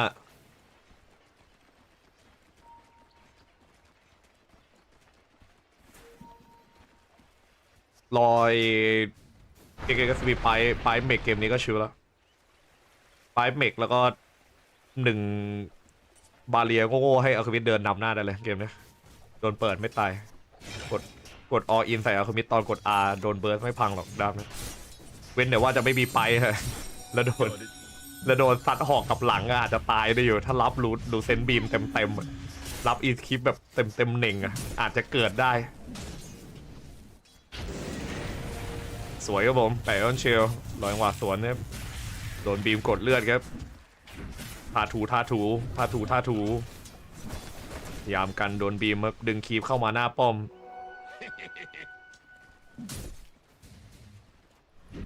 อันนี้กรุ๊ป2เป็นกรุ๊ปเศษ2เอากลับ4แล้วก็เอาไปเล่นต่อ4แต่เล่นต่อ4ก็จะเป็นสายบน2สายล่าง2แต่อย่าโยนไม่ทันครับเดี๋ยวนะไม่ไกลเกินเอื้อมไกลเกินใจถึงเปิดไฟเผามาครับเทียนหมิงซวยเลยเพราะว่าท่านครับโยนขวดว่าวคอสชีวิตเลยครับเทียนหมิงเดี๋ยวขวดไล่โซนครับพยายามที่จะไม่ให้เทียนหมิงตายแบดไม่ยอมเล่นด้วยนะแบดบอกเปลืองครับเลือดไม่พร้อมเดี๋ยวโดนเหย่าตายเหมือนกันแค่กดเลือดออกคุมแล้วบล็อกแคมป์ทันทีครับแบบฟิลโชว์เลยนะว่าตัวเองบล็อกแคมป์เพราะว่าเดินมาปักเซนตีเซนตรงนั้นได้ชัดแล้วยังไงก็ต้องตีไม่ตีไม่ได้ไม่ตีเขาก็ตีฟรีผูเข้าครับกองสแต็กใหญ่ปล่อยไฟปาดเข้าครับแบบนี้ซวยหน่อยไม่งั้นโดนฟินิกเลยครับต้องรีบวาร์ปมาช่วยครับไปย้ำอีกทีครับล่วงหนักจัดวาร์ปออกครับเทียนหมิงสวยงามครับรอดตัวเอาเพจัดครับท็อปเลนไปด้านฝั่ง Xtreme เอาแบบเรื่อยๆเอาแบบจัดๆเลยต้องรอไทนี่มาแบกเพราะว่าไทนี่เป็นเลนเดียวที่ฝั่งวาชกาพลิกมาเพื่อให้ได้เปรียบเลนส่วนตัวอื่นอาจจะเสียเปรียบหน่อยโผขอขังมาครับแบตเตอรี่เซาทาถูรวบใส่ครับแน่นอนครับสโนว์บอลหนีสวยงามครับยาโดมิพยายามบีมกด XX ไว้ครับโดนคีบรุมทึงครับผมขอแปะที่คีบใกล้ตัวหนึ่งก็อยู่แล้วไม่ต้องละปล่อยโถมมาเล่นที่ลูน่าแทนก็ได้ระเบิดเลือดไม่ให้ยาขึ้นสวยกดยาร้อยสำเร็จอ้าวไม่เพื่อนไม่บอกนะเพื่อนไม่คุยด้วยนะอย่างเงี้ยโดนเคาะไก่ไปดิไม่ชอบดับใครมากกว่าฮะเพิ่งมา Xtreme for sure แต่เห็นดาร์คเซียมาเลยเพราะว่ารู้แล้วว่าดาร์คเซียมาแน่กดลูน่าแบบไม่แบนดาร์คเซียโดนดาร์คเซียคอกอยู่แล้วเลนล่างมันมีโอกาสออกหลายตัวแต่พอโชว์ลูน่ามันกลับไม่แบนดาร์คเซียถือว่าปั้มเป๋อมากนี่ก็ต้องแบนอยู่แล้วไม่งั้นเดี๋ยวเลดเกมสู้ยากลูน่าโดนดาร์คเซียมันต้องทำแบ็คคิงกับทำไพต้องบี2ชิ้นนี้ไม่งั้นเล่นยากสาเกตโดนโถมรัวๆเทียนหมิงที่โถมสุดมากกดแบบสุดลำมาคีปยังดีอยู่นะแต่โดนแบบเอาคุมิสแบบเอาเรื่อยๆเอาคุมิสส่งกลับเรื่อยๆไม่ให้ดูดเวลเลยน่าจะต้องเสียยาเยอะอยู่ใช่ต้องดาแบบเป็นผู้เป็นคนเพราะว่ามันเสียเกมแรกมั้งจังหวะสำคัญปักต้องได้ค่าอย่างเงี้ยเรื่อยๆเวลาเจอเกมไทนี่ถ้าปักได้ค่าอย่างเงี้ย2-3ตัวนี่อยู่เลยไทนี่คือเป็นแน่นอนเพราะว่าปักมันจะรวยเท่าเป็นสิ่งที่ห้ามโดนเด็ดขาดรีบู๊ตอดไล่ครับพยายามจะเอาเทียนหมิงออกคนละเทียนหมิงเลเวลเท่าออฟเลนคิดว่าไงออฟเลนเลเวล4เข้า5เทียนหมิงน่าจะใกล้พอๆกันแล้วนะเดี๋ยวได้วิสดอมรูนเลเวลพอกันแน่นอนแล้วพูเลนติดเรื่อยๆเพื่อนต้องมาซ่อมแล้วนะ ถ้าเพื่อนไม่ซ่อมให้นี่เดี๋ยวตึงแน่อาเม่รวยจัดอะเกมเนี้ยความฉ่ำอะอินวิสตรงล่างครับตามจับ XXS จะไปเอารุน7 นาทีครับดาร์กมาโก้โบโบดาร์กมาโก้มาแท็ก2ครับผมดึงคีปออกไปก่อนครับเทียนหมิงยังไงก็ไม่ได้ครับแต่เข้ามาทำให้อีกทีมเปลืองมานารีบูกดมาครับเทียนหมิงตายไหมพยายามจะปาดออกไปครับปาดเข้าเอาฆ่าครับผมเผามาที่ซีเคทแล้วโซโล่คิวออฟเลนครับเทียนหมิงจะหลุดโอ้แล้วจะหันสวนฆ่าแมทธิวให้ด้วยครับจะหันสวนให้ด้วยอะดิโอ้แต่ยืนในเทียร์2บวกคลิปทงครับรีเจนเลือดหันโดนน้ำมันโดนจนตายครับเทียนหมิงขอคลิปป่าโอเคครับแมทธิวได้ฆ่าครับดาร์กมาโก้ตายด้วย 5-2 ครับซิงคิวมันแบกอยู่แรงมันน้อยจริงแต่มันแบกนะไม่ซิงคิวอะอาเม่บอกเรื่อยๆอะน้องๆ 4,500 7 นาทีแม่เจ้าเงินช่ำจัดมามันจืดแล้วตอนเนี้ยมามันคีปดีจริงแต่มันน่าจะไม่ได้คีปไกลแล้วก็บวกกับซื้อยาเยอะด้วยไม่งั้นเล่นเลนยืนไม่ได้โดนเขย่าขวดฟินิกปาดทีหมดหลอดเรื่อยๆแห้งเอาเข้าเบสเรตครับผมลีเจนมานะออกมาตามซ้ำครับกดมาครับดีมคอยจับดีมคอยได้2ครับกลางพาวเวอร์ค็อกขังแบบเน้นๆครับสโนบอลทำดาเมจไปตายคู่ครับมาโก้โอ้โหอีคิมาปล่อยคุ้มเลยครับไม่เป็นไรไอเปียกได้ครับแต่ได้ค่าคอแล้วได้ค่าไทนี่แล้วคุ้มแล้วไอเปียกเสียอันตีไปแล้วนั่นหมายความว่าดักเซียจะโอกาสตายจะน้อยมากเดี๋ยวเอาเมกมาโถมได้เลยมั้งในเกมอย่างเงี้ยรวยแบบรวยฉ่ำเลยเอาคือมิดอะส่วนไทนี่นี่จนติดไปฟื้นอีกทีตอนมีบิงไวๆครับปาดเข้าแล้วครับมั่นใจมีวอลสักอย่างครับรอรวบเข้าวอลครับเอาวอลXXSรวบมือง่ายก็ตายแล้วจะไปรวบวอลทำไมเราพี่โอ้โหฟรีคิวเมื่อกี้พี่เล่นไรวะรวบโดนตายเลยพี่โอ้มีตัวปอมลูล่าตีเย่งอยู่ฟรีคิวเมื่อกี้ส่งผลเยอะนะเว้ยเวลาพลาดตัวแบบอย่างเงี้ยมันไม่ได้ดิเขาจ่ายอันตีมั่วมาเราต้องได้ค่าดิโอ้ตบลูน่าตายตัวนี้ที่ฉ่ำเกมเลยนะเว้ยเงินนำ 3,000 เลยอ่ะสบายอ่ะลูน่าตายนี่เงินค้างอ่ะอุตส่าห์เลือกดาร์คเฟียร์มาเคาน์เตอร์ลูน่าพี่เล่นตั้งใจเล่นหน่อยดิพี่เขาแบบยืนเหวอให้แล้วลากคีปชนคีปป่าฟาร์มไปครับว่าไม่รวบแบบนกนี่ก็พัดแมทธิวครับง่ายๆไม่ชอบยากๆครับเล็งเครื่องพีวายแต่ว่าอยู่ครับโดนแท่งน้ำแข็งดันไว้อย่าวิ่งใส่ครับเปิดแฟร์จับมาเห็นลูน่าเรียบร้อยนะครับออฟตามเข้าใส่ครับลูน่าไกปูครับใครจะอยู่ก็อยู่ผมไปมองถึงอีกตัวเลยเปล่าไม่ครับสโนว์บอลจับเชียนหมิงให้ได้ก่อนออกมาโดนปอกแป๊กครับปอกแป๊กเปิดป้อมล่าง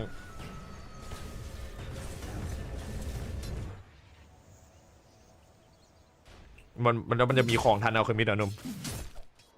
คุณเดวิลคิงมองภาพบอกเลยนะเว้ยเอาเคมิดเงินอย่างนี้10 นาที 6,400ถ้าไม่วิ่งไปตายอะไรบนๆนี่เผลอๆเกมนี้จบก่อน34ด้วยมั้งนะจบก่อน35ด้วยมั้งนะฝั่ง Xtreme อะอิงพี่แต่ดูเงินเอาเคมิดดีๆพี่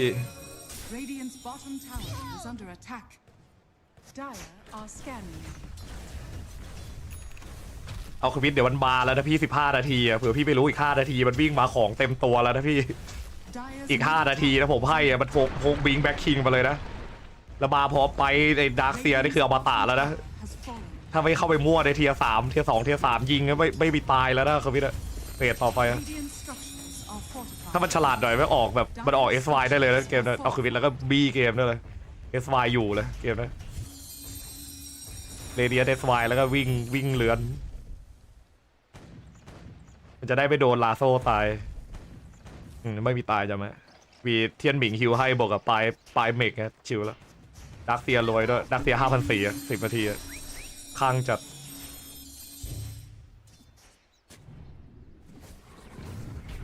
เปียกฟาร์มไปเถอะแท็กทีมรวมด้วยช่วยกันฟาร์ม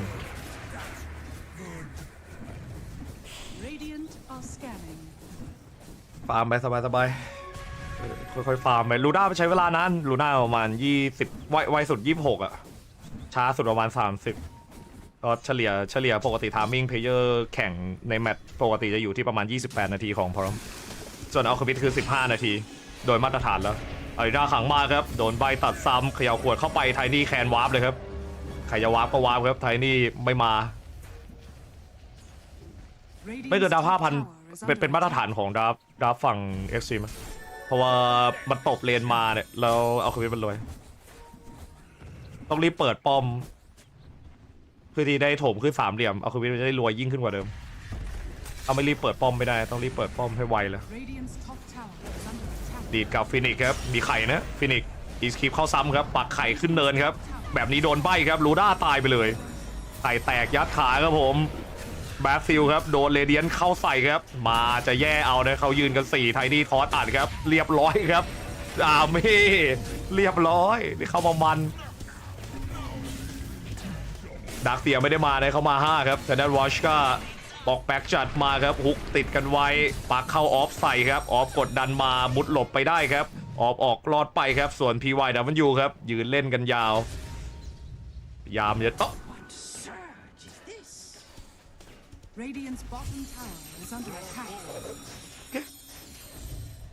โอเคไม่มีตายมันของมันยังไม่โคบมันพกเรเดียนวิ่งใส่ไม่ได้คุณเรเดียนตอน12นาทีเลือดมันน้อยมันโดนเอาแลนทอสมาตายอยู่ไทนี่มัน800ดาเมจหนุ่มไม่ได้มันต้องมี SY ก่อนมันถึงจะเดินอ้วนได้ SY พวกเลือดเยอะรีเจนเลือดแรงๆมันเดินอ้วนเลยเดินแบบมันยอมรีเจนเลือด120ไม่มีตายผมไม่มีตายบิงบาวแลนครับอารีนาจับปลาใบสวนออกสวยครับดิมคอยสวนคืนเก็บไทนี่ไว้ได้ครับแล้วยาวขวดมองการไกลอะดิเอา2ก่อนเลยครับไทนี่ร้อนตายครับ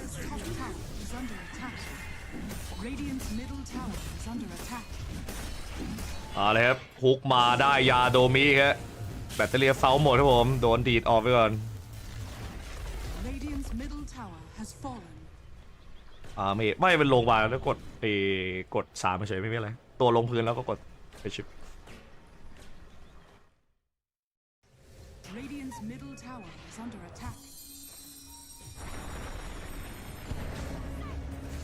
อ๋อมันโดนอารีนามันโดนในกำแพงอารีนาดาเมจทอสเลยหดหน่อยจะโดนปลายสวนเลยจืดเลยดาเมจเวทล้วนเลยฝั่งซ้ายลูน่าตอนนี้ก็ยังเวทตีไม่ได้หรอกโดนเหย่าทีเดียวตายมันโดนกำแพงตัวเลยลงจากตัวตอนโดนทอสมันเลยโดนทอสแป๊บเดียวทอสเนี่ยเป็นสกิลเมคานิกที่พิเรนหน่อยถ้าโดนสกิลบังคับขยับตัวจะลงพื้นแล้วมันจะบางสกิลทำให้ดาเมจหายด้วยนะต้องระวังนิดนึงแต่แค่ไม่ใครระวังหรอกมันแค่จ่ายอ่ะมันแค่จัดยูสกิลจ่ายหนักครับจัดเต็มเล่นอย่างไงอีกฝั่งไม่มีไทนี่เล่นเดียวกับฝั่งไม่มีบิงไทนี่เอ็กเซมสโมเข้า4ครับเรเดียนพร้อมเหย่าอุลขึ้นออคิดด้วยนะไม่โอ้โหป้าเลยเกินนะป้าจัดเลยนะเหย่าขวดเดินใส่ครับสแกนแดงเช็คเจอบิงมาไม่เจอใครครับลูน่ามองเห็นก่อนเทิร์นวอร์ดมาเห็นขวาครับเหย่าไม่ออกไปครับแต่ด้านแมทธิวจับแล้วแต่ออกเลยครับลูน่าบอกผมรู้ว่าโดนแน่มาแล้วครับฟินิกหักวอร์ดออกไปฟินิกปักวอร์ดจับมาครับต้องฆ่าได้สักตัวหนึ่งนะพี่วายดับเบิลยูลูกมีวอร์ดอ๋อเหรอให้มันโดนหน่อยพี่วายดับเบิลยู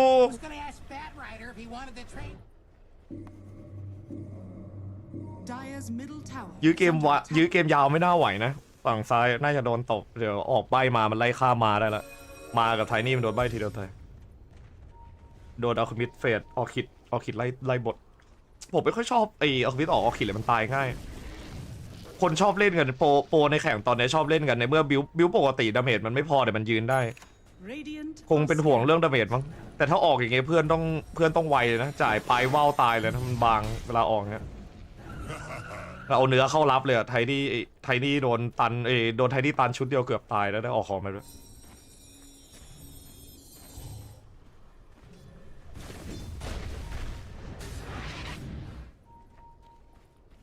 ยาโดมิเข้ามาเซตวอร์ดสามเหลี่ยมถือว่าทำดีมากนะยาโดมิวอร์ดนี่เพราะว่าเห็นมูฟมันจะเห็นมูฟเอาคอมมิตตลอดเวลาเอาคอมมิตเป็นฟาร์มป่ามันจะได้เลี่ยงสู้เอาคอมมิตได้เพราะคอมมิตมันไม่มีทาวเวลไวหรอก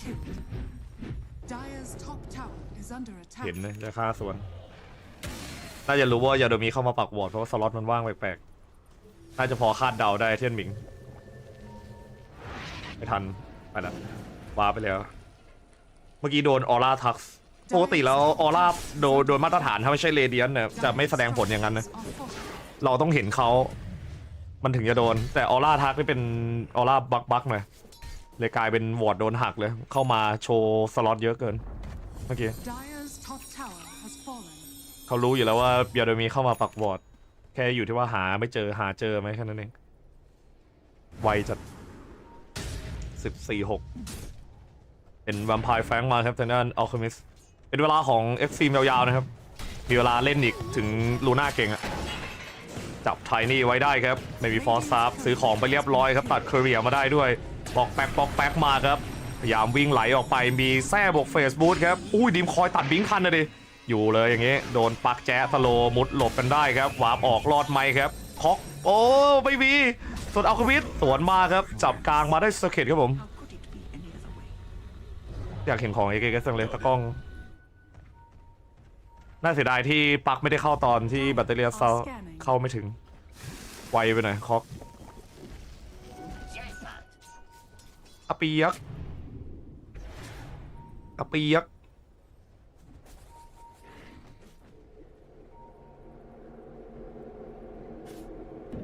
Radiant's bottom tower is under attack.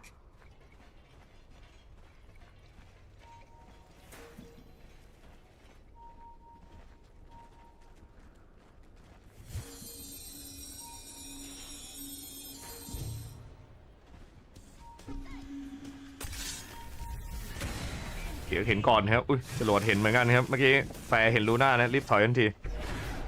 เปียกมองคืนไกลครับเตรียมไปแบ็คคิงเลยครับเปียกพอต้องเข้าไฟไม่เอาตัวเข้าไฟไม่ได้แล้วเผื่อเพื่อนอารีนาได้จะได้กดแบ็คคิงยืนหวดได้บ้างสัก 7-8 ทีก็ยังดีปุกมาจับได้ครับดึงคอกข่างเข้าครับแบตเตอรี่เซาซ้ำศพโดนคอกยาวๆครับอยู่เซฟเตอร์ยื้อเวลาลงมาขาร้อนครับตายอยู่ดีครับฟินิกเผาโอ้ยเทียนหมิงออกรองเท้าดำจะบ้าเทียนหมิงไม่ทำนะโซล่าโค้งโซล่าเคว้งเกมนี้ไอ้ครีมเมอร์น่าทำบนฟินิกอะทำรองเท้าดำโคตรจี๊ดเลยใจจี๊ดเหลือเกินใจจี๊ดใจกล้าใจหมาใจแมวอีกฝั่งเป็นอารีนารองเท้าดำไม่ค่อยดีหรอกทำพวกแบบเซมิออร่าดีกว่าแต่เข้าใจได้ออกไอ้ครีมเมอร์ไปมันก็กดยากโดนอารีนาแต่ผมแบบรู้สึกชอบไอ้โซล่าครีมเมอร์มากกว่าเกมนั้น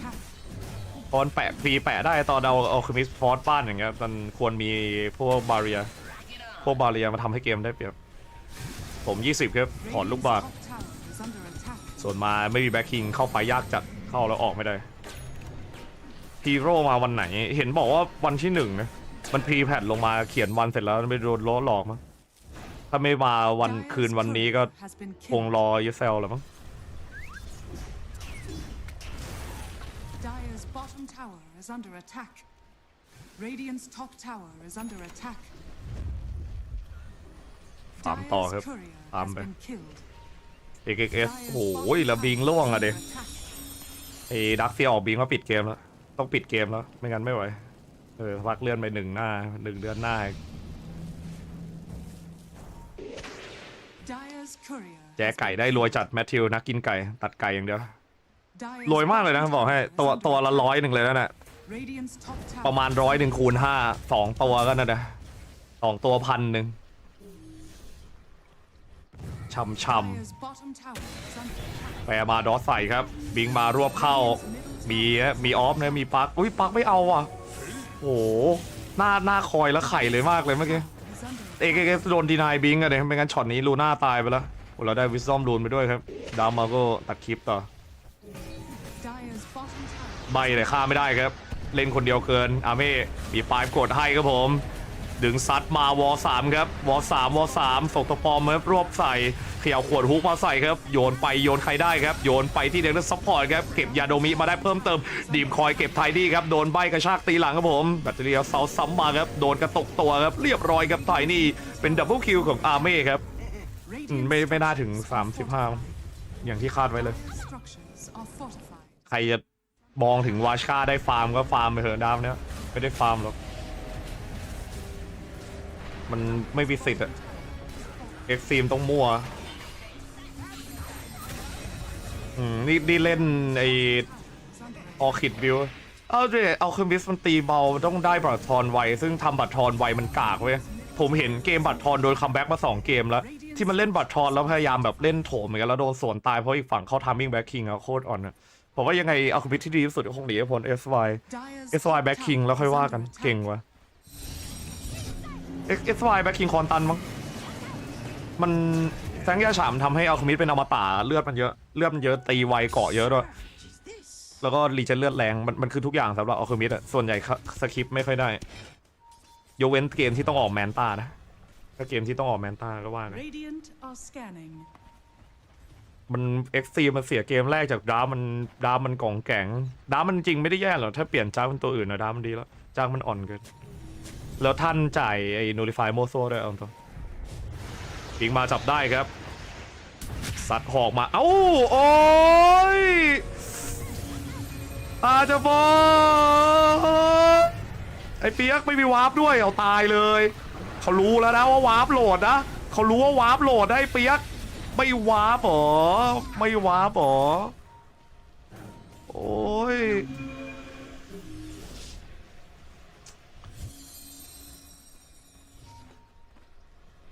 แต่ไอ้บัตรทอนมันจะทำให้เอาควิดมันสู้แคลรี่เลดเกมท้ายเกมได้ถ้าได้เปิดก่อนนะจังหวะเฮกปุ๊บบัตรทอนซ้ำมามันซอยรัวแอตแทกสปีดมันขาดพอมันมีพวกบิงเขียวบัตรทอนหรือว่า AC บิงบัตรทอนมันจะตีไว้เดี๋ยวขวดเดินตามครับแมทธิวต้องวอสโลให้แต่เหลี่ยมวอไม่ดีเหลี่ยมวอแย่รอดตัวเลยเอ็กซ์ฟีไม่เท่าไหร่หรอกรอดตัว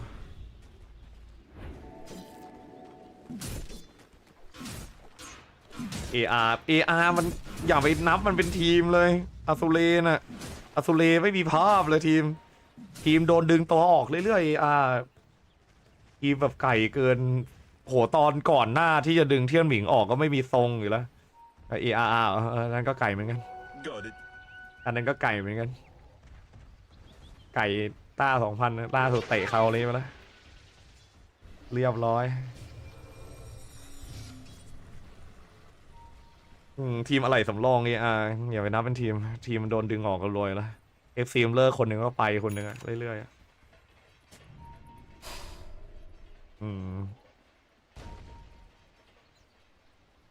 แล้ว OG ยอดทีมอยู่เตะเซฟแล้วโหดแล้วใช่ไหมเตะเซฟแล้วมาแล้วเดี๋ยวมาแล้วเตะเซฟแล้วคานด้าครับโหตัวโล้นคานด้าวะดังมาโก้ใจกล้าจัดต้องได้เปิดก่อนให้ออกเนี่ยโดนเปิดได้เรียบร้อยเลยนะแต่เซตวอร์เสร็จหมดแล้วเนี่ยเห็นด้วยนะประเด็นถ้าเปิดทันได้อยู่นะทันเลือด 2,000 อย่างเงี้ยนะทันไม่น่าได้กด R ดูจากสภาพแล้วได้โดนบิงยกตายเลยถ้าได้พร้อมดาร์คเซียที่ไม่ได้กดนะออร่าอ้าวท่านบิงฟาร์มเรียบร้อยพอดีเป๊ะแต่ตายอยู่ดีท่านโอ้ดีมคอยครบครับฟีนิกซ์ปักไข่พ่นไฟกดไว้ปาดเข้าไข่ใหม่ครับลงไฟพ่นใส่ครับตีไข่ไม่ไหวฟีนิกซ์ล้นตายครับไปเลยครับตายคู่ออกมาไล่ตีครับเทียนหมิงร้อนทีมไว้ไปเลยโอ้ยท่านนี่กันแล้วผมถึงบอก SY ไอ้หนุ่มเลือด 2,000 เนี่ยไม่ได้เล่นหรอกโดนกึกเดียวหายไปเลยฟีนิกซ์แบกได้รนดาเมจจัดทำดาเมจเยอะกว่าอัลเคมิสแล้วเกมดิเทียนมิงไอสกิล3มันหักเลือดเป็นเปอร์เซ็นต์หรอซันเรย์ไอที่ดีเคอันเดอร์ลอร์ดเนี่ยทายฮันเตอร์แกโดนฟินิกโคตรเจ็บอะเลือดมันเยอะพวกนั้นแต่ตัวมันมาตรฐานแล้วมันไม่อึดขนาดนั้นโดนชุดใหญ่ไฟกระพริบจะฝั่งเอ็กซ์ตรีมส่วนคืนจ่ายสุดไปละวอชก้าเอ็กซ์เซมรวยเลเวลเลยช็อตเดียวเก็บไป5แต่อัลเคมิสสะดุดนะ สะดุดยอดหญ้ามาทีนึงก่อนเพราะว่าเขาชีสไม่ขึ้นไพแล้วไปแบ็คคิงมาลุยเลยลูน่าแต่ก็ต้องงั้นแหละต้องเล่งแบ็คคิงมันโดนวอลทีเดียวตายมันห้ามโดนเปิดก่อนแล้ววาชก้าตอนนี้โดนเปิดก่อนคือแพ้ไฟ 100%แต่ถ้าเปิดก่อนปุ๊บมันต้องเปิดให้มันเงื่อนไขมันไม่ไหววะต้องเปิดไอออกบิสฟรีให้ได้ยากเกินห้าวเกินกดแปลงร่างทันเนี่ยไม่กดแบ็คคิงเอาควิดไม่งั้นไม่ตายหรอกถ้าอาร์มี่เก็บบทเมื่อกี้เวล 20ก็แบกได้เลยกดแบ็คคิงไม่ทันแก่เกินกดแบ็คคิงแล้วแต่มันพยายามโฮแบ็คคิงรออยู่อะกอดแบ็คคิงยาวไงกะโดนเปิดก่อนแล้วค่อยกดไม่ได้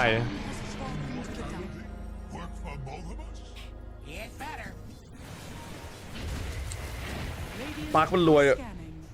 สบายเกมนี้ปาร์ครวยแล้วมันโซโล่ฆ่าพาได้ยิงแรงปาร์ค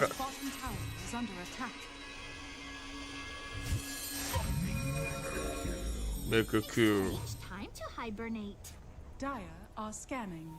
เตรียมไปพลาสมาแล้วจะได้ฆ่าไอ้แบทไรเดอร์กับทักทีเดียวตาย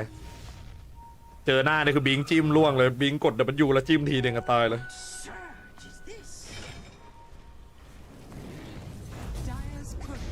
รวมเข้าฆ่าแบทครับพาคุมล่องหนอีกแล้วไม่เข็ดยังไม่พกเป๋าอีกพนมไปโครกออฟเฟมครับสบายฝั่ง Xtreme รอเอ็นเอจินเนี่ยแหละได้เปิดก่อนเอ็นได้เอาพี่โอ้โหตัวนี้มาแหลกเลยนะพี่ยกสวนมาครับลงมาโดนใส่ป่าเคาะขังไปครับแบตเตอรี่เซาดึงขาเอาคอมพิวเคาะหลังครับเป็นเทียนบิงฆ่าได้เทียนบิงได้เยอะวะต้นเกมพยายามจะโพกแบ็คคิงเพียกนี่เพียกโดนปักจิ้มตัวเดียวเนี่ยครึ่งหลอดแล้วเพียกรอตัดนกอีกแล้วแมทธิววันไอ้นี่ก็ข้างจะฆ่าคนตัดนก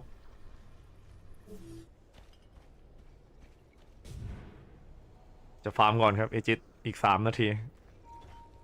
ตามภาษา Xtreme ไม่รีบค่อยๆเล่น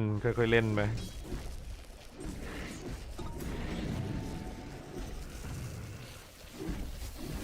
เข้าทำมิ่งลูน่านะแต่ลูน่ายังไม่20แล้วช้ากว่ามาตรฐานมากเกมนี้มันโดนเพชเชอร์เยอะ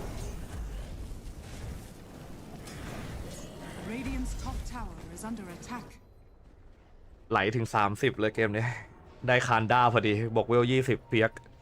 บาลานซ์ฮีโร่ไอเปียก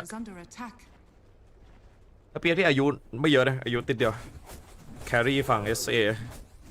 พัฒนาเรื่อยๆอยู่คนเนี้ยจากเดิมทีทื่อๆเริ่มเล่นตัวพิวๆได้มากขึ้นได้มากขึ้นในห้องแข่งเล่นคมขึ้น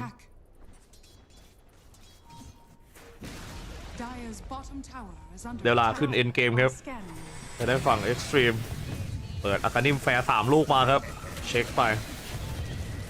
ปีงเข้ารวมใบครับตีกดพระแฟร์ตอดมาเกือบตายครับทักได้แค่เกือบนะครับแฟร์3 ลูกตัดเรื่อยๆต้องฆ่าอาร์มี่ให้ได้อาร์มี่ออกก่อนครับรีเซ็ตเอาใหม่ได้ไม่ต้องรีบตีลูกบาศก์ก็ด้วยนะลูกบาศก์30ถ้าจะตีตอนนี้เพราะว่ามีเอจิสอีกฝั่งไม่ออกมาบอกแล้วดูหน้าพร้อมแล้วอันนี้เป็นช่วงที่มีโอกาสสู้ได้สูงที่สุดของฝั่งวาชก้าแล้วนะถ้าสู้ไม่ได้ตรงนี้ก็แพ้ไปเลยแต่ถ้าสู้ได้ตรงนี้ก็ยื้อเข้าเวลี่เลทเกมเลยเพราะว่าลูน่าพร้อมแล้วถือว่า Xtreme ขึ้นช้ากว่าที่ผมคาดไว้นิดหน่อยเพราะว่าไปตัวกระตุกไฟขวาไม่กดแบ็คคิงท่านถ้ากดแบ็คคิงช็อตนั้นชนะเกมแล้วแบบตอนนี้น่าจะกำลังหวดบาแลกอยู่ถ้าขวามันกดแบ็คคิงทันแบ็คคิงช้าไปหน่อยท่านนาเม่ SA คุยภาษาอะไรลาตินปะแล้วแต่ประเทศปะมันมีหลายประเทศมากน่าจะมีบางประเทศคุยเป็นภาษาบ้านของตัวเองนั้นสเปนก็แบบลาตินอเมริกาไม่ใช่สเปนโปรตุเกสมันจะเป็นมีหลายภาษาใช่มีบราซิลสเปนภาษาสเปนโอ้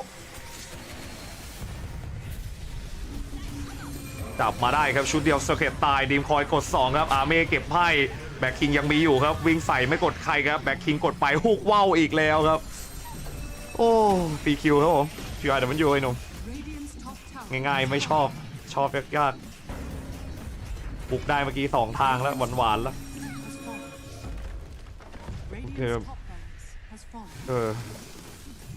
ต้องพูดว่าภาษาสเปนเกาะบานเรื่อยๆครับอาเมเอจิตดาวแล้วนะ10 วิตีฝั่งตายอยู่ตัวเปิดตายอาเมถอยแน่เอ็กซ์ตรีมถอยปะถ้าตามสูตรก็ถอยเข้ามาจิ้มไปเพี้ยก่อนทีนึงจิ้มเฉยๆจิ้มแล้วพอแล้วไปยาวเอจิตหน้าเลยเอ็กซ์ตรีมไม่เล่นแล้วเพราะว่าดีมคอยโหลดอยู่เฮ้ยเอาแมทธิวโอเคเลยกินเหยื่อโดนแบ็คคิงสวนเข้าครับต้องจับให้ได้ไทนี่นะแบ็คคิงดาวอยู่เรียบร้อยครับลูน่าโดนยกกลับมาครับล่างฟอร์มขึ้นตัวโดนฮุกกดไวครับล่างฟอร์มตีตายสเก็ตแบ็คคิงครับเดินออกไม่ได้โดนแฟร์กดหลังครับจีคอไปแวนเก่งมากยังมีแรงวิเคราะห์อยู่นะก็เป็นอีซี่ดิก็ตามหน้าท้าบะนุ่มจะไม่อีซี่ได้ยังไงพี่เลือกลูน่าพี่ไม่แบนดาร์คเซียได้ยังไงก่อนมันไม่ได้หรอกมันทำอย่างนั้นไม่ได้มันมีเปรูบราซิลอะไรพวกนี้มันแล้วแต่ว่าใครเป็นคนใครนักแข่งของประเทศเลยแล้วเขาถามว่าFAคุยอะไรกัน83ที่ให้ใครเราไปรู้ว่าดาร์ฟยังไม่เห็นเลยทำไมเขาผ่านตรงนี้ก่อนวะไม่ให้วิเคราะห์ดาร์ฟหรอดาร์ฟวิเคราะห์ง่ายนะไม่โดนทัวร์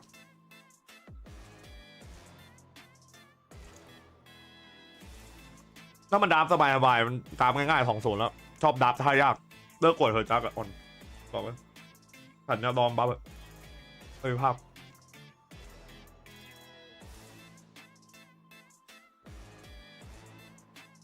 พี่เขามีมเกินคนละเอาว่าเล่นมุกเขาไม่ได้พิมพ์จริงหรออย่าไปชาร์จเขา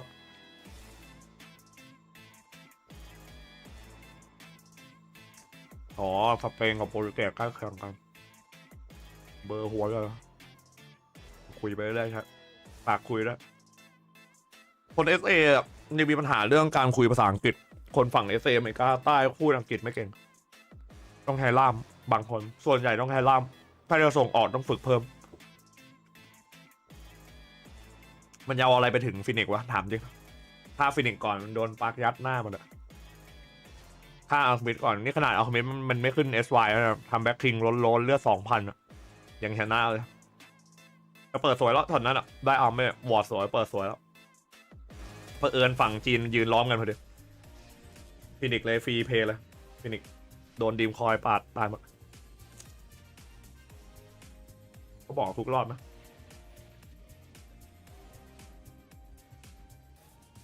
ไทยลานต้องมีโซ่เชือกได้ไหมใช้เชือกล่ามม้าไว้2 ตัวอะไรเงี้ยล่ามหมูกลับบ้านล่ามไก่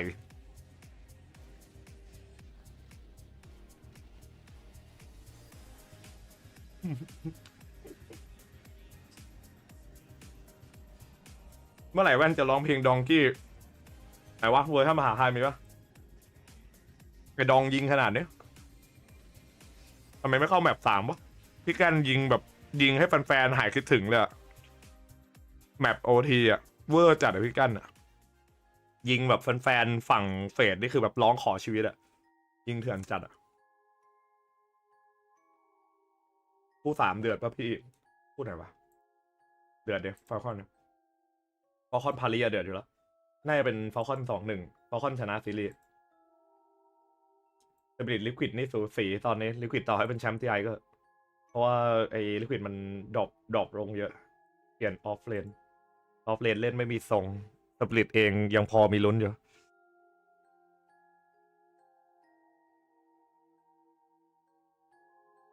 แปลกๆนะอะไรนะบิ๊กโอ้ยยังมีให้กดอีกอะดองกิโฮเต้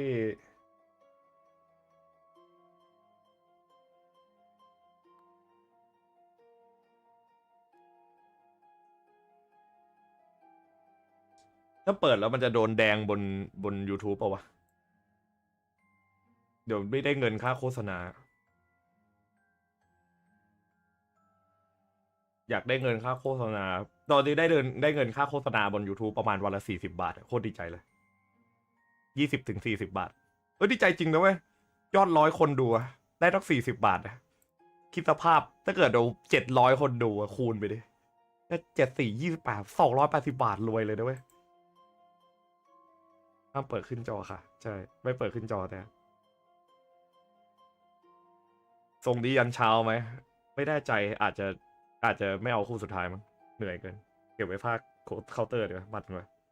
เคาน์เตอร์ยอดหวานยอดคนดูรวมตั้ง800โดต้าไปยอดคนดู500คนไม่ชอบดูโดต้ากันแล้วแพทเนี้ยหรือว่าแฟนขับเราไม่ดูแล้ววะเราทิ้งบ่อยยังวิเคราะห์แม่น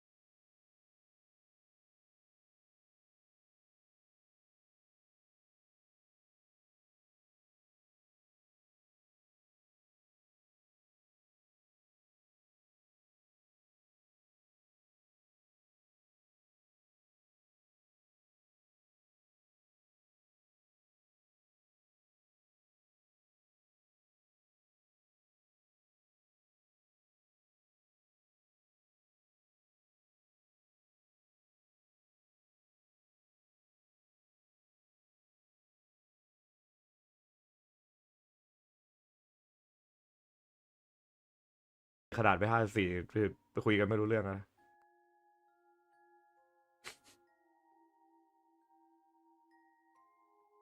ยังไม่ได้ดูเลยอยากดูรีซีโร่กับดัน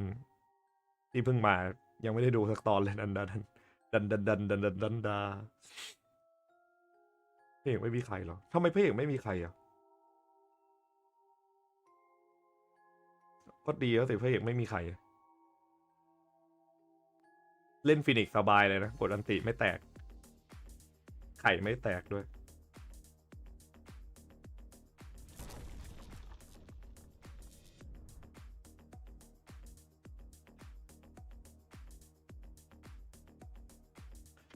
เกมแรกเล่นแบบนี้ก็จบแล้ว Xtreme ใช่ถูกต้องแล้วครับผมถึงได้ดูถูกดาร์ฟ Xtreme ตลอดว่ามันชอบดาร์ฟให้มันแบบท่ามันยากครับดาร์ฟท่าง่ายๆไม่เล่นครับคือมันดาร์ฟสบายๆมันก็สู้ได้ครับฝีมือมันเหนือกว่าฝั่งวอชก้าในระดับหนึ่งวอชก้าเนี่ยเป็นทีมที่เขาชอบมองกันว่าเหมือนจะเก่งเพราะว่าสกอร์มันดูดีเลยจริงๆแล้วไม่มีอะไรเลยครับมันได้จากทีมมันได้สกอร์จากฟอลคอนเพราะว่ามันเป็น last day ที่ฟอลคอนมันล็อกที่1แล้วมันก็เลยโยนเกมได้พวกคุณรู้กันตลอดนะครับว่ามันโยนเกมผมบอกตั้งแต่วันที่28 29แล้วนะครับว่าถ้าเกิดฟอลคอนมันล็อกที่1ให้ระวังการแข่งขันของฟอลคอนในวันสุดท้ายดีๆถ้าเกิดแต้มมันล็อกที่1ด้วยเงื่อนไขแล้วมันจะโยนเลยนะเพราะว่ามันไม่อยากเล่นหรอกมันขอแค่มันได้ที่1ก็พอแล้วมันโยนทุกทัวร์ฟอลคอนแต่ทัวร์นี้ที่มันโยนน้อยเพราะอะไรเพราะมันมีเรื่องของแต้ม EPT เข้ามาเกี่ยวในอันดับ1ของการคัดทัวร์นาเมนต์ EPT ESL DreamLeague เขาจัดเข้าในฟอร์แมตนี้เพราะว่าคนมันโยนกันบ่อยในวันสุดท้าย2 วันสุดท้ายโยนกันประจำไม่ต้องห่วงเลยถ้าหนักข้อหน่อยวันที่วันทัดตั้งแต่ก่อนวันจบแล้วมันโยนเพราะมันไม่ต้องเล่นก็ได้มันก็ไม่จำเป็นต้องเล่นเพื่อที่จะให้เปลืองแรงมันก็เล่นในรูปแบบของมันจำไว้ เวลาจะดูมาตรฐานในเกมสุดท้ายของช่วงกรุ๊ปเซตเราต้องดูว่าเรากำลังดูใครเราแต้มเขาในมือมีเท่าไหร่เขาเจอทีมคาดเดียวคาดเขียวหรือคาดแดง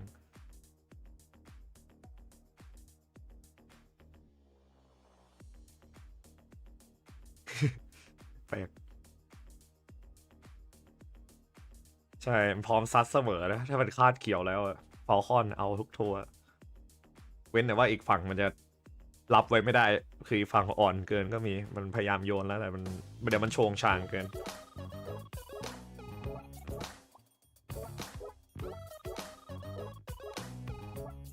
ขอสกอร์ Counter Strike หน่อยครับดูไม่ทันเล่นคลิปพี่เดีย สนุกไอเซนเต้ไปดูคู่เนี่ยคนมันอะคู่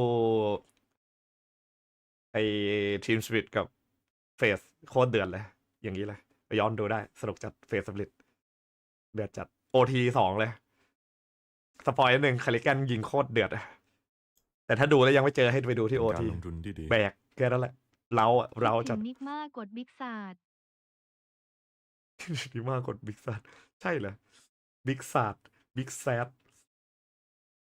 ฟาลคอนเคาน์เตอร์ไซด์ที่ไม่ต้องวันสุดท้ายก็โยนครับมันอ่อนมันไม่ได้โยนฟาลคอนเคาน์เตอร์มันไม่มีตรงเลยเดี๋ยวมันจะรับไอ้รับซิมเปิลมาซิมเปิลยิงจนไม่รู้จะยิงยังไงแล้วยังแพ้อีกโอ้พี่ตั้งแต่ผมดูมานะผมเพิ่งเคยเห็นคนแบบแพ้แบบ 13-7 แต่คนแพ้ท็อปแฟกคนทีมแพ้ยิง23ตัวบ้า23หรือ25ว่าวันนั้นอะซิมเปิลอะยิงไป20กว่าตัวแพ้พี่แพ้เจ้าป้ายิงทุกราวยังแพ้อีก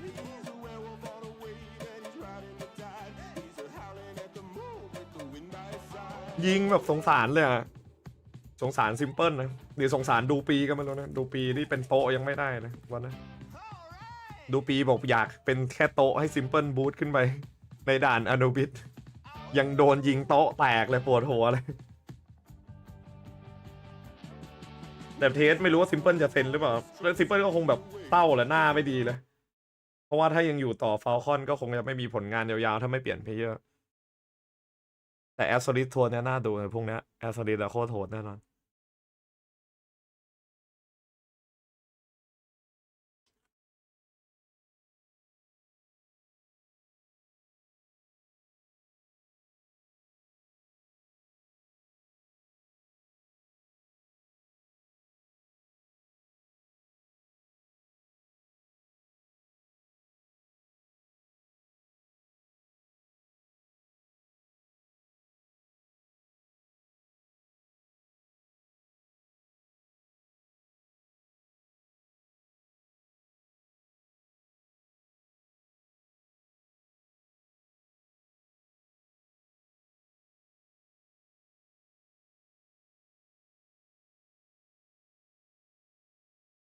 ดูปีไม่ไหวไปเลยดูปีขอร้องดูปีที่พอได้แล้วกึ่งแบบโหไม่มีฟงไงพี่องค์กร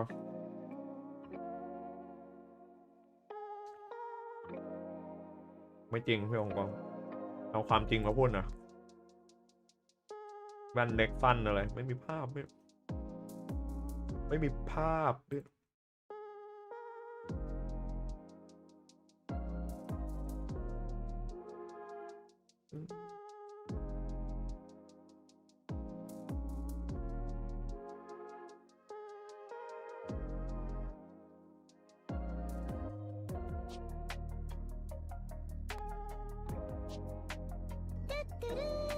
อ้ขอบคุณคุณพี่พันธ์ด้วยนะครับสำหรับการกดติดตามครับยินดีต้อนรับสู่ช่องแว่นครับผมไปทำอะไรมาฮาโลวีนอะ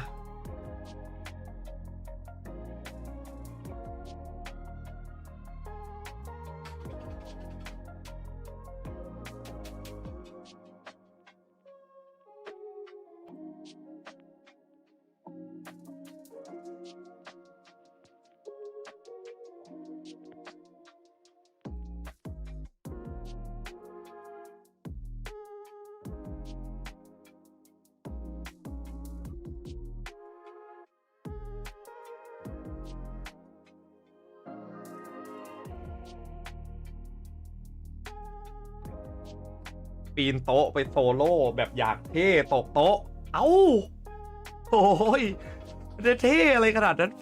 พี่ลองกองพี่ทำไปเพื่ออะไรวะพี่ผมรู้พี่ล็อกเลยเว้ยแต่พี่เดือดเกินไปปะ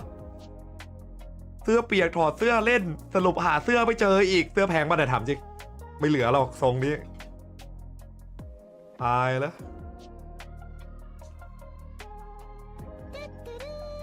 ขอบคุณครับ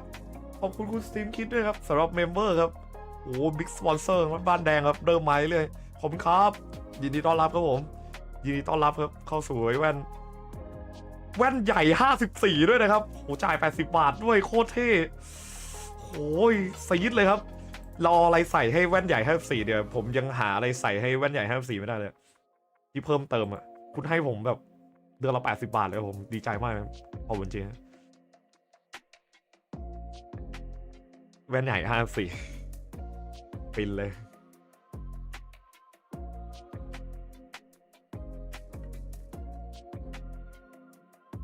ออกรองเท้าเดินเวทีเป็นไฟมันดุอยู่แล้วดิไอเวทีดนตรีผมเคยได้ยินมาว่าไฟมันรั่วบ่อยนี่ใช่ไหมบนนั้นเนี่ยห้ามถอดรองเท้าเดินใช่ไหมเพิ่งสังเกตว่าคนละชื่อกับทวิตมีหน้าแว่นจำไม่ได้เอ้าจำไม่ได้ดิใคร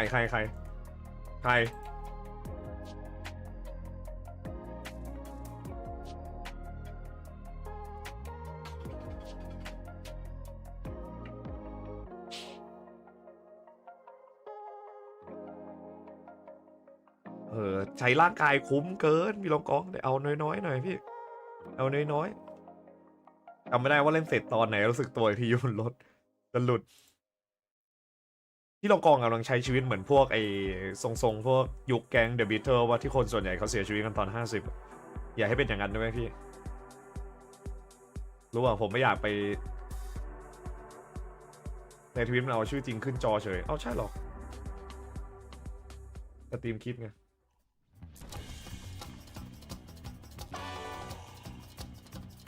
ผมไม่อยากไปงานแบบอย่างนั้นนะมีลองกองหรือเปล่าแอบเป็นห่วงคุณ God of อยู่ไม่รู้เขายังฟังอยู่หรือเปล่าวันก่อนเห็นเขาบอกตรวจร่างกายผมยังเครียดอยู่เลยไม่เชิงเครียดสิเขาบอกว่าเป็นห่วงอ่ะเป็นห่วงจริงๆนะเวลาแชทมาเล่าเรื่องอะไรอย่างเงี้ยเขาเรียกว่าไงเดียวเหมือนเราใจกระตกเลยนะเพราะว่าไม่อยาก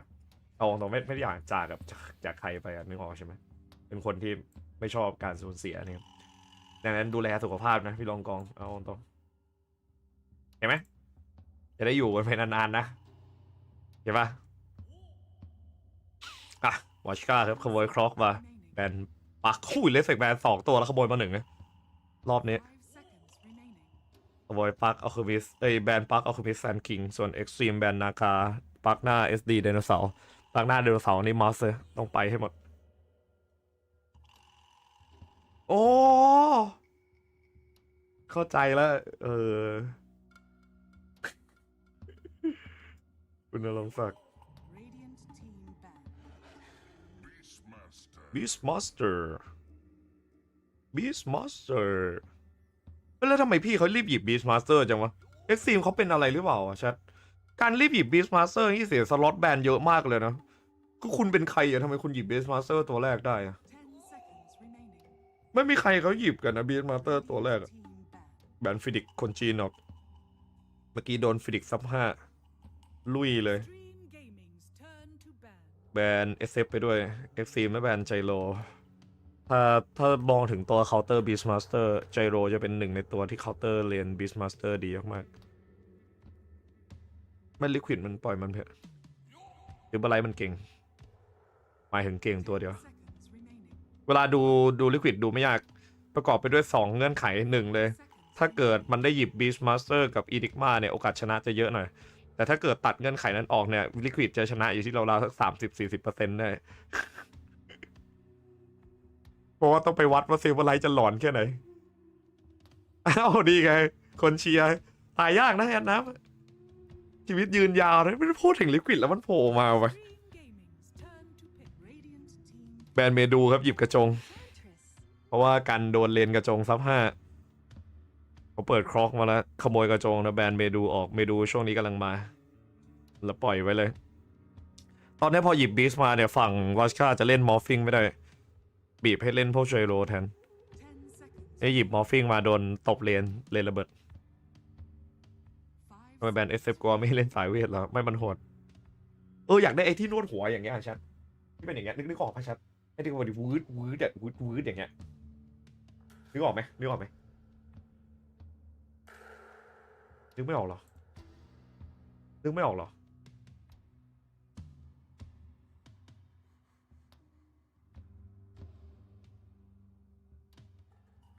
มันเรียกว่าอะไร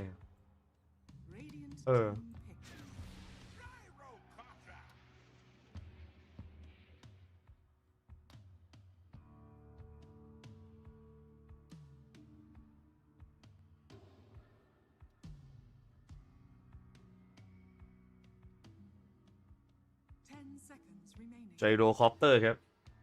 แว่นเก่งมากทำไมทุกคนยังไม่พิมพ์แว่นเก่งมากอะวินาทีที่ไจโรออกมาทำไมทุกคนถึงไม่ไวเหมือนเดิมอะเราไม่มีกันแล้วหรอวันคืนที่ทุกคนจะพิมพ์ว่าโวโกโบติกแอสซัสซินเคาน์เตอร์กระจงครับนี่สามารถใช้2 จอสิมันก็ต้องเปิดสตรีมมันก็ต้องมี2 จอไม่อ่านชัดหรือเปล่าเป็นกันแท็บกันสนุกเลยนะแว่นไกมินจริงพี่มอฟยากอยู่นะกดไปได้โอ้ยพี่เป็นอะไรกับตัวนี้กดมาทำไมแต่ได้อยู่มั้งน้ำนี้ไม่ใช่ได้อยู่ปั่นตีคอกได้ปั่นฆ่าด้วงได้โหดอยู่พอได้มันวัดใจโลไหวในเกมได้อยู่ไม่ชอบเลยว่ะทำไมไม่เล่นพวกดาวเรนเจอร์วะดาบง่ายๆพี่ดาวเรนเจอร์ขึ้นไผ่เกมเนี้ยโหยิงแบบยิงแบบพี่ทอยอ่ะ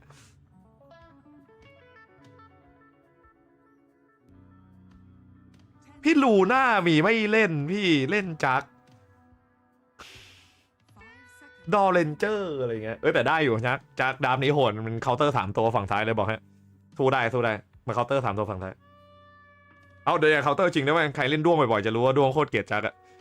แตกปุ๊บตันช้าโดนปั่นตายเองเลยนะเว้ยตายเองแบบจริงจังเลยเฟสมีไอ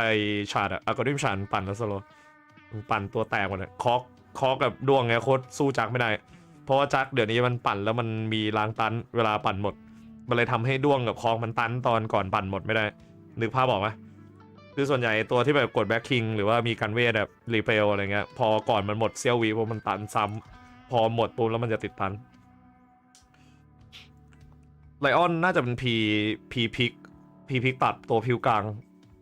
เอาไว้ข่มสตอมรอเพราะว่าดาววอชกาต้องการตัวพุ่งเข้าเลนกลางได้มาเป็นเอมเบอร์ดาวเดจิเอมเบอร์ดีวอชกาเอมเบอร์โหดอยู่ให้ดวง tracking ให้มันมาทั้งสีอยู่แล้วไอ้ม่วงไอ้เขียวไอ้แดงไอ้ฟ้า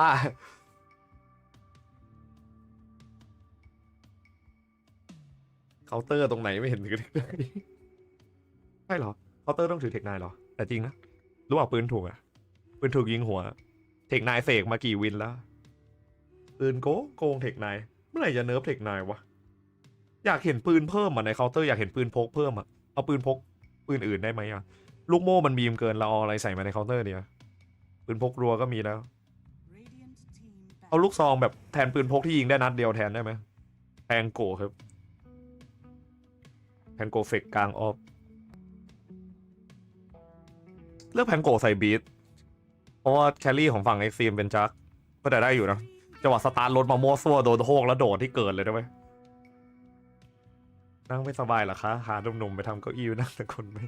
ขอสาวๆดีกว่าครับมานั่งข้างๆเก้าอี้ใหญ่มากเอาสาวๆมานั่งได้2 คนไปถึงนั่งกับผม2 คนคันธนูเก่าไหมแบบมังกี้ครับวอชก็กระซิมแบนดอนเพราะโดนมาแล้วรอบนึงเอาดีนิสไว้ก็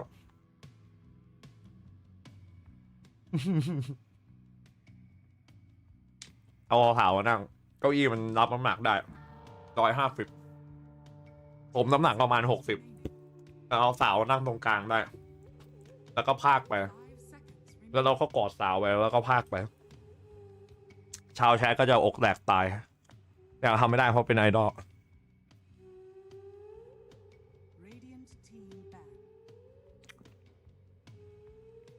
แบนดูมครับ Xtreme ทำตรงไหนวะไม่ไหวกระดองไหมปิดเกมวันนี้พี่โมเดสไหวรอกว่าไม่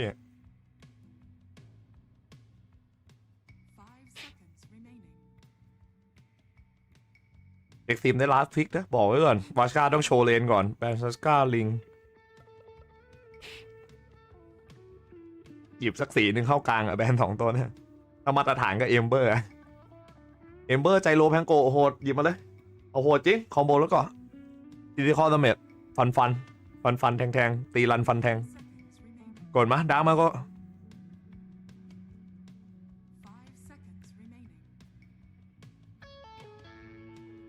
โดนอยู่ดีไม่ต้องห่วงจะกดอะไรก็โดนตบพี่ยกเว้นพี่จะกดตัวไม่แพ้เลนนะ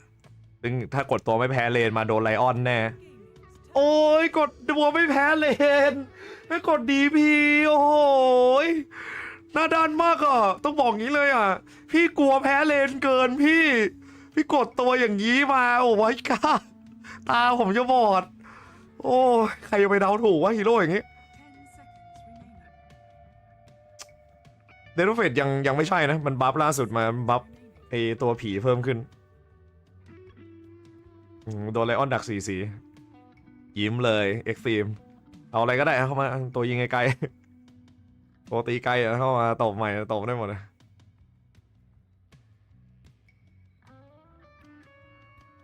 เอาอะไรสู้ดีพีดีวะแผ่นนี้ตัวที่มันมีมาตรฐานด้วยตัวที่เป็นตัวที่ไม่ไร้สาระแล้วสู้ดีพีได้ที่เลนกลางสตอมปกติสตอมไม่ค่อยดีนะเลือกใส่ดีพีอะลีน่าทำอะไรได้ก็โดนหมดเลยอารมณ์ลีน่าสีเขียวอะดีพีแผ่นเนี้ยดีพีนึกว่าเป็นตัวเกาะบ่าของอันดายิ่งไปแล้วจริงพี่ว่ามีสไนเปอร์ไหวได้ไหมเอาตัวสไนเปอร์ได้วาชก้าไหวไหมพี่นะครับนี่สตอมต้องลื่นแบบมากๆอะไว้โอ้ยออฟเลนดีพีโอ้โหไว้กล้าเลยพี่ออฟเลนดีพีอย่างนี้จักก็หวานดิไม่อัพคีอัพเสา2หวานเลยเกมนี้เวล4 เสา 2ความฉ่ำเลยโอ้กดเลนไม่ออกแล้วโดนเสาฮิวจักสู้สตอมก็หวานเจี๊ยบว่าในเกมนะสตอมก็ได้เล่นยาวดิถ้าสตอมไม่เล่นพลาดนี่ฝั่งเอ็กซ์ตรีมนี่กินดิ้มเลยนะเกมนะต้องระวังแค่ดีพีใบตัวเดียวโดนดีพีใบอาจจะตึงหน่อยต้องมีฟอร์ตาร์ดึงออกสตอมแบบตัวเกียวเลยเกมนี้ความชิลแพงโกอาจจะเหงาหน่อยแพงโกต้องระวังสตอมมาสบายกว่าเล่นง่ายๆยืนจ่ายสกิลเก็บคีบอย่างเดียวตามนี้น่าจะเอ็กซ์ตรีมผมว่าดาร์มันเปียสเกินฝั่งวาสกาเดดโฟเฟต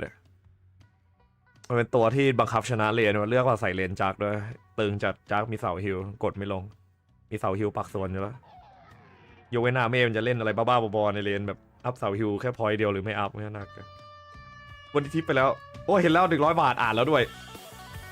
คุณทำใหญ่ใจเกเรเห็นแล้วแล้วก็น่าจะมาก่อนหน้าด้วยพี่เราไปยูเอฟ1,000 บาทอะวันนี้ได้หลอดนี้1,200แล้วว่าโหดจัดอะหลอดที่1,200อะวันเนี้ยคือถ้าพายอย่างเงี้ยทุกวันนะรวยแชทจน แต่เรามีตังค์พอที่จะพัฒนาชีวิตทันทีเลย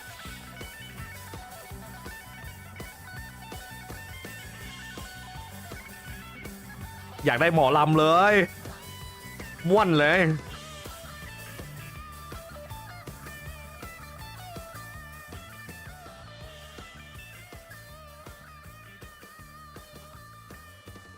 ผมจะไปจากให้พรุ่งนี้ตอนเที่ยงสตันจับมาครับยาดามิโยนระเบิดเลือดอัด PYW ครับ 4 คู่เลยเหรออาจจะ4ถ้าไหวก็4ไม่ไหวก็3 คู่น่าจะเก็บแรงไว้พรุ่งนี้มากกว่า4 คู่มันจบตี 5ไงน่าจะจบตี 5เดี๋ยวสัก2 คู่พอเก็บแรงไว้เคาน์เตอร์พรุ่งนี้ได้ถึงนาที39พี่ไม่รู้ครับผมไม่ได้เป็นไอ้นี่นะเว้ยไม่ถึงหรอกเดี๋ยวนะไม่ถึงสเก็ตฝั่งXtremeชนะเกมนี้ไม่น่าถึง3แล้วปั่นหลบมาครับกดเลื่อนนะครับระเบิดเลือดยัดสโลซ้ำไม่ได้ปั่นดักหน้านะต้องปั่นดักหน้านะจะฆ่าอาเม่เดี๋ยวตายเองลูกอาเม่โอ้ my god อาเม่วอเตอร์เฮกโอ้ยดามาโก้ได้ด้วยโคตรจัดเลยองค์ชายเต่าเกมนี้เพื่อนพี่ไม่มาพี่ให้ปั่นเข้าโคตรเท่อันนี้เป็นฟาเซนบัฟเรือเลยโคตรเฟียสเราลาคีเบ้าอีกอาเม่เฮ้ยโลกเหรออาเม่มีแฟนแล้วโลกแล้วเราอะลาดคีเป็นแม่นที่เขาไม่ได้คอนเทนต์ลาดคีไม่ได้จะหลุด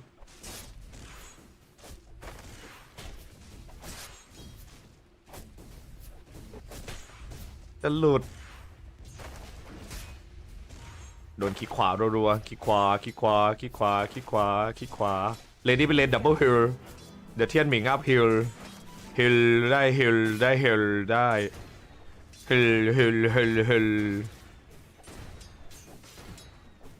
บีสมาสเตอร์ไลออนรอบีสเวล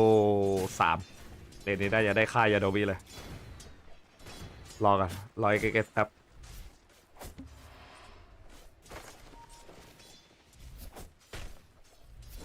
เล่นหมิงเล่นอะไรเล่นฮิวกันอะเอาละลูกศิษย์จัดพี่ไวเดี๋ยวมันอยู่ลูกศิษย์ซิงคิวต์ดึงคีบออกครับอย่านี้พาคีบไกลมาดึงกลับโอ้พี่ไวเดี๋ยวมันอยู่เอามั่วเลยทีนี้ตีของออกครับติ๊กถูกจังหวะนะไม่ต้องลองเลยครับจรวดตันไม่มีเพิ่งตันไปดึงคีบมาสบายครับพี่ไวเดี๋ยวมันอยู่สตอมถ้าสตอมคีปเท่จังวะนี่จะขนาดแพงโกรธได้เฟิร์สบัตรนะเนี่ยดาร์มาโก้เล่นอะไรวะ70พี่คีปสตอมคีป16ตัวพี่ได้เฟิร์สบัตรจริงปะเนี่ยพี่แบบกลัวแฮนดิแคปเกินเหรอกลัวคนล้อพี่ว่าพี่ชนะเลนเพราะเฟิร์สบัตรเหรอดูเขาตีคีปดิชัดดูดาร์มาโก้เก็บคีปดิจะรั่วคีปพี่ตามสตอมเท่าตัวได้ไงวะเกินจุดพี่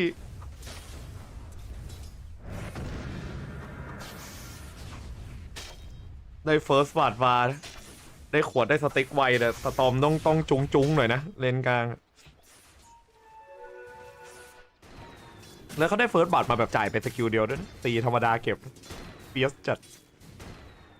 ตะโกคลิปธงครับกันโดนดีนายเท่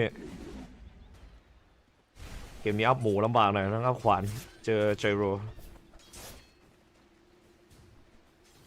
อาเมโอ้ยโดยเดินติดเขาเดินติดตะปั่นเลยวาร์ปเลยตาเกต not meant to be not meant to be อยู่แล้วมันโดนกดเลนแตกแล้วสาเกตลูกชายแกโดนกดเลนแตกไปแล้วต้องฟาร์มปากกับแมทธิว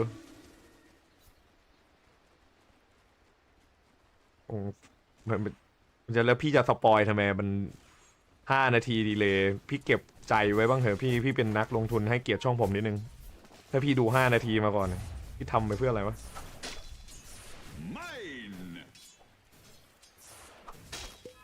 เลดใครเก่งกว่าแว่นเลดฝั่งขวาค่อนข้าง 100%เพราะว่าจักเอาอยู่หมดเอาอยู่หมดเลยนะดับเนี่ยมีติดแค่DP ตัวเดียวอาจจะฆ่ายากหน่อยแต่ DP สตาร์ทเลนมาไม่รวยไม่น่ามีปัญหารายการนี้มีดีเลย์เพราะว่ามันเป็นรายการออนไลน์ต้องดีเลย์5 นาทีครับกันโดนสตรีมสไนป์เพราะว่านักแข่งมันเอาสุดแน่บางทีมันไม่ต้องห่วงเลยมันถ่ายแค่หน้านักแข่งคุณคิดว่าจอเปิดอะไรบ้างมีบางรายการจับโป๊ะได้นะจอไม่สะท้อนกับกระจกจอมันสะท้อนกับไอ้กรอบรูปอะ อย่างฮา แถบจอโดนหิ้วตลกจัดเป็นชอบที่ไหนทีม Xtreme as always ดาบเนี่ยถ้ามาตรฐาน Xtreme ควรจะชนะช่วงประมาณ30ไปเพราะว่าจักน่าจะเสร็จหมดแล้วตอนนั้นจักน่าจะเสร็จว่าจักมันยืนงัดใจโรไหวใจโรมันงัดจักไม่ไหวตัวที่จะแบกเกมนี้ได้เป็น DP คู่กับดวงต้องเปิดจักให้ได้ก่อนอาจจะต้องตันก่อนแตกอะตันก่อนแตกเราใบซ้ำมาได้อยู่จักเกมนี้มันไม่แน่ใจว่าจักอาเมขึ้นแมนตาป่ะเกมนี้น่าขึ้นอยู่ดังนั้นมันดีเลย์5 นาทีนะอย่าทำเฟียสไว้เท่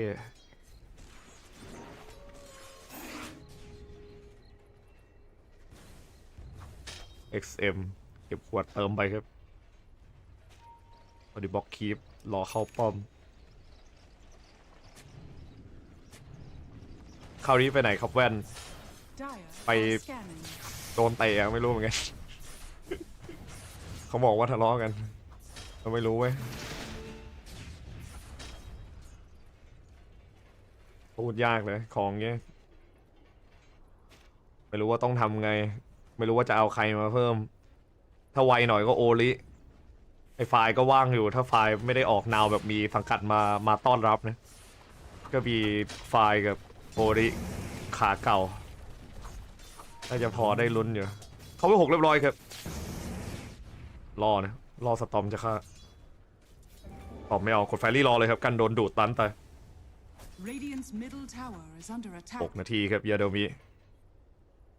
เก็บอินวิสออกไปครับเพื่อWUเห็นแล้วเห็นอินวิสมาเนี่ย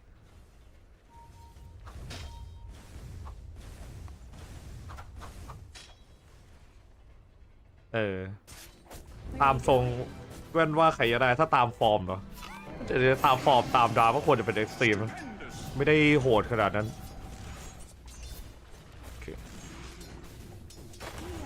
เปิดฮิวครับเติมให้ DP ที่คีปดีอยู่นะคีปทรงๆเดียวกับไอ้จักรดอทเอเครับโดนเปิดปากครับไลออนเชสซันแต่ไม่ไหวครับพยายามจะมาตันช่วยนะโดนเขาเดินเกมใส่ก่อนครับฝั่ง Xtreme ฟาร์มไปจีนเดินเกมไม่ได้สตอมไม่อยากมาเดินเกมให้ฝั่ง Xtreme จะค่อยๆผ่อนฟาร์มไว้เลยรอบีสมาสเตอร์ฟาร์มสแต็กมั้งมีสแต็กป่ะไม่รู้นะไม่ได้จับภาพเองน่าจะมีมั้งไลออนโอเคมีสแต็กเยอะแต่เขาเห็นแล้วพอเห็นสแต็กเรียบร้อยยาโดมิยังดีที่ยาโดมิไม่ได้กดวอร์ดไปเพราะถ้ากดไปที่วอร์ดแตกแน่โดนไอกระโจมมีวอร์ดเฝ้าอยู่สตอมมาแล้วเก็บสเก็ตรวมมา1 เซตครับปั่นกดซ้ำให้ค่าคีกระจงออกครับดูดเลือดเพิ่มเติมสเก็ตจะตายแล้วนะมันตายยากเพราะว่ามันมีตัวฟาเซตอึดฟาเซตบัฟเรือตายโคตรยากอะDP แผ่นนี้เทียนบิงสโลเดินหนีครับยังไม่ตายครับส่วนจักเอาเสาฮิวหลบเข้าป่าครับผมโอ้ยอัพเสาฮิว1จริงด้วยอาเม่โลบไปไหนวะทำไมไม่อัพเสาฮิว2วะเลนนี้โอ้ท่านโลบอีกว่าแล้วเชียวท่านต้องลงเสา1แน่เลยท่านเล่นจักโคตรเฟียสเลยทำไมไม่ลงเสา2วะเสา2เลนนี้ใช้เสา2นะเพราะว่าเลนนี้มันโดน DP บอกตั้งแต่ตอนเลือกตัวแล้วเลนในท่าเสา2สบายเลยไม่มีตายหรอกมันหักเสาลำบากสตอมครับจับสวนรวบมาครับกดหนามรับไว้แมทธิวมุดหลบครับตายอยู่ดีครับแมทธิวส่งชาร์จเข้าตัวครับผมสกอร์เป็น3-1ครับผมเงินขึ้นนำ 1,000 จากวัชก็เสา2คนเด็กไม่ไกล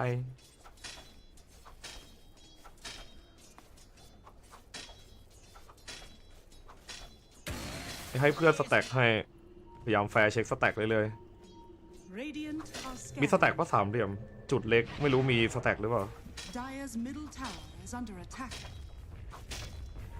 เสา2คือคนที่เป็นเพศชายแล้วแปลงเพศผมพูดให้ผมรู้ผมเล่นให้เข้าใจยังพอใจยังเล่นให้แล้วโดนเปิดผีไถก้างครับเดนวอชก็ DP ตายยากหน่อยครับเฟสนี้ DP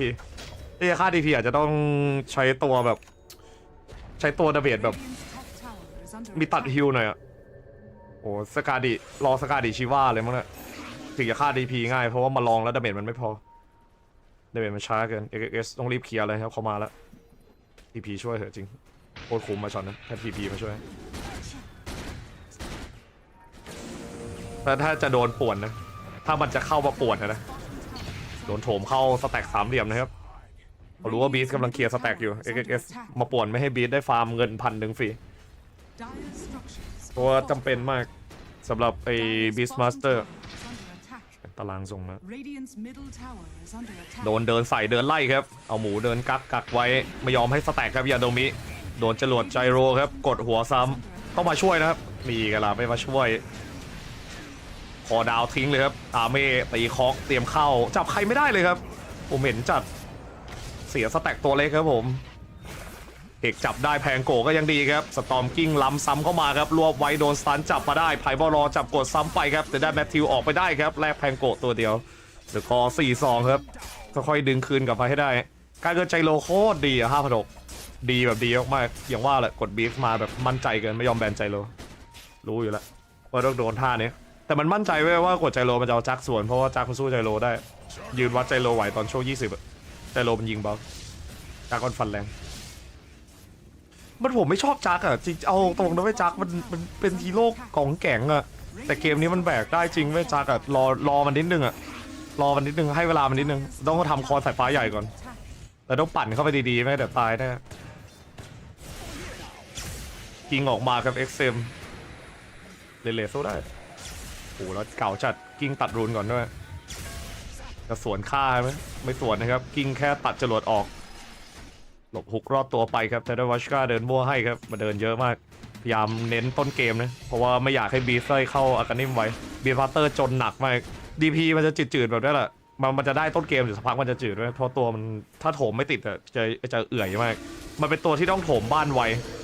ต้องแพ็คเล่นกับมันแล้วโถมบ้านเรื่อยๆอย่าขึ้นเมกแล้วก็ลุยอย่างเดียวขึ้นเมกเข็นบ้านข้อเสียก็คือแต่ก่อนอะมันต้องได้อันติเวล2มาถึงจะโหดเดี๋ยวนี้มันบัฟอันติเวล1มามันเลยกลับมาเล่นพอได้นะครับผมใช้คำว่าพอได้ตอนช่วงแรกเนี่ยผี Exorcism Level 1มันอ่อนเกินมันเบาเกินไปปั่นวาร์ปออกครับเพราะนั้นเอาไม่ปั่นวาร์ปฟาร์ม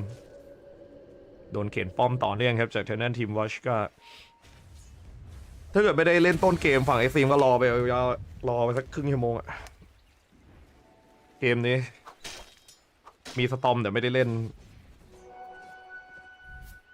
ตัวที่ทำให้อึดอาจจะเป็นแมทธิวเกมนี้จะแบกได้แมทธิวเดินจี่ให้แพงโกฆ่าได้แพงโกเงินใช้ได้อยู่ไม่ได้แย่แล้วด้วย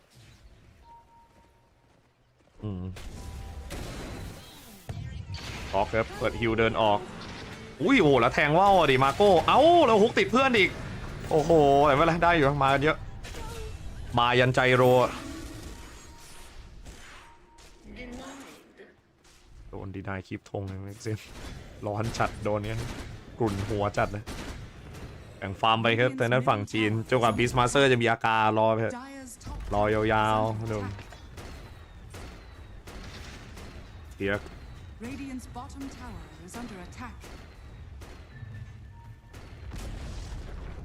ได้อากานิมไวมากนะ13 นาทีอากานิมนะเพราะว่าสกิปไอเทมหมดเลยแล้วขึ้นอากาไวมายืนแทงเอาเลือดจะได้เข้าไฟได้ข้อดีของอากาคือเวลาเปิดแฟกมันจะมีออโต้ไซอาร์มยิง2 เม็ดนะครับแต่ถ้าไม่เปิดมันจะยิงเม็ดเดียวบังคับยิงตัวไกลสุดเสมอเดี๋ยวนั้นเวลาบีพวกดูดใหญ่เวลายิงตัวไกลสุดมันมักจะกระเด็นเข้าหัวซับแล้วเลือดเราจะเยอะส่วนแฟกแคนนอนไม่ได้อะไรเพิ่มเติมเลยได้แค่นั้นแหละหลายคนไม่เคยเล่นใจโลแล้วเข้าใจผิดว่าที่เขาออกคีย์เพราะว่าแฟกมันติดคีย์ได้แต่จริงๆมันไม่ติดนะครับมันไม่ดูดเลือดด้วยซ้ำแต่ที่มันดีจริงๆคือมันแรงไว้แฟกแคนนอนนะซับมันเล่นยากเวลาเจอใจโลคนเล่นใจโลบ่อยๆจะรู้มันฆ่าซับได้ง่ายมากพวกซับยืนอย่างไลออนกระจงเนี้ยถ้าไม่มีกริมเมอร์หรือมีโซล่าที่จังหวะโดนแฟกยิงตัวไหลเลยนะเพราะมันจะเถื่อนโดนใจโลยิงฟรีแบบไม่มีออฟเอฟเฟกต์คือยิงแบบเม็ดละประมาณ150อะ6 เม็ดอะโคตรแรงบุกมาจับได้ไลออนครับพิวาร์ดัมยูเฮกสวนเดินออกไปปักฮิวไว้ให้ครับสตาร์ทรถเข้าทำอยากหันสวนมาแต่ไม่ไหวครับรอจักซ้อนเข้าหลังแล้วนะครับจักเข้าหลังมาครับจะข้างนั่นเทียนบิงซ้ำปาขวานต่อทำดาเมจรอครับจักฟาร์มต่อเลยครับปล่อยแต่นั้นแมทธิวครับดักจับมาได้เก็บซัพพอร์ตเพิ่มเติมเลยครับทางด้านทีมวอชก็ ดันคลิปทำคลิปส่วนครับทางด้านอาร์เมส่งคลิปตัดเงินครับผม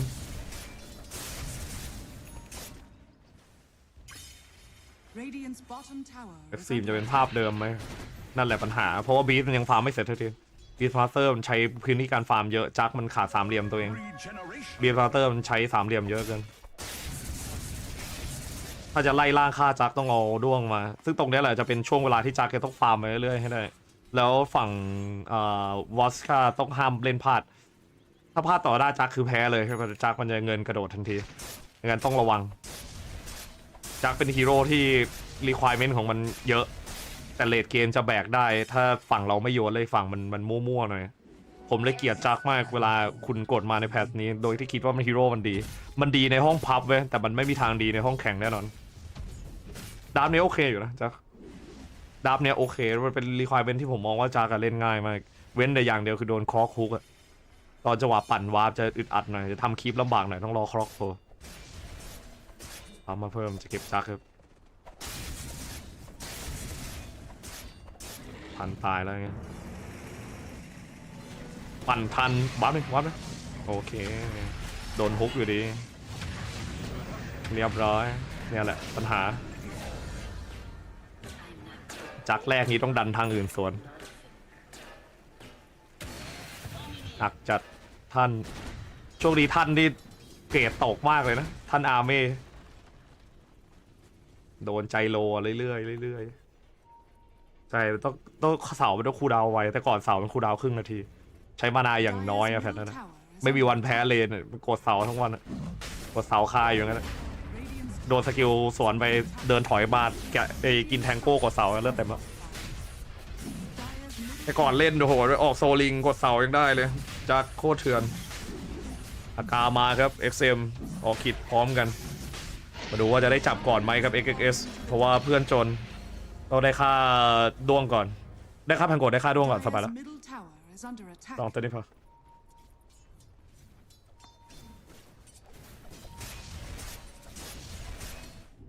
เกมนี้ตีเสายากด้วยฝั่งวาชาตัวตีเสามัน DP ตัวเดียวเทียนหมิงเปิดฮิลรับครับสตอมถอยมาทำคีปต่อจบคู่นี้มีอีกไหมมีครับมีปุระวาร์ปออกรอดเฉยครับเจนเทียนหมิงสเก็ตอันติยังเวล1อยู่นะยังไม่เวล2พี่ว่าเดี๋ยวมันอยู่ครับพยายามจะเคลียร์วอร์ดโดนคอดาวตายไปครับโดนดักมาได้ครับติ๊กบอกระวังเลยมีวอร์ดบีนะแต่วอร์ดอยู่บนโดนพวกฟิลิปปินส์ลุมโถมอยู่อาร์เม่สตอมเอ็กเซมไม่ได้เล่นฉาดเลยนะเล่นสายแบบบิวตัวเองจัดไม่เล่นเมตาส่วน X พยายามทำคีปไปเลยครับ Xtreme ทำคีปตามภาษาทีมจีนเกมวิ่งหนีก็คือทำคีปแบบนั้นทำคีปรอสู้ที่มันตีโลเพราะมันต้องตีไม่งั้นอีกฝั่งมันตีบีฟตัวเองได้ค่าได้ตีโลมันแค่เอาโลมาโฮฟาร์มต่อหาแบ็คคิงหาพวกไปแบ็คคิงอะไรพวกนี้ให้บีฟมาสเตอร์แต่เกมนี้ไปไม่ค่อยคุ้มต้องเป็นคิมสันการ์ดดีมากๆแบบดีมากเกมนี้ค่อนข้างดีมากๆคิมสันแล้วถ้าใจโลสกิปแบ็คคิงนี่ควรมีสักคนหนึ่งเลยที่ตามจากมันใช้เวลานานมันต้องรอไว้เลยปั่นมันสกิลแท็กสปีดมันเลยทำให้จักแพทช์นี้ต้องเล่นเป็นตัว Power Trade คู่กับ Village แล้วก็ไปต่อคอนไฟฟ้าใหญ่เกมนี้สงสัยจะเลทจัดแล้วตรงนี้ถ้าไม่โดนวาชค่าตกระเบิดไวนะน่าจะเลทจัดสงสัยเว้นแต่วาชาจะไปทะเลทะลาเล่นมัวซัวตอนช่วงประมาณสักกี่ช่วง25เนี่ยน่าจะโดนตบได้อยู่วาชค่ามีตึงอยู่ปกติก็ซื้อแผ่นนี้เขาซื้อ15เล่นคาย่าไวเราซื้อฉาดไวมากเล่นคู่กับซับที่ตีได้จะเก่งมากซับที่ตีง่ายๆไม่ใช่ซับที่ตีได้ซับที่ตีง่ายๆเอาไม่มารับครับไม่กลัวตายเล่นแบบหักเงินตัดเงินน้อยเลยทังโกโชบนนะครับในการเล่นส่วนกลางทันทีครับผมเอจิต2 นาทีครับรอยาวๆไปแล้วเดี๋ยวคนชอบฉากสตอมผมว่าโอเคนะค่อนข้างเป็นฉากที่ Impact สูงมาก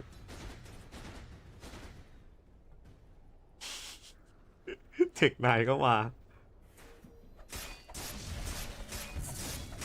ผมไม่ชอบจักเลยจักจัด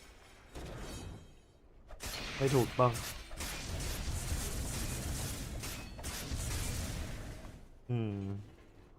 เล่นเอาสนุกอะกดจักอะเหมือนยาโทโร่ชอบเล่นจักแปนกันงั้นตัวง่ายไม่เล่นเขาเทียนบิกครับผมติ๊กล่างแล้วอาเม่บอกโชว์กลางไว้เข็นล่างเลยแต่คอกมีฮุกนะเว้ยท่านหายไปแล้วเรียบร้อยอาเม่ต้องสับนะไม่งั้นตายเองตายอยู่ดีโอ้ยท่านแจกจัดโอ้ต้องเอาอะเอ็กตายก็ต้องเอาแต่เอ็มตายไม่ดีนะเอาโห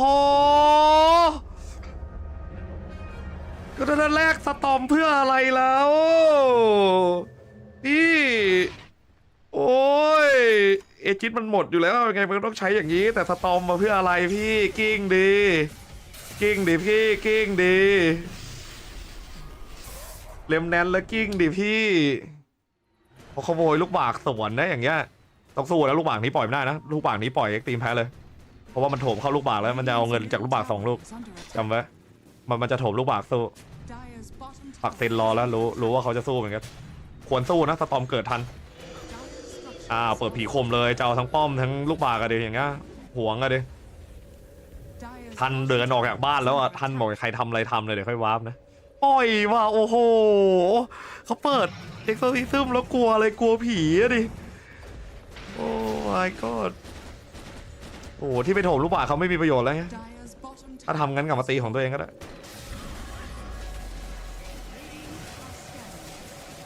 ถ้าเรียบร้อย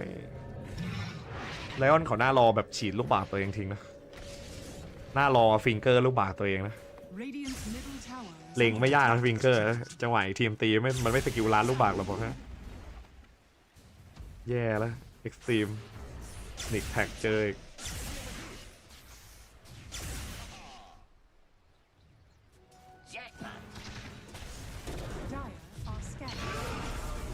จับสวนมานิกครับชนกิ้งเดียวตายครับคิลลิ่งสปีครับเอ็กเซมแต่เสียไอ้เกาวาไดชาร์จไปกับลูกบากเล่นแล้วนะปวดหัวจัดสตอมไอ้ลูกชาย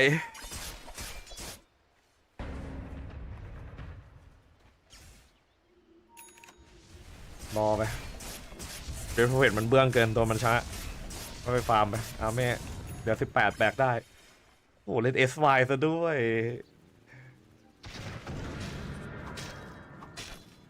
มีภาพสบายๆเงินพอกันต่างไม่เยอะไลออนรวยอยู่แล้วน่าจะแดกเกอร์แล้วมั้ง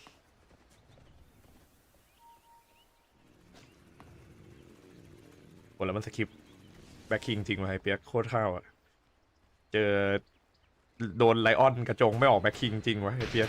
กล้าจัดเกมนี้ถ้าบีอยากให้ซับได้แบกน่าจะต้องทำคิมสันแบ็คคิงต้องใช้แบ็คคิงแน่นอนเพราะอีกฝั่งเป็นแทงโกะไม่ออกแบ็คคิงเดี๋ยวเป็นได้ไปได้เล่นเพเชอร์เรื่อยๆครับเทียนหมิงในพวกคำเล็กยังไม่ได้ลงหลับเลยแป๊บนึงเดี๋ยวมันทับตารางเราลงให้ตัดมาให้เรื่อยๆเลยเดี๋ยวทยอยลงทีเดียวทยอยลงวันละคลิปนัดครับทำไมไม่ตั้งเวลาลงแว่นได้นัดเดี๋ยวตั้งเวลาลงเดี๋ยวฝึกก่อนฝึกตั้งเวลาลงกันว่าแล้วเชียวเปิดก่อนได้ปูดสับเข้าเต็มเป่าครับติดคลิปติดคนครับสับไปไพวอลรอสตาร์ทรถชนสวนครับใจโลล่วงไปชนสวนปั่นมาครับมีเสาฮิวปักไข่ปั่นจนตายครับส่วนซาเคนไม่ตายเปิดฮิวเดินใส่ครับจักยืนฟันไม่ไหวครับอาเบ้สตอมไม่กล้าเล่นให้นะพอกันเลยเดวิดไม่พอจักกด40สวยงามสตอมเสร็จยังเปิดใจร้อนเกินเมื่อกี้ไม่ได้โฮกก่อนพลาดมาก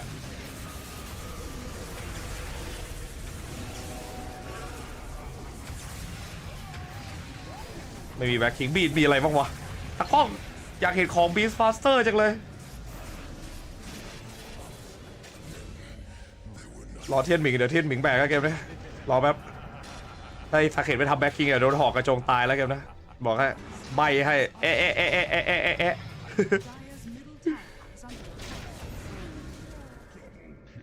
ว่าอะไรมันจ้วงใจโลล่วงอยู่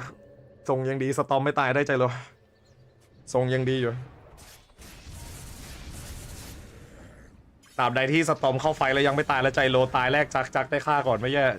อย่างเงี้ยอย่างนี้เงินทรงเลเวลดีตัวแบกของฝั่งวาชามันเป็นในใจโลถ้าใจโลมันยังลดล้มอย่างนี้เรื่อยๆก็ไม่ไหวหรอกมันต้องมีแบ็คคิงมันโดนไลออนมันไม่มีแบ็คคิงโดนไลออนเฮกทีเดียวก็ตายแล้วโดนบิ๊กเฮกโฮก็ล่วงแล้วจักเมื่อกี้ไม่18ด้วยรอจักแป๊บจักมันต้องการเวล20เอาทาเลนคีขวาคีดูดเลือดสู้ได้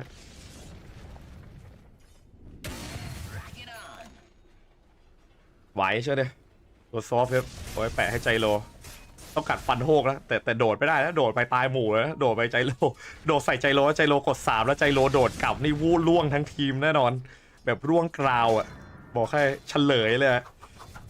โดนอมนี่รุ่นเปิดแฟคแคนนอนนะหล่นทั้งทีมแน่นอนอ่ะถ้าเป็นคนดูรวมมาคืนเป็น540ทำอะไรกันพวกคนดูโดต้าไม่หลับไม่นอนหรอวะชัดบ้านแดงก็40กว่าคนถ้าเวลี่เลดเกมฝั่งขวาเวลี่เลดเกมฝั่งขวาจะค่อนข้างสบายแต่ไลออนต้องเฟี้ยวๆหน่อยมันจะแพ้ตรงที่มันโดนนิกเดินชนก่อนได้แหละฝั่ง Xtreme ถ้านิกมันเดินดีๆหน่อยแล้วจังหวะแพงโกมีแดกเกอร์ก็บีพังอยู่บีได้แบ็คคิงแล้วเมื่อกี้บีไม่มีแบ็คคิงตัวไม่ได้ยืนใจโกงวันนี้วันอะไร วันนี้วันศุกร์แต่อีกครึ่งชั่วโมงจะวันเสาร์ละอ๋อคืนวันศุกร์ปะโทวันฮาโลวีนมีใครอยากทีกอทีกับแว่นป่ะคารูชานครับเอ็กซีมสโมกมาห้า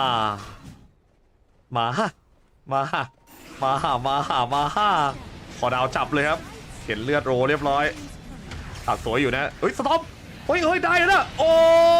ยได้กิ้งอะดิได้ข้าหัวโลแต่ออกไงดีบาดาบดต้องเข้าเลยต้องฆ่าคายเปียกก่อนไอ้เปียกตายชีวิตแรกมีใครล้างบัฟได้บ้างวะมีใครล้างบัฟท่านอยากโดดท่านไปดิรออะไรไพ่เบ้ารอโดดดิรออะไรอะสับแชร์เดอร์โหลดครับวิ่งออกซ้ามันเรียบร้อยครับผมแบ็คคิงสับมาครับใจโลตัวแตกจักรแลขอตีหน่อยดิแต่ไม่มีเต่าแล้วนะตีใครตีซั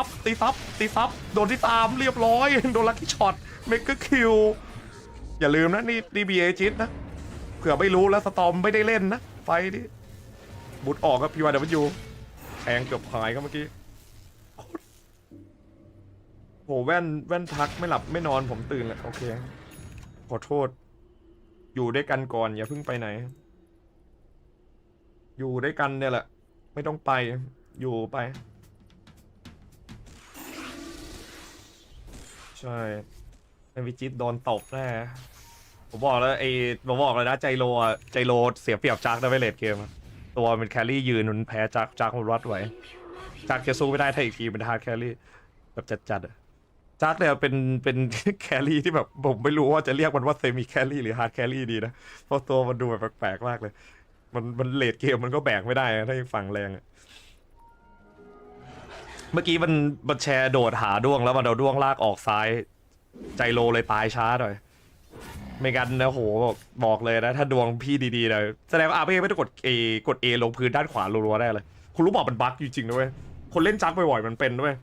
มันคอนโทรลอันติได้จริงๆนะเว้ยจักอะปกติดูผลเคาน์เตอร์ไซด์ดูจาก Half Life TV ครับลิควิดพีเดียก็มีครับได้เหมือนกันมาตรฐานแล้วถ้าเป็นแพทเก่าๆคนเล่นจักบ่อยพวกสแปมเมอร์จักจะรู้ว่าการกด A ลงพื้นรัวๆมันทำให้คอนโทรลโอมนิสแลชได้จริงๆนะครับจริงนะครับไม่โม้นะครับมันทำให้มันพวกโปรทำให้คุณดูกันด้วยซ้ำแต่ไม่ได้ใจว่าแพทอย่างนี้ยังทำได้อยู่หรือเปล่านะไม่ชัวร์เลยต้องไปลองคีย์ฟันหุ่นฟางด้วย ไม่ได้เล่นจักนานแล้วตัวมันไก่เกินกว่าที่จะลอง ให้เล่นจักแบบนี้เล่นสเวนฟันมันกว่าเยอะสเวนฟันเฮือมันโจ๊กเกอร์โน้ตแพ้ยังไงสิยังเดียวเลยไม่แพ้ดูแค่สกอร์คิวอ่ะนุ่มเลดเกมชนะแล้วฝั่งXtremeอ่ะสบายดูดใหญ่มาเอาไม่ไหวหรอกโดนโดดตายก่อนเพื่อนต้องออกไอเบดหรือว่าวิดเวเกอร์ให้อะถึงจะไหวอะตอมจะเอาแล้วอย่าฆ่าจะใครรับคลิปนี้นะถึงชีวิตอะบอกเลยสโมกมาครับอาเม่โอ้บิงเข้าปั่นเปิดครับปั่นเปิดไม่ใช่ปั่นไก่เหรอเปล่าครับโดนนะดิไผ่บอลจับด้วงครับไม่ได้จับรถโอ้ยแล้วด้วงไฟมาครับท่านโดดไปแล้วโอ้ยโอ้ my god Xtreme โอเคแพ้แล้วเวียน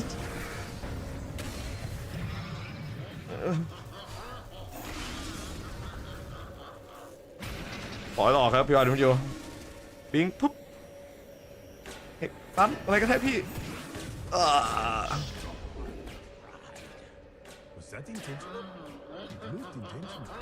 ใจร้อนไปหรือเปล่าโมกหลุดแล้วโดดเข้าไปเลย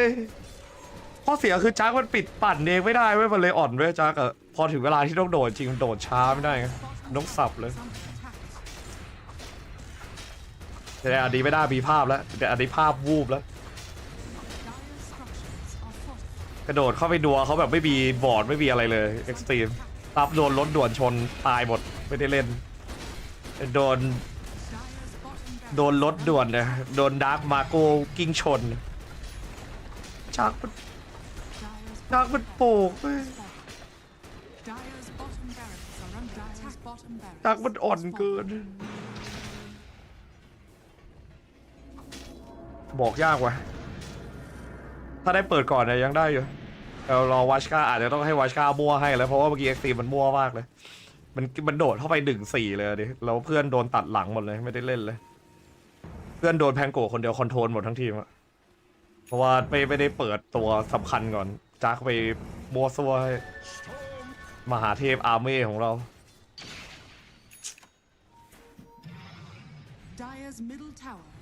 นี่แต่ก็ถือว่าดีอย่างหนึ่งนะเวลาจักแพ้รัวๆอย่างเงี้ยเขาจะได้เลิกกีบจักสักทีเพราะว่าผมเบื่อหน้าจักมากเลยเอาตัวมันไม่เก่งเว้ยจักอะตัวอื่นมันเก่งกว่ามันไม่มีตัวจักมันแบกยากอะเงื่อนไขของจักมันคืออีกฝั่งต้องมั่วหนึ่งเลยแล้วก็ต้องไม่ชีวิตไม่มีตัวหยุดแบ็คคิงอะไม่มีตัวหยุดแบ็คคิงมาตรฐานอะจริงดาบดีจักค่อนข้างโอเคอยู่ใจโลด้วงเลยเกียร์จักแบบเกียร์เข้าไส้เลยสู้จักไม่ได้แต่มันกระโดดเข้าไป1-4แบบนั้นไม่ได้มันไม่ใช่การเล่นโดตาตัวเปิดต้องเป็นสตอมบีสมาสเตอร์ต้องได้เล่นต้องได้โฮกจับก่อนแล้วเมื่อกี้โฮกแบททิวด้วยนะโฮกด้วงนะไม่ได้โฮกไอตัวอื่นโฮกซับแย่เลยมันโฮกเพราะว่ามันจะเอาชาร์จดอมออฟสลมมันเลยโฮกตัวที่คุณฆ่าได้ก่อน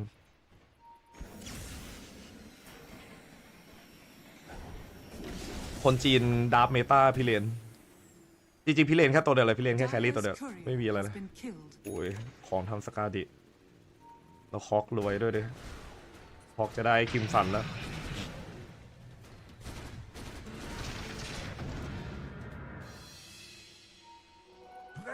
จักรนอต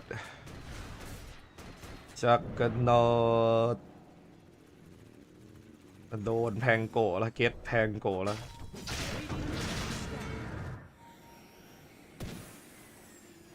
ส่งเจมให้ถึงได้สักเก็ตครับดาเมจหมดแล้วแต่จักทำเล่นไหมมันไม่พอแล้วอะต้องพีคออฟก่อนวะจักถึงจะสู้ได้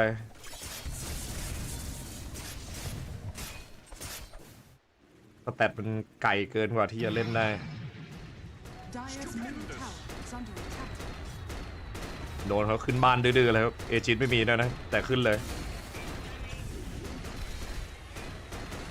ต้องเสีย40ก่อนครับกีบธงดึงกลับเข้ามาเหม็นจัด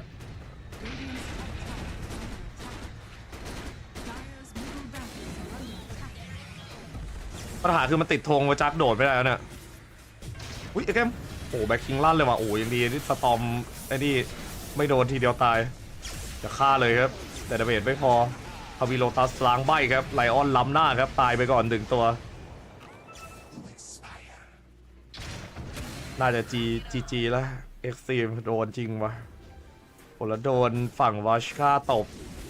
กันหลุดตกต่ำจัดโดนดาบแบบ DP มาตีบ้านจากเกอร์ดอทำอะไรไม่ได้ฟาลคอนจะมงไหมครับโอ้พูดยากเลยว่าชัดบอกยากมากไม่รู้ว่าฟาลคอนจะเล่นท่าไหนเลยจักมันแบกไม่ได้เว้ยมันต้องเล่นกับเพื่อนจักอะมันกระโดดเข้าไป1-4อย่างนั้นมันเท่เกินท่านาเม่ตอนนั้นถ้าไม่กระโดดไปม่วงกันไม่มีปัญหามันโดนตาย5ไม่ได้การตาย5มั่วๆกันได้อันตรายเกิน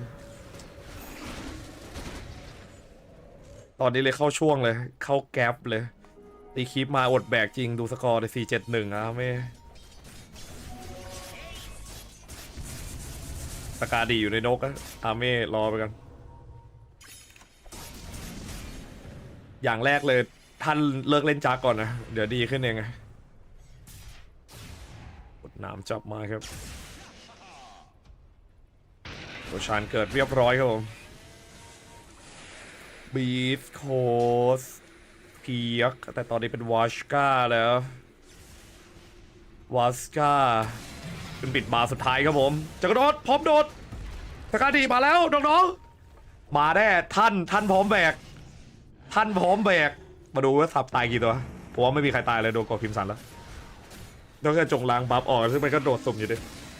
เบอร์ใครไม่ได้ตายอุ๊ยตันโซนด้วยโอ้ my god โดดแนวหลังรวบมาโฮกซ้ำครับฮุกมากดไปจับได้2ตัวสตอมไม่ได้เล่นครับสับใครก็ไม่ตายโดดไปปั่นซ้ำครับยืนสับยืนปั่นโดนยกหนีมาครับไม่เห็นตายเลยครับแพ้แล้วเย้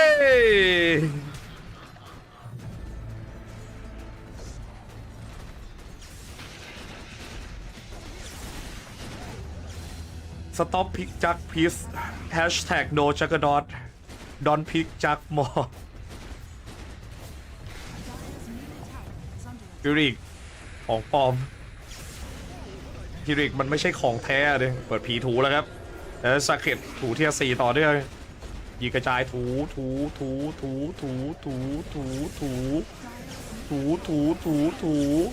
ตีจรวดออกก่อนครับทาถูฟอสตับมีไม่มี40บาทแตกอยู่ดิ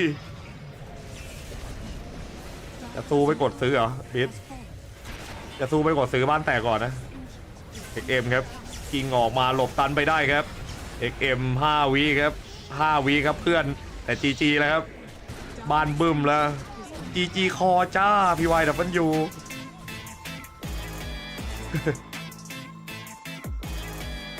โอ้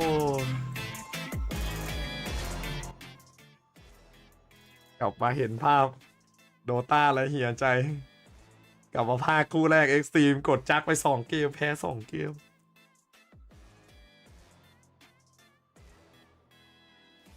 เงินด้านก็ดีตัวอื่นสบายๆท่านเล่นง่ายๆไม่ชอบเล่นจักกระดอทให้มันยากเย็นพี่เล่นแบบอะไรก็ได้พี่ดอร์เจอร์อะไรก็ได้ดูไปเพย์ทีมแบบพิมวอชก้าพี่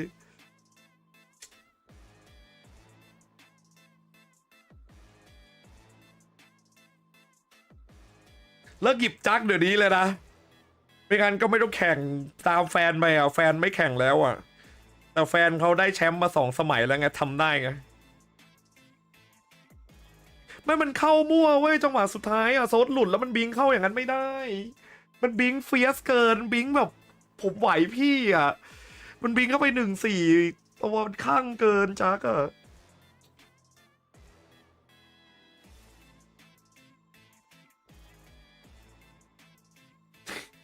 ตายไป8 ตัวท่าน XM บอกตาย2โดยเขาคอนเน็กรัวกระโดดไปตายอย่างเดียวจักช็อตด้าโหลดเอาไว้โอ้โหโดดไปติดเขาลากออกซ้ายให้ด้วงรับโหลดแล้วปล่อยเลยให้ด้วงตายเลยโคตรเฟี้ยวโคตรแบกไอ้แมทธิวเปล่าหรอกมันแบกได้เพราะจักมันฮีโร่มันไก่เกินจัด ฮีโร่มันอยากได้เล่นนะเว้ยจริงๆแพทนะ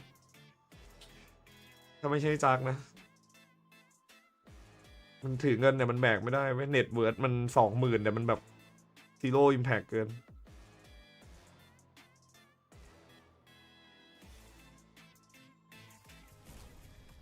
ไม่มีซิงคิว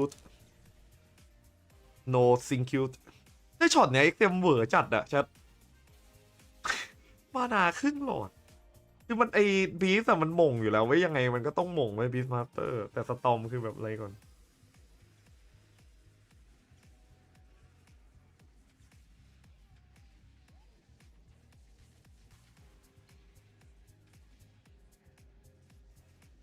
เดือดเกินไฟแบบทะลุจุดเดือดจัดช็อตนี้แมทธิวหน้าตายมากนะไม่มีสโลส่วนฆ่าไม่ได้สตอมแก๊สหมดด้วย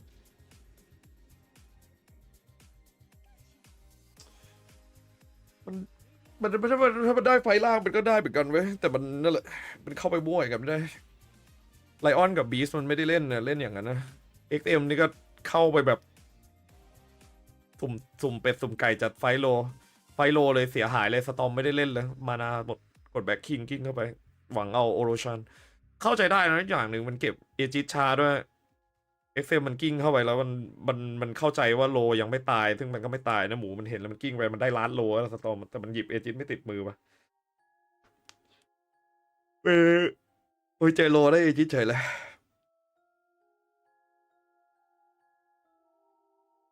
อยากเข้าอยู่แล้วแหละมันหมูมันเข้าไปเปิดโลชานเห็นแล้วมันเห็นเลือดโลแล้วมันเข้าเลยอยากจะซัดนะอยากจะงัดจัดพีทสต็อปพิกจักรดอทเกมไม่พลิกจักเล่นอย่างง่ายเกมพลิกจักมาไม่มีอิมแพคจักมันตัวมันฟอสสู้เกินไว้เวลากดอันติแล้วมันถอยไม่ได้อะนึกออกปะเพราะว่าแผ่นนี้จักมันต้องบางทีมันต้องปั่นเข้าไปก่อนแล้วตัวมันก็เลยต้องออกบิงเพื่อที่จะได้ไม่ต้องเสียปั่นขาเข้ามันจะได้ปั่นออกได้พอเข้าไปโดดปุ๊บเนี่ยโดนคิมสันการ์ดแล้วมันจัดทำอะไรไม่ได้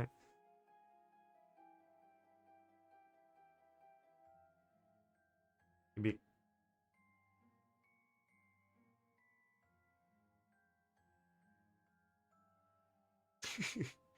โกรธอาเม่กันใหญ่ทีมก็กล้าหยิบให้นะแต่น่าจะเลิกหยิบแล้วมั้งจาก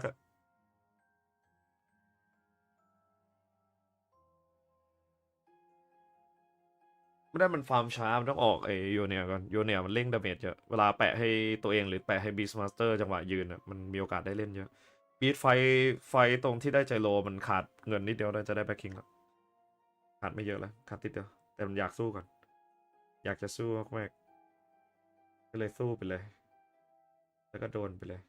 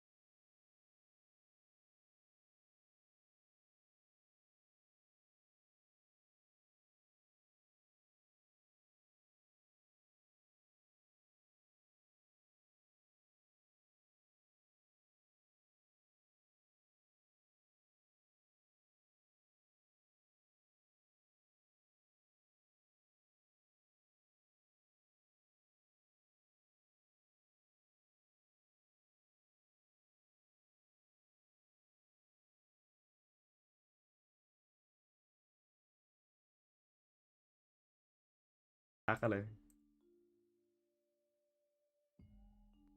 เอาไปนะเอาเดี๋ยวสักครู่หนึ่งวงอะไรว่าวง W มันคือวงอะไรวงอะไร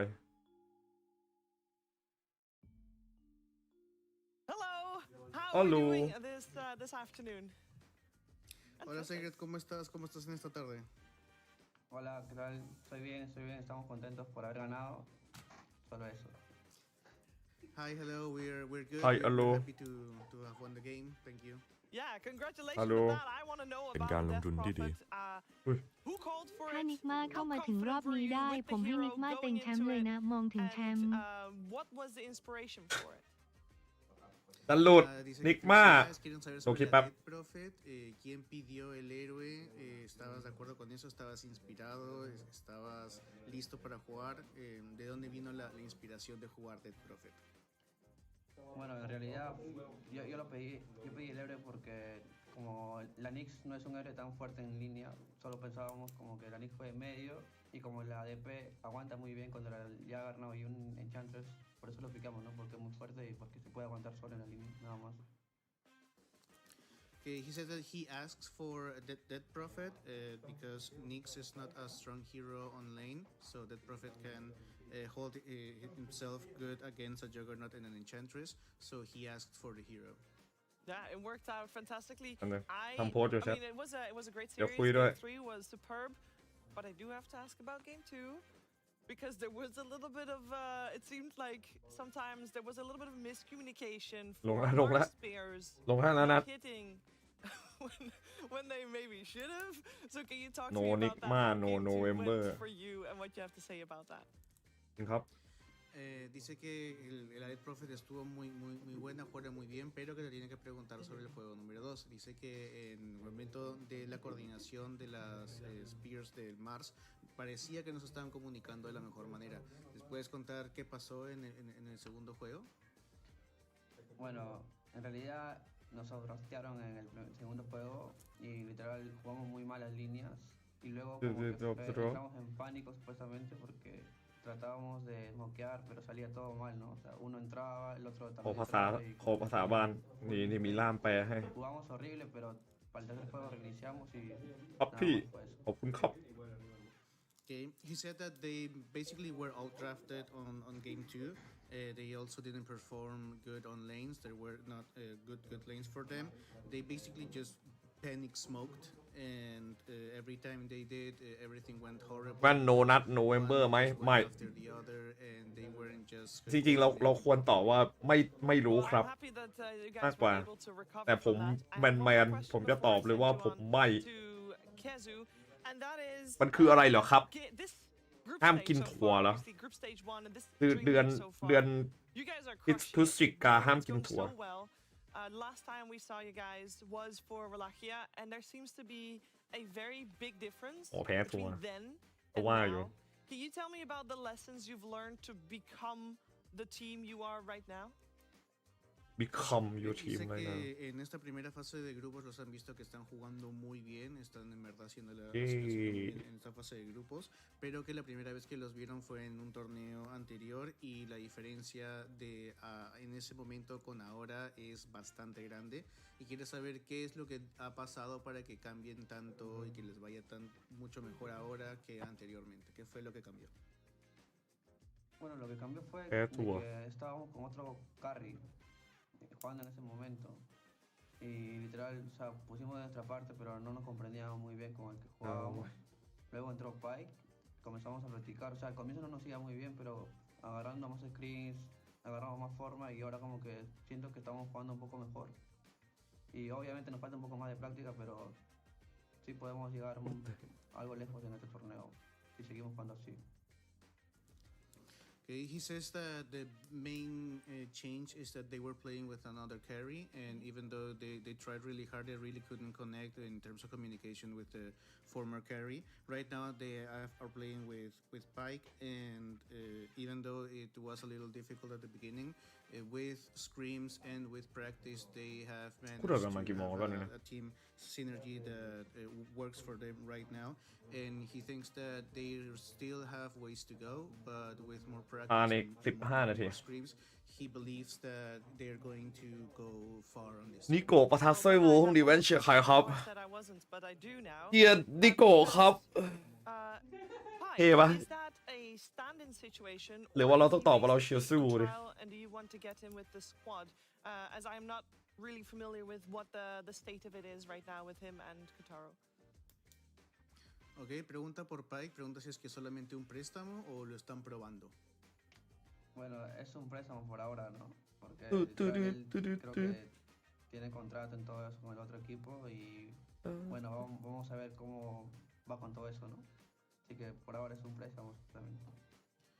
Okay, he is basically just a loan because he still is under contract with his current team, but they'll see how the situation develops. Okay, well, you guys look fantastic at the moment. I'm going to send you over to Kezu, who has some Dota-specific questions.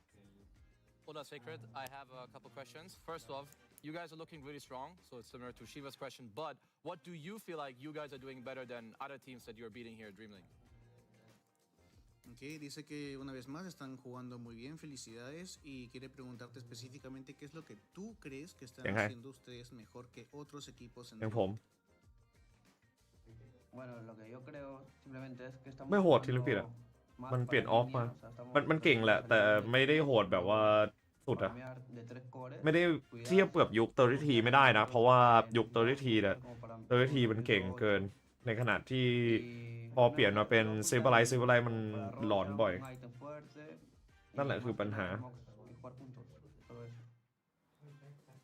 Okay, he says that it's mainly that they are playing for lanes. They try to have strong lanes on each game. They also try to farm on 3 cores and are really focusing on timings. For example, smokes on the 8-minute runes and trying to hit the timings properly. For example, if you go for a Roshan, they always try to have at least one big item before doing that. So they are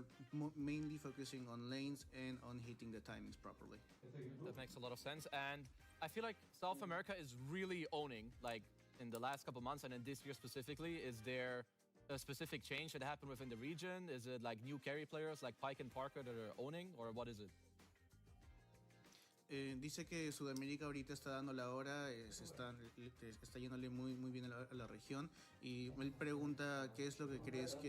a qué se debe esto, ¿no? ¿Es quizás por los nuevos carries que están apareciendo, que les está yendo muy bien, o qué crees tú porque es que Sudamérica le está yendo tan bien? Bueno, en realidad lo que nos está yendo bien es porque Pike juega muy bien, es buen jugador. Y nos hemos comprendido en este poco tiempo nos hemos comprendido muy bien en cómo jugar con él y él cómo jugar con nosotros. Así que creo que es por toda la comunicación y la confianza que le estamos dando para que nos pueda carrear. Solo eso, ¿no? Es que en realidad ผู้สาว EU เสียงแมนงี้ทุกคนเลยไหมแมนหรอ ไม่มั้งผมว่าไม่แมนถ้าแมนต้องเสียงยังไงถึงจะแมนอย่างผมเนี่ยแมนเสียงผู้หญิงสำหรับผมเนี่ยเพราะทุกคนทีมสปิริตไม่มีทัญญาแล้วเป็น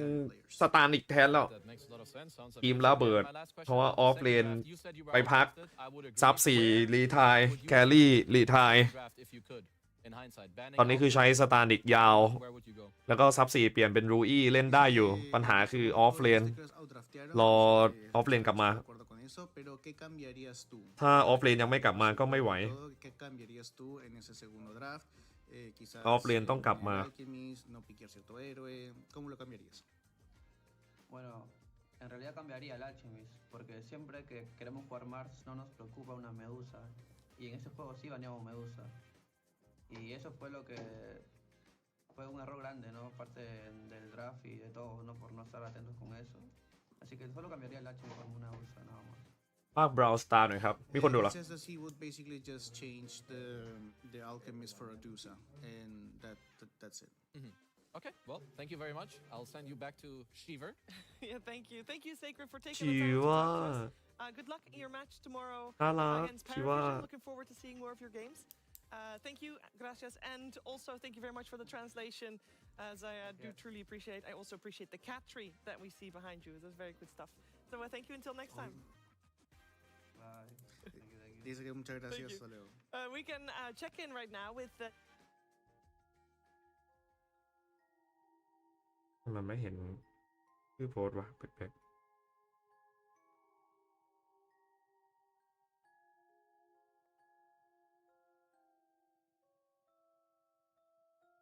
Jenkins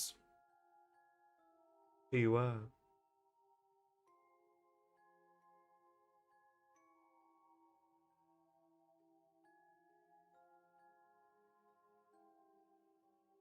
ไม่เป็นไรแต่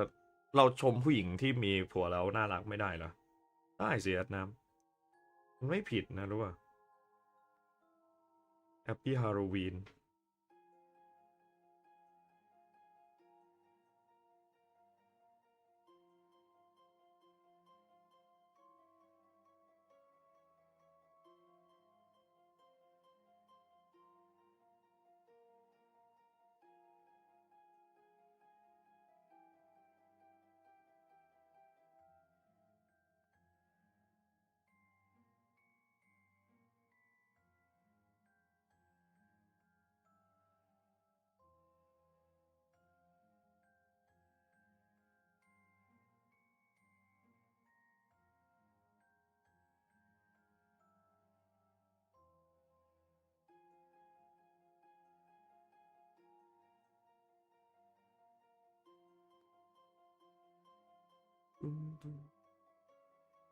บ้านเราไม่ค่อยอินกับไอ้เรื่องฮาโลวีนเท่าไหร่เนาะ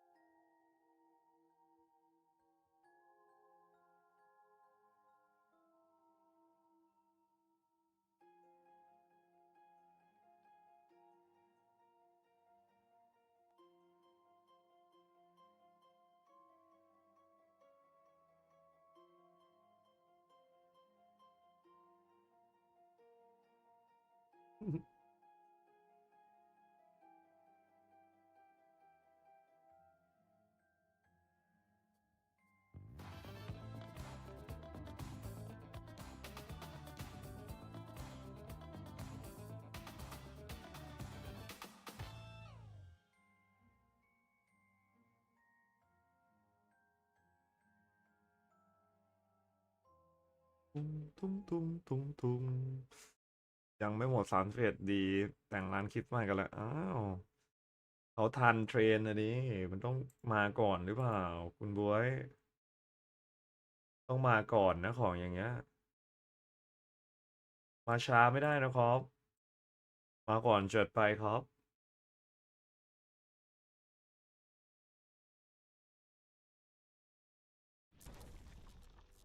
ทีมพาริปะทะทีมฟาลคอน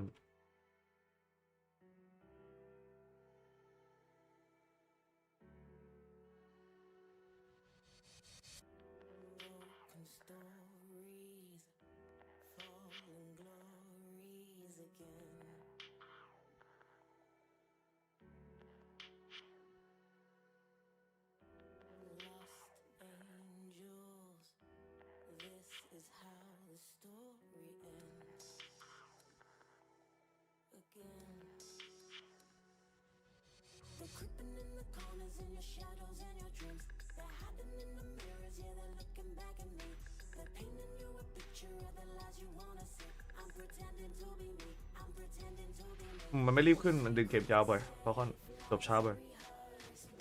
มันจะขึ้นประมาณเอจิที่2เอจิที่2เอจิที่3ตลอดถ้าเอจิที่2ไม่ชัวร์มันถอยเลยนะไหมมันรอเวลาหมดแล้วเอาเอจิที่3นะกี้เสียเชิงเลยไม่เชื่อใจเอ็กซ์ตรีมแล้วไม่เชื่อใจเอ็กซ์ตรีมแล้วนะจริงโดยคอเชื่อก็นอนอ่ะไปฉีดแล้วนึงครับ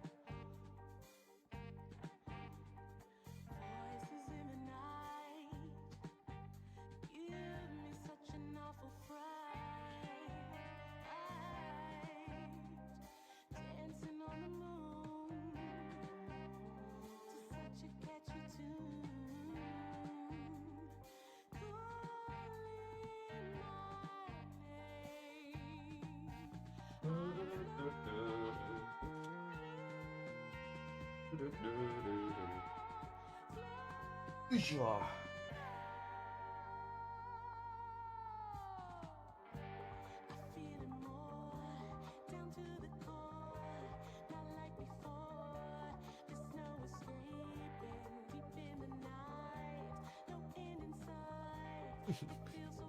มันเฟี้ยวจังวะเฮ้ยสวัสดีคุณผู้ชมทุกท่านด้วยเป็นไงบ้างสวัสดีครับสวัสดีครับสวัสดีครับสวัสดีครับสวัสดีครับสวัสดีครับสวัสดีครับสวัสดีทุกคนด้วยครับสวัสดีทุกคนด้วยนะฮะมีใครยังไม่นอนไหมครับจัดมีใครยังไม่นอนไหมใช่นึกถึงมาตี 3โดยประมาณอาจจะตี 2ถ้าโชคดีมีใครยังไม่นอนปะมาคุยเล่นกับผมหน่อยเด้อมาคุยเล่นกับผมหน่อยมานิดนึงได้ไหมไม่คุยกันเหรอ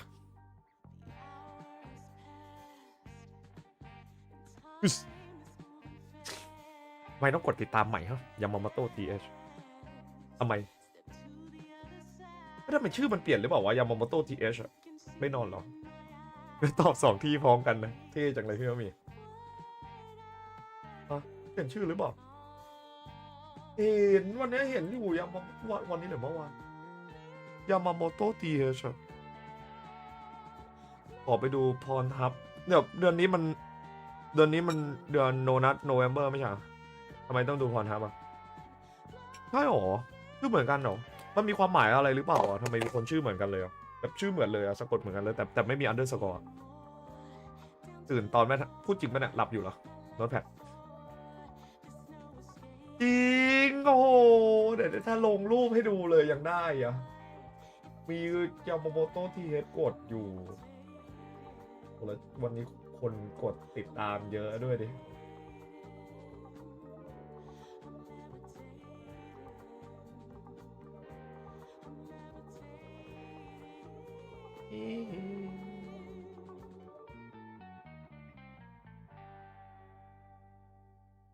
อีขำเดือนมาก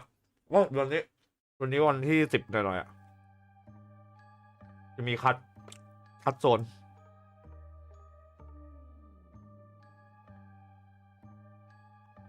เป็นย่อแบบ non stop nut November ปังนะผมฝันเห็น DP วาร์ปหลบทุกคอกเวิร์กนี่คุณโดมผมสะกดจิตเหรอนี้ถ้ามีคนเปิดอับในห้องเราบ่อยๆเราจะพูดสะกดจิตว่าอะไรดิแว่นหล่อมากแว่นหล่อมากแว่นหล่อมากแว่นหำใหญ่54แว่นหำใหญ่54แว่นหล่อมากแว่นหล่อมากแว่นหล่อมากซ้ำให้ใครดีครับแว่นโอลิไฟ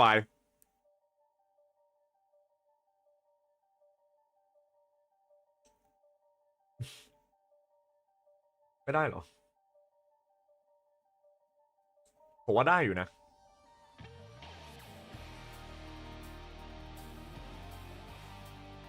แว่นหล่อมากแว่นหล่อมากแว่นหล่อมาก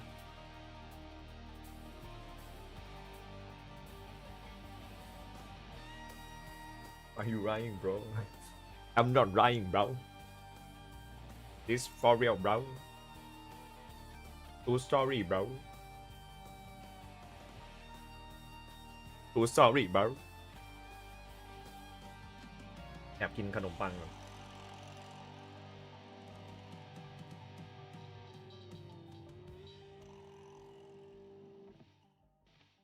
ถ้าเข้ามาแล้วทะเลาะกับกัปตันเจจะรอดไหมครับมันจะทะเลาะอะไรกันวะมันทะเลาะอะไรกันท่าไหนได้วะผมว่าคาโอรินิสัยเป็นอินโทรเวิร์ตอาจจะคุยกันแล้วแบบไม่เข้า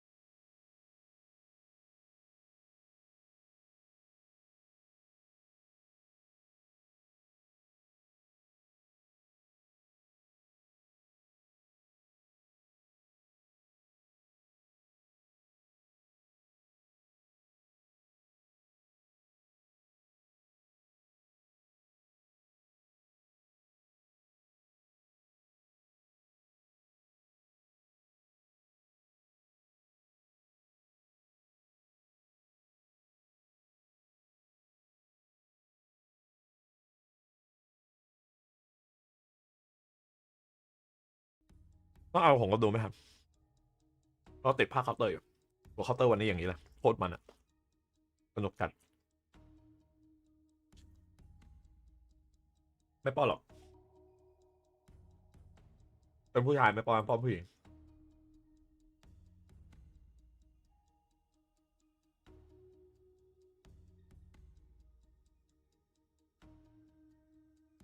มีสปิริต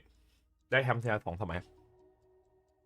แล้วก็ตัวทีได้2 สมัย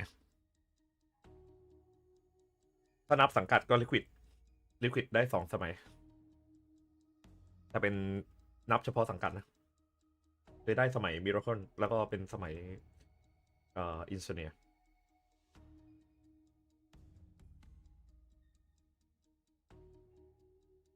ปีนี้เนี่ยถ้าทันด้าเปลี่ยนมิดน่าสนใจทันด้ามีโอกาสได้แชมป์ที่ไอสูงอยู่เพราะคอนอาจจะยากหน่อยโชคบ่อยมีทันด้าลิควิดอาจจะต้องมองถึงออฟเลนคนใหม่ทีมสปิริตต้องการคอลแลปส์ถ้าได้คอลแลปส์กลับมามีโอกาสจบอันดับสูงเป็นทีมที่น่ากลัวส่วนม้ามืดตอนนี้ยังไม่เห็นหรืออาจจะเป็นฝั่งโซนเอเซก็ได้นะถ้าแพทยังคาอยู่ในรูปแบบเดิมเพราะว่าโซนเอเซก็เล่นแผ่นนี้ค่อนข้างใช้ได้อยู่สุดท้ายแล้วกลัวอย่างเดียวคือวาชาก็จะไปซ้ำรอยไอ้ทีมไอ้พาร์เกอร์อะไรไม่ต่างเท่าไหร่ทีมพาร์เกอร์ออฟเลนมันจัดเกินดาไวลามาซึ่งถ้าคุณเห็นเนี่ยถึงเขาจะตบทางด้าน Xtreme ไปได้ 2-1 นะครับแต่ดาร์ฟของฝั่ง Xtreme เขาเจ้าปัญหาเหมือนกันยังคงเล่นแต่ฮีโร่แปลกๆบ้าๆบอๆแล้วผมเคยบอกไว้แล้วนะว่าคริสมันเก่งจริงนะคนนี้แคลรี่ของฝั่ง Parivision เนี่ยคริสตัลลิสคนนี้นี่เป็นแคลรี่เก่าของทีม Secret เหตุผลที่ทำให้เขาไม่ได้โชว์ของเพราะว่าซับ5มันขึ้นเงินเยอะเกินป๊อปปี้ควรพอ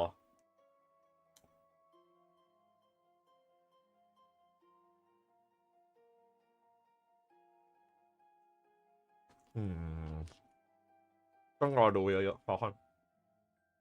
เป็นทีมที่มันเล่นเพรสเชอร์เยอะต้นเกมเดี๋ยวนี้ผ่อนลงเยอะนะช่วง 14-15 ผ่อนลงเยอะยกไปเล่นอัลเคมิดเล่นอัลเคมิดยังไม่ผ่อนเอฟฟี่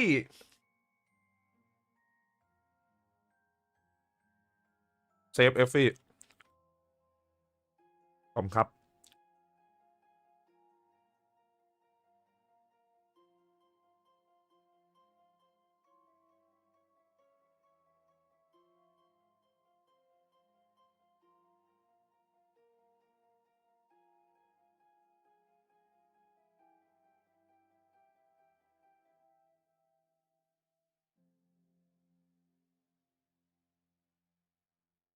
เขาโน้ตบุ๊กที่เขาใช้นี่ยี่ห้ออะไรแบบเป็นแบรนด์ยี่ห้ออะไร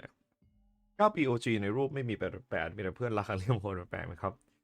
รูปไปทีเด่นเดี๋ยวมันแครี่คนใหม่ครับก็ต้องให้มันเด่นแล้วส่วน8สมควรที่จะไม่มีไม่ได้หรอก8หนักเกินไทกาเป็นสิ่งที่เขาต้องการลบออกจาก OG คุณรู้หรือเปล่าว่าสิ่งที่ OG พูดตอนแรก OG เข้ามาโปรเทคไทกาด้วยซ้ำเพราะเขาเชื่อมั่นในไทกามากๆนะไทกาหักหลัง OG แรงมากนะในการทำแบบนั้นจริงๆแล้วสังกัดนี่ควรจะฟ้องกับไทกาเลยด้วยซ้ำนะในสิ่งที่เขาทำควรจะฟ้องค่าเสียหายด้วยซ้ำนะควรจะนะเห็นว่าฟอร์คอนโดตานี่โหดมากไม่เหมือนเสียใช่ครับคุณโอโลลบโอโลแสดงว่าไม่ได้ดูโดตาใช่ไหมฮะคุณโอโลโลพี6654นี่ขนาดนะครับผมใช่ไหมดูแต่เคาน์เตอร์แน่เลยเป็นแฟนขับเคาน์เตอร์ขอบคุณนะครับที่เป็นแฟนเคาน์เตอร์แล้วแวะมาดูโดตาบ้างเลยโดตาเนี่ยจะมีจังหวะหายได้ไม่เยอะนะไม่เยอะค่าอาหารพรุ่งนี้บวกปิดเศษค่าอาหารพวกนี้บอกเสียขอบคุณกระด้งอาหารด้วยพรุ่งนี้ไป3:30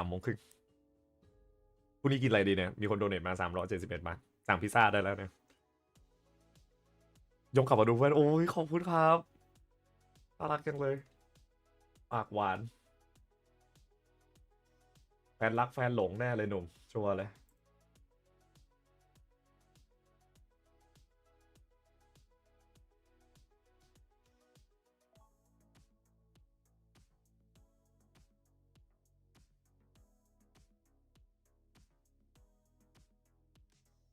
ไม่จอดำ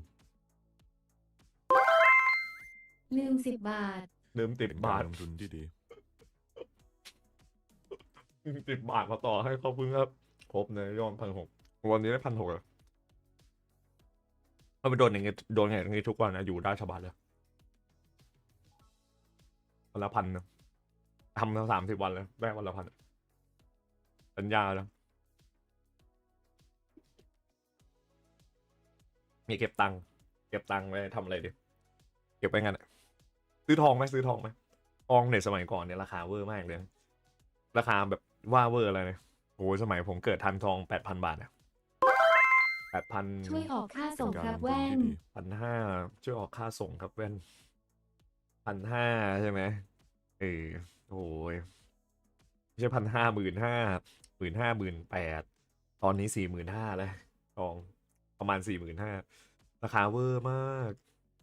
ไม่มีลงทุนเชิมนั้นเลยครับเหงามากไม่มีเงินพอ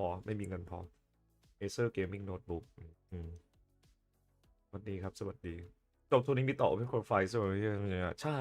จบตัวนี้ก็จะเป็นทางด้าน Open Qualify ของ ESL ก็ต้องซัดกันยาวๆแน่กดสุดใส่เต็มมาผมไม่ต้องห่วงภาคแบบครบอะหนุ่มๆได้หยุดอีกทีก็นู่นนะหลัง15หลังจบ ESL วันเดือนหน้านะครับถึงจะได้หยุดอีกทีหนึ่งก็วันหยุดก็คิดว่าคงไม่ได้หยุดหรอกผมอยากเล่นเกมแต่ไม่หมดละมอนทันเนาะมีวู่คองก็ยังไม่ได้เล่นนะครับเพื่อนๆอยากให้เล่นวู่คองก็ยังไม่ได้เล่นสักทีไม่ใส่แล้วมันไม่เรียบร้อยใส่เสื้ออย่างนี้ดีกว่าหล่อกว่าใช่ไหมใส่เสื้อกล้ามเนี่ยมันสบายมันซักง่ายนะครับซักง่ายแล้วก็มันเย็นด้วยเผื่ออยากกินพิซซ่าโอ้ยเย็นเลยตาม74เผื่ออยากกินพิซซ่าขอบคุณครับคุณคาโดดาน่ารักมากเลยเผื่ออยากกินพิซซ่าอยากกินเลยเดี๋ยวเอาตรงนี้ไปสั่งพิซซ่าได้ไหมได้นะน้ำพักน้ำแรงเมื่อก่อนผมจะสั่งอะไรพวกนี้ทีผมคิดหนักเลยนะว่าจะกินดีไหมวะกินดีไหมราคามันแพงเดี๋ยวนี้แชทโดเนทมานะเริ่มตามใจปากตัวเองแล้วอยากกินก็สั่งแต่ไม่ได้กินถือว่ากินน้อยกว่าครั้งช่วงก่อนๆช่วงก่อนๆกินบ่อยมากมันถูกอะพิซซ่าแต่ก่อนถูกจริงนะเว้ยเดี๋ยวนี้เนี่ยโอ้ยคุณภาพมันถ้าเทียบกับราคาแล้วแอบจะแบบอยากจะสั่งให้น้อยลงเนาะเปิดปักหน้ามาครับ Parivision ส่วนทีม Falcon ครับเป็น Vision Back ของ ATF ครับผมเป็นนากาเนี่ยกระรอกแซนคิง Beastmaster ส่วน Parivision ครับแบน Alchemist DK Doom SD Chen เอาไหมกดพักหน้าเนี่ยเป็นฮีโร่มาตรฐานแพทนี้แล้วเนี่ยหนึ่งในฮีโร่ที่ค่อนข้างเก่งเลนทำอะไรได้เยอะนะครับเซฟได้ช่วงกลางเกมระเบิดป้อมช่วงเทียร์1ถมเกมได้ดีเรียกได้ว่าเป็นซับมาตรฐานละข้อเสียของปักหน้าคือไม่มีตัดวาร์ปนะครับไม่มีดิสโบแต่สามารถใช้เซฟเพื่อนได้ดีมาคอมโบแบ็คคิงเนี่ย DKP5 ได้ปีศาจจัดนอนดีกว่าฮะดูโดต้าแล้วอยากหลับตาเฮ้ยดูกับผมเดี๋ยวภาคมันให้คุณกิฟต์คีฟ for support please แย่มากเลยโดต้าไม่ง่วงนะอะไรเนาะ ไม่เคยหรอกจ้ากะเดี๋ยวค่อยดูใหม่16กยนี้เงินเดือนเข้าใช่ไหมหนุ่มขอบคุณนะครับที่แบ่งมาให้น่ารักมากเลยแบนมังกี้ออกครับน่าจะเผื่อใจกดปักนะกดปักมาตกแต่นั่นปักหน้าได้เป็นปักเนี่ยแบนมังกี้ขนาดนี้หวยไม่ใช่เงินเดือนเข้ากลางเดือนหรอ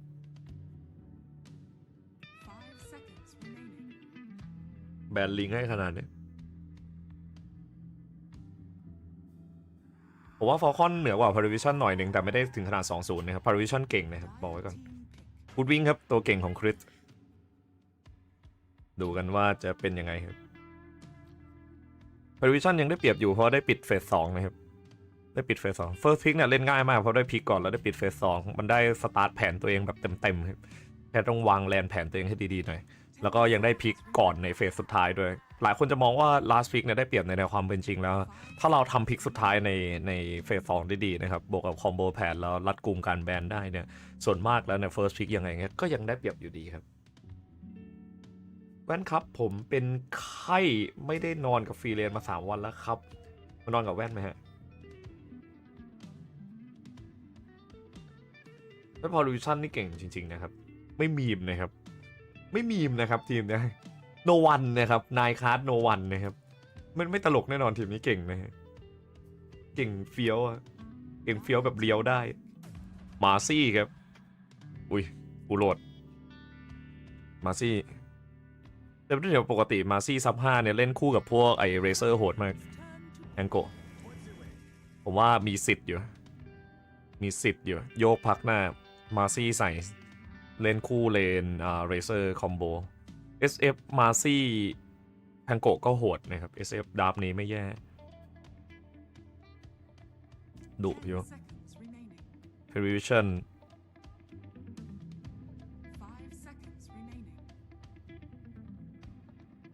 วันนี้หวยออกอะไรเราควรไปซื้อหวยเบอร์อะไรเนี่ยผมเนี่ยไม่ได้ซื้อหวยมานานมากแล้วที่ซื้อเนี่ยเคยซื้อตอนสมัยไปเที่ยวทะเลนะครับเราเขามาขายที่ร้านกับข้าวแล้ววันนั้นเป็นช่วงวันเกิดพอดีเลยอยากซื้อสักเลขหนึ่งแรนดอมมาเลขหนึ่งสรุปถูกครับถูกแดกอะครับแล้วก็ไม่ซื้ออีกเลยเพราะว่ามันเหมือนเป็นกาชาในชีวิตจริงแล้วผมก็เลยแบบว่าเราไม่เอาดีกว่าอะไรครับไดโนเสาร์ครับเป็นซอฟต์เคาน์เตอร์ทางด้านพักหน้านะครับใช้ไดโนเสาร์เคาน์เตอร์พักหน้าน่าสนใจมากแล้วก็เป็นตัวที่จับแพนโกะได้ดีมากๆปักหน้าเกลียดไดโนเสาร์มากนะครับปกติแล้วการหยิบปักหน้ามาเขาจะแบนไดโนเสาร์พักกันแต่อันนี้ก็เป็นไดโนเสาร์กลางครับของมอลลีนเนี่ยบวกกับออฟเลนบี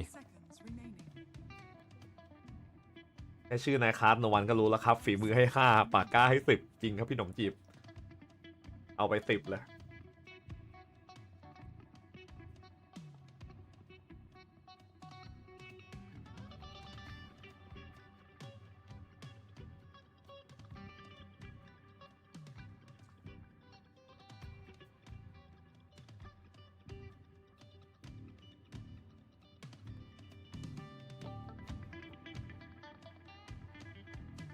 นี่แข่งใช้บัคมือซ่าหรอที่บ้านบอกครับนักแข่งผมว่ายังไม่มีอ่ะรอแต่อาจจะมีแล้วในอนาคตมันไม่ใช่บัคหรอกมันเป็นฟีเจอร์ที่มันปรับมาแล้วมันบัคมันก็เลยใช้กันก็เหมือนกับตอนที่มันออกEternal Shaw บนเมดูซ่าเหมือนกันแมคานิกใกล้เคียงกันมากยังไม่เห็นนะครับเมดูซ่ามันอึดมากในห้องเผาในห้องแข่งอาจจะใช้ยากนะเรื่องไขเมดูซ่าหยิบมามันต้องเห็นแครี่ก่อนแล้วมันต้องแบน AM ออกหยิบโม่โซ่ไม่ได้เดี๋ยวโดน AM อย่างอันเนี้ยถ้าจะกดก็กดเมดูได้เลยถ้าจะกดนะกดสล็อตแครี่ได้ออกเกอร์เมจายครับฟอลคอนปิดสุดท้ายด้วยแครี่ตีไกลตัวหนึ่งออก5กับล็อก4ออกกลับมาแล้วนะครับเพราะว่าตัวซัพพอร์ต5ส่วนใหญ่แพทนี้โดนแบนไปหมดแล้วตัวซัพพอร์ต5ดีๆไม่ค่อยรอดตรงปกติอ่ะยังไม่ได้รู้สึกโถมอะไรจัดขนาดนั้นเล่นมาตรฐานเลยไวเปอร์เคาน์เตอร์เลนครับเอามาเคาน์เตอร์บีบีด้วยมีติดเบรกครับบันติไวเปอร์สไตร์เอามาสู้เลนไดโนเสาร์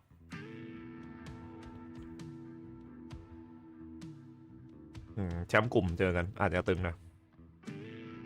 next จบ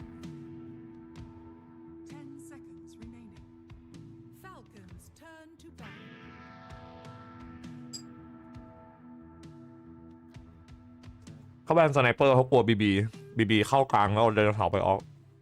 การสไนเปอร์กลาง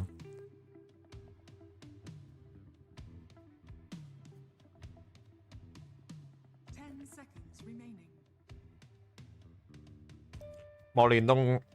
องเลือกเดียวว่าจะเอาฮีโร่อะไรเข้ากลางหรือว่าจะเอาไดโนเสาร์เข้าแบนเมดูครับเมดูกับเลเซอร์ใจโลอะไรพวกนั้นเมดูหน้าแบนจริง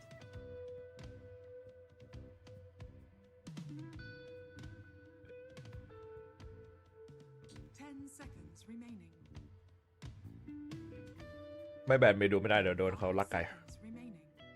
ลักไก่มันสามารถลักไก่แบนเอมหยิบเมดูได้แบนเลเซอร์ครับตามสูตรแว่นเก่งมากขอบคุณครับทำไมยังไม่มีใครชมอีกแย่มากเดี๋ยวนี้แชทหมดใจกับการชมเราไปแล้วผมแว่นวิเคราะห์มั่วซั่วผิดไปหมดเลยเนี่ยก็เพลเยอร์มันเล่นอย่างนี้อย่าได้คาดอย่าหาวเกมนี้มีคอปเพราะว่ามันกดซับ5มาแล้วฝั่ง Prevision เนี่ยกดพักหน้าคู่กับไอ้มาซี่มาแล้วมันเป็นซัพพอร์ตที่เฟก5-4ได้ทั้งคู่มันเลยหยิบคอกมาไม่ได้ส่วนทางด้านฟอลคอนหยิบออกแทนคอกเพราะว่าออกมันบัฟแครี่ตีไกลโหดเพราะว่ามันกดใจโลเข้าเซฟเลนไว้ฝั่งทีมฟอลคอนใจโลรู้นะเหมือนเดิมใจโลโหดอยู่เล่นคู่กับขี้มูกล้วนของฝั่งบีบีโอ้ยอดกดแล้วใจโล ไม่ได้ละไปตัวอื่นเลยถ้ามาตรฐานเกมนี้จริงๆต้องใช้พวกฮาร์ดแครี่กดมันกด DK แน่เลยวะได้ไหมวะจัดอัลเคมิส DK อัลเคมิส DK อัลเคมิส DK กดมอร์ฟิงครับเลนโหดจัดอะมอร์ฟิงมาซี่ปะพักหน้า4กดลูน่าปะต้องกด DK นะเป็นลูน่าดำนี้เขา priority ค่าซับก่อนนะ provision แล้วเดี๋ยวเขาใช้ BB แบกชัดเจนมากว่าอยากทำให้ support เล่นลำบากมิเลทไม่ดีครับฉะนั้นรู้นะต้องบอกของฝั่ง provision โดยเฉพาะไอ้พาร์คหน้าดูคริสเล่นยากมากดูคริสเล่นพาร์คหน้า5นะครับในคาร์ดเล่นมาซี่รับ4ลูน่าจะสตาร์ทเล่นประมาณ28-30 เกมนี้ช้าหน่อยเพราะว่าไอ้สกิตเตอร์ฟาร์มช้าเป็นคนที่เพชเชอร์แล้วเกมนี้ต้องใช้ของเซฟตัวเองเยอะต้องใช้ไพ่แบ็คคิงเหตุผลที่ต้องใช้ไพ่กับแบ็คคิงเพราะว่าอีกฝั่งเป็นแพงโกะนะครับแพงโกะนี่เกมนี้น่าจะเลทอยู่คิดว่าเกิน30เท่าไหร่ดีไม่รู้ว่ะ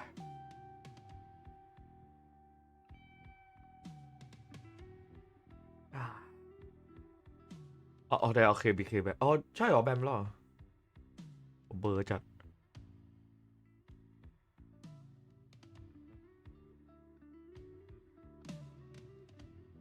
หัวไหลแล้วเดี๋ยวขอดูหน้าดาวอีกทีหนึ่งก่อนหัวไหลไปแล้วขออภัยด้วยS4เลื่อนไปเดือนหน้าเราเลื่อนไปวันที่1เดือนธันวาแล้วไม่รู้เลื่อนไปทำไมแสดงว่ายังทำไม่เสร็จดีแต่แพทช์เดี๋ยวก็มาไม่ได้ดู2ตัวแบรนด์แรกพลาดประจำเลยเวลาเฟสแรกผมชอบนั่งคุยกับแชทแล้วปล่อยเฟสแรกไหลไปเลยเพราะเขาตัดเข้าช้าด้วย1ใช่ไหมเราก็ไม่ได้ดูเป็นประจำเลยไม่ดีเลยไม่ชอบตัวเองเลยเวลาเป็นแบบนั้นทำไมต้องใช้โน้ตบุ๊ก2ตัวสปอร์ตไม่ชอบนะผมไม่ใช่โน้ตบุ๊กนี่หว่าแต่ตัวนั้นแพดนี่หว่าแพดกับคีย์บอร์ดเขย่าสมองไหลออกหูแล้วตอนนี้อยู่อีกนานลูน่า SK เซฟอยู่ถ้าคุณยังพากฟอลคอนคุณก็จะเห็นลูน่า DK เซฟแซนคิงสตอมปักแล้วก็วนฮีโร่ไอ้บังมา7-8ตัวไอ้บังนี่เล่นได้เยอะนะแต่โดนแบนไปเยอะจัดตัดเข้าหน้าฮีโร่ให้ทีครับผมจะได้รู้ครับว่ามันฮีโร่อะไรบ้างจะได้วิเคราะห์นาทีดับได้นาทีการเล่นได้ออกลูน่าจะได้ครับออกลูน่า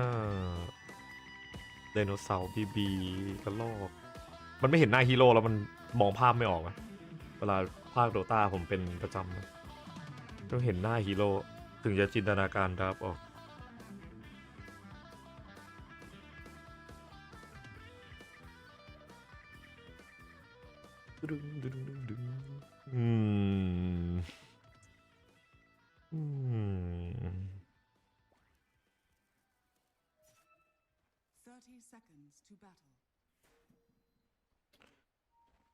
ผมคิดว่าฟอลคอนนะครับคริสน่าจะได้แบกเยอะอยู่นะในเกมนี้ในกรณีที่ไวเปอร์ไม่ได้ตบเลนเละนะที่เป็นไวเปอร์ที่น่าจะต้องเล่นให้ระวังหน่อยในเกมนี้จริงๆเวลาเราพลิกไวเปอร์มาเนี่ยเราต้องเล่นระวังทุกเกมอยู่แล้วไวเปอร์เป็นฮีโร่ที่เล่นลำบากนะครับ The battle begins คุยกันครับเพื่อนแก๊งคีเวฟนะน้องคริสระเบิดเลือดแล้วเหยียบเอาครับเมาลินจำไว้เป็นสูตรการเก็บเลเวล2มิดเลนแล้วเดี๋ยวค่อยวาร์ปออกอันนี้เป็นวิธีการเล่นเล่นไดโนเสาร์แบบมาตรฐานแล้วส่งไอ้บังมายืนกลางแทน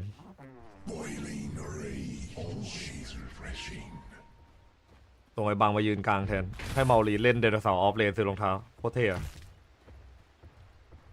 ดูวิธีการเล่นมันเอาละมอร์ฟิงโคตรชิลอย่างงี้ได้คีบทุกตัวได้เลยวะมันไม่เล่นปกติหรอวะมันเล่นแบบพิเศษใส่ไข่แล้วมันลากคีบแล้วไปแล้ว ซึ่งนายคาร์ดเองก็ไม่ไอ้นี่นะไม่เล่นเลนนะรับคีบเรื่อยๆโดนบีสะบัดตายนะป๋าบอกเลยว่าคริสรอดตัวครับเกือบตายกระดอกมันจะชนค่ายโนวันนะเนี่ยตายนะเว้ยโนวันนะโดนบีนะเว้ยอย่างนี้ฟอลคอนนะผมชอบนะฟอลคอนนะวิธีการเล่นอย่างนี้ใช่เลยดูมันเล่นดิชัดมันเล่นแบบเหมือนคนป่าเลยว่ะฟอลคอนนะ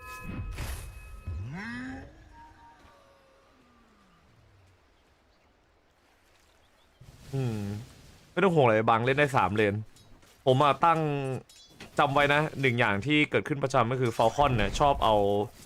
ออฟเลนไปเล่นที่เซฟเลนแล้วเอามิดเลนไปเล่นที่เอามิดเลนไปเล่นเซฟเลนเอาแครี่ไปเล่นออฟแล้วออฟมาเล่นมิดดังนั้นเพย์สไตล์ของเมารินจริงๆละไม้คล้ายออฟเลนอยู่แล้วส่วนเพย์สไตล์ของสกิตเตอร์จะคล้ายมิดเลนมากๆแต่เกมนี้น่าจะยากหน่อยเพราะว่าเป็นลูน่ามันจะไม่ได้ขนาดนั้นมันจะดึงไดโนเสาร์ฟาร์มอย่างเดียวฟาร์มอย่างเดียวเหยียบแล้วพอละรีบส่งขวดรีบกลับซื้อรองเท้ามาทำคีปอย่างเดียวเพราะว่าไวเปอร์มันเดินช้าเนี่ยครับไวเปอร์เนี่ยมันเดิน275ในขณะที่ไดโนเสาร์วิ่งไวแน่ครับบวกกับซื้อรองเท้ามาด้วยบวก2ก็บวกวิ่งไวครับไดโนเสาร์คันตาเฉยเลยคันตายังมีใครไม่นอนไหมอยู่ด้วยกันนอนนะอยู่ด้วยกันเป็นเพื่อนกันก่อนเท่จัดอะการเล่นแบบเนี้ยของเทรนเนอร์มารินผมชอบมากตรงที่มารินเนี่ยเป็นเพลเยอร์ที่ค่อนข้างหาวิธีการเล่นเลนของมันไปได้เรื่อยๆดึงคีปตัดฟาร์มดึงคีปตัดฟาร์มนั่นพอจะรู้ความหมายของ23เรื่องเรียงความไหมครับไม่รู้เลยครับเท่าไหร่แล้วครับดึงคีปบอกอย่างเดียวครับซึ่งโนวันทำอะไรไม่ได้นะเพราะว่าโนวันต้องรับคีปเหมือนกันมันจะดึงคีปชนคีปป่าแล้วก็ฟาร์มนะครับดึงคีปชนคีปป่าแล้วฟาร์มหาเลเวลไปก่อนเหยียบคลิปชุดเดียวตายครับตัดคลิปไปเรื่อยๆนะตัดคลิปตัดเงินเข้าขวดนะครับได้เลือดได้มานานะครับ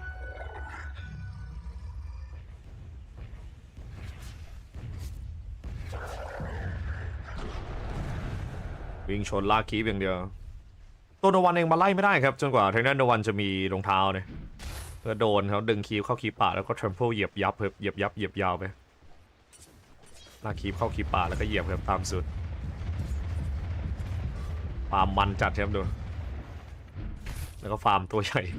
เป็นแพทเทิร์นการจังเกิลมิดเลนนะครับจังเกิลที่มิดเลนคือความได้เปรียบของไวเปอร์ที่เลือกมาเพื่อที่จะถล่มเลนกลางก็คือเหลือ0แล้วนะตอนนี้เพราะว่าอะไรเพราะว่ามันถล่มไม่ได้เว้ยเดี๋ยวมันก็ลงไปเก็บรูน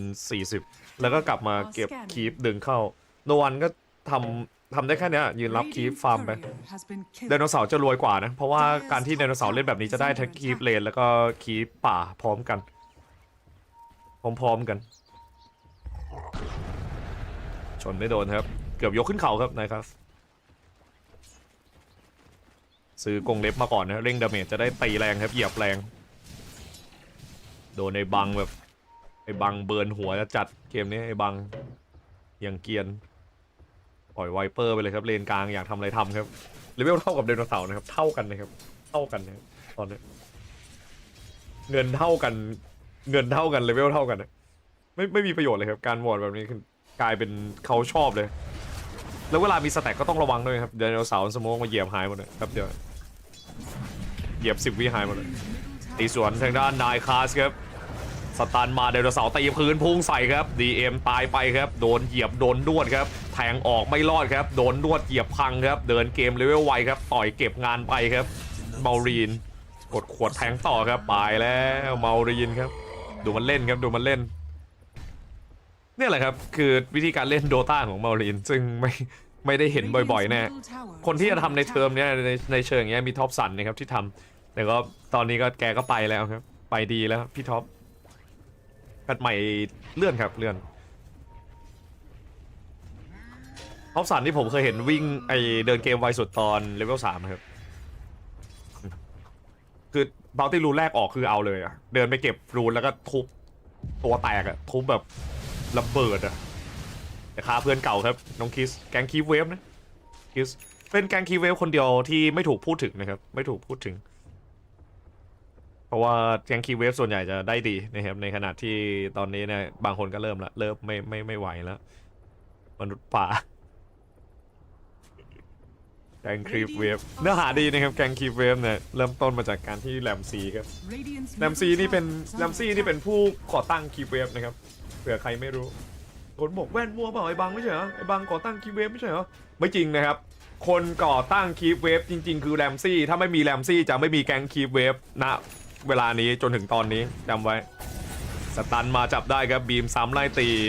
โดนครับโดนเลิร์นนิ่งเคิร์ฟปาไฟบัฟไปตีซ้ำครับเอาแล้วไดโนเสาร์พุ่งเข้าซ้ำยัดครับผมชนหนึ่งได้ไปครับเหยียบซ้ำ DM บักหน้ามาช่วยครับช่วยอะไรช่วยตายครับยกมาได้2ครับแต่เขามา4นะครับในช็อตนี้เพราะว่าแกงคีเวฟเนี่ยกำเนิดขึ้นจากที่แรมซี่ครับไปด่าครับไปด่าแกงคีเวฟว่าคีฟครับว่าเล่นเหมือนคีฟสแกนแดงเช็คเจอครับรู้ว่าไดโนเสาร์อยู่นะหลังจากนั้นเขาก็ตั้งครับชื่อกิลขึ้นมาครับคีฟเวฟอยู่วาร์ปไม่ได้ครับซึ่งไดโนเสาร์มีวาร์ปครับผมไดโนเสาร์ได้ทั้งวันเดี๋ยวค่อยวาร์ปเดี๋ยวค่อยตีพื้นแล้ววาร์ปจะเอารูน7 นาทีก่อนครับเมาลีนตรงนี้เอาจริงครับไม่ติงหนังเก็บก่อนครับแต่ไม่วาร์ปนะครับเลือกปล่อยครับผมแสบจริงๆได้2 Wisdom Rune ครับถือว่าคุ้มนะสำหรับฟอลคอนได้2 Wisdom Rune เพราะว่าดึงเพลเยอร์เขากลับมาอยู่ตรงนี้หมดในขณะที่เพื่อนเตนได้ฟาร์มหมดเลยโคตรคุ้มอะบอกเลยแว่นให้ดาบใครฟอลคอนจะชนะช่วงไดโนเสาร์มีแบ็คคิงอาการนิมเกมนี้แบ็คคิงอาการนิมปักหน้าเล่นยากนะเล่นยากมากต่อหน้าไดโนเสาร์เล่นยากมากพาริวิชั่นต้องรอฟอลคอนพลาดมอฟฟิงยังรวยอยู่นะครับมอฟฟิงค่อนข้างรวยเลยแต่แพงโกะนี่คือแห้งไปเลยก็เป็นเรื่องมาตรฐานนะครับแพงโกะเรื่องมาโดนลูน่าเห็นก่อนครับจะเดินเข้าไปตันมาครับบีมซ้ำแต่กดเลือดแดงไว้อยู่ครับคิสก็เรียกได้ว่าดูเรียกครับรู้งานเอาลูน่าเข้ามามองกลางคืนไกลนะครับเมื่อกี้ลูน่าเห็นแต่มอฟไม่เห็น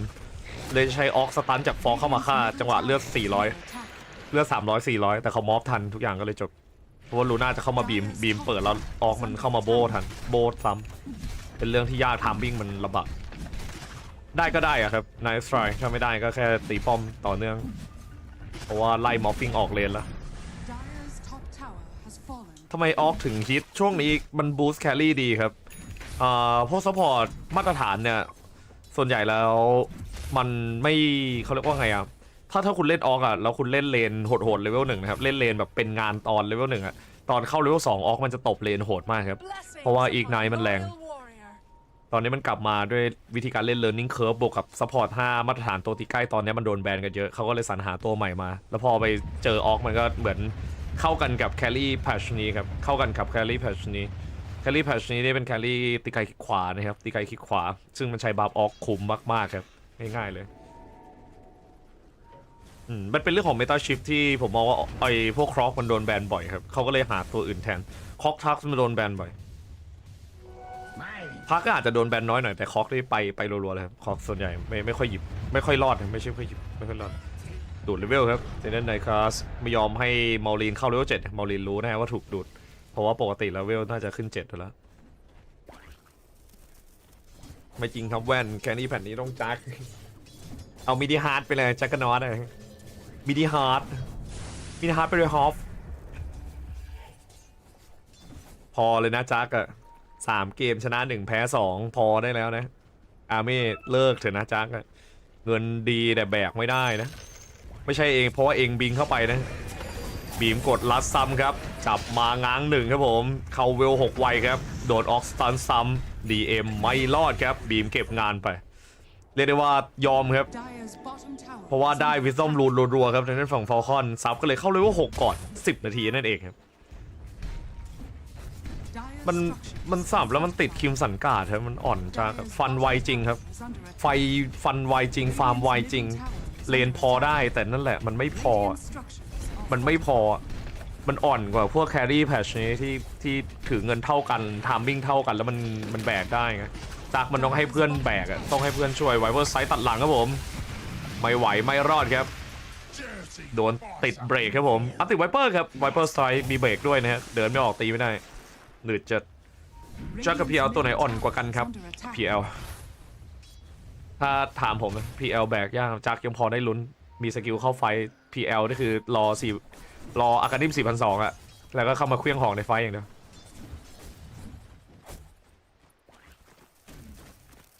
ใช่แคลรี่มันคงที่ครับคนจะไม่นิยมเล่นตัวอื่นเลยมันจะเล่นกับตัวเดิมๆกันก็คือเป็นพวกไจโร SF Alchemist ลูน่าเมดูวนๆกันอยู่แค่นี้อาจจะมีตัวอื่นวนๆแหลมๆมาพวกมอร์ฟิงที่เป็นฮาร์ดแคลรี่ที่ดูติงตองน้อยที่สุดแล้วในแพทนี้แล้วก็มีพวก NP เลเซอร์สเวนหลุดมาบ้างนะครับหลุดมาบ้างในขณะที่วิลลันเลยนี่คือหายไปแล้ววิลลันลีน่าเพราะว่าโดนข้อจำกัดเรื่องของเกรฟเนียที่โดนเนิร์ฟไป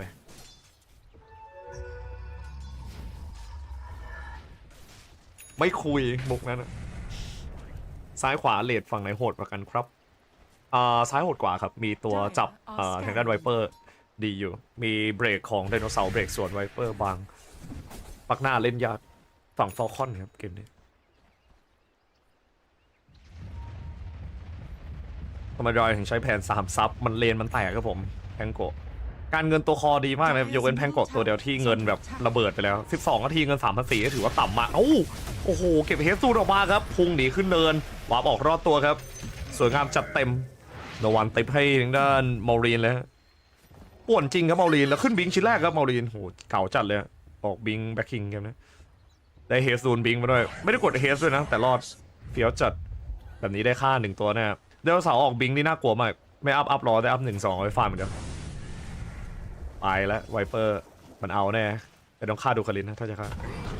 เดี๋ยวดูดิเนี่ยปักหน้าผมจะบอกอะไรให้นะคุณถ้ามีคนสตันให้ไดโนเสาร์แรงกว่าไทนี่ช่วงแรกนะถ้าได้บิงไว้มันเป็นตัวที่โซโล่คิวปักด้วยตัวคนเดียวได้นะแบบมันรีแอคไม่ทันอ่ะเวลาโดนบิงกด1อ่ะคนเล่นเป็นมันรู้กันว่ามันทำง่ายบิงเข้าไปแล้วกดตีแล้วชนเลยมันจะเสยแล้วก็พังไปเลย1ตัวอย่างเด็ดเลยแล้วก็มันเหยียบแรงตามสกิล3ออกด้วยนะครับสกิล3ออกทำให้ไดโนเสาร์เหยียบถี่ขึ้นเพราะว่าวิ่งไวนั่นเองบัตลัสซินเนจี้แอทแทกสปีดกับทางด้านมูเมนต์สปีดไดโนเสาร์ไม่ได้ใช้แอทแทกสปีดจริงแต่มูเมนต์สปีดสำคัญของมันในสเกลน่ากลัวมากบิงมาจับได้ครับเสยชนรถไปครับพาวเวอร์ไลท์ทุบซ้ำครับผมเอสซูนออกหนีครับวิ่งเหยียบพังก่อนครับต่อท่อฮิวให้มารีนครับออกมาได้เรียกมาได้4คนเลยครับทางด้านมารีนอ้าวโอ้ยสดอยู่ครับเอลดีจัดอะดีแต่บิงตัดนะแบบนี้ออกได้จริงปะออกได้อยู่สวยงามครับมารีนปีศาจกดยาร้อยยาวๆขุดมายาร้อยยับอะส่งยาร้อยให้มารีนเล่นเลยรัวๆมารีนเล่นไม่มีหยุดอะบอกเลยมียาร้อยอะชนทั้งวันอะชนกดยาเดี๋ยวบวกแน่มอกดมอไปแล้วรอมอหมดอะเข้าเลยตรงนี้พอไลท์โหลดทันพอดีจ้าเอปุ๊บชนปุ๊บพังปั๊บแบบถ้ามอบเรียกไม่ทันได้โดนเดี่ยวตายเลยนะต้องเผื่อเลือดไปเยอะหน่อยเพราะว่าโดนออนสล็อตนะครับแรงมากสกิล1ไดโนเสาร์ตายวอร์ดครับผมนายคาสโมกมาเหยียบคีฟฟาร์มไปเสยเข้าครับโอ้ยโดนพอไลท์ตายโอ้ยออกเลยว่ะโอ้ใจแบบใจเหี้ยมจัดคือซับตายคือปล่อยเลยนะเซคิงตายก็ตายอ่ะปล่อยไม่ตนมันเท่เพราะมันเล่นเก่งมารีนอายุมันน้อยอายุรุ่นในบางเลยเล่นโหดจัดอ่ะเห็นหน้ามันแก่ๆอย่างเงี้ยอายุมันน้อยมากนะไอ้บางมารีนเลยพวกนี้ไวเปอร์จำไว้ทาวับอย่านะไวเปอร์ขาไม้อ่ะไม่เอาโพสเทรดนะทาวับโหดกว่า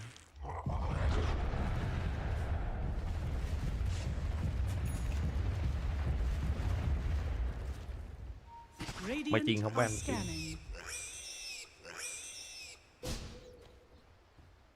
ใครพิมพ์อะไรไหมเนี่ยอยากคุยกับแชทไหมครับอุ้ยเอาเลยจับมาได้ครับปอกแป๊กสวนรัดครับผมชนกดดักมาครับต่อท่อฮิวฮัตไส้ครับฮิวใส่ครับฮิวไส้สตาร์ทรถชนไปครับเติมน้ำมันเต็มถังครับดังนั้น DM โอกสวนหนีก่อนครับมารีนแต่ด้วยความที่ว่ามันหนาครับไดโนเสาร์ครับอากาเข้าตัวมาแล้วครับ ATF พร้อมเล่นใหม่กดขวดเติมมานาครับเติมมานาเติมเลือดเล่นใหม่การเงินไม่ได้ดีมากนักนะครับลูน่าก็ไม่ได้ฟาร์มดีดขึ้นเดี๋ยวจะฆ่าไวเปอร์ให้ได้ซึ่งไวเปอร์ก็ซ่อนอยู่ครับโนวันจะรอแน่ครับเอาแน่แล้วตายแน่ด้วย จ้าเอ๋บิงมาชนใส่ครับเอาไลท์จับทุ่มบีมกดเข้าใส่ครับอีสคลิปจับดันลูน่าหนีลูน่าเก็บได้ครับมอฟฟิงเวฟหนีวาร์ปไปรอบตัวครับผมเจเนนโนวันตายไปเลยลูน่าขอข้ามเบอร์เซิร์กนะลูน่าก็ว่าทำไมฟาร์มช้าอย่างนี้นี่เองมอลรีนเดี๋ยวไปแบ็คคิงครับแบ็คคิงอากาของดีครับบอกให้เดี๋ยวบิงแบ็คคิงอากาหวานๆเลยเกมนี้ได้ไดโนเสาร์พร้อมแบกน้องๆพร้อมยังไวเปอร์โดนอย่างนี้ไม่มีภาพได้เล่นเลือกตัวแพ้เลนมาเขาไม่เล่นให้มันแพ้เลนนะก็มีวิธีเล่นของเขาไอ้ระเบิดเลือดบวกกับรองเท้านี่เฟี้ยวจริงไดโนเสาร์สโลแล้วได้เหยียบทำดาเมจฆ่าคีพอดีเป๊ะเป็น abuse play ที่น่ากลัวมาก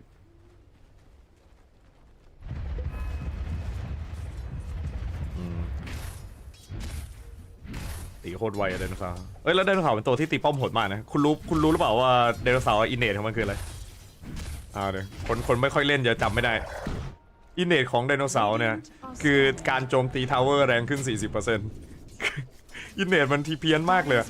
มันดูไม่เมคเซนนะเพราะว่าตอนกดสกิล2ไดโนเสาร์มันตีไม่ได้นะครับติดดิสามตัวใหญ่ครับตีป้อมแรงงงเลยมารู้มาจากแนวไหนคีบออกวีที่เท่าไหร่บ้างทุกครึ่งนาทีครับคีบเลนคีบป่า1 นาทีครับอยากเห็นไดโนเสาร์ได้แหวนใจแอนจังเลยครับบวกบัฟออกกดแบ็คคิงตัวเริ่มเลยคีบเลนครึ่งนาทีครับเตรียมใส่ไปที่ดูคาริสกลับมาได้ครับเอาอะไรทุบใส่ครับเหยียบขดนวดขาครับผมนวดสีเตอร์บีมเก็บงานครับเก็บเงินไปจะพยายามเข้ามานัวครับโดนปกแบ็กสโลอดเลยโดนดอกสุดท้ายสโล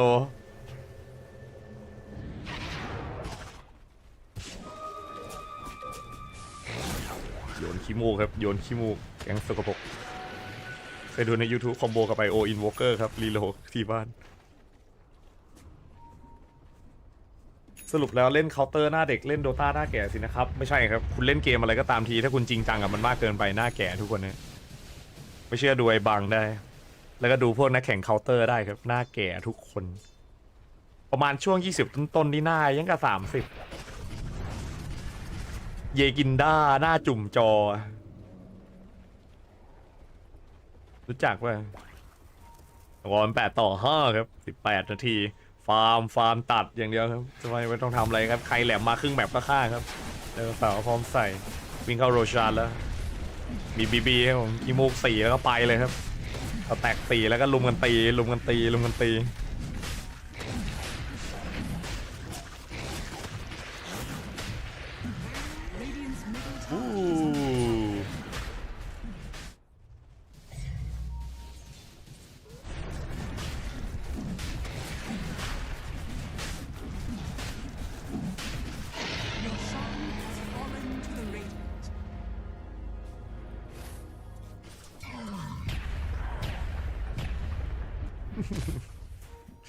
ไม่ใช่ขายวิญญาณนะนั้นขายดวงตาให้นะ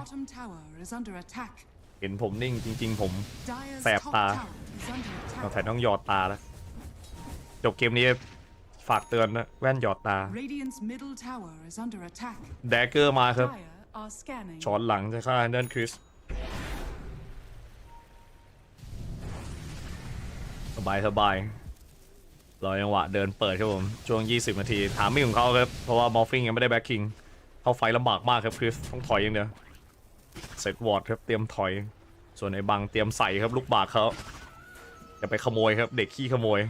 แล้วให้โปรเทคให้ครับมารีนโปรเทคมารีนแบ็คคิงบิงเข้าครับบิงหลอกโดนขโมยลูกบากเรียบร้อยไปแล้วรู้ตัวช้าเพลงของอะไรนะผิดเองที่รู้ตัวช้าผมจำวงมันไม่ได้ด้วยซ้ำลิฟกับออยขอบคุณครับแว่นย้อนตาโจป๊อป พี่แอลยิงพี่แอลสลิกโบจ็อบนี่สามารถทำในเดือนพฤศจิกาได้ไหมครับโนนัทโนเวมเบอร์ใครตอบโจป๊อปนี่แก่ทุกคนนะบอกเลยคุณจะได้เห็นยาวๆ BB off lane จนกว่ามันจะแบนมันโกง BB off lane นะตัวมันตีลูกบากไหวอะดีจึ้งได้ช่องไอ้บางไปเลยครับไปที่ลูกบากรัวๆไอ้คิดก็ฟาร์มไปคมหน้าคมตาฟาร์มหาเงินไปเลยที่เงินมันสูสีพอกันเพราะไดโนเสาร์มันไม่ได้แบกนะไดโนเสาร์มันพุ่งเงินอย่างเดียวพุ่งคนอย่างเดียวไม่ค่อยพุ่งเงินอุ้ยได้ปลาหินโอ้ยแกงปลาหินแย่แล้วโดนแน่โดนเคลี้ยงหินนะร็อกโทร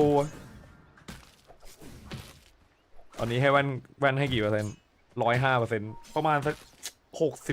67%ครับผมให้2 ใน 3อยู่ที่ฝั่งฟอลคอนขอแค่เข้า25 นาทีครับจะกลายเป็นทามมิ่งของฟอลคอนไปโดยปริยายเหตุผลที่ต้องเข้า25 นาทีเพราะว่าอะไรครับชัดตอบให้แว่นชื่นใจสิในดราฟต์นี้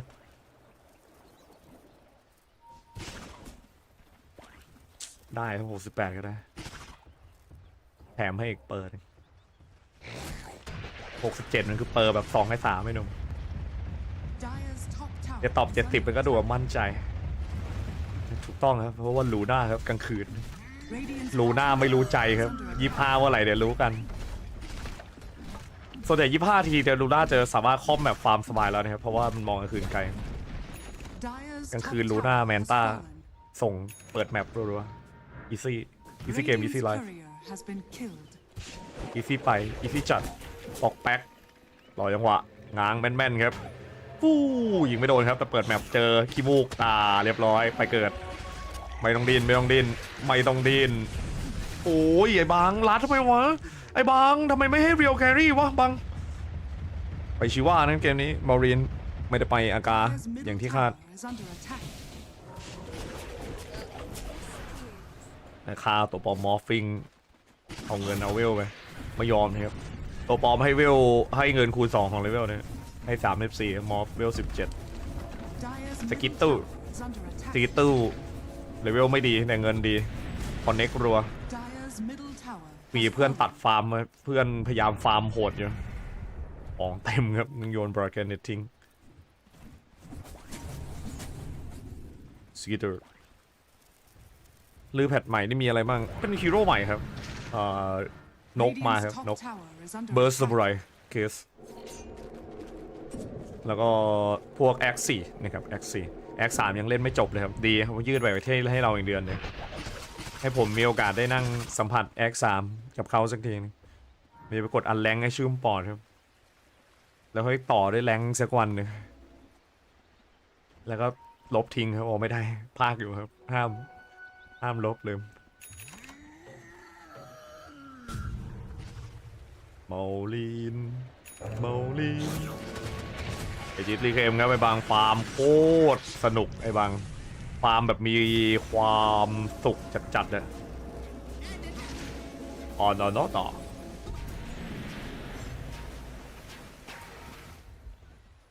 มาช่วงไหนครับมาวันที่1ครับวันที่1เดือนหน้า1 ธันวาตอนนี้เป็นอัปเดตวัน1 ธันวาเนี่ยAegis Power Play ครับ 1.5K เท่านั้นเองแค่ไม่ได้ทำอะไรเลยครับนอกจากตีลูกบากตามไปเลยได้ DM เพิ่งโยนเล่นด้วยโอเค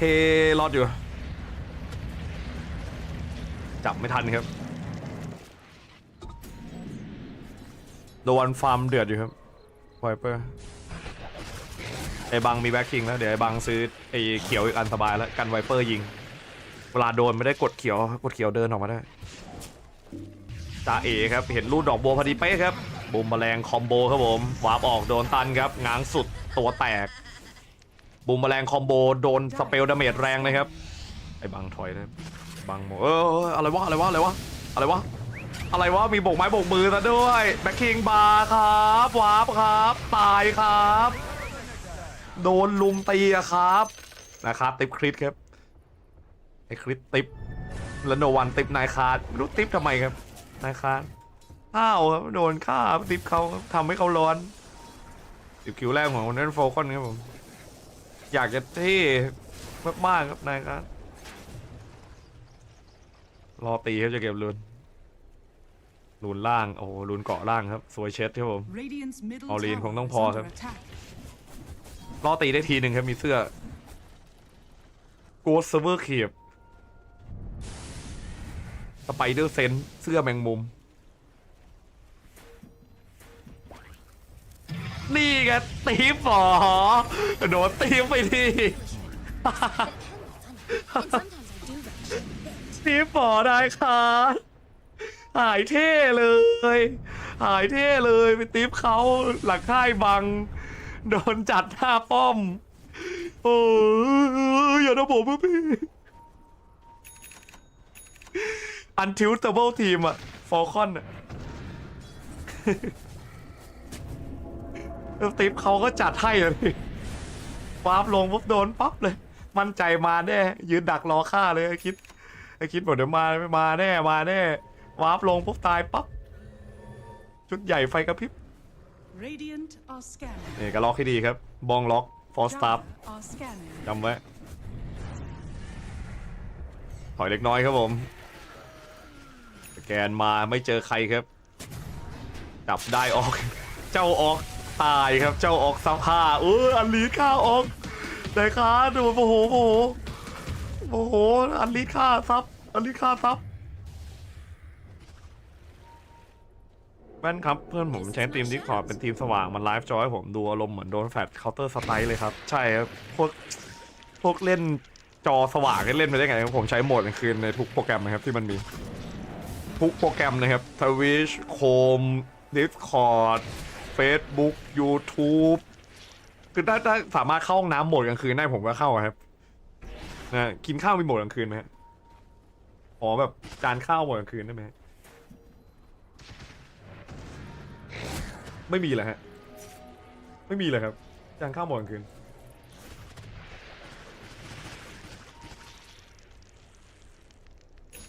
แสบตาครับอุ๊ยปกแป๊กมาครับโหมดไม่ระบุตัวตนแปลกๆนะโหมดนั้นปกติเขาไม่ใช่ทำอะไรกันผมไม่รู้เลยครับว่าโหมดไม่ระบุตัวตนนี่ไว้ทำอะไรครับงงมากมีไว้เพื่ออะไรเล่นบทไปเรื่อยครับจะเล่นฟอลคอนบทอย่างเดียว11-7ครับผมบทฟาร์มแต่ก็จับแต่ทีมฟอลคอนครับเพราะว่าฟอลคอนเล่นเอ็กซ์ซีฟครับตอนนี้ในขณะที่ในพารีนี่ก็ฟาร์มไปครับพาริชัน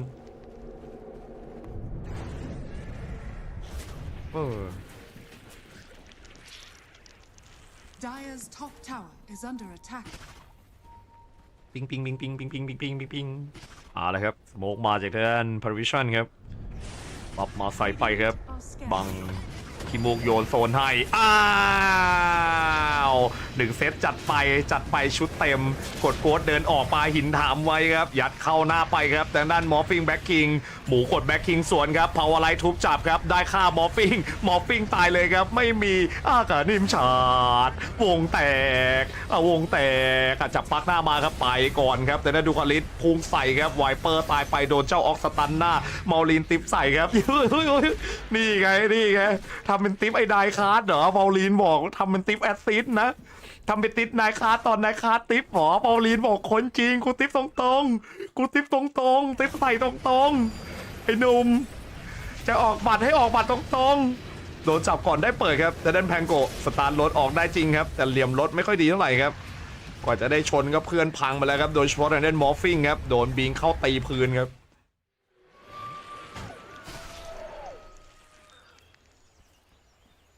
ในคลาสใครได้ไปคิงแล้วติ๊บคิดโอ้โหมีบอกไว้บอกมือไม่ต้องติ๊บไอ้คิดบอกอะไร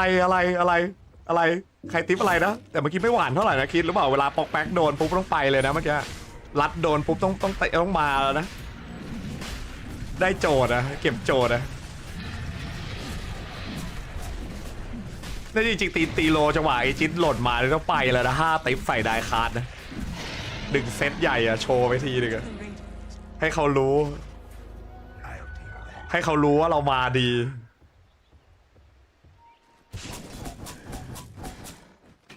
โอ้ยคิดฟาร์มมันจัดเลยเกมนะ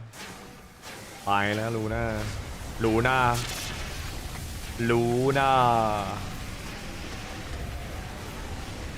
การลอกใช่การลอกที่ดี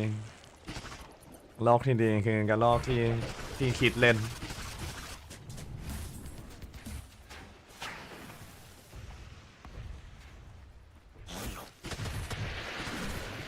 เล่นแต่การลอกเลยมีหมอนข้างการลอกคิดมันเป็นเฟอร์รี่คุณไม่รู้อ่ะเป็นเฟอร์รี่ไหมแล้วทำไมฟีดค้างมาแล้วฮัลโหลก็แชทพิมพ์69ดิถ้ายังไม่หลุดอ่ะเน็ตตัดเหรอแชทหลุดไหมเนี่ย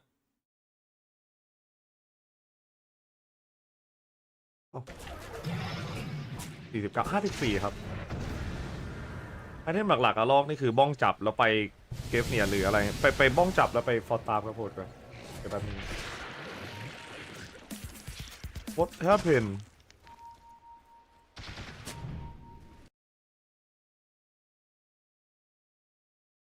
ตัวโหลดแล้วนะ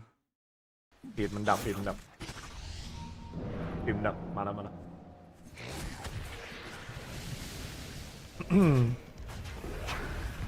เอาเบาอันนี้ใช้ฟีดมันดับปิ๊งแสงอย่าช้าใช่ครับแสงค่อนข้างเป็นอะไรที่ไวครับความไวของแสงนี่น่ากลัวมันไม่เชื่อดูเดอะแฟตได้ครับหรือว่าไปดูแบบเดอะบอยก็ได้ซีรีส์เดอะบอยเราจะเห็นคนวิ่งไวคนหนึ่งครับเดอะเทนนะครับคนนั้นถ้าไม่มีนี่คือแบบเรื่องนี้จบไปเลยนะครับถ้าไม่มีเดอะเทนเดี๋ยวคิปปี้ไฟเซฟครับไม่ให้บังสลัดใส่ไอ้บังบอกมีไอจินนะเว้ยอยากลองอ่ะอุ้ยบีมาครับครึ่งทางคิสบอกเฮ้ยเจ็บทุบก่อนสตาร์ทรถเลยไปไหนแล้วแพงโก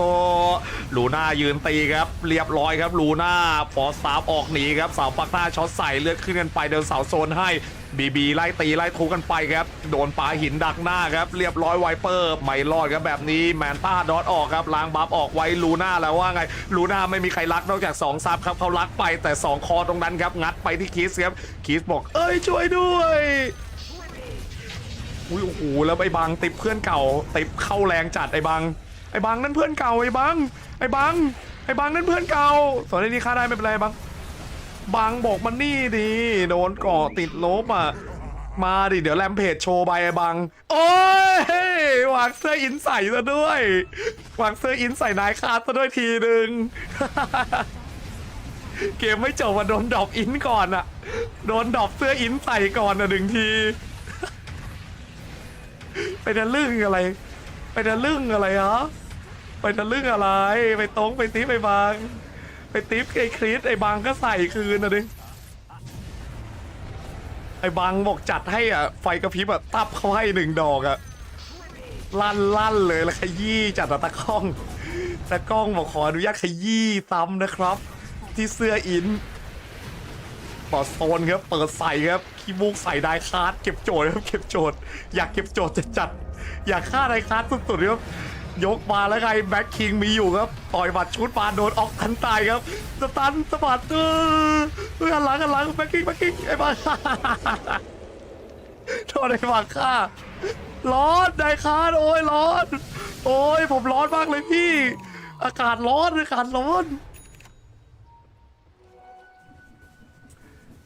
าศมันร้อนอย่าห้ามพี่ไอ้น้อง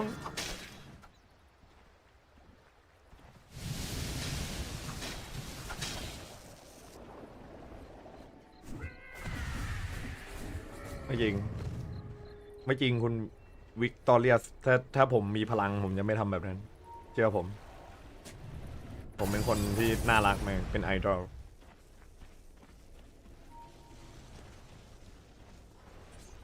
แค้นเลยมันโกร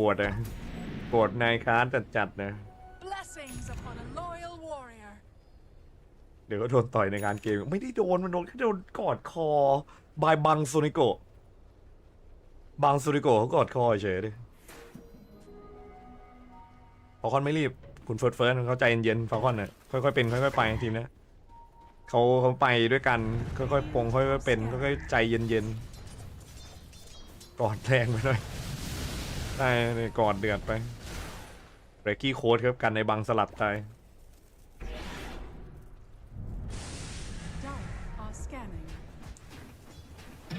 อุ๊ยไม่ให้ลา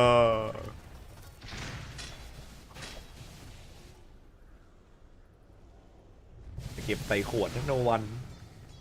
จะได้ขวดที่มีรูนเนี่ยน่าเอาให้เพื่อนแน่แต่ไม่อย่างว่าเลยมันกันโกงกันบักบังมันฉลาดแล้วเล่นบีบ่อยเวลาคุณเล่นฮีโร่ตัวหนึ่งบ่อยๆคุณจะรู้ว่าเกมไหนต้องออกอะไรเป็นพิเศษซื้อได้บางเกมเพื่อให้มันได้แบกนะจัดไปที่โจทย์ก่อนเลยอุ้ยคีบคาร์ดเลยพอตามาจับอุ้ยไปทั้งทีมเลยอย่างนี้โอ้ละลาย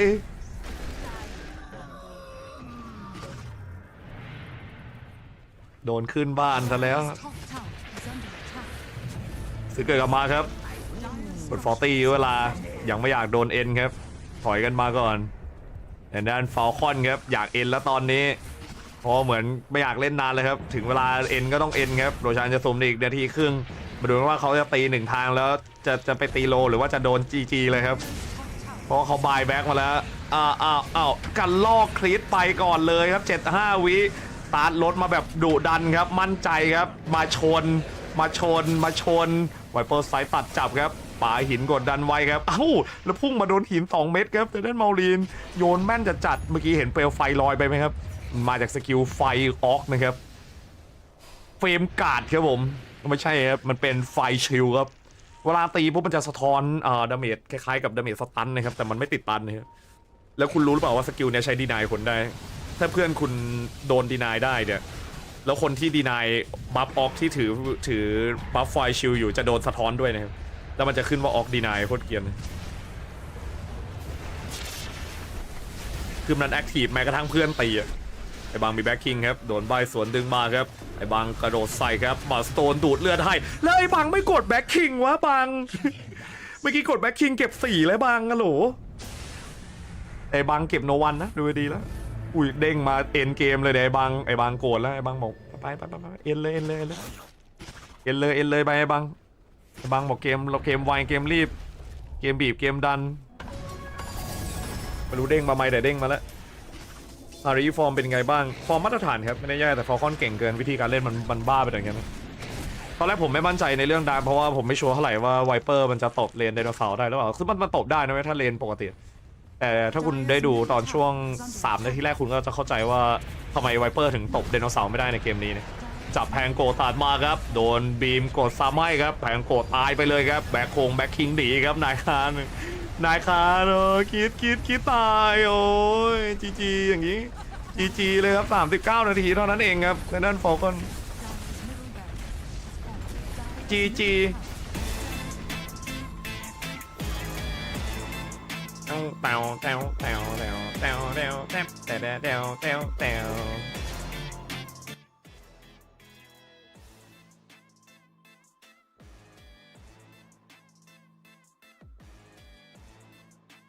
บายมาเอ็นเพราะว่าไวเปอร์ไดแบ็กไม่มีไวเปอร์เลยบายเอ็นเลย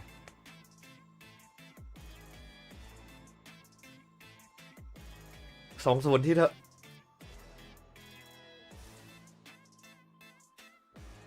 ฟอลคอนฟอร์มแชมป์ทัวร์นี้ทีมที่ฟอร์มแชมป์ก็หนีไปพ้นฟอลคอนกับทันดราเหมือนเดิมนะครับจะ2 ทีมนี้เหมือนเคย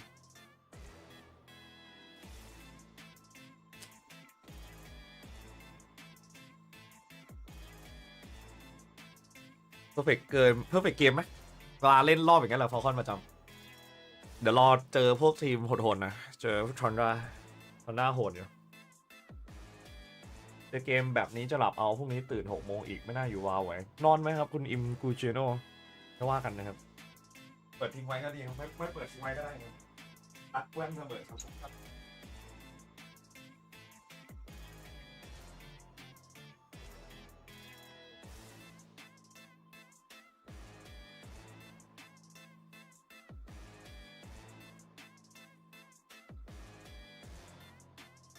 แรกว่าจะอุ้มมอค่ามาแต่เดี๋ยวมอค่ากลัว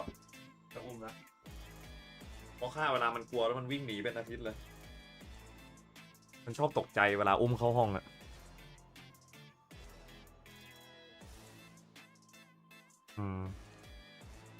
แล้วอัสซิสไม่ฟอร์มแชมป์หรอครับแชมป์แต่เดี๋ยววันนี้เดี๋ยวคู่ลิควิดผมน่าจะไม่พากนะมันคิดว่าดึกเกินเก็บแรงไว้ด้วยเดี๋ยวพากวันละสัก2-3 คู่กำลังดีนี่ก็เคาน์เตอร์2 คู่สัก10 ชั่วโมงนะ11 ชั่วโมงนะผมว่าเยอะแล้วแต่ว่าการทำงานนักพากนะเจ็บคอจริงนะใช้เสียงเห็นผมนั่งเฉยๆนี่เรามีปัญหาเรื่องเสียงนะคอเริ่มแตกแล้วหลายคนเริ่มทักแล้วนะว่าเสียงแห้งคำตอบคือไม่แห้ง เจ็บคอแหละเนี่ยเอาตรงสปอนเซอร์เข้าได้นะครับงานแรมรอบหน้าบางมีแววโดนกระทบไหนอีกรอบไม่หรอกนายค้านมันใส่ก่อนรอบเนี้ยนายค้านมันทิปก่อนนะเด็กจังหวะที่ไอ้บางมาโดนฆ่าหลังจากที่มันตายอ่ะมันโดนไอ้คริสมารับแก๊งไงพอคิดมันแก๊งหลับปุ๊บแล้วไอ้บางตายมันคือไอ้บางไปล้ำหน้ามันก็เหมือนกับแบบฮ่าเป็นไงล่ะเพราะแกน่ะมาฆ่าฉันเนี่ยเพื่อนแกเลยต้องตายเป็นไงเลยคริสและโนวันก็เห็นด้วยโนวันก็เลยทิปใส่นายคาร์ดไปฮ่าดีมากนายคาร์ดที่ทิปใส่นั่นแหละประเด็นไอ้บางถึงได้ทิปรัวๆเลยไอ้บางถึงได้ใส่สุดเลยแห้งได้ยังไงแว่นโสดเสียงแห้งสิเดี๋ยวมันเกี่ยวอะไรกับโสดไม่โสดนะโสดนี่ครับเป็นไอดอลมีแฟนไม่ได้ครับต้องผ่านผู้จัดการก่อนน่าจะยังแก้กันไม่เสร็จมากกว่าผมเดา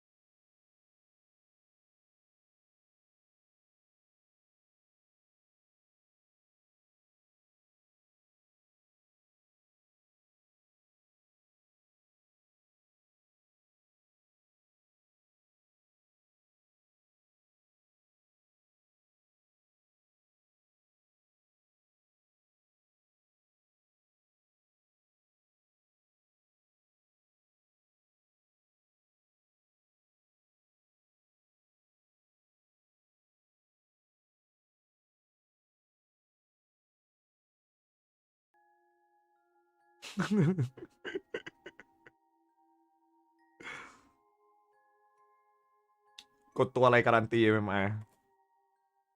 เลเซอร์โหดถ้าเป็นแพทที่แล้วมันโทรหลอดสเปกเตอร์โทรหลอดวิลเลจการันตี 80% โหดมากรีบเล่นก่อนรีบสแปมเลยก่อนที่ทุกอย่างจะเปลี่ยนไปเซฟแผ่นนี้เซฟหนึ่งเซฟลูน่าเมดูกดเพื่อชนะอยู่แล้วโดดแบนมาก็กดเอาสเวนมาไล่ฟันสเวนโหดมาก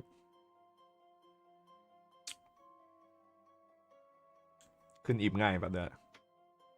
จาก 4,500 ให้3 วันพอ อิ่มเลยมันหลุดทุกเกมเนี่ยไม่ต้องห่วงหลุดอยู่แล้วยังไงก็ได้กดอยู่ที่ใจอ่ะใจเดือดพออ่ะใจเดือดพอกดหรือเปล่าส่วนออฟเลนแพทนี้ถ้ากดชนให้พวกนั้นกดดักเซียโคตรเอาแพทนี้แต่มันจะไม่เห็นแครี่ก่อน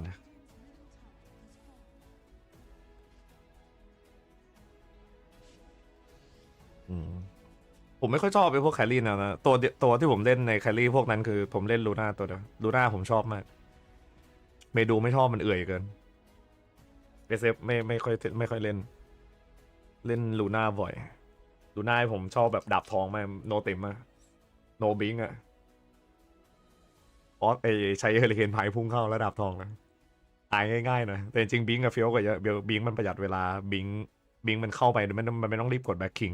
ประโยชน์ของมันอะเวลาเราเข้าไปแล้วโดนเฮกตายมันต้องกดแบ็คคิงไว้มันจะเสียแบ็คคิงประมาณ2 วิคนเลยนิยมทำบิงเขียวบนซัพพอร์ตในเฟสที่ทีมมีเฮกหรือว่าตัวที่จับแบ็คคิงดีๆจับตัวที่ยังไม่กดแบ็คคิงดีๆมันจะใช้บิงกันบิงเข้าไปเปิดได้บิงพี่ EL โหดที่สุดในจักรวาลอยากเล่นตัวฟาร์มครึ่งชั่วโมงเหมือนกันแต่เพื่อนๆไม่ชอบเพื่อนๆชอบตัวบูเข้าไปคอนเน็กลุยคุยกับคลิปป่ามันน่าเบื่อเนี่ยก็ดูกันเล่นโทรหลอนก็คุยกับคลิปป่าเจอกันตอนแบ็คคิงSY ก็ได้ Battlefield SY อากาเดมฉาดแล้วลุยเลยเกมไหนฟอร์ดแบ็คคิงไหนก็ไป SY แบ็คคิง Battlefield SY แบ็คคิงอากาเดมฉาดแล้วก็เอ็นเกมอยู่นี่เล่นอยู่แค่นี้พอไม่เกินนี้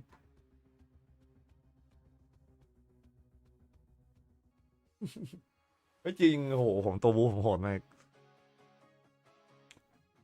แต่เงินผมจะน้อยมากผมไล่ฆ่าคนเนี่ยเล่นทรงสกิตเตอร์เลยเวลาผมเลยไล่อย่างเงี้ยโดนแซวตลอดเพื่อนจะชอบแซวว่าทำไมไม่ตีคลิปแต่ไอ้ฮั่นเนี้ยแซวบ่อยเวลาไอ้ฮั่นเข้ามาดูในดิสแต่ก่อนไอ้ฮั่นจะแบบแฟนไม่ตีคลิปเลยอะไรเงี้ยเงินแดงตลอดในชนะนะคือเงินแดงบ่อยจริงขี้เกียจตีคลิปมันไม่ขี้เกียจหรอกเราคอนเน็กตลอดไลน์มันจะขาดนะให้เพื่อนฟาร์มส่วนเราไล่อย่างเดียวที่ลิควิดแบบไม่ดูดรอปไม่ให้ใครครับ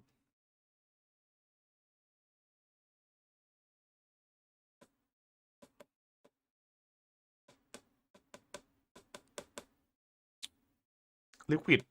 60ทีมสปิริต40น่าจะ2-1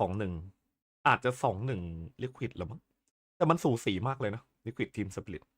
ไม่ได้เหนือกว่าแบบเห็นได้ชัดถ้าชิงจังหวะดาร์ฟน่าจะเป็นฝั่งลิควิดเพราะว่ามันเล่นพวกบิสมาสเตอร์แย่งกันทั้งคู่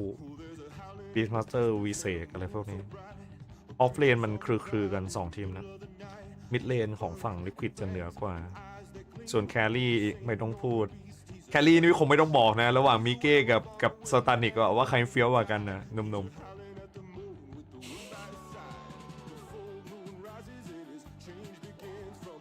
ใช่ต้องดูดับผมก็เลยไม่ค่อยอยากอะไรมันต้องดูดับคุณลิควิดสูสีเกินต้องดูดับมันก็ไม่ใช่ทีมไก่กาที่มันจะไม่ทำแผนมารับดับของฝั่งลิควิดหรอกดับลิควิดเองก็เป็นทีมที่ทำแผนมาโดยตลอดบอดดีที่ไอแชมป์จริงแต่ซิลเวอร์ไลท์มันหนักเกินเลยผมไม่ชอบซิลเวอร์ไลท์ผมแอนตี้ซิลเวอร์ไลท์มากเลยผมรู้สึกว่าซิลเวอร์ไลท์เป็นคนที่พัฒนาการช้ามากถ้าเทียบกันกับออฟเลนคนอื่นซิลเวอร์ไลท์ถือว่าโดดเด่นน้อยกว่าผลงานจริงจังไม่มีนึกออกไหม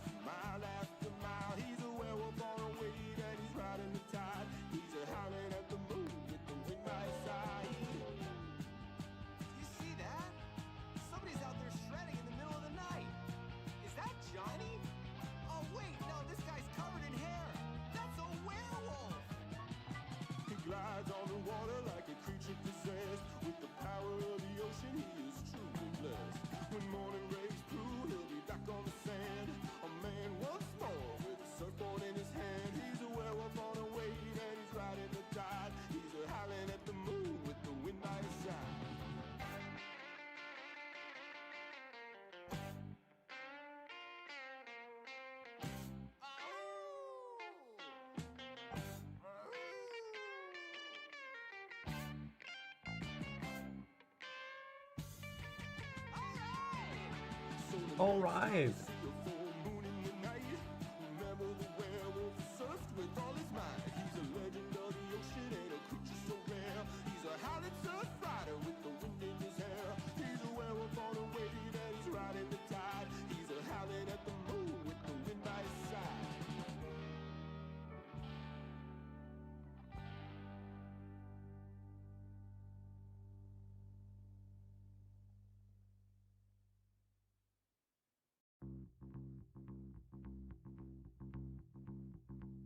I've been feeling something in my brain.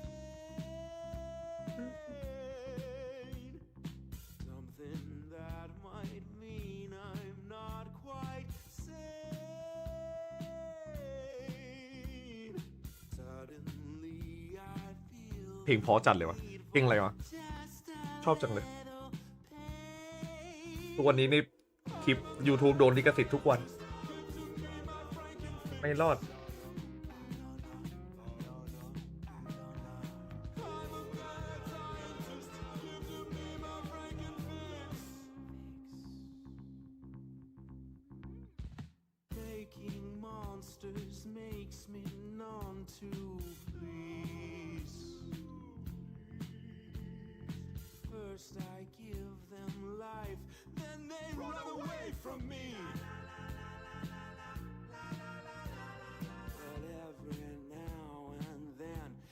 what I need. I'm a mad scientist. Give to me my Frankenfix. I'm a mad scientist. Give to me my Frankenfix.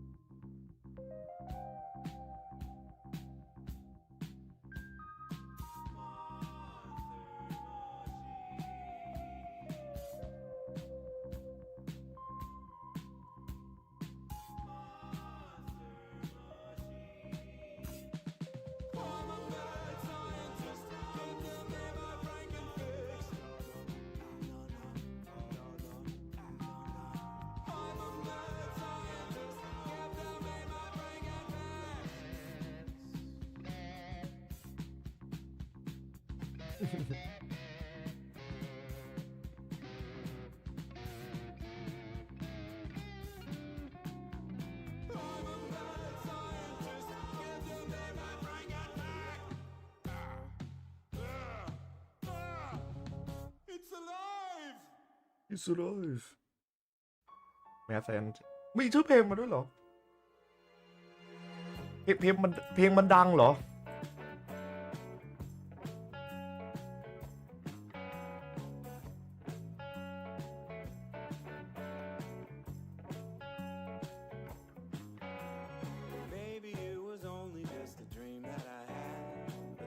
The other night I found myself in a land where everyone was nameless and faceless and bland, and out of every window came the sound of a band. Hey, dead rock. It's like a very banal zombie apocalypse. คือของวงอะไรอ่ะ Brain dead rock. Brain dead rock. Brain dead rock.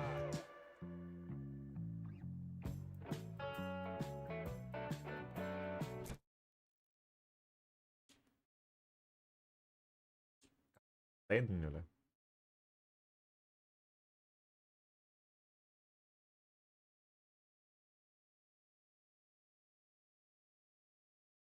โอ้โห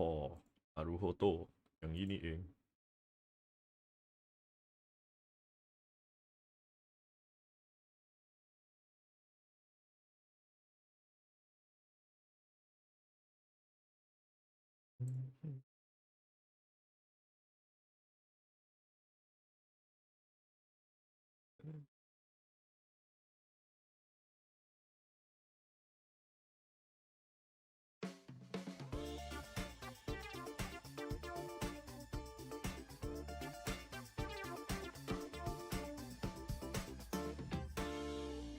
ถูกเล่นถูกเล่น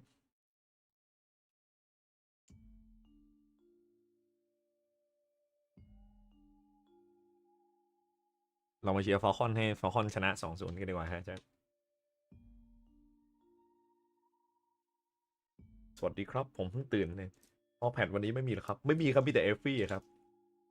ดูหน้าเอฟฟี่ดีๆนะฮะคุณเฟรมเนี่ยดูหน้าเอฟฟี่ดีๆฮะด้านดูเอฟฟี่เนี่ยเอฟฟี่เสื้อชมพูครับ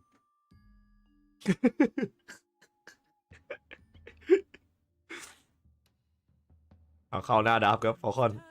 แบนลิงปักหน้ากระจงครับส่วนพาราวิชั่นแบนนากาอัลคูมิสนะครับดูมบีแบนบีครับแซนคิงหลุดหยิบแซนคิง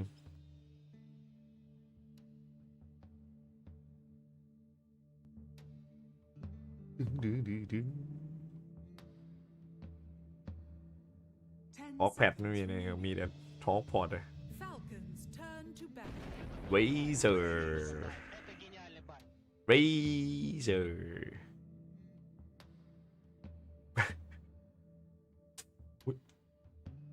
โอ้ยผมสามารถดีดหนังยางอ่ะให้ไปเด้งตู้ข้างๆเว้ยแล้วกลับมาที่โต๊ะผมได้ด้วยว่ะโคตรเท่อะดูดิไม่ถึงว่ะรอบนี้ต้องใส่มุมไม่ได้โคตรโหดอ่ะ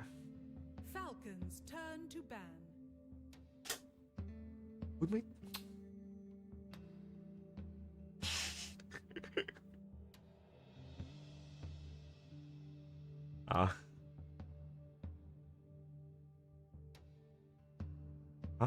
อะไรเหรออยากมาดีดหนังยางที่ห้องป่ะสนุกไหมมีเต็มโต๊ะเลยซื้อข้าวถุงมาชวนดีดหนังยางผมย้ายไปเล่นเซิร์ฟเจแปนออสเตรเลียแล้วทำไมเหรอเซิร์ฟซีไม่สนุกเหรอ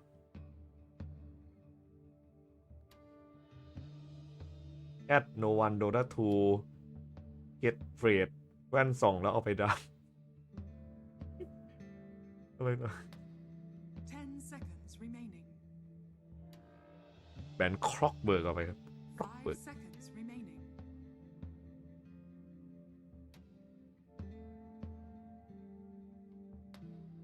no one dota 2 get freight อีเด็ดจำไว้เลเซอร์เนี่ยฮีโร่ที่ดีที่สุดแล้วพี่ไม่มีเป็นฮีโร่ที่เก่งที่สุดในจักรวาลโดตาตัวนี้เพียงแค่คุณกดเลเซอร์เข้ามาในหน้าดาวเนี่ยจะทำให้ดาวคุณดูมีพลังขึ้น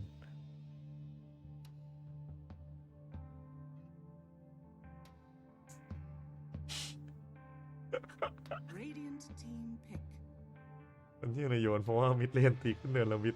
ใช่เลยดีกว่าแบนไจโรออกไปครับนี่คือเขามีเลเซอร์เขายังแบนไจโรอีกฮะคือเขาเข้าใจอะไรผิดได้ป่ะเลเซอร์ที่เป็นฮาร์ดเคาน์เตอร์ไจโรนะครับนี่คือไม่มั่นใจเหรอครับคือพี่กลัวเหรอครับพี่กลัวไจโรพี่กลัวรถเครื่องอะพี่อยากเล่นตัวนั้นนะอีนิกมากครับเป็นตัวที่มี2ตัวนะครับที่กลัวไจโรมากๆ1คืออีนิกมากครับ2คือบีสต์มาสเตอร์มันค่อนข้างชัดเจนมากๆนะจริงครับผมเห็นนะพี่ซินว่าเฮาตัวหมดแค่ตัวนี้เองฮีโร่ที่ดีสุด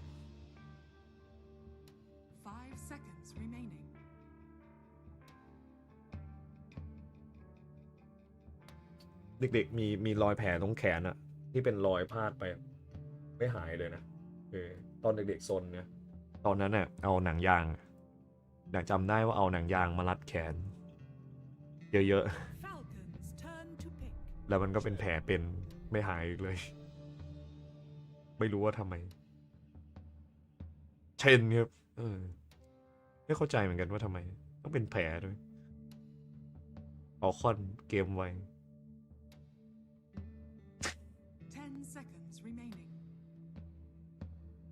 อีนิกมาเขามั่นใจของเขาก็มี2ดูดในทีมแล้วจะแพ้ได้ยังไงตัวหนึ่งมีดูดดาเมจอีกตัวหนึ่งมีดูดแบ็คโคมีตัวอะไรดูดได้อีกปักหน้าไหมปักหน้าโดนแบนมาแล้วมีไลออนดูดได้เหมือนกันดูดมานา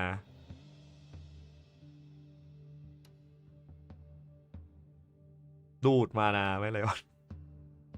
ดูดวิ่งครับฟอลคอนอันนี้ก็ดูดนะครับดูดเข้าต้นไม้เห็นก็ดูดนะดูดคีปอันคิงที่ดูดเลย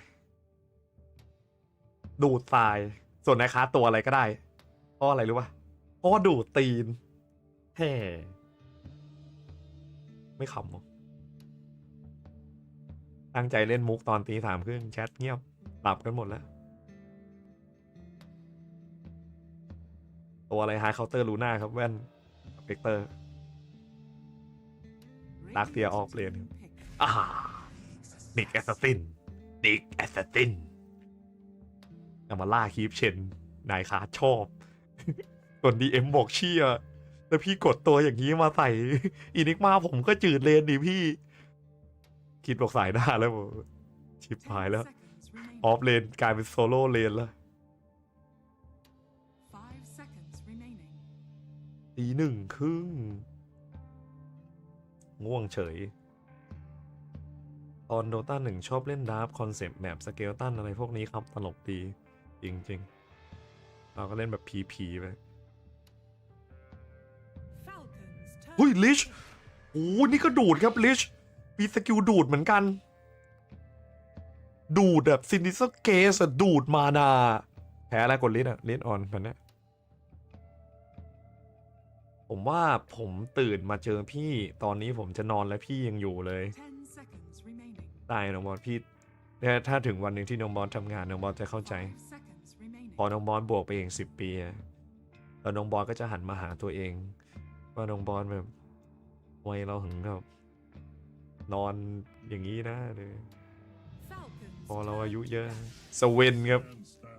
เราก็จะเข้าใจนะว่าเราต้องหาตังค์นอนอดหลับอดนอนทำงานเพื่อความฝันของเราตื่นมาเปิดแว่นทำเสียงดูด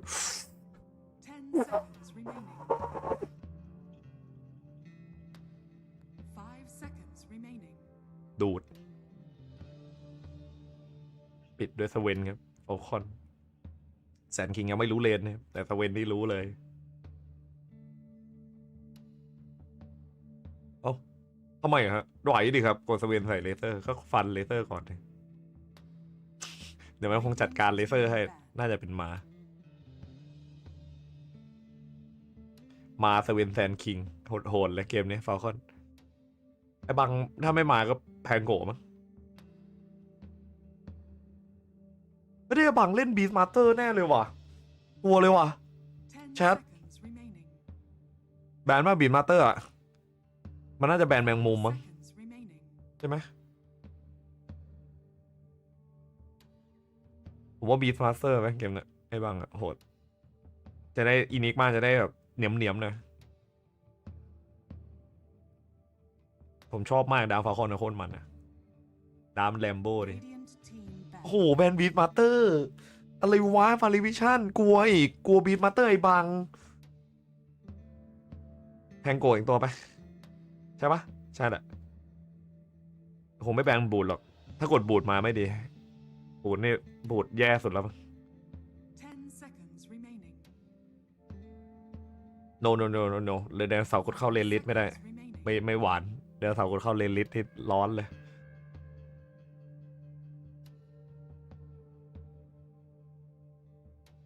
เหลือม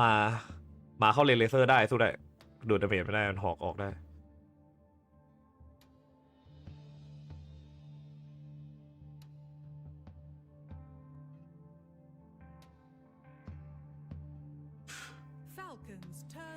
เว้ยไดโนเสาร์กลางส่วนฟอลคอนต้องแบนมิดเลนของโนวันตัวนึง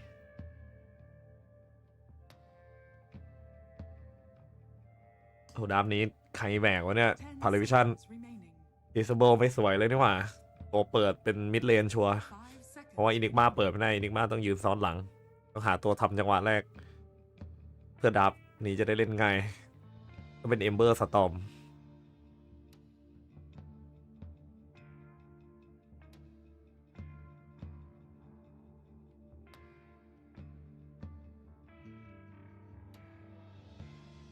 มันจะไม่แบนปลั๊กแน่มันจะปล่อยปลั๊กไว้เพราะว่าแซนคิงเอาอยู่จะปล่อยไว้ทีนี้ต้องดูว่าจะโดนตัวอะไรตบเลนแซนคิงซึ่งโดนแน่นอนอยู่แล้วถ้าเลือกตัวตบเลนมาฝั่งพาริวิชั่นจะแพ้เลยเพราะว่าแซนคิงมันไม่ต้องเอาเลนฟาร์มป่าได้เหมือนเกมที่แล้วจะดึงคีบแล้วฟาร์มป่าเลยนั่นคือสิ่งที่มันจะโดน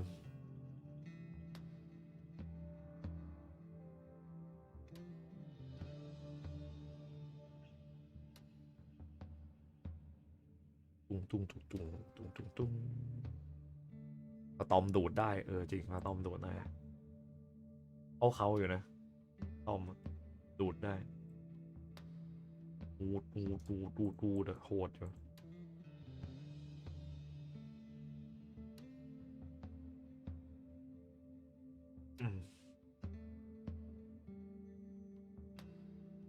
ในเกาะปั๊มใส่เลเซอร์แบนเอมเบอร์แบนเก่งมากครับผมครับ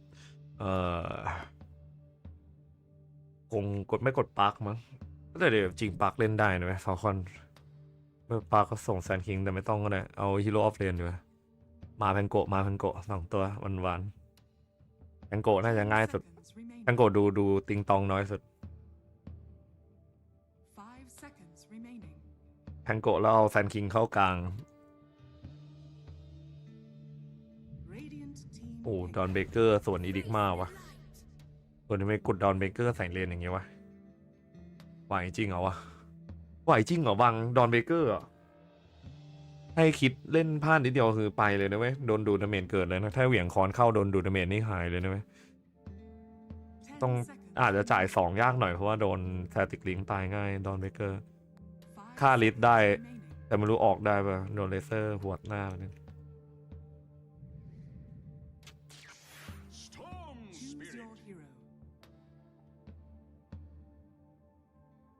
ได้อยู่นะดับเพราะเขาไม่แย่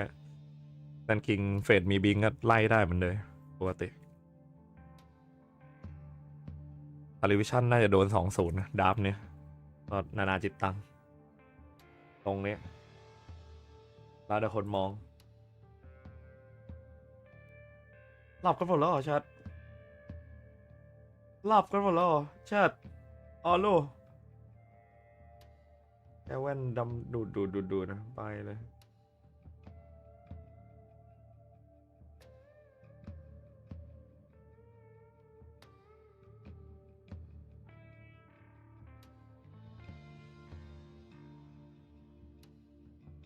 สวัสดีครับสวัสดีคุณธนวัฒน์จูเนียร์เดี๋ยวรอเขาลีดกีตาร์แป๊บนึงครับใกล้แล้วป้อนกำกิ๊กเพียงกันเลย อาปากนอนแล้วขอรับพิมพ์ได้ไงกำกิ๊กเพียง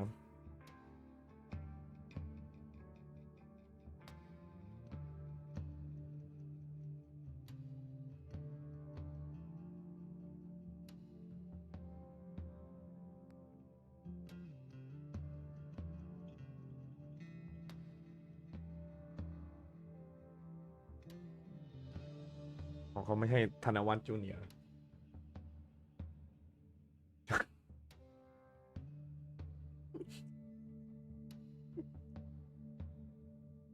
แว่นโดนพี่หน่วงซื้อไปแล้วหน่วงไหนปะหน่วงไหนอ่ะคุณอิมกูเชโน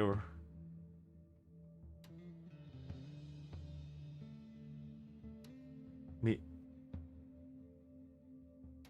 พี่หน่วงไหนอ่ะผมไม่ได้ตามข่าวเลย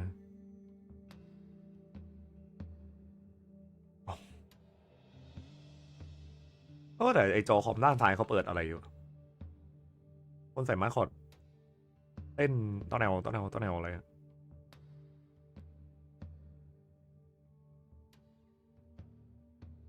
พัสลู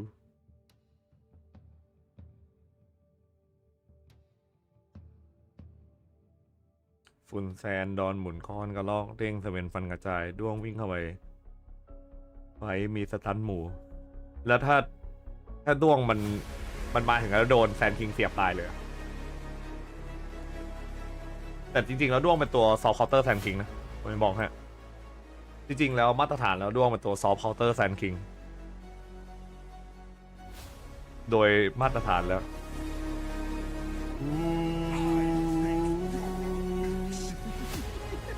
พอคอนขึ้นบ้านยังไงครับถ้าไม่ไปตายนอกบ้าน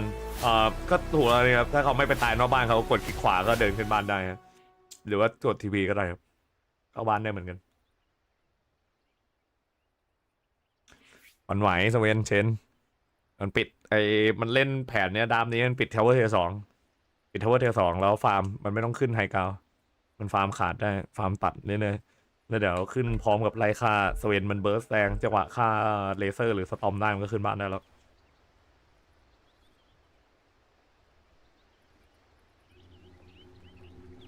บอกซินเวอร์เทียดอนเบเกอร์เล่นได้ไงวะไอ้บางพิมพ์อะไรก็ไม่รู้เมื่อกี้อ่านไม่ทัน Then I can play Don Maker at this point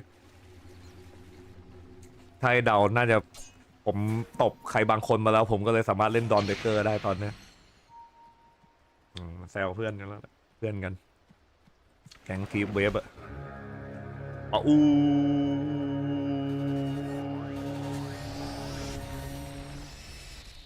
The battle begins. เก็บรูนแบบไม่กลัวเลือดหมดนะสกิปเตอร์ลูกน้อยครีมออโนตูเก็บ3รูนไปเลยลูกน้อยครีมออโนตูใช่ไอ้บังจะโดนแซวเรื่องเทียร์ฮีโร่เพราะไอ้บังอะ ตรงเนี้ยเผื่อคนไม่ได้ตามนะครับไอ้บังเนี่ยเวลามันจะเล่นเนี่ยมันจะต้อง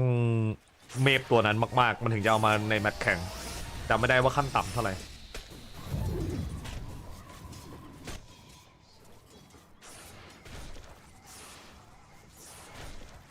โนวันนะไม่แปลกใจหรอกสตอมแกนมาสเตอร์ตัวเก่งมันตั้งแต่ยุคล่าเบนแล้วเอามาเดือดคัก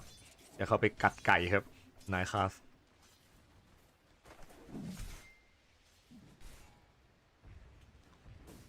ดึงคีบออกเอาครับเอาคีบจุ่มอ้าวเอาแต่คีบป่าเกิดเมื่อกี้ยืนบองยังไงให้คีบป่าเกิดว่านั่นนายครับบังพลาดนั่นน่ะเมื่อกี้ไม่ได้บังที่ว่า ATF เล่นพลาดนะมันบังแบบคีบเกิดอะนายคาร์ดพลาดเฉยเลยเมื่อกี้คีบเล็กเกิดแย่อยู่นะมันเสกมาให้ช็อตได้เลยเพราะว่าขอแค่ช็อตมานาทิ้งออกทันเพราะว่านายคาร์ดก็ต้องจ่ายท่า2อยู่ดีมานาหมดแล้วเล่นเลนไม่ได้แล้วนายคาร์ดงงปะขึ้นมาโดนคีบเบิร์นมานาแล้วก็เสียมานาในการฆ่าคีบเบิร์นนายคาร์ดทำอย่างนี้ได้3 รอบเซอร์เคิลมานาหมดเลยแล้วก็พยายามพ่นคีบไกลไปเก็บเลเวลไปเลยถ้าทำอย่างเงี้ยเรื่อยๆอินิกมาไม่ชอบนะอินิกมาขาดเลเวลแล้วนะทำแบบนั้นไม่งอนหรอกมั้งทันด้ามาเพื่อผลงานนายคาก็แซบจี๊ดนะพ่นคีบไปเรื่อยเสียยามานาครับพ่นคีบส่วนทางด้านเซเนคิงครับเชนขโมยคีบอินิกมาไปมันไม่มีสิทธิ์งอนหรอกเป็นเพลเยอร์งอนสังกัดยิ่งเป็นสังกัดใหญ่คุณจะยิ่งไม่มีสิทธิ์งอนครับจะเป็นฟรีฟาร์มอย่างเงี้ยสบายตัวส่วนสตอมฟรีเหมือนกันสตอมกลางแซนคิงก็รอเข้าเลยว่า3ก่อนสตอมฟาร์มฟรีไปเลยฟาร์มฟรีดูดเมจทั้งส่วนครับยังดูดเลเวล1อยู่ยังไม่ค่อยแรงเท่าไหร่ครับระเบิดเลือดยัดหน้าครับยืนโซนไว้ให้ลาดคีฟได้ถึงแม้ดาเมจจะเหลือแค่30ครับทรงนี้โหดจัดดูดแบบเต็มโซนโดนดีนายคีฟใกล้ทุกตัวช่วยดีนายคีฟตรงเลยโอ้นี่ก็ตีไม่ให้สเวนได้เงินครับเงินหายไป30แล้ว32ตัวเก็บตอตี้เอาครับปักเซนที่แซะหัวแซนคิงออกจะตายเอาครับเมาลีนเนินหลบมาครับโดนไปครับแซนคิงกดขวดซ้ำซ้อนครับรอเสียบเข้าตบหางครับ โอ้ยโดวันเลยลูกชายเอาเพเล่นแซนคิงโซโล่ฆ่าสตอมกลางโดน2-0แล้วจัดอย่างเงี้ยบอกให้ถ้าอย่างเงี้ย2-0แล้วอินิกมาจนคุณดูเลเวลอินิกมากับเลเวลไอ้ดวงนายคานเล่นอย่างเงี้ยกับอินิกมาไม่ได้นะเว้ยอินิกมานี่ไม่มีประโยชน์เลยเล่นอย่างเงี้ยกลายเป็นซัพพอร์ต4อินิกมา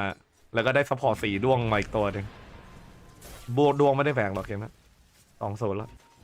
เป็นการแบ่งเงินที่แย่มากสีหน้านายคาร์ดออกเลยตอนสีหน้าดีเอ็มออกเลยตอนนายคาร์ดมันกดดวงมา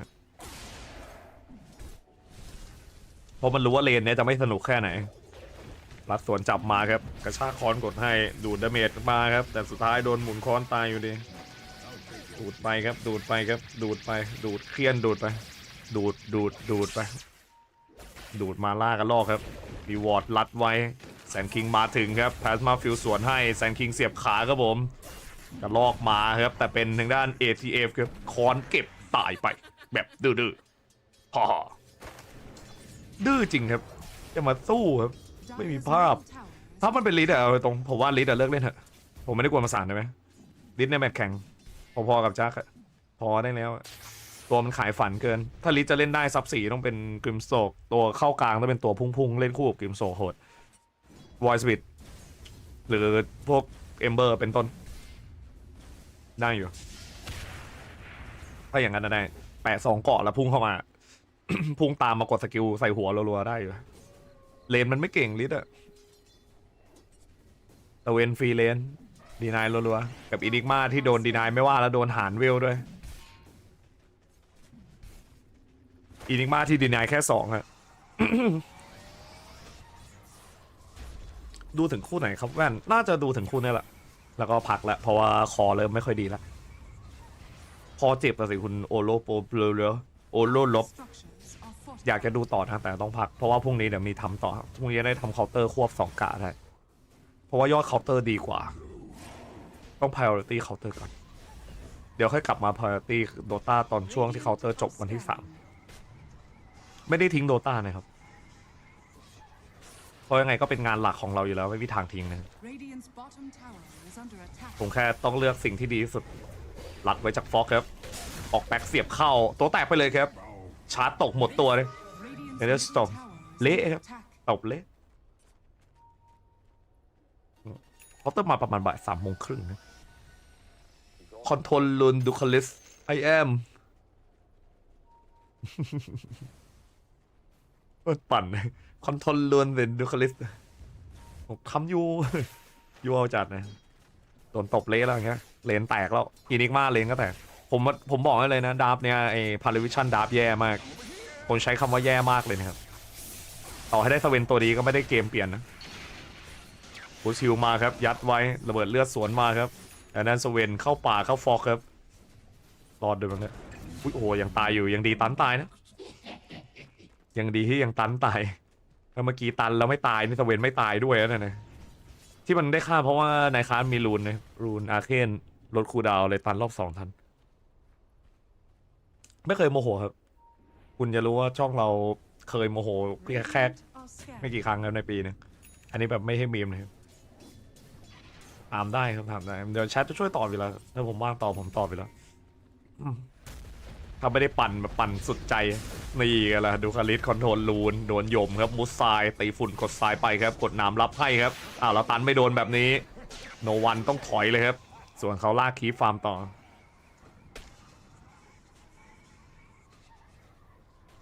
ใช่หรอบ้านแดงหมุนป่ะหมุนเหรอหรือว่าอะไรหรือว่ากดเล่นเฉยอ๋อใช่หรอต่อยตรงไหนอ่ะจะต่อยต้นไหนหรอ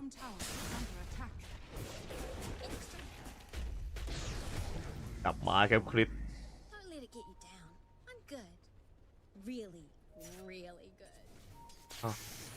ไม่ต่อยคุณซิกมาดักแย่มากไปเอามาจากไหนเนี่ยใช่ช่องเราเหรองงเลยปันซัมมอนเนี่ยโอ้โหช่ำเลยนะเมื่อกี้60ได้เฮ้ยไม่ใช่60อ่ะ80ได้แล้วตัวละ20อ่ะเนี่ย4-5ตัวคำช่ำเลยตัวละเกือบ20นี่ก็สแต็กคีฟาร์มมันมือเลยครับเมาลีน กดก่อไปเลยครับดูคลิปหนูเชื่อนะครับผมไม่เคยด่าคนแบบจริงๆเคยแหละแต่ไม่มีทางมาตั้งด่าแชทแล้วใครก็จะไปตั้งแบบทำลายแฟนคลับเองไม่มีสาระหรอกครับ กลุ่มไม่แข็งครับ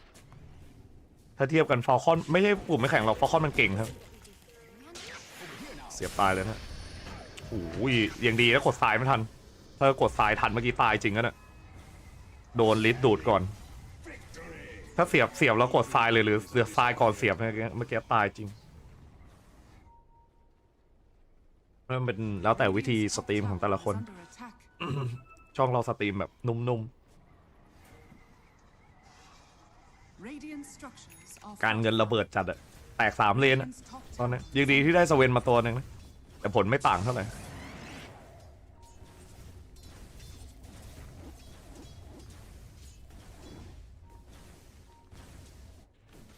เอาเลยมันเก่งเกินสองนะต้องปล่อยอุ้ยเอาละตัดว่าวชุยเลยทีนี้เพราะว่าเสียเองเลยโนวันตายแล้วแต่โนวันร้อนอะไรอย่างเงี้ยกิ้งเข้ามาแบบนี้ตายแน่นอนพลาดมากโนวันพลาดมากร้อนแบบร้อนจัดอะช็อตเนี้ยคีดติมนายคาร์ดสูงนะบอกให้ช็อตนี้นายคาร์ดทำพลาดสตอมเลยตายพลาดมากไม่มีใครปล่อยแซนคิงให้เมาลีนเล่นหรอกครับเพราะว่ามันโกงครับแซนคิงบนเมาลีนมันโกงคนอื่นเล่นอย่างเงี้ยไม่ได้นะมีแค่เมาลีนเล่นอย่างเงี้ยได้แค่คนเดียวในโดตา2มันเป็นคนที่เล่นแซนคิงตั้งแต่ก่อนเป็นเมตาแล้วมันพยายามเล่นแซนคิงมานานแล้วโดนคนอื่นล้อต้องบ่อยจนเป็นเมตาแล้วมาถึงได้เก่งพี่บุ๊กใจเย็นๆนิกไม่ใช่ควายนิกเป็นด้วงแอค4มาวันที่1เดือนหน้าเลื่อนวันเลื่อนออกไปเดือนหนึ่งเลย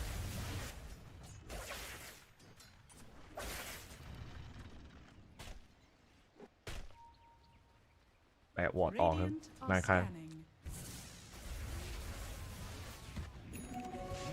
ตัดโอ้ไม่ได้พกโอ้ยถ้าเสียบโดนนะ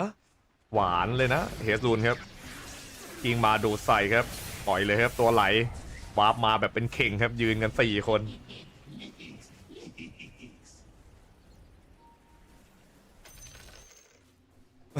แล้วติ๊บคิดทำไมครับเล่นเลสตู้มือดีจริงๆนะครับ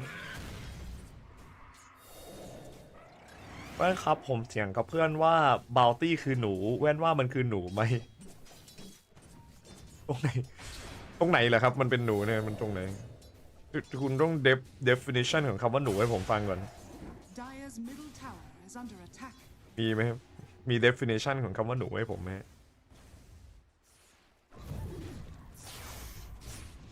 ถ้าคุณทำให้ผมเชื่อใจได้เดี๋ยวผมจะ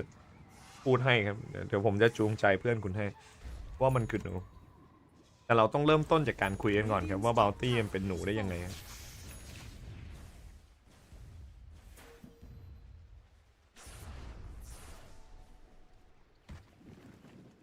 โหมดเสียงนุ่มใช่เลยโหมดเสียงเซฟเสียงสำหรับวันพรุ่งนี้เพราะว่าต้องใช้ยาวจนถึงเดือนหน้าสิที่ถึงสภาพเดี๋ยวต้องใช้ถึงกลางเดือนหน้าต้องใช้เสียงถึงกลางเดือนหน้าแต่ตอนนี้เสียงหมดแล้วทั้งที่ตอนนี้เพิ่งเป็นวันที่2สายเสียบครับตามสูตรโซล่าการเดียนจับตัดลงครับไอ้บังลอดตัวด้วยนะบังส่งยาให้บางเกียวกับ3 อันอร่อยบอลตี้ฮันเตอร์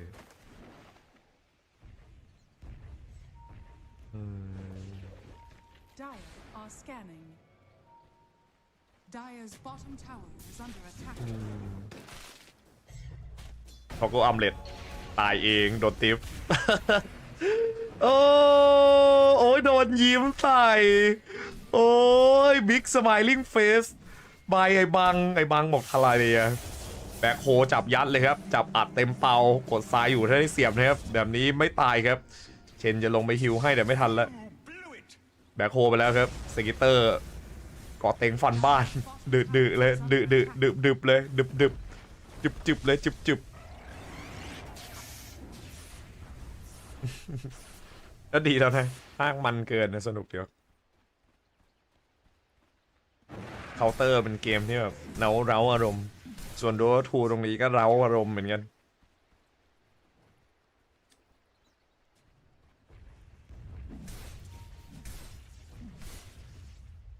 เร้าอารมณ์ค่อยๆฟาร์มไปเงินดำ5,000เลยครับในนั้นฟอลคอน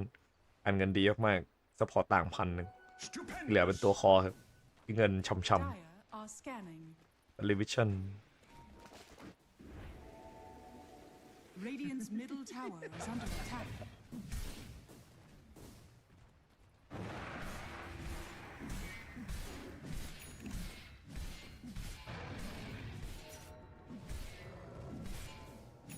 คิตเตอร์ค่อยๆฟาร์มไปเรื่อยๆแต่มันจะมีอยู่1 คน มันจะมีอยู่1 คนที่การเงินมันแปลกๆเห็นหรือเปล่าครับแชท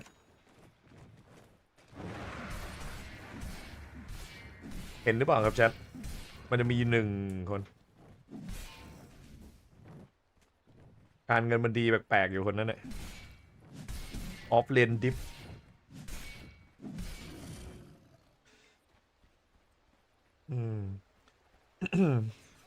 ฟาร์มแบบทะลุโลกชะโงกแบบไม่เห็นเงาฟาร์มแบบฟาร์มเข้าไป Radiant's middle tower has fallen. ดอนเบเกอร์ Dire's bottom tower is under attack. รุ่นดอนจัด Dire's structures are fortified. Dire's top tower is under attack.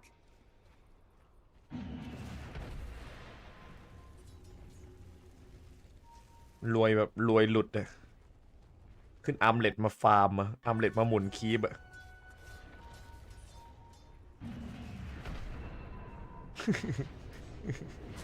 รวยบังเล่นแล้วเชนโชว์ครับเชนตายวาร์ปมาอย่างนั้นแซนคิงครับผมเชนฟอร์ดักสโลไว้ครับแซนคิงลงมาต้องหนีก่อนเลยฮะเพราะว่าเชนทิ้งไปแล้วด้วยอ้าว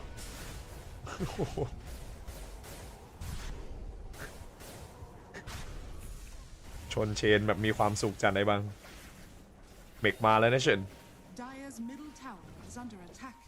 เชนฟอร์ดเล่นเป็นโกริงโกนะครับได้ค่าแล้วเชนฟอร์ดขึ้น Dire's top tower is under attack. เข็นป้อมสวนมาครับเทเดนพาริชัน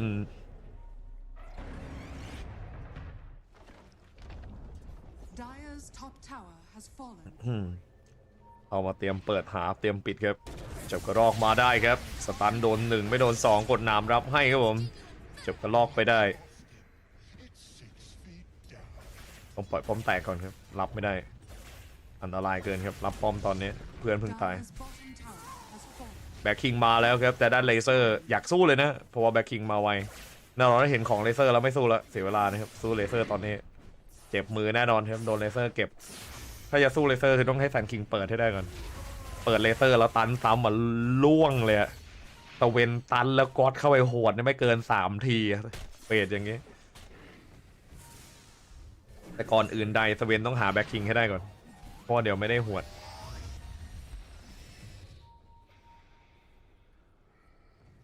สโมกมาครับคริส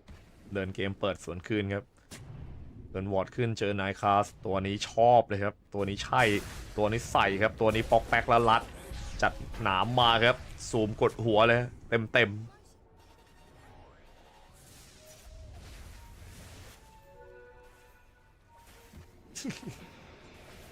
ไคเซนเต้บอกว่า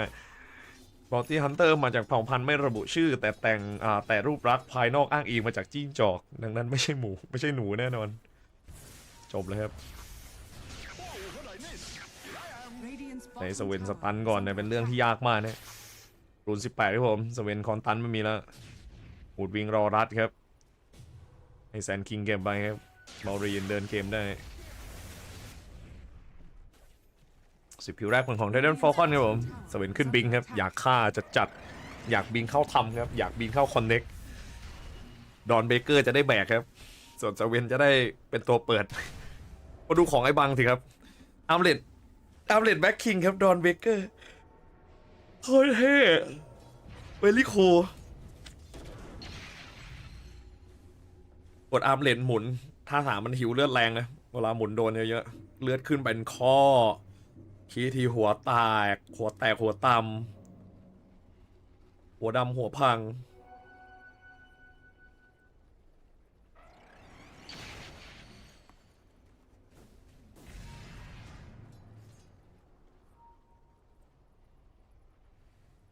ด้วงมันตัดดอนอันติป่ะตัดครับตัดแต่ต้องกด3รับก็3รับมันยากกันเหมือนฆ่าด้วงก่อนได้ฝั่งฟอลคอนแตนคิงเสียบเข้าด้วงสเวนตีทีเดียวก็ตายแล้วรีเอโคไม่ต้องตันด้วยซ้ำขอแค่แซนเสียบได้กดก๊อตกระโดดเข้าไปฟัน2 ทีด้วงล่วงเลยนะต้องจ่ายก๊อตถ้าจะฟันไม่งั้นเสียเวลา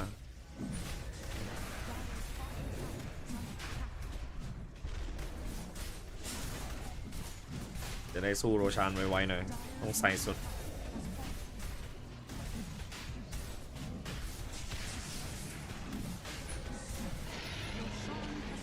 ส่งเอจิให้สกิตเตอร์ครับพร้อมเล่นส่วนโนวันครับส่งคีบเข้าเหมือนกันเอาคอนเนี่ยมาดูกันว่าเอจิสนี้จะได้กี่ศพครับหรือว่าจะได้ฟาร์มต่อเพราะว่าดูท่าแล้วอยากจะได้บรัสโตนก่อนดูต้าวันวันมีสกิลอะไรบ้างที่เสียงดังทั้งแบบไตเลนเซอร์อันติเสียงดังทั้งแบบครับ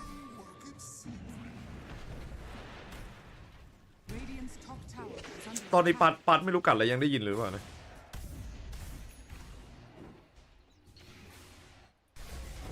สวัสดีครับพี่คูโรแมสใช่แต่ก่อนเขาก็เล่นกันมะม่วง4 ลูกเลเจนด์เวอร์มะม่วงมันโดนเนิร์ฟครับคุณไปเกียรติมันให้เลเจนด์เลือดน้อยลงบวกกับตัวมูลค่ามันแพงถ้าเทียบกับสมัยก่อนเนี่ยมะม่วงมันถูกครับหนาออกครับแลกฟาร์มกันยาวๆแลกฟาร์มกันยาวๆ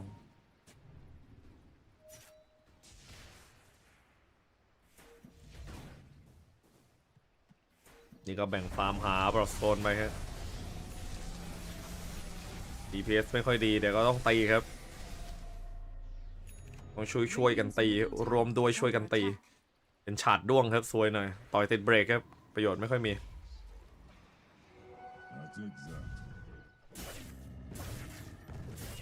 แต่ก่อนเป็นต่อยแล้วติดโบนัสดาเมจนะสเปลยังโกงทำให้อันตีต่อยแรงขึ้นด้วย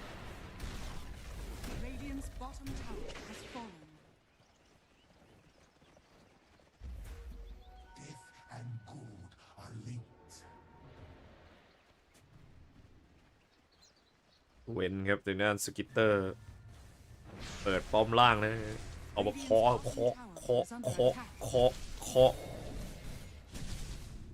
ตึบ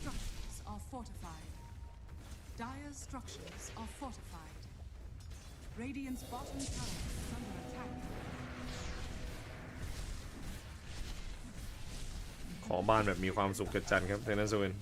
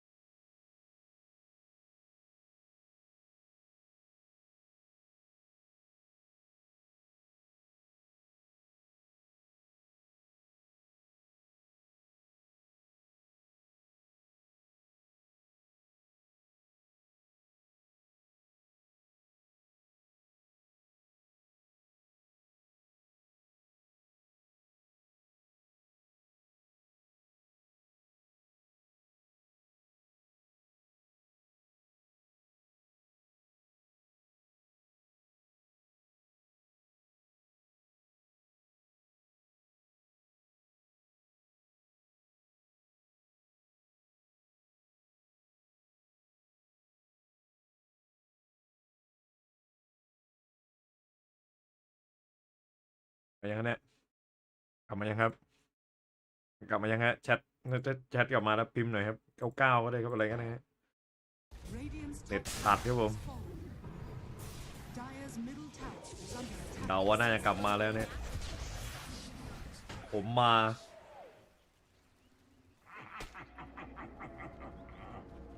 ครับผมมา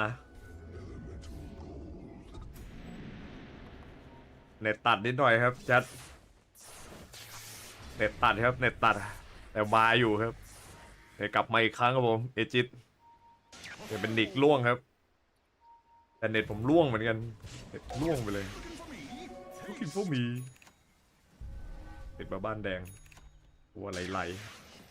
ๆเป็น1 เน็ต0จริงพี่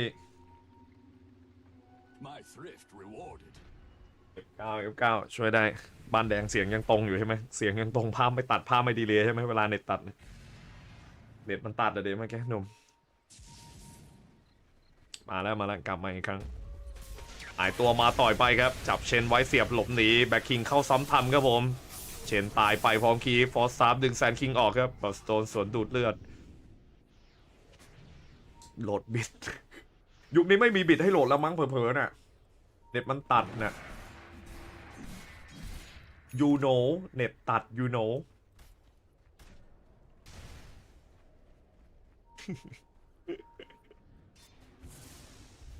มีอยู่เหรอยังมีอยู่เหรอ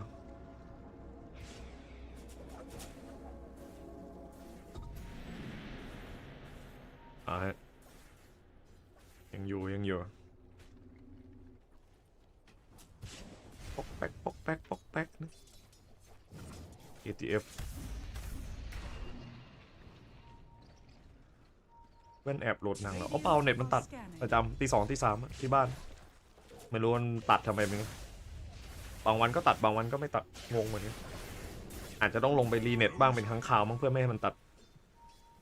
ค้างคาวที่เป็นสัตว์มีปีกอะที่ห้อยหัวกินผลไม้บ้างบางทีก็กินแมลงคนจีนก็เอาไปทำซุปกินออกมาเป็นโควิด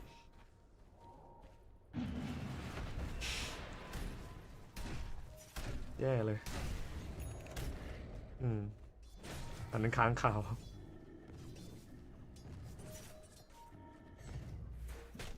11-7ครับเงินนำ 5,000 6,000 ครับฟาลคอนปวดหัวเลยนั่นเล่นมุกอะไรวะนั่นมุกเหรอแว่นเข้ามาต่อยแบ็คกิ้งสวนตีเลยครับปาดค้อนมาครับหมุนค้อนกดให้ครับทรงนี้เอาเลยครับจับเลเซอร์ได้ก่อนครับส่งไดคาร์ดก่อนเลยครับผมโอ้โหไดคาร์ดยังไม่ตายครับแต่เพื่อนโดนแบ็คโฮไปแล้วครับบังว่าไงครับมีโซล่าอยู่นะครับบังโซล่าการเดียนไม่ได้ครับไม่มีจังหวะเลยเพื่อนทุบมาได้เลือดครับบุญคอนเอาเลือดแต่บุญไม่โดน DM ครับเลือดเลยไม่ขึ้นเท่าไหร่บวกต่อแน่นอนครับรอจังหวะจับได้ DM มาฟันตัวขาดครึ่งครับ DM เดกอนไปไหนล่ะฮะไปไหนเลเซอร์โดนเข้าทำครับเข้าซ้ำดูดดาเมจไล่ไปครับเชนบัฟเกาะให้ครับเดินหนีมาก่อนไอ้บังไม่ได้จ่ายอันตีไม่งั้นจะไล่ทุบด้วงดุจัดบังจะตีด้วงจ่ายแบ็คโฮไปแล้วครับในขณะที่ฟอลคอนไม่ได้จ่ายนะครับโซล่าจะฆ่านายค้ายก่อนนะมีอันตีได้ทำเล่นไปแต่ไม่ได้อันตีเพราะว่าไม่ยอมจ่ายอันตีตอนแบ็คคิงไอ้บางโซน3บอกอีถ้าหมุนดีๆนี่พังหมดแต่จังหวะหมุนมันลำบากนะหมุนโดนน้อยอ้าวแล้วเรียบร้อยหรือเปล่าครับออกแบ็คจับมาครับบูมแมลงคอมโบครับเก็บด้วงไปได้ชุดเดียวตายไปเลยครับด้วงล่วงไปเรื่อยๆครับด้วงที่มันร่วงแว่นโหลดหนังผู้ใหญ่แล้วไม่โหลดเน็ตมันตัดไอ้นุ่มเน็ตตัดมันเป็นงึกงัก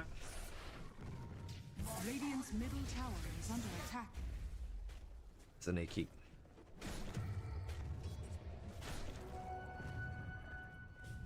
ออล่ามาครับเตรียมไปต่อที่ปลายตะเวนตีโรชานาทีกันนิกตายอยู่รวมด้วยช่วยกันทุบครับผมทุบให้ดอนแทงครับหนาอยู่ครับดอนเบเกอร์มีฮิลด้วยนะดอนเบเกอร์สกิล3ครับลูมิโนซิตี้ครับแสงส่องสว่างเจิดจรัสครับผมฮิลลุมตีครับแล้วไม่มีใครเก็บธงครับผมสเนคคิงโอ้ยค่อยๆบี้ครับโรชานมาเรื่อยๆตบเละ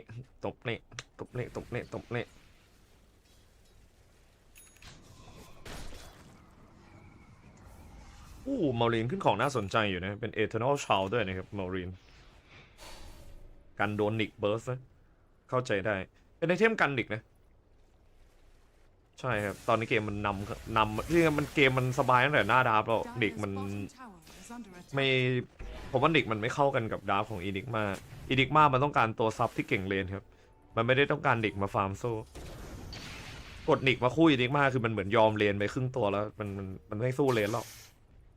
พอมันไม่สู้เลนอีดิกมาคุณจะกดมาทำไงอีดิกมาปกติเป็นตัวสู้เลนนะเป็นตัวเก่งเลนมันเพรสเชอร์แครี่ดีอีดิกมาเขาถึงได้กดกันอย่างเงี้ยเรียกใช้ดาร์ฟอีดิกมาไม่คุ้มพาริวิชั่นใช้ดาร์ฟอีดิกมาแย่เอา DM ลืมมั้ยเนี่ย โถดีเอ็มเจอดอนเบเกอร์โอ้โหลืมเฉยคุณวิ่งรัดทันโอ้ต้นไม้ล้มมาดิมีไอ้บางลากคอนต้นไม้ล้มหมดอย่าลืมนะเว้ยเวลาสวิตช์จากกลางคืนเข้าเช้าอ่ะดอนเบเกอร์มันมีแฮกแมปนะถ้ามันไม่ตายอยู่มันจะเห็นตลอดนะครับมันจะเห็น5 วิว่าใครเดินทำอะไรอยู่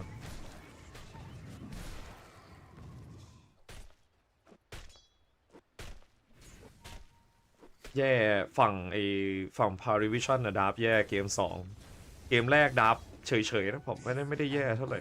แต่เกม2นี่เข้าขั้นดับแย่เลยแบบดับนี้ไม่ดีมันการที่เราพิกนิกส์มาเนี่ยคู่กันกับอินิกมาคือเดิมทีแล้วมันจะต้องใช้ซับ4ในการโซนเลนตัวเลนกับอินิกมาต้องเป็นพวกคล็อกทักหรือว่า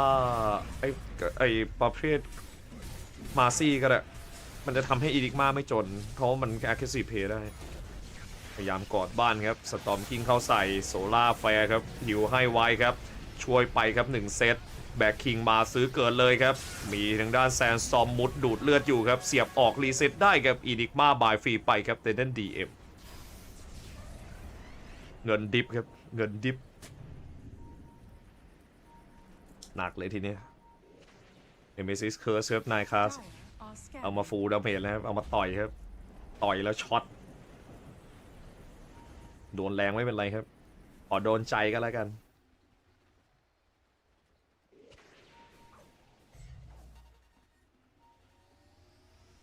ผมว่าไอเลเซอร์ไม่น่าออกแมนต้าเกมนี้พลาดมากน่าทำแซงยาฉามากกว่าแมนต้าบนเลเซอร์ห่วยเกมนี้ไม่กดดอทอะไรไม่ได้เลยล้างได้แค่สกิล1 เชนด้วยย่ำแย่จัด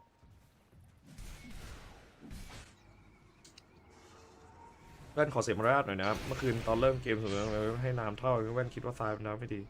เกมไหนหรอเกมเนี้ยหรอ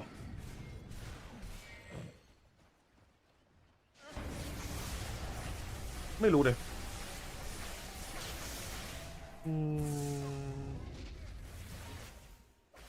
ทำไมอ่ะมันมีด้วยเหรอน่ากลัวอยู่นะดาบไม่ดีเลยนะพาริวิชั่นอะดาบนี้เล่นได้ไงอ่ะแปลกมากเลยนะงงจัด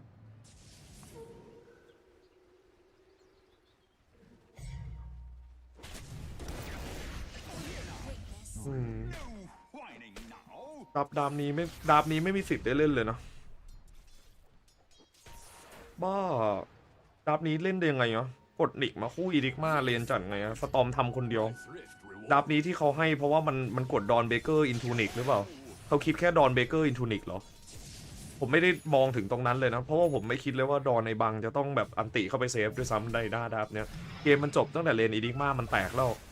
ถ้าดูเกมเป็นจะรู้เลยว่าอีนิกมาไม่ได้เพรสเชอร์สเวนเกมมันก็จบที่ตรงนั้นแล้ว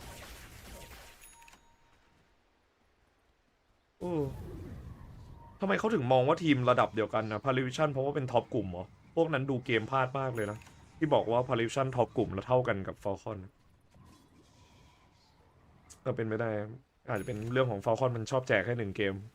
แต่ดาบนี้ไม่แจกดาบนี้เมมอยู่แล้วโอ้รู้เลยอย่างเมมถ้ามันจะไม่เมมมันไม่กดแซนคิงมาเลยมันคงกดพวก NP มาแล้วปวดท้องวะอยากไปเข้าน้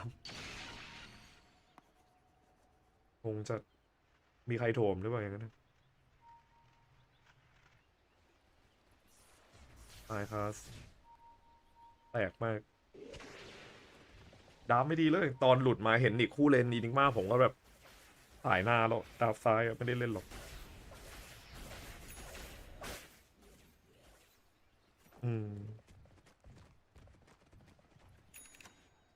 เลนมันแย่อยู่แล้วมันเป็นไม่มีภาพชนะเลนดิกคู่กับอีดิกมาไม่ว่าเล่นยังไงก็ไม่สามารถชนะเลนได้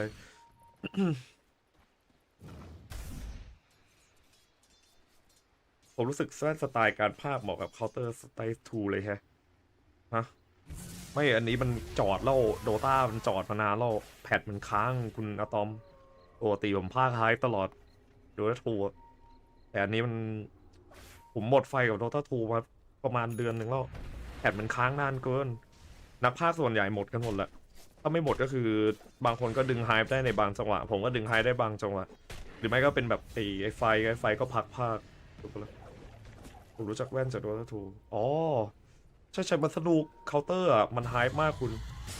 เปิดเข้าเสียบครับแต่ด้วงเดินออกไม่ได้สกัตเตอร์นะมีเฮสวิ่ง550ใช่ถ้ามันอัพแพทบ่อยๆมันก็น่าตื่นเต้นไงแต่อันนี้มันหมดความตื่นเต้นเราก็นิ่งไปแต่เคาน์เตอร์มันสนุกจริงน่าเสียดายที่มันไม่มีทัวร์ให้เราพากตลอดมันทำเป็นอาชีพยากเคาน์เตอร์มันไม่มีงานสร้างโดต้ามันมีงานสร้างใช่เกมมันคลาสสิกคุณต้องปล่อยก่อนช็อตนี้ไคหนึ่งสกิลอุ้ยละลัดได้ครบโอ้ชั่วเลยไปก่อนเลยสับด้วงก่อนนะครับตามสูตรจัดเพราะว่าต้องฆ่าด้วงก่อนเพื่อให้อีนิกมาเล่นไม่ได้ฆ่าด้วงเสร็จปุ๊บอีนิกมาจะเล่นไม่ได้เพราะว่าดอนมันจะได้เล่นนะครับดอนเบเกอร์ขยมสวนดีออกครับใครทางด้านคริสมาสตันกดแมนต้าครับมันดอนไม่ได้นะครับคือคุณรู้เปล่าว่าไอแมนต้าไม่สามารถดอทคอนสเวนได้คุณรู้กันหรือเปล่าคอนสเวนเนี่ยเ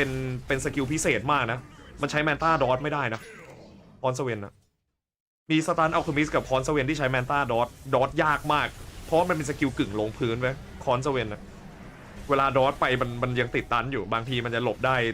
บ้างหลบได้บางตัวได้อะบางตัวหลบได้บางตัวติดตันด้วยมันจะออกเป็นอย่างนั้นซะบ่อยหลบยากเนี่ยเห็นปะดอทมาก็โดนมันไม่ได้ดีจอยอะมันกดไปแล้วมันโดนมันจะแตกลงใส่พื้นถ้าจะกดหลบได้คือต้องเป็น very perfect timing อะซึ่งทำยากมากๆมันต่างกับเวลาเวงสตันมาเรากดดอทเรากดได้เลยไงก่อนมันลอยมาเรากดทิ้งได้เลยเอ้าเราสเวนวิ่งมามงแปลกเงิน18,000ครับสตอมซื้อเกิดมานั่นเองนะถึงว่าโดนแจ๊ะมีดูดใหญ่แต่ไม่ได้ตีหรอกโดนรวบตายเดี๋ยวขอเข้าน้ำมาด้วยไม่ไหวละทันอยู่สกิตเตอร์มันตายนาทีมาไม่น่ามีอะไรแล้วมึงแบ็คโฮไปแล้วนะอีก2 นาทีเดี๋ยวมาเข้าน้ำมา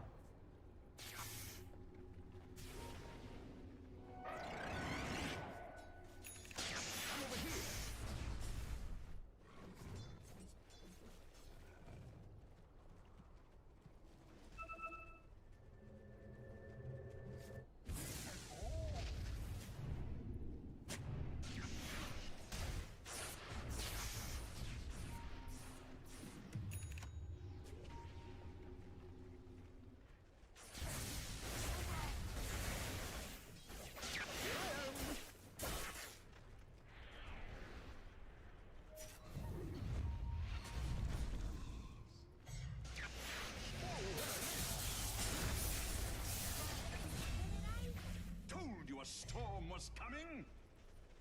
Radiant are scanning.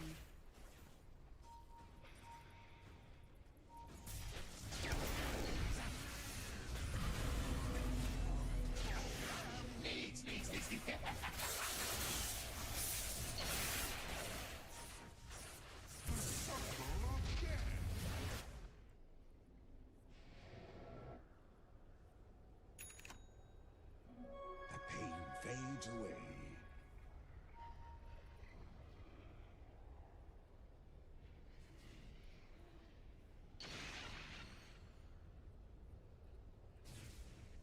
Dire's top tower is under attack.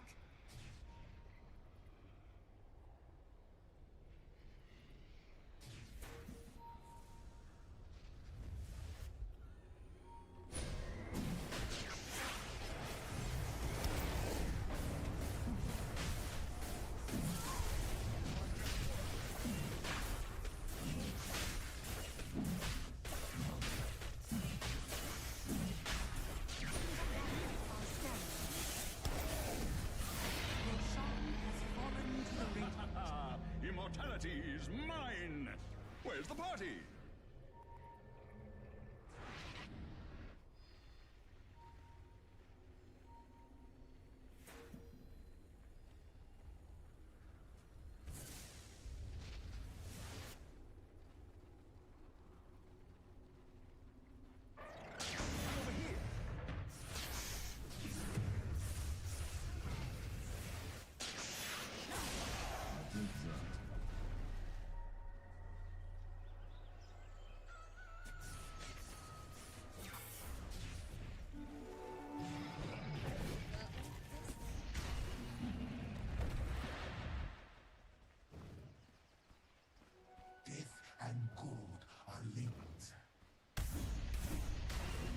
อีกท็อปมั่นใจว่าสกอร์คิวยังเท่าเดิมอยู่สกอร์คิวยังเท่าเดิมอยู่ปะไอคอนมันอยู่อีซันหลบยากรู้หรือไม่เวลากดแบ็คคิงหลบคอนเซเว่นแล้วรอบๆข้างยังโดนสตันอยู่นี่รู้หรือไม่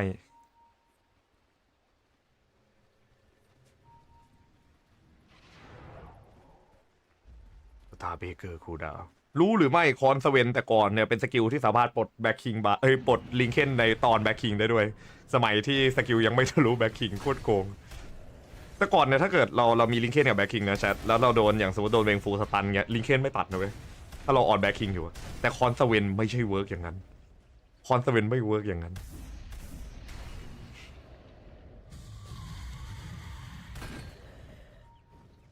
นะเมื่อกี้แถมพูดวิ่งกับเชนไปเพิ่มเติมเสียโลสตอมได้คาถาฟ้ากับใช่หรอพูดจริงมั้ยน่ะโอ้ยซัดอะไรกันขนาดนั้นวะได้ไปเข้าห้องน้ำมาแป๊บเดียวซัดกันแล้วเกมจะคัมแบ็กมั้ยเนี่ยคงไม่หรอมั้งของขนาดนี้แล้วถ้าดวงได้ดอนเบเกอร์ลง DM ตายรัวๆเหมือนเดิมภาพเดิมดวงต้องออกอาคาไม่ใช่ออกโกเซปเตอร์เกมนี้เพื่อไม่ให้โดนสเวนทีเดียวตายส่วนสเวนถ้าจะฆ่าดวงอาจจะต้องเบียร์กันนิ่มเอาไว้คอนไม่ให้มันกดโกดคอนปุ๊บถ้ามันกดโกดรับมันจะตายไปเลยนูริฟายน่าจะแพงเกินแย่อยู่แล้วเนี่ยทำเล่นไปฟอลคอนเข้าเวลี่เลดเกมโหมันวีดูดใหญ่รีเฟชเชอร์แบ็คคิงแล้ววะเลเซอร์ดุมซ้ำแน่เลยวะเอาไฟตังเห็นครับ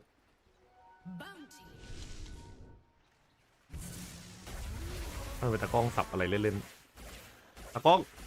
เลิกสับเล่นดิตากล้องดูแล้วปวดตาจัด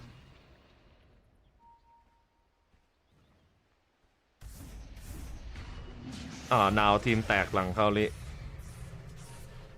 หลังออร่าเตะเขาลิซื้อ SY ตอน40 นาทีคิดอะไรอยู่ของเขาเนี่ยของใหญ่ไม่ซื้อจริงเลยทำของเล็กมาสู้เหรออย่างนี้แย่หน่อยนะเลเซอร์วีรีเฟตอะต้องไคดีๆเลย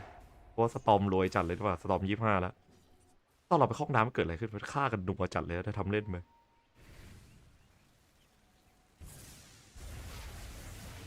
ไว้เจอกันครับยาโมโตะทีชพาคือแบกตัวเดียวที่ใส่แซบขึ้นมาเลยมันแซบอยู่แล้วครับคุณอาตอมมันเป็นคนที่แซบมาตั้งแต่ก่อนที่มันแบกแล้วแต่แค่คนไม่ค่อยเห็นมันเพราะแสงไม่ถึงมันนะ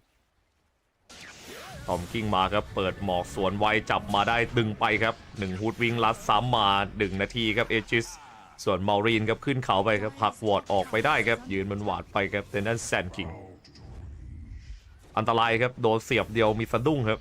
คนห้ามตายเลยคือนายคาร์นะถ้านายคาร์ตายจะแพ้ไฟทันทีแต่สตอมมันบายมาเนี่ยตอนนี้บายน่าจะโหลดเสร็จแล้วเอจิสหมดน่าจะบายใกล้โหลดเสร็จแล้วตามซินลัสคิว5 นาทีแสดงว่าเราไปเข้าห้องน้ำปุ๊บมันตายเลยนี่วะนึกว่ามันจะเลี่ยงไฟเลยมันไม่มีแบ็คโฮสู้เฉยเลยสกิตเตอร์มีแอมพลิฟายรูนครับเก็บเพสไฟออกครับไม่ให้สตอมได้รูนนะตุ่มเสี่ยงเกินเองคุณเตี้ยนวะเอาป้อนพ่อทุกสถาบันเอจิจะเคมครับไปพบสโมกเล่นก่อนตอนนี้สโมกปลอมครับนินจาเกียร์93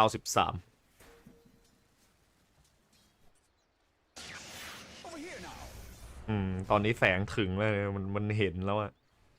แสงส่องจัดเลยพิมพ์รัวๆเขารู้ว่าเขาเป็นประกายอะต้องรีบคว้าไว้นะคนที่ทำงานหรือว่าทำอาชีพพวกนี้หาแสงให้ตัวเองแล้วต้องรีบดังขึ้นรีบเด่นขึ้น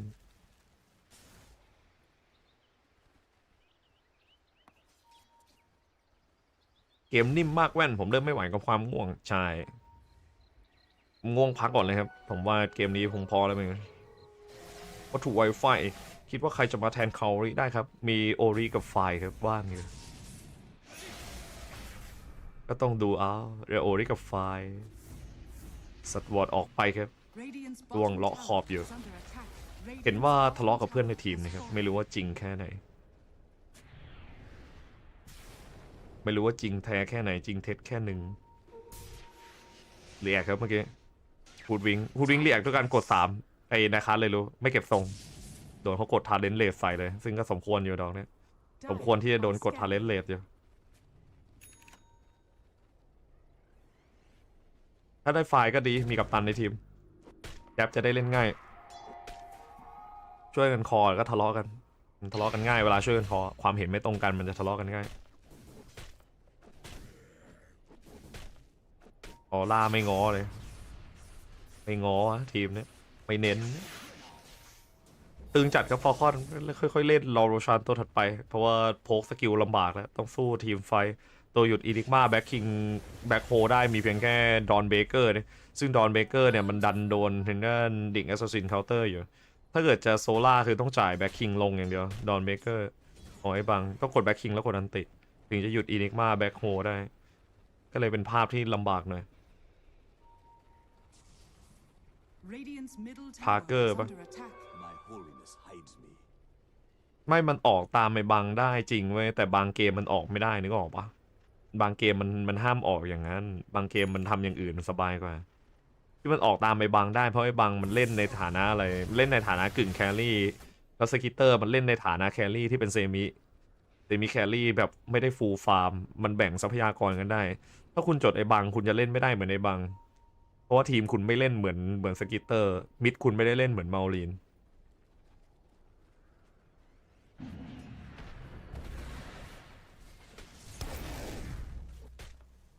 ธรรมดาครับโค้ชเป็นเพื่อนในแจ๊บนี่ซันบี้อ่ะมากับไปแจ๊บตลอดอยู่แล้วซันบี้ยังไงก็เลสเปกแจ๊บเพราะว่าแจ๊บเป็นคนรีเควสซันบี้ตลอดถ้าแจ๊บยังอยู่ซันบี้ก็จะอยู่คนที่คุณไม่ควรหาเรื่องด้วยก็จะเป็นโค้ชกับแจ๊บ2 คนเพราะเป็นเสียงหนักเสียงข้างมากก็เลยห้อยจันคิวไปด้วยถ้าเกิดทะเลาะกับจันคิวหรือว่าอะไรพวกนี้ก็จะไม่อยู่ด้วยกันยากนึกออกไหมไอ้บังโอ้โหห้าวจัดไอ้บังเดี๋ยวก็ตายห่าแล้วดูมันเล่นโอ้ยเอาเลยว่ะแบ็คโฮเลยเหรอทำไมแบ็คโฮเลยอ่ะดีเอ็ม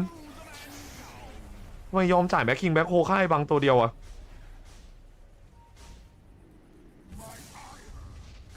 ไอ้บังตั้งใจล่อเพื่อให้อีกทีมไม่มีแบ็คโฮนะเว้ยเพราะว่าโลออกแล้วอ่ะทำไมถึงดูดไอ้บังอ่ะการดูดไอ้บังอ่ะถือว่าพลาดมากนะเพราะว่าไอ้บังตั้งใจไปตายด้วยซ้ำนะเมื่อกี้มันไม่มีแบ็คโฮสู้ไฟใหญ่แล้วนะโลออกแล้วนะกลางคืนนะมันมีบายแบ็กมันตั้งใจตายไอ้บังอ่ะเดี๋ยวมันบายมาสวนได้มันบายมามันกดแบ็คคิงโซล่าทีเดียวก็แพ้ไฟแล้วเนี่ยตายเลยดวงตัว2 ที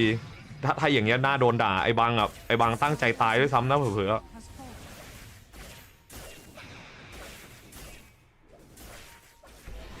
ต่างมากนะตายแบบออบเจกต์กับตายแบบนอนออบเจกต์อะไอ้บางตายแบบได้แบ็คโฮนะโดนเสียบมาครับแบ็คคิงรับฟันกดไปครับ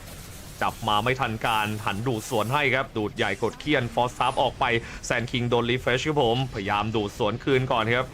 เลยครับต้นแนวครับผมเสียบเข้ารีเฟรชครับเสียบออกไปได้สเวนเข้าซ้ำใหม่ครับขย่มไปครับรอบ2ใส่โดนเข้าเต็มเป้าไปครับซื้อเกิดกลับคืนมาขย่มไว้โดนรวบ2ครับสเวนตายกลับไปแล้วไอ้บังไม่บายมาครับเมาลีเลยตายด้วยสตอมบายมาเนี่ยต้องปล่อยลอน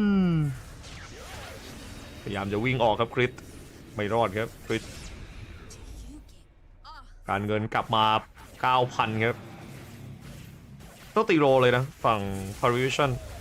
ถ้าไปตีโลนี่คือห้าวไม่ได้นะเพราะไอ้บังโฮบ้านไหวไม่มีลิสก็ไม่มีนิกอะนิกต้องรีบมาเลยโอเคบังฆ่า DM ได้เลยนะถ้ามันไปหมุนคอนตายจริงนะเนี่ยอุ้ยโหคอนไม่ทันในบังถ้าเมื่อกี้กดคอนแดงแล้วหมุนทัน DM ตายเลยนะไปตายแบบตายจริงๆอะต้องกดแบ็คคิงนะบังเสียแบ็คคิงแล้วเลือกเอามานาสตอมออกต้องยอมจ่ายแบ็คคิงแต่บางมีบาย3รับซื้อเกิดมาครับแซนคิงสวนมาได้แล้วครับไอ้บางตายได้ครับมีซื้อเกิด บุญค้อนกดมารีเซ็ตออกไม่ได้ครับไอ้บังซื้อเกิดได้นะครับบูมแมลงจับคืนไปครับอุ้ยเสียบว่าวดิโอ้โหแซดเลยว่ะกี้ได้คริสก็ยังดีครับฟันตัวขาดครึ่งครับพยายามจะดูดใหญ่ไล่เลยครับดูดใหญ่ไล่หวดครับดูดใหญ่จืดครับผม100 วิจ่ายบายแบบดุจัดกับฟอลคอนเราได้โรชันนะครับโรชาวแย่แล้ว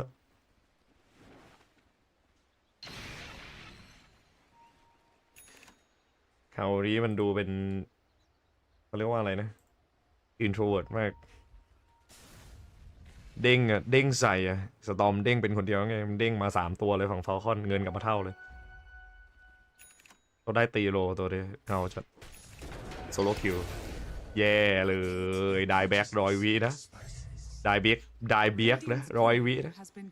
แล้วต้องตีโลซะด้วยนะเพราะว่าต้องตีโลเรียกเลเซอร์ซื้อเกิดนะไม่ตีไม่ได้สแกนแดงเช็คเจอครับต้องช่วยกันตีแล้วโดนแมคโครถ้าช็อตนี้โดนแมคโครแพ้เลยนะเว้ยไม่มีดอน30ต้องรอดอนเบเกอร์เกิดแล้วต้องสู้4-5ด้วยโอ้โหโคตรช่วยเลยปะไอคิดตายที่คอสเกมเลยเมื่อกี้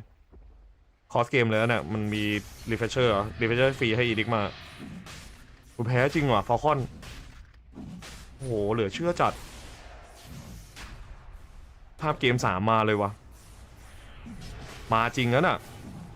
เฉนแท่งเลยครับดูคอลิสต้องรีบโอ้ยแย่แล้ว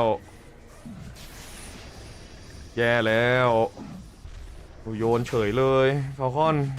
เกมง่ายๆดับดีๆเงินนำเกมง่ายๆโดนเฉย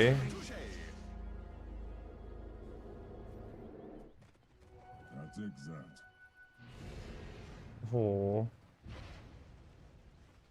ยังไม่แพ้แต่ผมบอกได้เลยว่าโดนแล้วเพราะว่ามี2โดนแล้วได้บางเล่นโคตรยืนเนี่ยดูมันยืนเนี่ย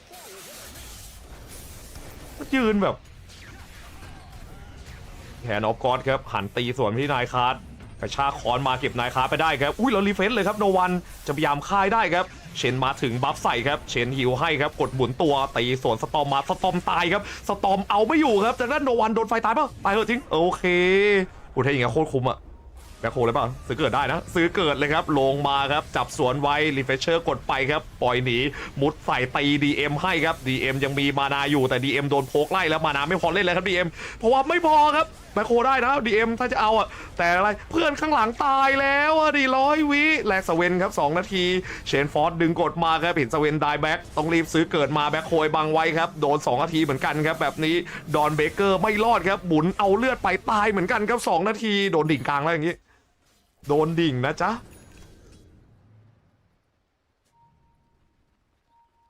ไม่ว่าจัดเกินอย่างเงี้ยเกมมันชิลแล้วไอ้บังมันเล่นอย่างนั้นได้ไงวะ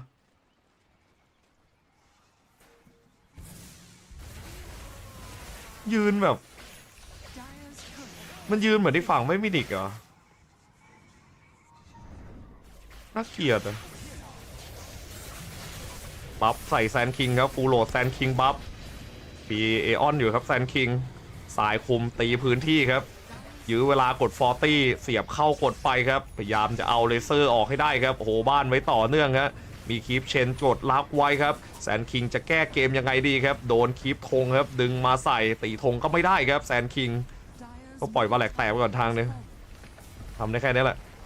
แซดคิงรวบมาใส่ครับบัฟกดอไปครับใส่ให้ทุกบัฟแล้วครับเสียบไหลออกมาเชนฟอร์ชิงคีปเชนครับชิงชีฟชิงคนไปครับจับกระลอกมาจนได้ครับกระลอกกดเอออนให้ครับพยายามดึงบัฟเข้าครับเซฟกระลอกไว้ไม่ให้ตายครับกระลอกตายแน่นอนครับไม่รอดครับคริสแบบนี้ขยมเสียบเข้าหลังครับอีเบดเข้าเสียบตัวเองไปครับยมแบบสุดลำใส่ครับโดดมาครับโดนแบ็คคิงดูดครับฟอสซับเซฟมาครับยื้อเวลาไว้ให้ได้ครับบาสโตนยังมีอยู่ปลดเอออนมาไว้ครับเสียบกดเข้าไปครับเข้าบอร์ดตัวเองรอดครับแซนคิงวิกตอรี่เอาแล้วอะไรกันไม่แตกแล้วดูดีอะไอ้ดูคลิปตายด้วยนะอุ้ยออกล่างโดนมังกรเชนตอกบาแลกก่อนอ้าวบาแลกใกล้แตกก่อนข้างล่างแตกป่ะแตกดิแตกเกิดจริงถ้าบาแลกตั้งแตกยังพอได้ลุ้นบาแลกล่างแตกยังพอได้ลุ้นนะโอ้โหไม่แตกว่าขาดไปหน่อยนึง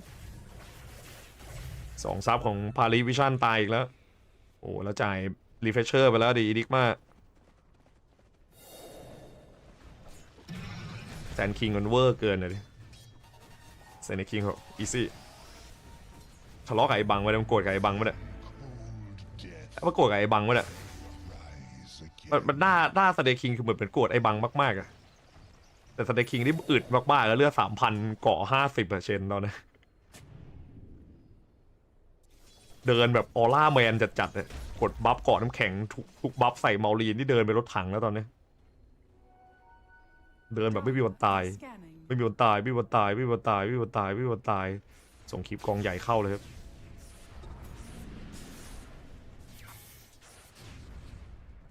ไอ้บังก็แจกไม่พักเลยนะแจกไม่หยุดเลยถ้าไอ้บังสเดคิงก็แบกไม่หยุดเมาลีนสเดคิงคลิปนี่แบกไม่หยุดเลเซอร์ที่จะ6 ช่องแล้วอีกหน่อยนึงโอ้โหอยากเล่นตัวใหญ่ๆอยากเล่นของแบบเยอะๆไอ้บัง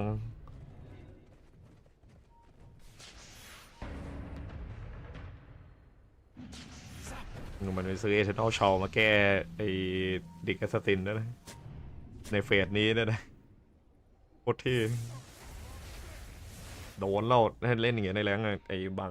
เพย์แรกเข้าใจได้เพย์2ไม่แปลกกัน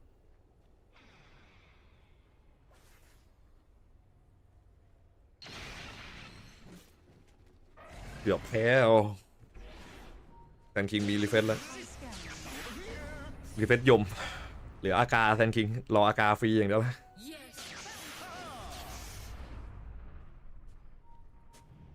รอสู้ซื้อเกิดครับแซนคิงซื้อเกิดวนมาครับ27-23ครับผมการเงินนำมา 8,000 ครับฝั่งฟอลคอนเดินมาเอารูนอย่างเดียวครับเดินมานัวรูนเจนมีแฮนด์ออฟคอร์สนะทำเลยนายคาร์ดลองอะไรเฮ้ยถ้าช็อตนี้บอกนายคาร์ดโยนก็เชื่อ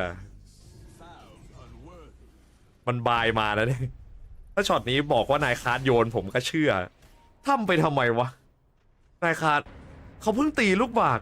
เองจะไปแทงสเวนเขายืนกันที่มาตีลูกบากมันคงตีคนเดียวมั้งอ้าวไอคิดสวยเลยเพื่อนมาไม่ทันต้องเข้าได้แซนคิงเอายมซับก่อนเลยครับเชนฟอร์ดชิงข้อครับผมดูดกดดันไว้ครับจับกระลอกมาได้สเวนก๊อตหมดแล้วต้องยมเอาแล้วไม่มีตัวเลือกรีเฟชเชอร์เสียบไม่โดนครับชิว่ารอยมใบครับผมจับรวบมากระแทกไปครับสตันไว้ได้สตอมครับส่วนสเวนเองไม่รอดครับมีซื้อเกิดอยู่โดนตีชิงเชนเองก็คงตายครับไอ้บางเองลากค้อนหนีแล้วในขณะที่แซนคิงอยู่ไหนครับโดนแบ็คโฮครับผมแซนคิงเสียบออกมาก่อนครับตายอีกตัวครับเมาลีส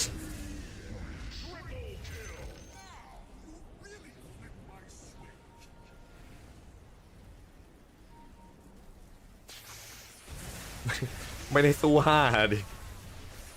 มันไม่ได้สู้5ดิ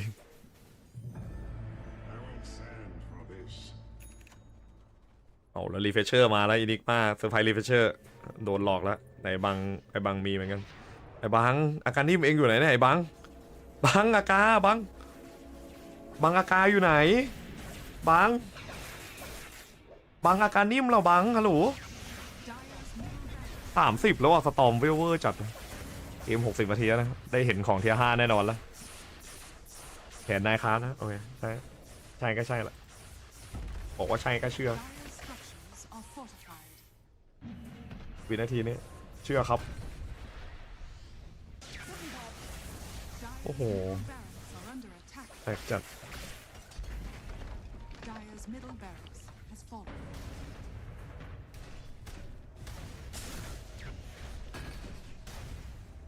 เผาแล้วสตอมที่มันเวล30แล้วแล้วทาเลนต์อย่างโกงอะสตอม30บอกเลยโกงจัดไอ้บังไม่พักเลยนะไอ้บังโอ้ดูมันเล่น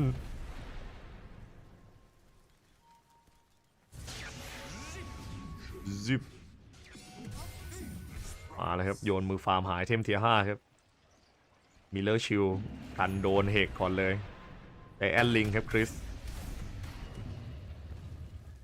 ไอบังเอาเลยที่5เอาอะไรบังตัวใหญ่บ้างมันเท่อยู่นะบัง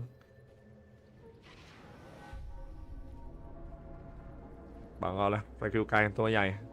ฟอร์ดบูทมิเลอร์อาเคนถูกวอฟแชโดว์ครับนายคาร์ดแสบจัดเอาไปเซฟเพื่อนจะได้เป็นอมตะป้ายโหวตครับผมบังโดนก่อนอีกโอ้ยบังโดนปิดไม่ให้กดแบ็คคิงแบ็คโฮครับแซนคิงเสียบออกไหลมาครับกดกรอบปลดไวครับขย่มสวนคืนไปไอ้บังหมุนค้อนมาครับไอ้บังตายครับแบบนี้โดนเข้าไปเซตใหญ่ครับสเวนเข้าฟันใส่ครับแฮนด์ออฟกอดฮิลให้ครับต้องไขสู้เลยครับไม่ไหวสเวนกดดูดใหญ่กดหนังสือดำหนีไปครับแบ็คโฮครับไม่มีแล้วแต่สเวนฟันไม่ไหวครับโดนไขไม่มีอติไอ้บังเลยไอ้บังเข้าไปเปิดเลยกันปะไอ้บังเล่นอะไรวะบังโดนติปครับโดนติปนายคาติปใส่คริสครับติปใส่เฉยเลยครับยูบรูดไอ้คิดซื้อได้แล้วแหละ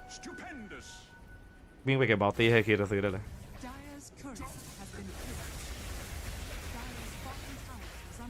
ต้องไปเก็บไอ้คิดติกแล้วบอกเก็บบอลตี้ให้หน่อยซื้อกันได้ถ้าไปเก็บซื้อไม่ได้แต่ไม่มีบอลตี้ก็ต้องรอไปยาวๆไม่มีบาวตี้ลูนให้เก็บต้องปล่อยอีก1ทางแม่เจ้าไอ้บางมันทำไมมันเข้าไฟอย่างนั้นวะทำไมมันไม่เข้าแบบเป็นผู้เป็นคนเลยวะเกมนะอาการรีเฟชเชอร์แล้วก็กดแบ็คคิงโดดใส่อินิกฟ้าแล้วก็ว่ากันอีกที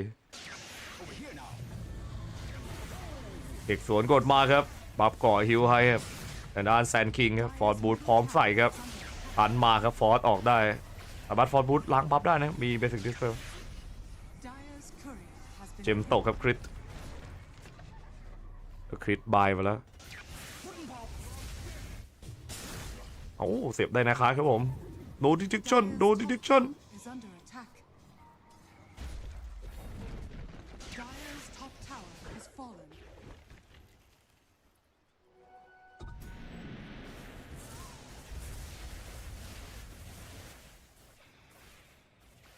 เอาสุดจัดฟาคอน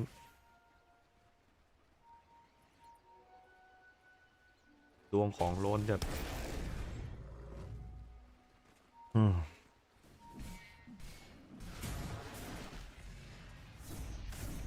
หายเทมเทียร์5ให้เพื่อนครับแต่นั้นฟาคอนเพื่อนยังมีไม่ครบนะ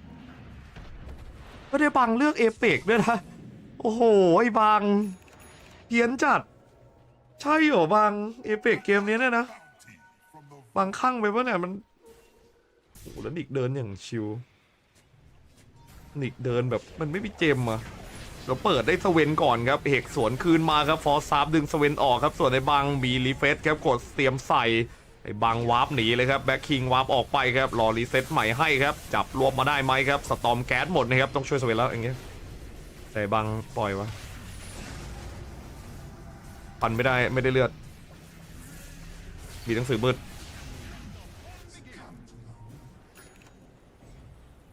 ปล่อยรอสู้ใหม่รวบมาได้เชนอีกชุยเลยทีนี้เชนไม่มีใบขาด310เหลือเชื่อ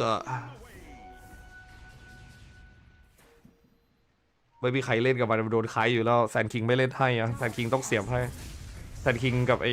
ดอนต้องลงมาลุยให้ดินี่ไม่ลุยให้ก็โดนดิเลเซอร์เวล30เสียบเข้ากดสตอมครับจับลัสสตอมใส่ครับผมดึงชุดกดไม่ตายครับเสียบออกไม่ทันการครับปลดเอออนกดดักไว้ครับดูดใหญ่กดซ้ำมาครับเมาลีนทำไงดีครับเมาลีนก็ตายไปครับไม่ต้องไม่ต้องซื้อเลยครับเพราะไม่มีส่วนในบังไอ้บังนี่บังหมุนอะไรไม่รู้โอ้ดูเลเตอร์ดิเคี่ยนโคตรมันมือ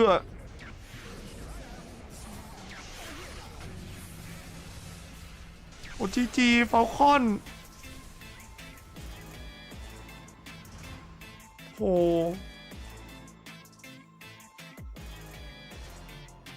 โหน่าเกลียดเกิน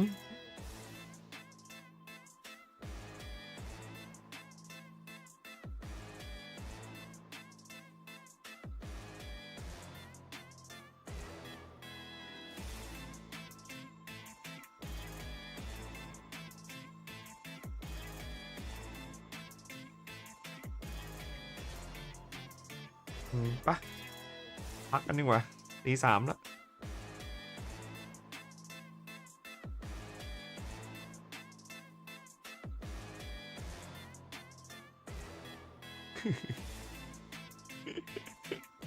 ไม่เป็นไรลื่นกันได้มันลื่นกันได้มันลื่นกันได้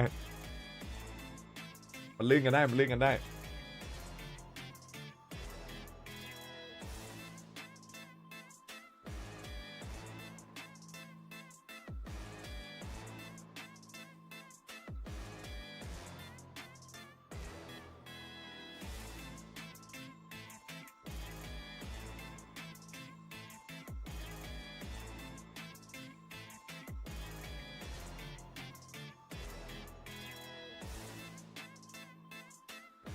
มาละพักดีกว่าตี 3แล้วนอนกันด้วยชัดพรุ่งนี้เรามาฟัดเคาน์เตอร์กันดีกว่าเห็นไหม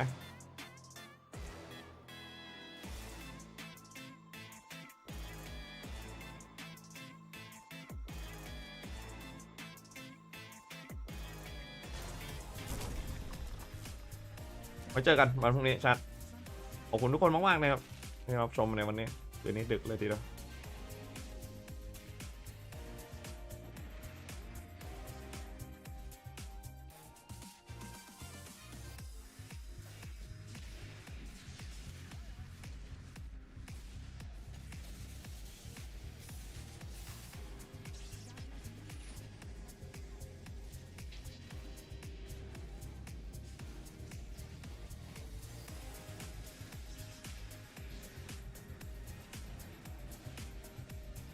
มันพลาด